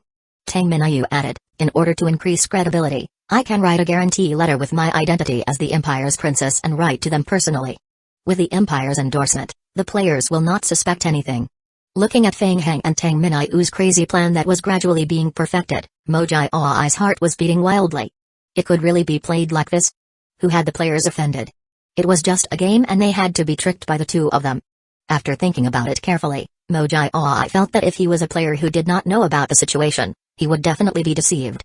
After all, the Empire's princess had endorsed the construction of the Mage Tower, and the materials needed were also given to the Empire for temporary safekeeping. At first glance, there seemed to be no risk at all. Scary. So this was the World Lord setup. Mojai Oai could not help but shiver. Feng Heng and Tang Minayu quickly made a decision and then roughly discussed the details. In order to ensure the success rate of the operation, the two of them decided to immediately start thinking of ways to trick the players into investing. When they were almost done, they would carry out the explosion plan when the trial was almost over. At that time, even if the robbery failed, they could find a way to quickly exit the trial game and run away to minimize the risk. After sorting out his thoughts, Feng Heng found that there was still a problem to be solved. After snatching the materials from the Empire, they had to find a place to store them, which was a little troublesome. The place where the materials were hidden could not be too far away. After all, there were too many good things in the royal treasury. It would be difficult to bring so many treasures out after robbing. Secondly, they also needed to ensure the safety and secrecy of the treasure's hiding place. After thinking about it, the two decided to take a break for now and think of a way to trick the players into preparing the materials. After making her decision, Tang Minayu excitedly pulled Feng Heng out of the treasury, ready to find some players to test the waters. The three of them had just walked out of the Empire's heavy warehouse when the guard outside the warehouse handed over a letter respectfully. Your Highness Minayu, please check and accept your letter. Tang Minayu took the envelope with some dissatisfaction. After opening it, she gave it a cursory glance and her face fell. What's wrong? Wei Tao is looking for us. He wants us to gather at Griffin City. He has made a major discovery. Tang Minayu couldn't help sighing when she was suddenly interrupted in her money-making plan. She looked at Feng Heng for help. Feng Heng, what should we do? Let's go and find Wei Tao together. Feng Heng shrugged and said, don't forget that we're still in the trial. Only by digging out more missions can we get more time to stay. Stay alert. This is also for money. You're right, Tang Minayu said. She patted her cheeks and cheered herself up. What about our plan to trick the players? Who to find? This matter can't be delayed, we have to deal with this immediately. Are there any players in your team that you can trust? Tang Minayu waved her hands and said, don't talk about it. None of the people on my team are reliable. They definitely can't do such an important thing. Feng Heng thought for a while. Mojai Oai also had to follow the team and was unable to split himself up. Caillou Yaoking was currently focused on research, and he might even join the team later. It was unlikely that he could fool the players. As for Victor, he was an honest man, and it was difficult for him to fool people. Only Sandy. Although that guy was a time bomb in the team, he was very good at bluffing. Letting Sandy do this might have a miraculous effect. Moreover, Sandy was also an NPC, so no matter what, he would not be recognized by the players and would affect the game's rating. It could be said that this was like exploiting a small bug in the game and reducing some of the risks. He had no choice. He could not find anyone else, so he could only make do with it. Okay, leave this to me. I will find someone to trick the players. I need a letter written by you, Feng Heng said after some thought. Okay, I will write it for you now. An hour later, at the Griffin's taming point in Griffin City. Amidst the sounds, Wei Tao and the rest gathered together again. Seeing that everyone had gathered on time, Wei Tao could not help but sigh. It was not easy. The first was to exchange information. I've found a shop with a Danley mercenary, said Nkale. We've spent some money to bribe them into using it as our temporary stop. Our people have just moved the spoils of war in, and Mr. Caillou has already started to study them. We are also more or less aware of the situation in the city. The Empire is focusing on dealing with the invasion of the barbarians. The first batch of the Empire's reinforcements has arrived at the main cities that are under attack. They should have already fought with the barbarians. Wei Tao nodded and then looked at the others and asked, how's the situation on your side? Fang Heng and Tang Minayu looked at each other and shook their heads in unison. We didn't find anything. Ahem, I followed the line of the murals on the coffin. Mojai I felt an inexplicable pain in his balls when he heard Fang Heng's answer. He continued, we can now confirm that the ancestor who founded the empire, Andrast, once had a close relationship with the subterranean resident beasts we found in the catacombs. However, when I looked through the records, I found that the statements in the records are very vague. Some say that they are allies, some say that they are enemies, and some say that they are followers. No matter which one it is, it doesn't seem very reliable.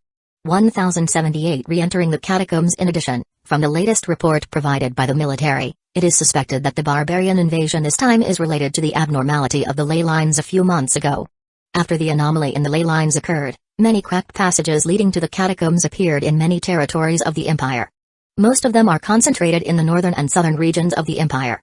The empire's military headquarters suspected that the barbarians transferred their forces through the tunnel under the ley lines. That's why they attacked the empire from the west, catching the empire off guard. However, the empire has recovered. All aspects of the empire are optimistic about the barbarian invasion. That's the general situation. After saying that, Mojai I glanced at Tang Minayu, who was beside him. His investigation had been going well, and he had wanted to continue the investigation along the clues of the earth vein's unusual movement. He had thought of coming back to Tang Minayu to ask for the investigation authority. Good lord. As a result, he was dragged to the capital of the empire by Tang Minayu and Fang Heng to fish for money as soon as he arrived. Thank you, everyone has worked hard. Wei Tao didn't notice Tang Minayu's strange behavior. He nodded and said, I didn't expect our investigations to be together. However, my starting point is different from yours. I started my investigation from the background and identity of my team. Except for Tang Minayu, the rest of us were mercenaries hired by her. Everyone's initial identity was different. As the investigation went deeper, I also found out about the cave-dwelling beast. I found something interesting. Come and take a look. As he spoke, Wei Tao took out a map and spread it out in front of everyone. He pointed at a spot. About a week ago, the Empire discovered an entrance to a catacombs passageway outside the main city. As Wei Tao spoke, he shifted his gaze to Tang Minayu. Due to some special reasons, Tang Minayu personally led a team to investigate.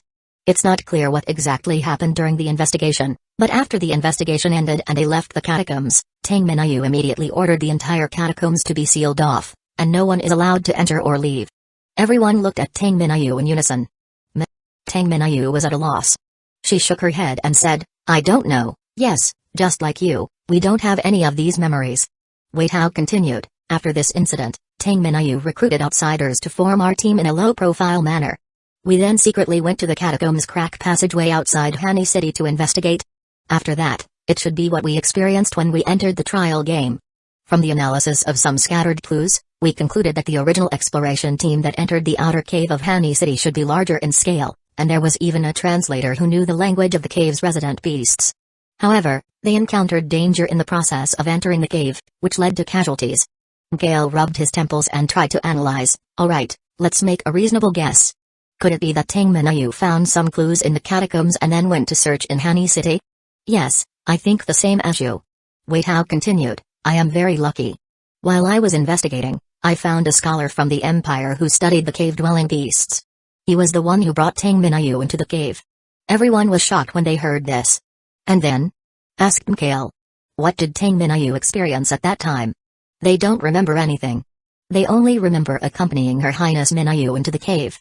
After leaving the cave, they were asked to enter the Mage Tower and voluntarily erase their memories related to the cave. Fang Heng's brows were tightly knitted. Voluntarily erasing memories? It seemed that they had encountered some special event that had a great impact and needed to be kept absolutely confidential. It was very likely to be related to the mission. Wei Tao then waited for a few minutes, giving everyone ample time to think. Then, Wei Tao looked around at everyone.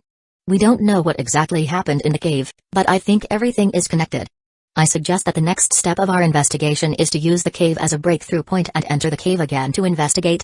Of course, this time we can bring along a translator who is proficient in the language of the creatures living in the cave. What do you all think? Fang Heng secretly gave Wei Tao a thumbs up. Not bad, a clear goal, and clear thinking. With Wei Tao around, it would not be a big problem for him and Tang Minayu to slack off. Everyone looked at each other and nodded. No problem. We will do as Brother Tao says. The catacombs found inside the Empire were located in a mountain range outside the Empire's main city, Atama. The party first entered the Empire's main city through the teleportation channel. After that, the Griffin team flew toward the mountain range. After about an hour and a half, the team arrived at the military camp outside the entrance of the catacombs. Ever since Tang Minayu issued the order to seal off the catacombs, the Empire's military headquarters had set up a camp here and stationed troops there 24 hours a day. No one was allowed to enter or leave the catacombs. Tang Minayu led the Empire's team of guards and the players down from the Griffin and met up with the Empire's guards outside. The Empire soldier in charge of guarding the garrison stepped forward and reported with cupped fists, "Your Highness Minayu." Tang Minayu nodded and shifted her gaze to the entrance of the cave not far away. She asked, "How's the situation in the cave recently? Ever since you gave the order, we've strictly sealed off the cave and expelled merchants and mercenary groups who tried to explore the cave. Recently, the frequency of these people appearing has increased a lot. Also, recently, we can often hear loud noises coming from the depths of the cave. This phenomenon is more serious in the middle of the night, and many soldiers can't get a good rest at night." Fang Heng and the others couldn't help but look at each other after listening to the soldier officer's narration. They recalled the scene when they had just entered the trial. This damn place wouldn't collapse too, right? Since they were already here, they had to go in and take a look. "Take a few people with you and follow me. The rest of you will continue to guard the outside." "Yes." After listening to the report, Tang Minayu led the team into the cave to explore. This time, Tang Minayu had personally came to explore the catacombs, and the elite Empire guards who had accompanied her were also extravagantly grouped with 5 Empire mages. The 2 mages cast a flash spell. The soft light dispelled the darkness. The cave wasn't deep. After walking a dozen steps, they saw a huge crack in the ground. Everyone tried to reach out with a torch in their hands, trying to light up the area below the crack. The crack was very deep, and it was impossible to see the bottom with the naked eye. The camp guard nodded and said, "Your Highness Minayu, the catacomb is in the deepest part of the crack. As for what's down there, we've never entered it, so we don't know. Well, get ready. We will go down for an examination." The Empire's elite team was already prepared. They immediately set up ropes and used them to climb down. Soon, the rope ladder was set up. 1079 Start a conversation. After climbing down for about 90 meters, they finally reached the deepest part. Fang Heng was in the middle of the team. He surveyed his surroundings and realized that he was in the familiar catacombs area again. An open area supported by stone pillars. The stone pillars were naturally formed with fluorescent stones that emitted a faint light. There were also strange fungi growing around them, many of which could emit a dim light. The visibility in the catacombs was not as good as the outside world, but it was not completely impossible to see. Fortunately, at least the catacombs did not show any signs of collapsing. Fang Heng heaved a sigh of relief in his heart. I turned around and looked at Argyle, a very thin middle-aged man at the back of the team. "Hey, expert, what do you say?" Argyle followed the team down the rock wall. He looked around at the scene around the cave. His memory seemed to have been triggered, and he stood in place in a daze. A mage's forgetting spell required the cooperation of the caster, and the effect was extremely effective. But occasionally, some profound memories would leave a mark in his brain, such as some residual images. "Nothing, I just saw some images. I think we were exploring this way back then." As he spoke, Argyle stretched out his hand and pointed to the side. "Okay, let's go. Be careful."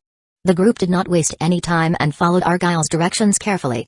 As they went deeper, the surrounding catacomb environment gradually changed. Huge pillars were used as support and they were more than 10 times denser than before. "Another stone forest area?" Fang Heng frowned. All of a sudden, the player's hearts skipped a beat as a game notification popped up. Ding! The current player team has entered a special environment. Ding! The player has triggered the main trial mission Guardian of the Catacombs. Mission, Guardian of the Catacombs. Mission difficulty, C. Mission description, search for clues. You have tried to explore the catacombs that were caused by the Earth vein anomaly. Please try to continue exploring and trigger the mission. Mission requirement, explore until a new mission is triggered. The players exchanged glances. It seemed that they had guessed correctly this time. The catacombs had a close connection with the main storyline. Sea-level missions were not that difficult. Wait. Fang Heng, who was walking in front of the team, suddenly raised his hand to signal the team to stop. He whispered, "Guys, listen." Listening carefully, everyone could hear the sound of fighting coming from afar. It sounded a little intense. Wei Tao's expression turned serious as he waved to a young man in his team. "Art, go and take a look at the situation first. Pay attention to hiding and don't alert the other party. If you find anything, come back and report immediately." Roger. In this team battle, the players brought in many players with special talents. Art was one of them. He was extremely good at concealing his aura and scouting. Fang Heng's eyes lit up. He saw the figure of the player named Art gradually fade into the air until he blended into the background of the entire cave. What further surprised Fang Heng was that Art's aura had also dropped to the lowest point. If not for careful observation, it would have been impossible to notice. As Art walked forward, his aura gradually disappeared from Fang Heng's perception. After about 3 minutes, Art returned and revealed himself in the air. I've checked. There's a small team of cave-dwelling beasts fighting a large horned dragon beast. It looks like they're hunting. Hunting? The crowd frowned and looked at each other. From our previous analysis, we can't be sure that the cave-dwelling beast is the enemy, Wei Tao said softly. It's very likely that Tang Minayu has reached some kind of agreement with the cave-dwelling beast. The box we found in the cave before is probably what the cave-dwelling beast wanted to give us. So they're giving us an empty box? Mojai I felt that things were not that simple. He shrunk his neck and looked at Tang Minayu. He whispered, "Don't tell me he's a liar. We can't rule out this possibility. Fortunately, we've brought an expert who knows the language of the creatures living in the cave. We should be able to communicate with them." Wei Tao thought for a moment and continued, "Let's go closer and take a look. We can consider helping the cave-dwelling beasts. We can try to communicate with them in a friendly manner." Everyone nodded in agreement. It was best not to make a move if possible. If the cave-dwelling beasts in the catacombs refuse to cooperate, then capture them alive. It's the same as getting information from their mouths. As he spoke, he flipped the blade in his hand, nodded, and said, "Leave this to me." Time was of the essence in the trial. Seeing that no one had any objections, Wei Tao immediately waved his hand to confirm the action. The team carefully explored the area where the cave-dwelling beasts were fighting. Fang Heng was walking in front of the team, a layer of dark light attached to his pupils. Not far ahead, there were about 12 cave-dwelling beasts in a team. They surrounded a large horned dragon beast in an orderly manner. The horned dragon beast had a strong and huge body, and its skin was covered with thick scales. It had already been firmly trapped by the large network of cave-dwelling beasts and was struggling on the spot. Horned dragon beasts are very common magic creatures in the catacombs. Their bodies are generally large. This is considered a large one. Argyle, the catacombs expert, followed beside the crowd and explained in a low voice, "Its attack method is magic attack and impact. It's safer to use long-range attacks." Wei Tao nodded his head and sized up the battle. The horned dragon beast relied on its unique magic talent to continuously release magical earth spikes in the surroundings, trying to cause damage to the team of cave-dwelling beasts. The ground beneath the cave-dwelling beasts' feet was constantly jutting out, but they seemed to have some kind of special ability that allowed them to dodge in advance in most situations. "Go. Help them." At Tang Minayu's command, she led the players and scuttled out from the back. The elites of the Empire drew their bows and aimed at the horned dragon beast. Kai. Kai kai kai. A dense rain of arrows continued to fall. The arrows used by the Empire's elite soldiers all had the effect of armor break. They pierced deep into the horned dragon beast's body, leaving many wounds.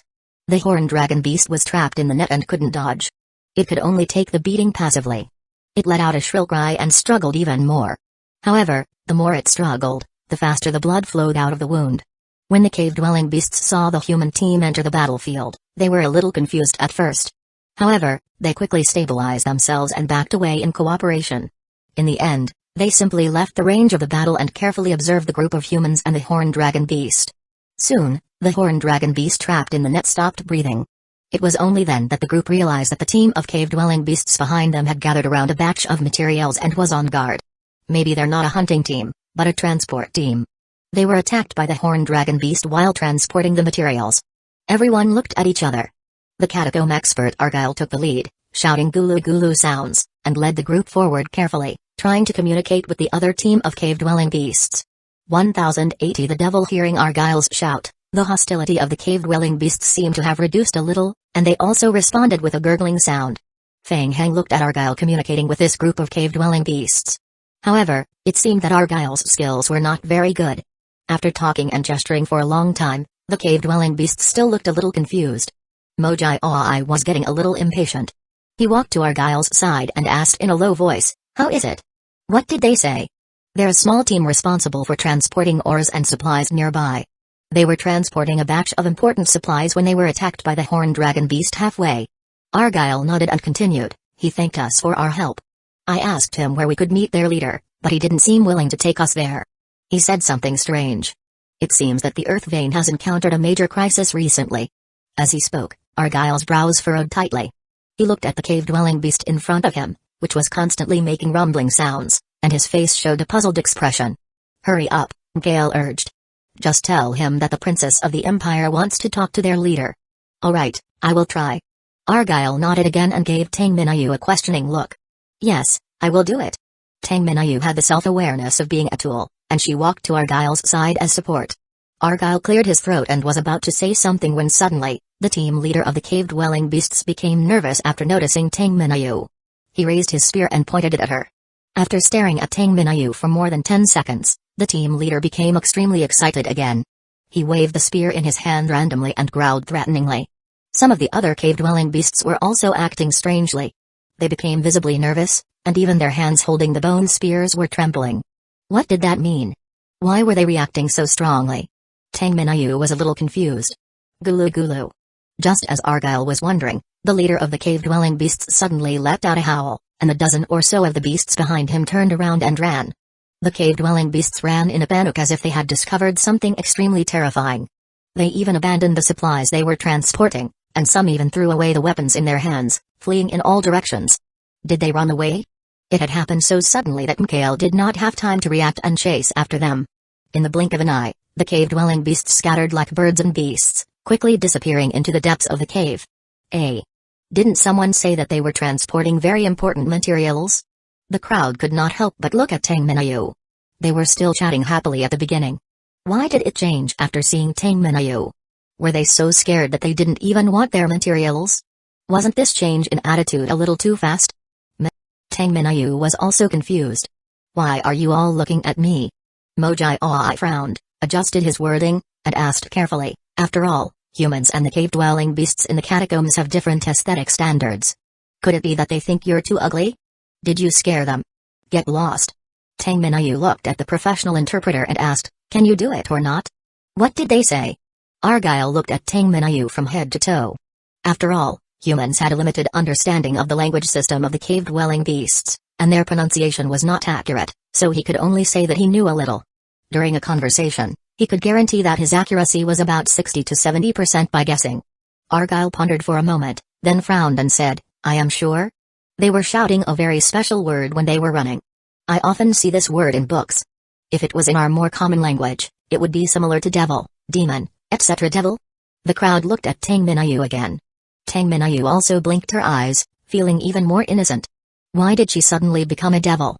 Fang Heng walked forward and casually rummaged through the wooden cart left behind by the cave-dwelling beasts when they escaped.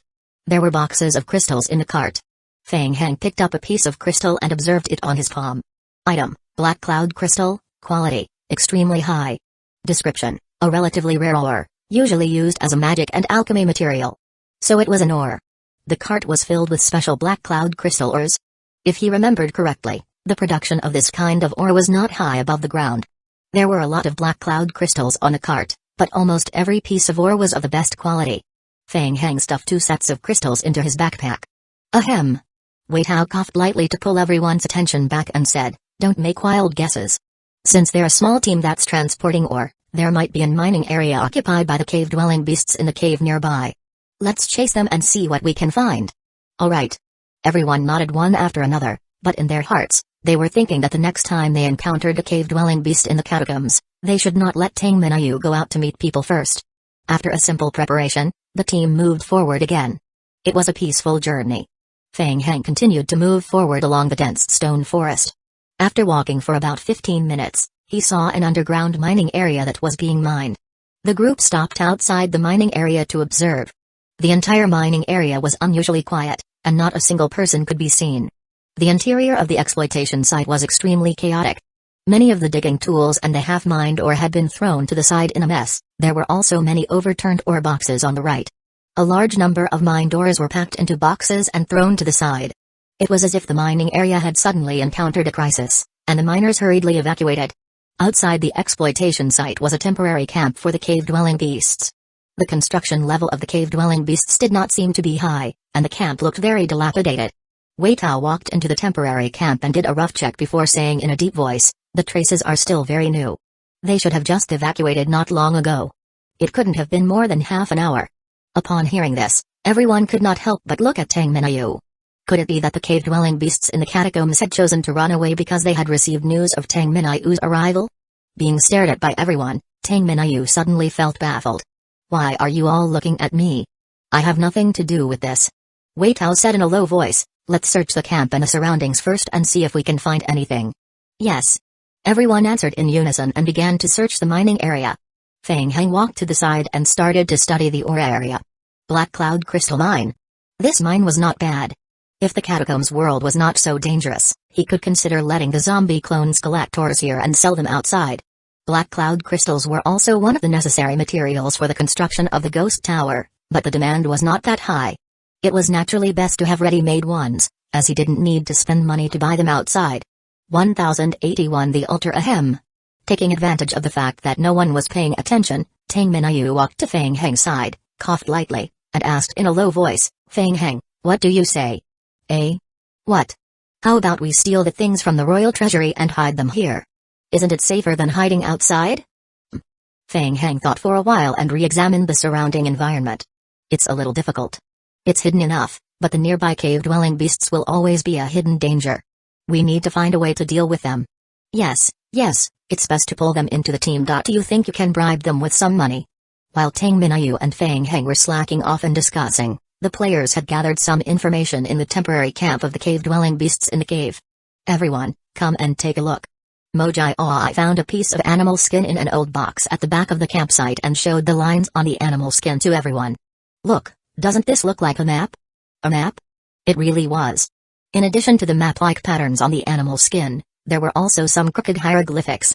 Argyle's eyes lit up, and he pushed the crowd aside to check the animal's skin for a moment. With an excited expression, he nodded and confirmed, "That's right, it's a map." "You have found a map of this area?" Wei Tao asked, "Can you find the stronghold of the cave-dwelling beasts through the map?" "Yes, this marked location has been circled. It should be an extremely important place for cave-dwelling beasts. The text next to it says that it is the altar of the cave-dwelling beasts.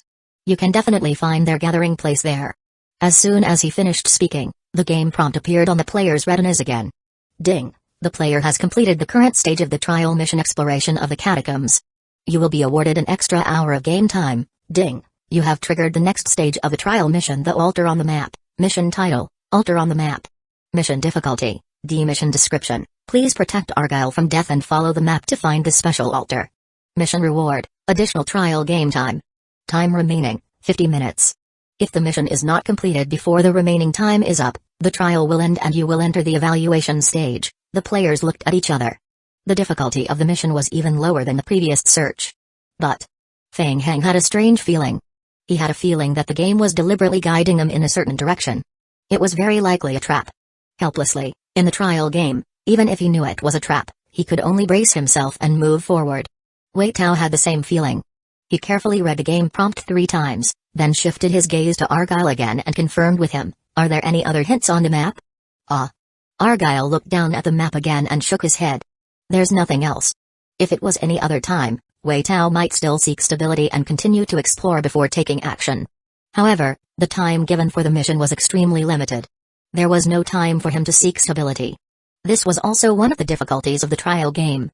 "Alright, let's go take a look at the altar." Following the map, the party advanced toward the altar. At some point in time, the atmosphere within the team had become heavy, as if it was shrouded in a layer of dark clouds. Along the way, Feng Heng had a feeling that he was being spied on. Feng Heng was not the only one who felt it. The others also felt it. It was the cave-dwelling beasts. In the dark, there were countless eyes watching their every move. Halfway through, Wei Tao also tried to come into contact with the cave-dwelling beasts in the dark and even attacked them. But they were all ineffective. They didn't show up, only hiding in the dark and watching from afar. "It's just in front." Following the location marked on the map, they left the dense stone forest area and saw the building in front of them. Everyone could not help but be shocked. The temple. They actually saw a temple built underground. Argyle was the first to step forward, his eyes full of disbelief. He muttered to himself in a low voice, "It's impossible for the construction level of the cave-dwelling beast to be so high." Feng Heng followed him and stood in front of the temple, carefully looking at the whole temple. Huge black stone pillars stood outside the temple. The stone pillars were carved with various strange beasts that lived in the catacombs world. Looking deeper into the temple, the walls and stone pillars were made of a kind of black stone brick crystal. Each crystal brick was carved with delicate patterns, emitting a dark luster. The silence in the surroundings made people feel even more strange. Shasha. Suddenly, a soft sound came from the temple. Everyone looked forward in unison. A cave-dwelling beast holding a bone spear walked out of the palace. It wore a bone necklace and strange ornaments on its neck, which were obviously different from the cave-dwelling beast they had seen before.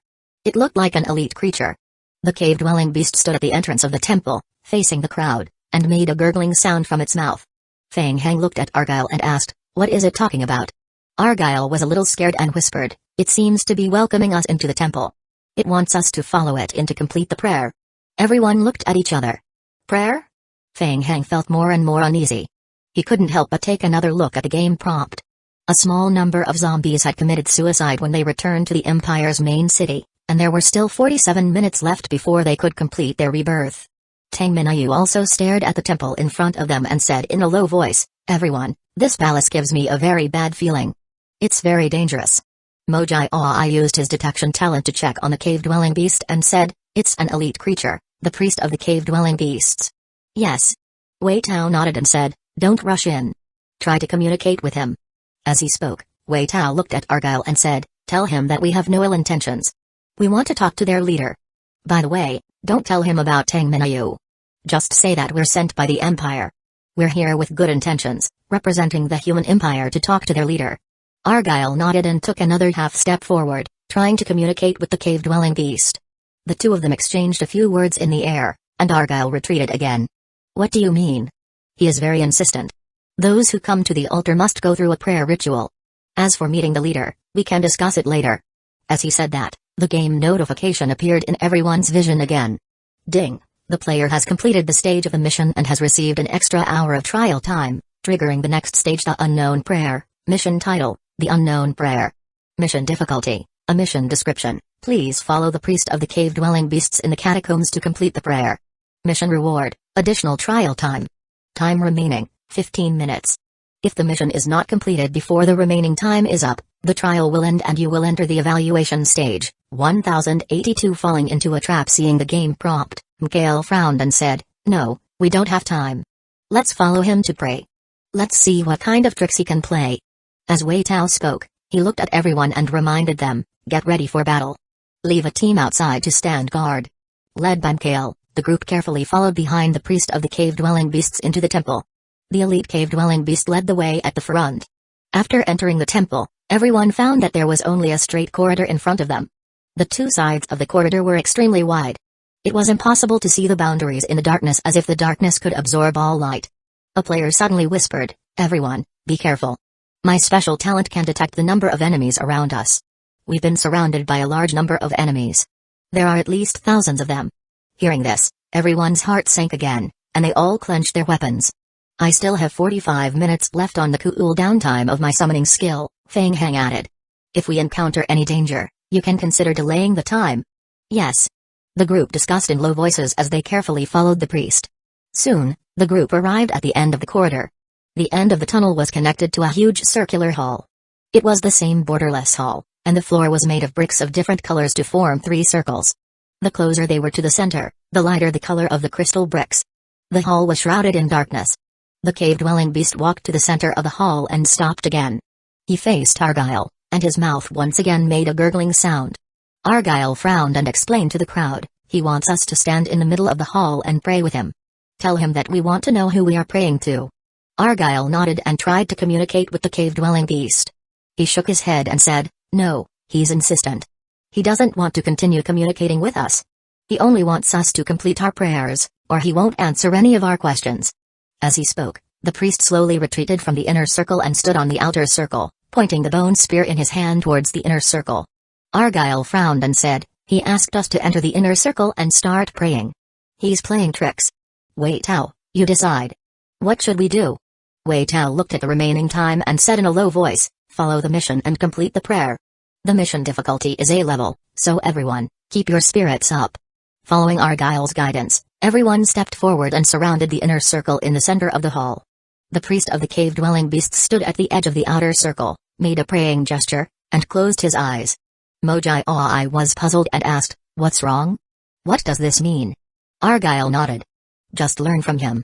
It's just for show." Everyone followed suit and got into their positions, closing their eyes. Feng Heng looked at the others and closed his eyes as well. He released his perception to make sure that he could react at the first moment when he encountered danger. Clack. All of a sudden, Feng Heng noticed a slight vibration coming from under his feet and couldn't help but raise his eyebrows. What was that? A mechanism? Suddenly, Mikhail also noticed that something was wrong. He opened his eyes and shouted, "Not good. Be careful." Boom. Following that, there was an explosion from the bottom of their feet, and a violent tremor came from the ground. What the hell? The players and the accompanying guards realized that something was wrong and immediately wanted to retreat. However, the entire ground suddenly caved in. In his panic, Mojai subconsciously tried to grab onto anything besides him to keep his balance. But he couldn't do it. In the state of weightlessness, everyone screamed as they fell down with a stone slab under their feet. It was indeed a trap. Feng Heng remained calm and transformed into a bat, floating in the air. He watched as the floor beneath his feet shattered into many pieces, and the players and the Empire soldiers fell down together.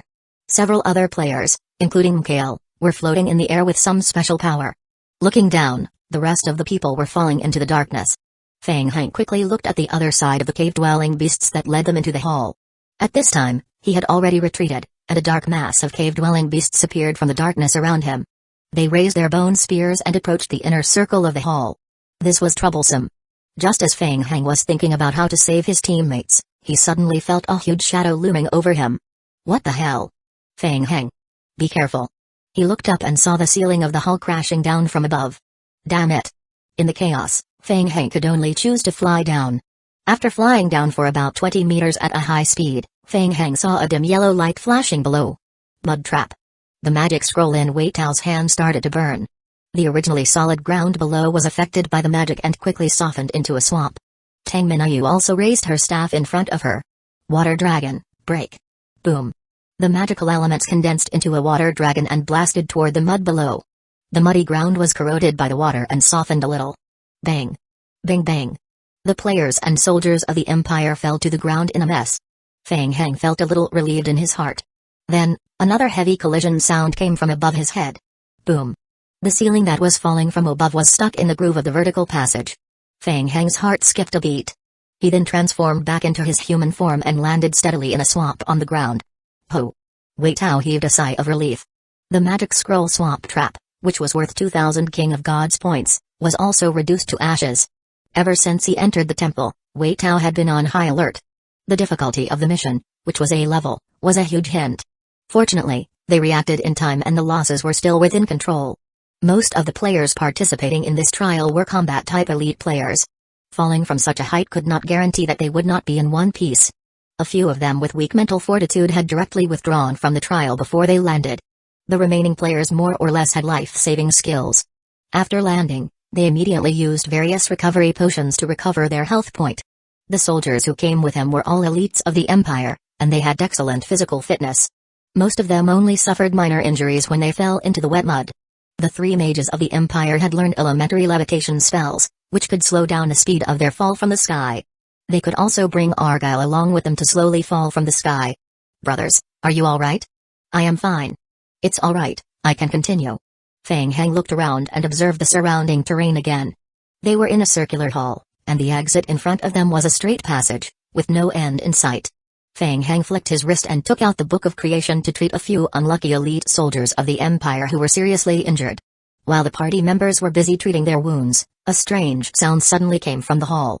1083 The Pursuit Brothers, it's that one. Mojai furrowed his brows and gestured to the back of the hall.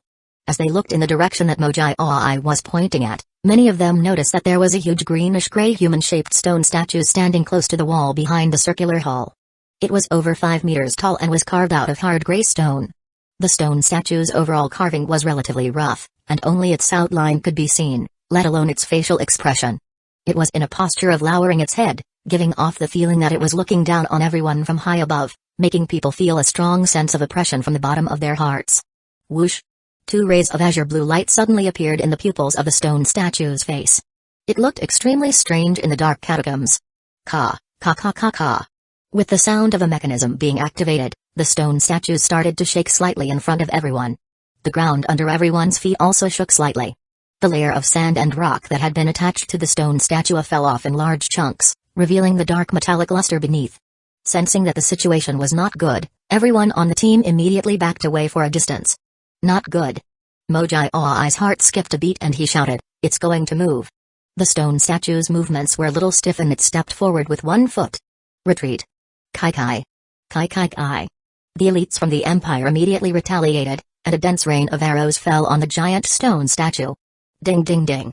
The arrows that landed on the stone statue bounced off one after another, even letting out the sound of metal colliding. The arrows specially made by the Empire could easily penetrate the skin of the horned dragon beast, but they could not break the defense of the stone statue. Thump. The giant stone statue stomped heavily on the floor, causing the entire circular hull to shake and leaving a massive footprint on the ground. Use fire spells. Boom. Boom boom. Several fireballs smashed into the stone statue, and after a few sparks, they completely dissipated. Magic was not effective against it. How should they fight this battle? Everyone was stunned for a moment, and a cold sweat broke out on their foreheads. Moji covered his left eye with one hand and said in a deep voice, "The legendary creature, Udarum, is a powerful life form created by the cave-dwelling beasts through the fusion of alchemy and soul sacrifice. It is powered by the core of its body. It has been a guardian of the cave-dwelling beasts for generations and has the special ability to devour." Upon hearing the words legendary creature, everyone's expression changed. These creatures were either extremely powerful or had some very special abilities. Evidently, the alchemy giant in front of them was a combat type and would be very difficult to deal with. What's its weakness? As he spoke, Mikhail had already rushed toward the giant and shouted, "Weakness? No, there's no weakness in the description." Boom. The long sword in Mikhail's hand struck out, and a dark blade light streaked across the air. A slight distortion appeared in the space. Bang. There was a metallic explosion, and Mikhail was sent flying backward. The alchemy giant only paused for a moment, and a layer of stones fell from the place where it was hit by Mikhail. Then, it continued to chase after the crowd. It was like seeing a ghost. Mikhail stepped back and looked at the detailed game log. His face was gloomy. He had been training in the intermediate game world and had been practicing his swordsmanship. He believed that he was not inferior to anyone in a head-on battle. He did not expect that this mediated move only took out 400 health point from the other party. It was far from what he had expected. Its movement speed isn't fast, and its attack power is limited. Think of a way to retreat and slowly grind it down. Weitao knew how terrifying Mikhail's swordsmanship was. Seeing that Mikhail was also helpless, he immediately gave up on the frontal attack and signaled the team to start retreating. The people on the team were all elites. After receiving the order, they immediately lined up and retreated through the tunnel behind them while attacking the alchemy giant. In fact, due to its huge size, even though the alchemy giant Udarum's movements were stiff, it was able to cover 3 to 4 meters with every step it took. The team had no choice but to run forward, occasionally turning back to launch a symbolic attack. This could not go on. Everyone ran along the tunnel with all their might and in fact, they had to keep on accelerating. Feng Hang frowned. Not to mention the Empire's elite teams, the team's physical fitness was limited, and they could not maintain high-speed running for long periods of time. He wasn't afraid. He could probably escape even if he transformed into a bat and flew into the sky. But what about the others? He had to think of a way. Whoosh. Everyone was stunned. It stopped? Udarum, who was halfway behind them, raised its fist and punched the ground. Boom. Everyone's feet trembled violently. Be careful. Kai. Kai kai kai. Suddenly, dozens of sharp spikes shot out from the stone floor under everyone's feet, and the team fell into chaos. The ground in front of them quickly bulged, and a large rock blocked their way. Thump. Thump thump. The alchemy body continued to catch up from behind. Fuck. Mikhail's pupil shrank. He leaned forward and rushed forward, drawing his sword and slashing forward. Whoosh. A slight spatial distortion appeared in the area where the sword blade had passed through. Boom. Crushed stones flew in all directions. The rock wall was blasted open by the sword. Let's go. Seeing that Mikhail's attack had succeeded, the players' morale was greatly boosted, and they immediately continued to run forward along the broken rock wall. After running for more than 5 minutes, everyone's physical fitness began to decline. Moji also felt tired. He furrowed his brows and said, "Brothers, we will be caught if this continues. Quickly think of a way." Yes, there's something wrong with this passage as well. They had been running for more than 5 minutes. According to the players' abilities, they had moved forward for at least 2 kilometers. However, the straight passage in front of them seemed to be endless, which made Feng Hang feel uneasy. Why would the cave-dwelling beasts set up a passage here? Wouldn't it be better to trap them on the spot and fight with the alchemy body? Fang Heng had a strange feeling that the cave-dwelling beasts were trying to drive them away somewhere. Fortunately, the passage was long enough, or the players would not know what to do. Every time Udaram stopped casting a skill, the players would be in a state of shock.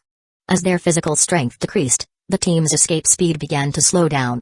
While he was thinking, a few players were injured by magic attacks and chose to quit the game. The team started to lose members. Don't worry, let's think of a way to escape. There surely must be something. There must be a way, there must be. Wei Tao concentrated on thinking of a way out. The trial game was just a test. As long as the player's ability reached a certain limit, they would definitely not face a certain death situation. Suddenly, Wei Tao saw Fang Heng nodding to him. Wei Tao, I have an idea. 1084 water flow. Wei Tao was taken aback for a moment, then he felt delighted inside. He asked, what way? This method is quite costly, and Mingyu also injected capital. Tang Minayu seemed to have realized something. She turned her head and looked at Fang Heng. You're crazy. As she spoke, Tang Minayu kept winking wildly at Fang Heng. What the hell? Was he trying to reveal their plan just like that? Didn't he know how much she paid? What about her money-making plan? Fang Heng immediately shot a look back. If they were to be wiped out here, they would not even have this trial. Without the trial, what kind of money-making plan would there be? Alright then. Tang Minayu finally understood.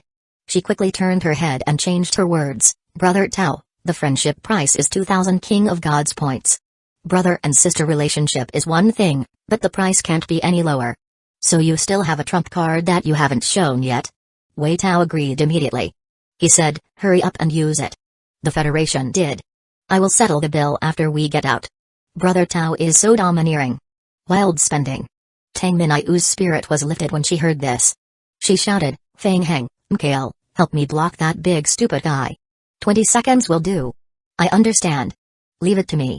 With a solemn expression, Mikael leaped to the right lightly, stepped on the wall, and flew back with the force of the recoil. The long sword in his hand once again bloomed with sword light. Boom. The sword ray exploded when it hit the alchemy body. The alchemy body, which was striding forward, paused again. Swish. Mikael had already prepared in advance. After the attack, he pushed back with the force of the rebound, and his body passed by Fang Heng.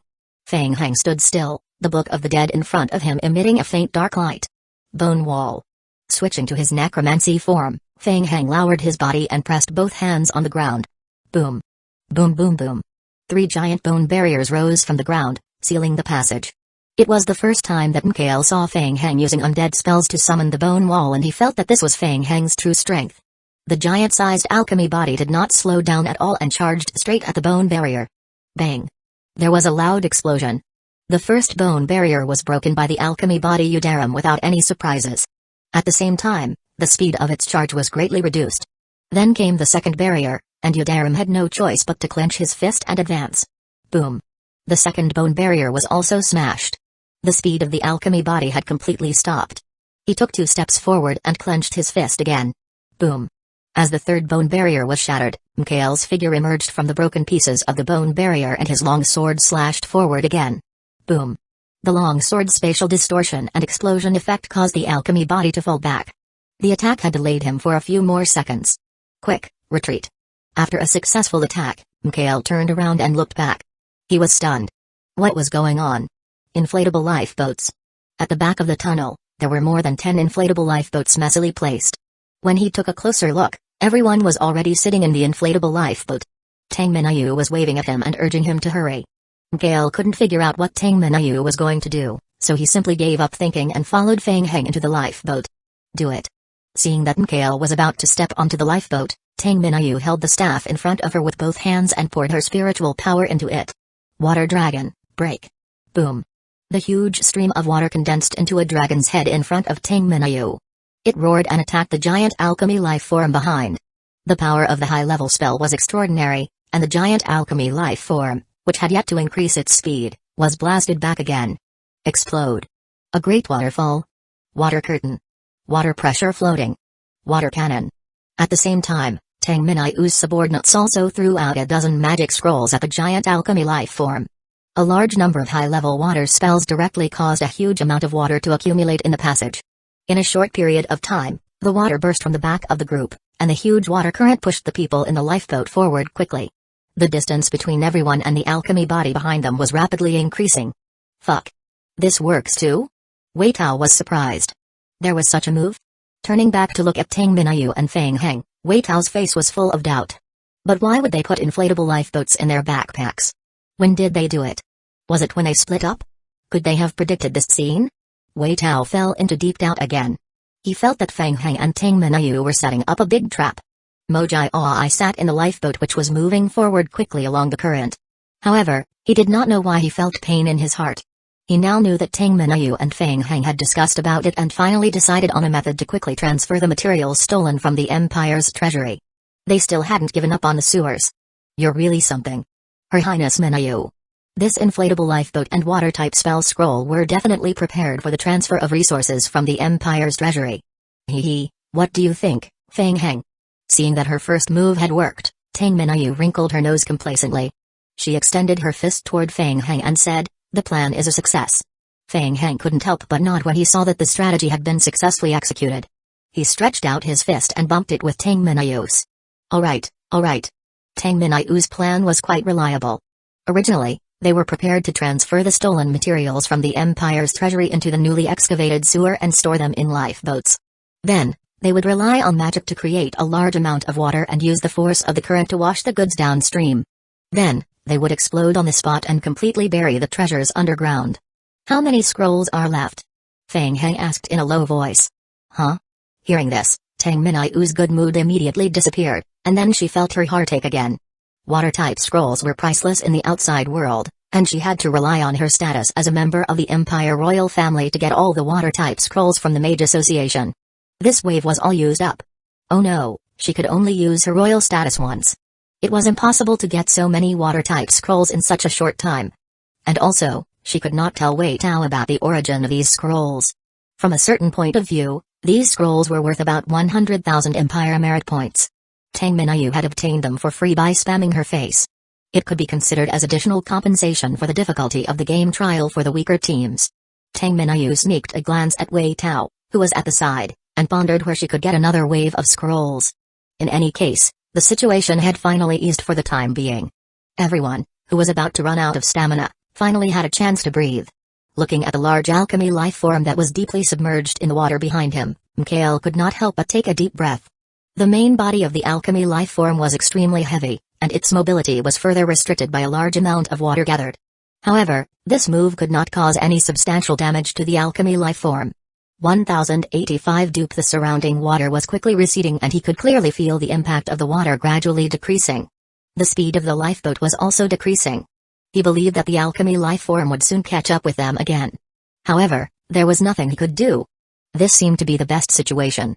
At least for now, they could catch their breath, quickly recover their strength and think of countermeasures. Wei Tao asked, Minayu, do you have any scrolls left? No, I've used them all. Everyone lowered their heads and pondered again, wondering what method they could use to escape from this place. Fang Heng and Tang Minayu continued to communicate with their eyes. Are the scrolls really gone? Really, I have none already. I didn't lie to him. You're not holding back? This isn't like you. Damn it. The situation was too urgent just now. Furthermore, you were urging me to use them again. I didn't think that much. Alright. We will think of another way when we get out. After thinking hard for a long time with his head lowered, Mikhail still couldn't think of a solution.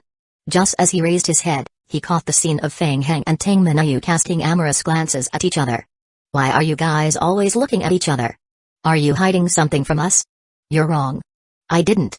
Fang Heng and Tang Minayu stopped talking at the same time. They turned to look at Mikhail and said in unison. Mikhail's brows furrowed tightly. He felt that something was off. Just as everyone was thinking about a solution, a line of game notifications suddenly appeared on everyone's retina. Ding! The player team and feudal Lord Ainet have reached an agreement to build a mage tower. The player has triggered a side mission. The Empire's line of defense. The Ghost Tower. Side mission. The Empire's line of defense. The Ghost Tower. Side mission description. The player team and the feudal Lord of the Empire, Ainet, have agreed to build a ghost tower in his territory. Lord Ainet will provide support for the construction work. Mission reward, slight increase in the trial score, additional trial time, Empire merit points, and so on. Failure penalty, penalty on the player's trial score. The player's friendship with the Empire will be reduced, and the player's reputation with the Empire will be greatly reduced. What was going on? After seeing the game hints, The players who were running for their lives turned their eyes to Feng Heng at the same time. Feng Heng was also stunned. He opened his mouth and subconsciously turned his head to look at Tang Minayu. Tang Minayu also looked at Feng Heng. Everyone's eyes were filled with question marks. What was going on? What did you do this time? Soon, Feng Heng thought of Sandy. He must be the one behind this. What was that Sandy doing outside? If he was asked to dupe the players into building the ghost tower, how did he end up duping the feudal lord as well? Wasn't this just messing around?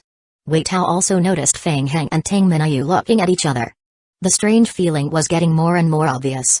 The two of them seemed to be quite close recently, and they were in action together just now. The arrangement of the emergency inflatable lifeboat was also planned by the two of them. Wei Tao started to feel a headache. He had thought that Tang Minayu was the only unstable factor in the team and Feng Heng was the only one who was good at causing trouble. From the looks of it, the two of them had joined forces. You're really not hiding anything from us? Wei Tao asked with a deep voice. How could that be? That's impossible. Tang Minayu and Feng Heng said in unison. Ding. The player team and the feudal lord Branita have reached an agreement to build a mage tower. After joining the multi-party agreement, the player's side mission the Empire's Linen of Defense change of the ghost tower. Click here for more details. Ding. The player team and feudal lord Bauman have reached an agreement to build a mage tower. Ding. Ding. A series of game notifications appeared on his retina.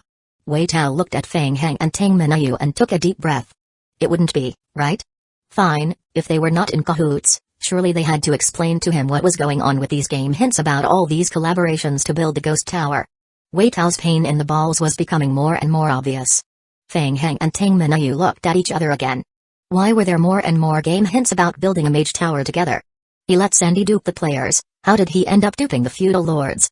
Feng Heng looked through the game notifications in his mind and revealed a strange expression. In just a few words, Sandy had reached an agreement with the 6 feudal lords to build a mage tower. He had to admit that Sandy's business capabilities were really high. Sandy was really a talent, no wonder he was chosen by the god of art. Ahem. Feng Heng coughed lightly and tried to push the blame away. You know, an NPC in my team always does unexpected things. It's hard for me to control him, but don't worry, I've checked. The game's penalty isn't that big, and the construction of the mage tower takes a long time. Yes, Tang Minayu had initially thought that something had gone wrong with Sandy's plan, so she tried to smooth things over. The mission doesn't have a time limit. Even if we fail, we will be out of the trial by then. It's okay. Alright, this is the crucial moment of the trial. Don't do anything, brothers. Wei Tao's tone carried a hint of pleading. As he spoke, he rubbed his slightly swollen temples. Now that the team was facing a crisis, and these 2 time bombs in the team were showing signs of exploding, he was really tired. Yes. Wei Tao took in a deep breath. There was no time to get to the bottom of this. After all, what Feng Heng said was right. This side mission was wonderful, but it didn't seem to affect the main storyline mission that much. There was no punishment either, so it could be put aside for the time being. Wei Tao pulled everyone's attention back and said, the water current won't last for long. Does anyone have any other ideas? Under normal circumstances, you will need to find the core to deal with such alchemy creatures. You will be able to completely destroy them by destroying their core. In order to quickly change the topic, Tang Minayu also began to analyze seriously. She said, I've been observing all the way just now, but I haven't found the core position of the alchemy body. Maybe the core is hidden inside the body. This is going to be very difficult. We have to first break through its external defenses. Mojai Aoi took a glance at Wei Tao and expressed his sympathy for him. He sighed and said, it's very difficult to defeat the alchemy body head-on, but the game doesn't specify that we must defeat it. Why don't we think about how to trap it? Tang Minayu nodded and added, or we can run away. Feng Heng looked at the end of the pitch-black passage in front of him and said, let's stall for time. There's less than half an hour left before the cool-down time for my summoning is up. Everyone immediately thought of Feng Heng's special ability to summon zombies. Can we get rid of him through summoning? Wei Tao looked at Feng Heng and asked. Well, I don't think it will be a big problem. Feng Heng nodded. After the pursuit and entanglement earlier, he realized that the giant alchemy life form only had 2 very simple attack modes. The first type relied on its alloy metal body to perform physical attacks such as crashing, sweeping and stomping. The second type was earth spike type spells. 1086 control. He wasn't afraid of physical damage. Furthermore, the latter spell had a swing before casting, so it was relatively easy to dodge. The most important thing was that although the earth spike spell was triggered by magic, the damage it caused was a physical type of piercing damage. In short, The undead effect of the zombie clones could easily negate all fatal damage from the giant alchemy life forms. And almost all alchemy creatures had a weakness. They did not possess the ability to regenerate. If they were damaged, they would have to go back and find an alchemist to repair them. In most cases, this weakness wasn't a weakness, but if the opponent was a zombie clone, it would be a weakness. Feng Heng made an estimation. He could use a large number of zombie clones to grind the alchemy creature to death.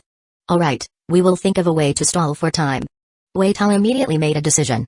Although Feng Heng was a busybody, his strength was absolutely reliable. The water current carried the inflatable lifeboat forward for a full 5 minutes before it began to slow down significantly.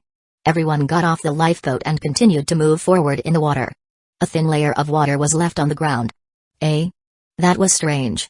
Looking down, Feng Heng suddenly realized that the whole passage was not flat, but a slightly slanted one.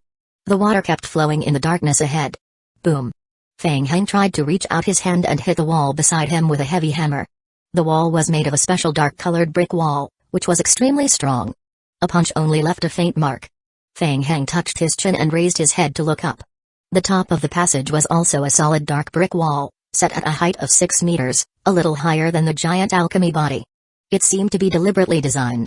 In comparison, only the ground was rougher. The team continued to move forward at a faster speed. Seeing Feng Heng stop at the side and thinking, Mikhail couldn't help but ask, "You found something? Can you think of a way to set up a trap?" "It's very difficult." Was he supposed to dig a big hole in the ground? Considering the alchemy life form's size, it would be very difficult to dig a deep pit to accommodate the alchemy life form without the help of the zombie clones. Just as he was thinking, heavy footsteps came from the back of the passage. "Damn it, it's here again. Be careful, it's coming." The group immediately sped up, hoping to put some distance between them and the giant alchemy life form behind them. Thump. Thump thump. After running forward for a moment, the giant alchemy life form caught up from behind. This time, everyone was prepared in advance. They continued to run forward while using various means to slow down the giant alchemy life form behind them. However, they were helpless against such an impenetrable iron sheet. Everyone's attacks were limited. After delaying for a full 10 minutes, Feng Heng's expression suddenly became serious. The cool-down time was up. He quickly turned his head to the back and pretended to take out the Book of the Dead and put it in front of him. Whoosh! Whoosh whoosh! Many alchemy magic arrays started to condense in the air around Feng Heng. The alchemy magic arrays spun rapidly, and the first batch of liquors scuttled out of the magic arrays, charging straight at the giant alchemy life form. The rest of his companions were running back madly. When they saw Feng Heng's actions, their hearts skipped a beat. They're here? They were all elite players who had played the zombie apocalypse game before. Wei Tao and the others were very familiar with the liquors. They couldn't help but slow down and turn around to see what method Feng Heng was going to use to deal with the giant alchemy body. Kai kai kai kai. The liquors waved their sharp claws and created metallic sparks on the alchemy body. Almost instantly, more than 20 liquors were attached to the giant alchemy body. At the same time, a series of game prompts refreshed quickly on Feng Heng's retina. Ding, your zombie clone, the liquor, has dealt 3 points of damage to you. Daram, ancient creatures are immune to some damage. Ding, your zombie clone, the liquor, damage immunity? Feng Heng frowned. More and more magic arrays were spinning rapidly around Feng Heng's feet. The zombie clones crawled out of the magic arrays and staggered toward the giant alchemy body. Kai kai. As it got closer, fine vines spread from the zombie's body and wrapped around the giant alchemy body.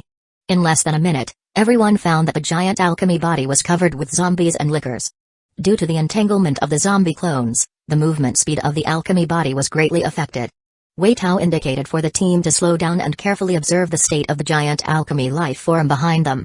The giant alchemy life form was unable to withstand the attacks of the zombies on its body. It had no choice but to stop and scratch its body, trying to get rid of the zombies hanging on it. However, the liquors and zombie clones were extremely tenacious.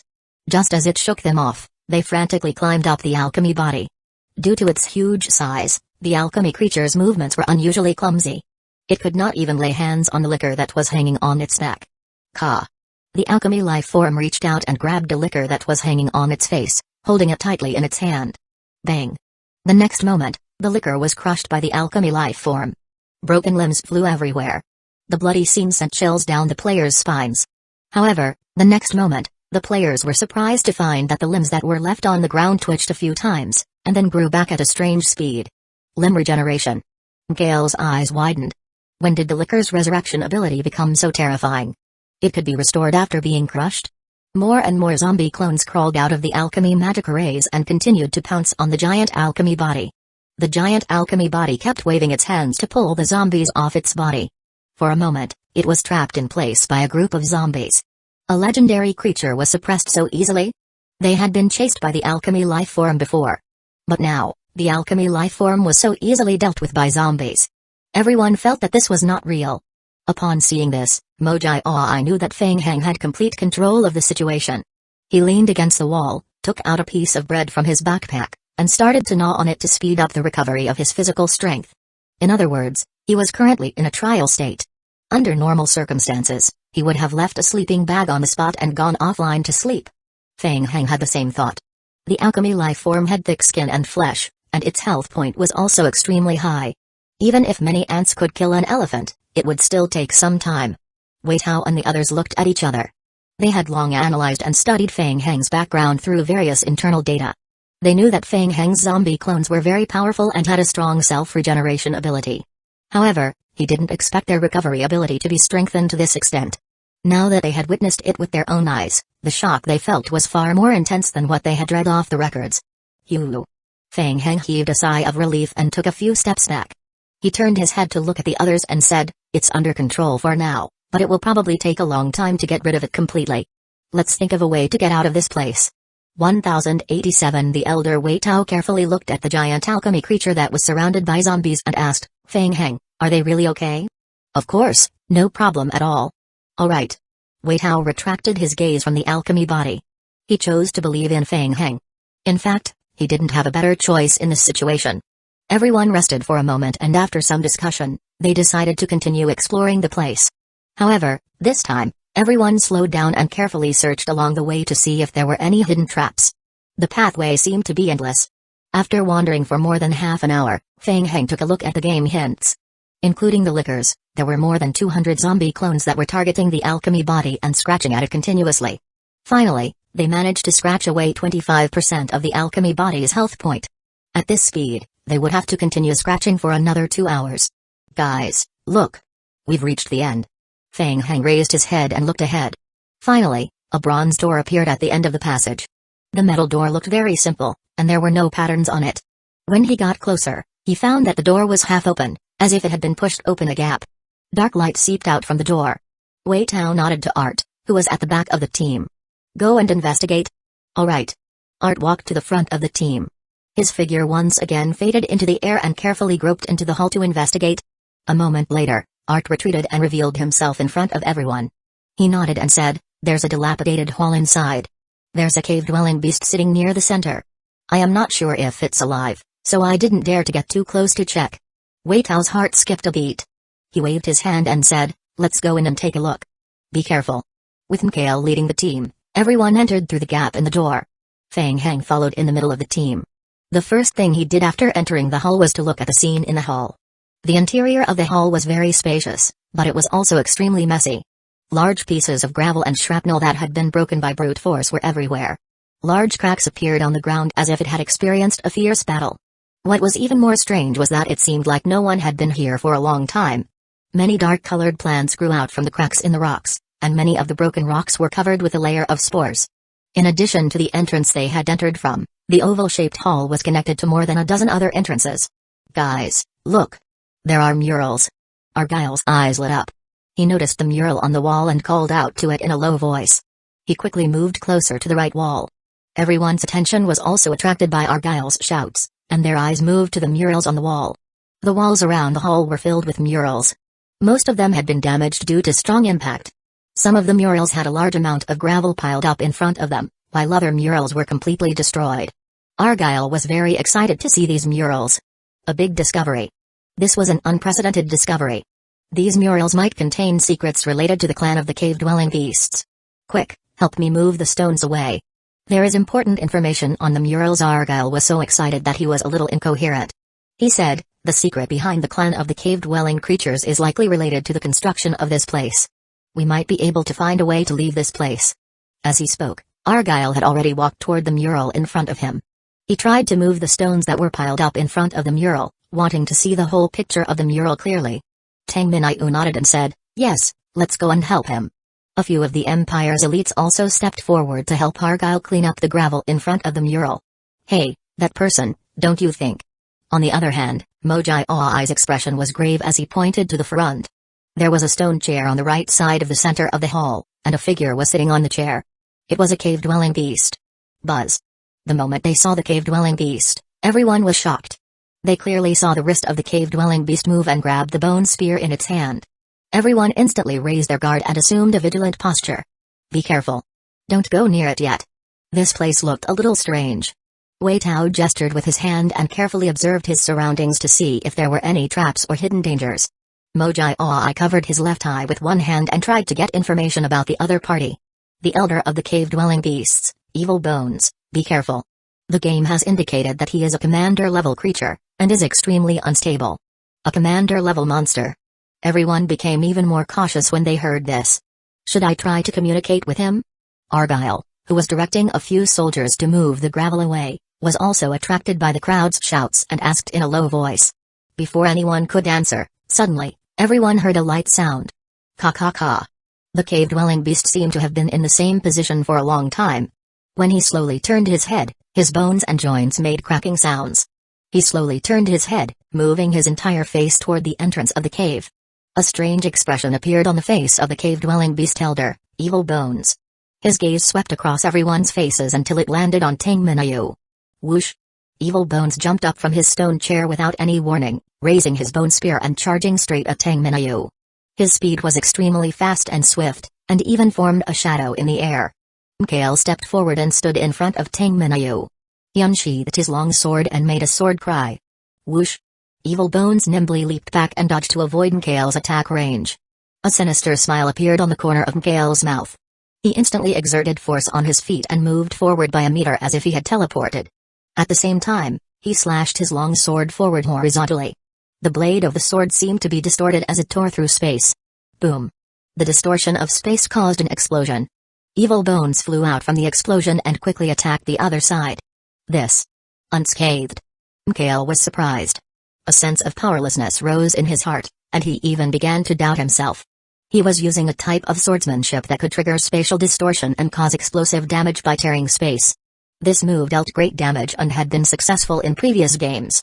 However, ever since he had entered the game, he had first encountered the demonized barbarian, then the giant alchemy creature, and now this strange cave-dwelling beast. He couldn't beat any of them. Water, bitter prison. Seeing this, Tang Minayu immediately cast a spell to try and control Evil Bones. Several water curtains appeared around Evil Bones. Gah! Evil Bones let out a strange hiss and thrust his bone spear forward. 1088 The mural in the hall boom. The water curtain exploded. Taking advantage of the moment when Evil Bones broke free from the water curtain, Fang Heng dashed forward and thrust his white bone spear at Evil Bones. Kai. Ka. Fang Heng's pupils were slightly locked. The feeling wasn't right. After the bone spear pierced into the opponent's muscles, it was firmly stuck. Not good. Ho! Evil Bones raised his bone spear and slashed at Fang Heng. The bone spear grazed Fang Heng's shoulder, leaving a bloody cut. The contents of the game log shocked Fang Heng. Ding! You have received damage from the bone spear -482, ding! You have received an unknown poisonous effect, ding! The poison effect has a higher weightage. The poison cannot be completely removed by the effect of the undying body, ding! You have been poisoned by an unknown poison. Your health point has been reduced by 45 points, the poison damage could not be removed? In his impression, the judgment level of the undying body skill was extremely high, so why was it still unable to remove the poison? Fang Heng was a little surprised. Fortunately, the poison's effect was not strong, and the self-recovery ability of the undying body completely offset the damage of the poison. He didn't know how long the poison would last, but he could see that the poison's damage was decreasing. Fang Heng pulled out the bone spear from Evil Bones' body and quickly retreated. Kai. His opponent wasn't even bleeding? Fang Heng's pupil shrank as he stared at Evil Bones. As his vampire bloodline level gradually increased, his sensitivity to blood also increased rapidly. Those ordinary cave-dwelling beasts outside would be bleeding after being attacked by him, but Evil Bones didn't. Why? When he looked again, he saw that there were many wriggling red tentacles under Evil Bones' skin. What was that? Fang Heng's heart skipped a beat, but before he could take a closer look, Evil Bones' skin, which had been pierced by the bone spear, healed in an instant. What a powerful healing ability. Fang Heng was sighing when he heard a loud bang. An azure lightning bolt fell from the sky and struck Evil Bones' head. As he was struck, Evil Bones entered a state of temporary paralysis, his body frozen on the spot. Wei Tao shouted, "Little Liu." Whoosh! A dark shadow appeared behind Evil Bones. The orange-red dagger was placed on Evil Bones' neck. Kai. The blade of the knife gently drew a circle along his neck. An upside-down pentagram mark appeared where the heart of the cave-dwelling beast was. Ka. Evil Bones' head flew up. After the successful attack, the facial muscles of Liu Yi, the player who launched the sneak attack, began to melt at an extremely fast speed, which was particularly terrifying. "I am out of the trial." Liu Yi gritted his teeth and his figure gradually became illusionary. Talent skill: sacrificial killing technique. A powerful single-target killing skill. After using it, there was a 50% chance that the caster will die immediately. Even if the caster didn't die, all of his attributes would be greatly weakened for a month. The price was extremely high. However, this skill was an excellent extreme 1-for-1 skill in the trial game. Bang! With his head cut off, the body of the cave-dwelling beast stayed in place for half a second, then fell back powerlessly until he fell heavily to the ground. "Brother Tao. He's strong." Seeing this, Tang Minayu was overjoyed and gave Wei Tao a thumbs up. There were many strange talents like this in the Federation. The monster's defense and speed were too fast, and it gave Tang Minayu too much pressure. Wei Tao did not reply, only staring at the body of the cave-dwelling beast. Something was not right. The game didn't give a death notification for Evil Bones. When everyone saw Wei Tao's expression, they also realized something was wrong and continued looking at Evil Bones' corpse. Kai kai kai. Kai. Red tentacles extended from the neck of the cave-dwelling beast. The headless Evil Bones stood up in a weird position. It didn't have a head and looked very strange. The entire hall fell into a moment of silence. He didn't even die from this. Everyone was extremely shocked. Suddenly, they heard Argyle's shout. "Be careful. He would be reborn. He can reincarnate infinitely, he is an undead creature." Argyle seemed to have discovered a big secret. He waved his hands and shouted, his eyes full of disbelief. "Look, up on the mural. This monster had lived for thousands of years. He's a demon." As Tang Minayu listened to Argyle screaming and shouting at the top of his lungs, she had the urge to go up and strangle him right now. Did he even need to say that? Wasn't the situation in front of them obvious? As she thought of this, Tang Minayu shifted her gaze to a mural that had just been cleared out. On the mural, the images of demons were depicted in an extremely strange way. They seemed to be able to resurrect an infinite number of times.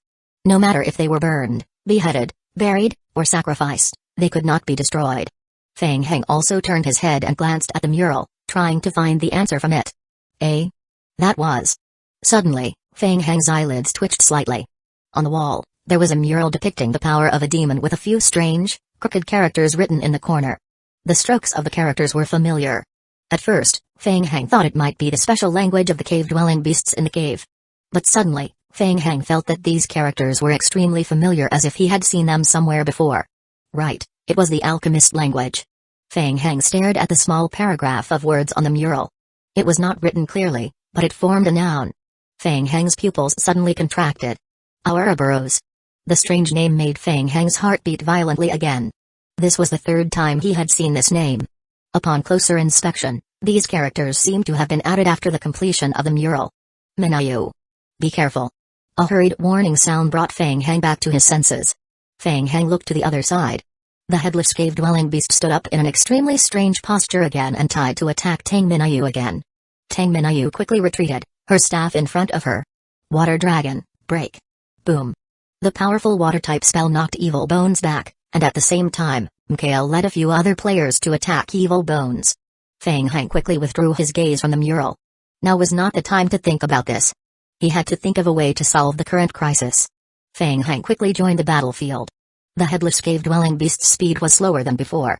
On the other hand, countless red tendrils also extended out from the crack on Evil Bones' head, trying to crawl towards his body. This scene was particularly strange to everyone. No one wanted to get close to the head so easily. The 3 Empire mages in the team kept using spells to blow the head away from the body. Suddenly, Argyle, who was observing the mural, shouted again, "Everyone, I think I've found the exit." 1089 Climbing where? Up there.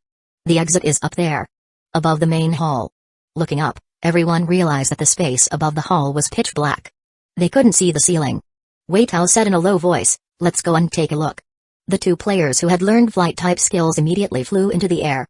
Fang Heng and Mikael looked at each other and nodded in unison. Go. The two once again attacked the headless evil bones from the left and right, trying to tie him down to buy time for the others. I found it. There's a rope ladder. After floating up to a height of nearly 8 meters, the scouting players found that there were ropes hanging down from the rock walls around them. They immediately showed joy and shouted down. Well done. They had finally found the exit. Wei Tao felt that he had finally seen the light of hope for this stupid mission and quickly analyzed the current situation. The sacrificial mission was already in a state of completion, and there were no subsequent mission prompts triggered. Of course, he had to think of a way to escape first. Retreat. The team players were all elites. After hearing Wei Tao's command to retreat, they immediately climbed up through the gaps in the brick wall. Running away? Feng Heng was stunned. He still wanted to stay on a little more to see if he could kill the monster in front of him. It was very difficult now, but soon, the second batch of zombie clones would be resurrected, and perhaps he could find the other party's weakness. You guys go first. I will block him and catch up with you soon. Hearing this, Wei Tao thought Feng Heng wanted to break away from the team and was about to refuse him initially. Instead of letting Feng Heng stay, it was better to sacrifice 2 players and buy some time. However, seeing Feng Heng's insistence, he changed his words. Alright. Feng Heng looked at Evil Bones, who was not far away from him. He had a very strange feeling. There might be some secret on Evil Bones. This secret was even related to our burrows. After a while, seeing that most of the other team members had already climbed up the rock wall, Mikhail said to Feng Heng, let's go too. You go first, don't worry about me. I want to try and see if I can deal with him. Feng Heng stared at Evil Bones, his eyes flashing with a strong desire to fight. Mikhail was stunned. Get rid of him? Deal with this monster? What the hell was he talking about? You better go first. Alright, be careful. Mikhail nodded at Feng Heng, pulled Argyle who was beside him, and levitated in midair. Wait, Argyle, stay. Stay? Argyle's face turned pale when he heard Feng Heng's words. He really wanted to stay and study the murals. The discovery of the cave-dwelling beast would definitely go down in history. But to study it under the eyes of this monster? Argyle instinctively felt fear. He felt that his life was more important. Yes, stay. Feng Heng said. Feng Heng could not let Argyle leave because he wanted him to stay on and look at the information on the mural. It was also good that the others had left. Feng Heng didn't want too many people to know about the secret of our burrows. Don't worry, you will be safe. Argyle knew that Feng Heng was being serious, so he immediately shouted, Don't. Of course, Mikhail would not listen to Argyle. He released his hand, and Argyle fell from a height of half a meter. Argyle immediately hid behind a big rock on the edge of the wall after he landed. Evil Bones' first target seemed to have locked onto Tang Minayu. Realizing that everyone was trying to escape, he also tried to climb up the rock wall. Feng Heng pressed his hands on the ground. Bone wall. Bang. Bang bang. 3 bone barriers shot out from the wall, blocking Evil Bones' path. Boom. Evil Bones' bone spear pierced forward, shattering the bone barrier. The next moment, Feng Heng came up to him from below the wall and thrust the bone spear forward. Kai. The bone spear pierced into the muscle beneath Evil Bones' skin once more, deeply embedded within. Ho! Feng Heng pulled out the bone spear and took a few steps back. The 2 of them fell from the rock wall at the same time. Almost at the same time, the time for the second batch of zombie clones to resurrect had come. Kai. Dozens of magic rays circled around Feng Heng. The lickers opened their mouths wide, revealing their ferocious fangs, and scuttled out of the magic rays one after another. Evil Bones wanted to chase after Tang Minayu, but he was not good at climbing. He was also constantly attacked by the lickers. Feng Heng squinted his eyes, feeling extremely strange in his heart. He had thought that it would be an extremely troublesome battle, but it turned out to be quite easy. The key was that Evil Bones' hatred was targeted at Tang Minayu. But why? Why was his hatred locked on Tang Minayu? Feng Heng frowned and thought about it. Then he lowered his head and looked at the task prompt. No, he still didn't find any related hints. Argyle was hiding behind a rock, watching the battle in the distance, his heart palpitating in fear. He saw Evil Bones trying to climb up the rock wall to chase after Tang Minayu and the rest, but he was pulled down by the lickers again and again. Don't just stand there. Study the murals first. Oh, okay. Argyle took a few deep breaths and remained calm. He turned around and saw more than 20 zombies working together to clean up the debris on the edge of the wall. 2 new murals were revealed in front of him. The 2 murals seemed to be at the top of the oval-shaped hall. Wei Tao and the others were climbing up the rope. In the beginning, Wei Tao could still hear the sounds of battle and collisions from below, but later on, the sounds became softer and softer. Most of the flying abilities that the players had could not be maintained for a long time, and they had to rest with the help of the ropes from time to time. The passage above them seemed to be endless,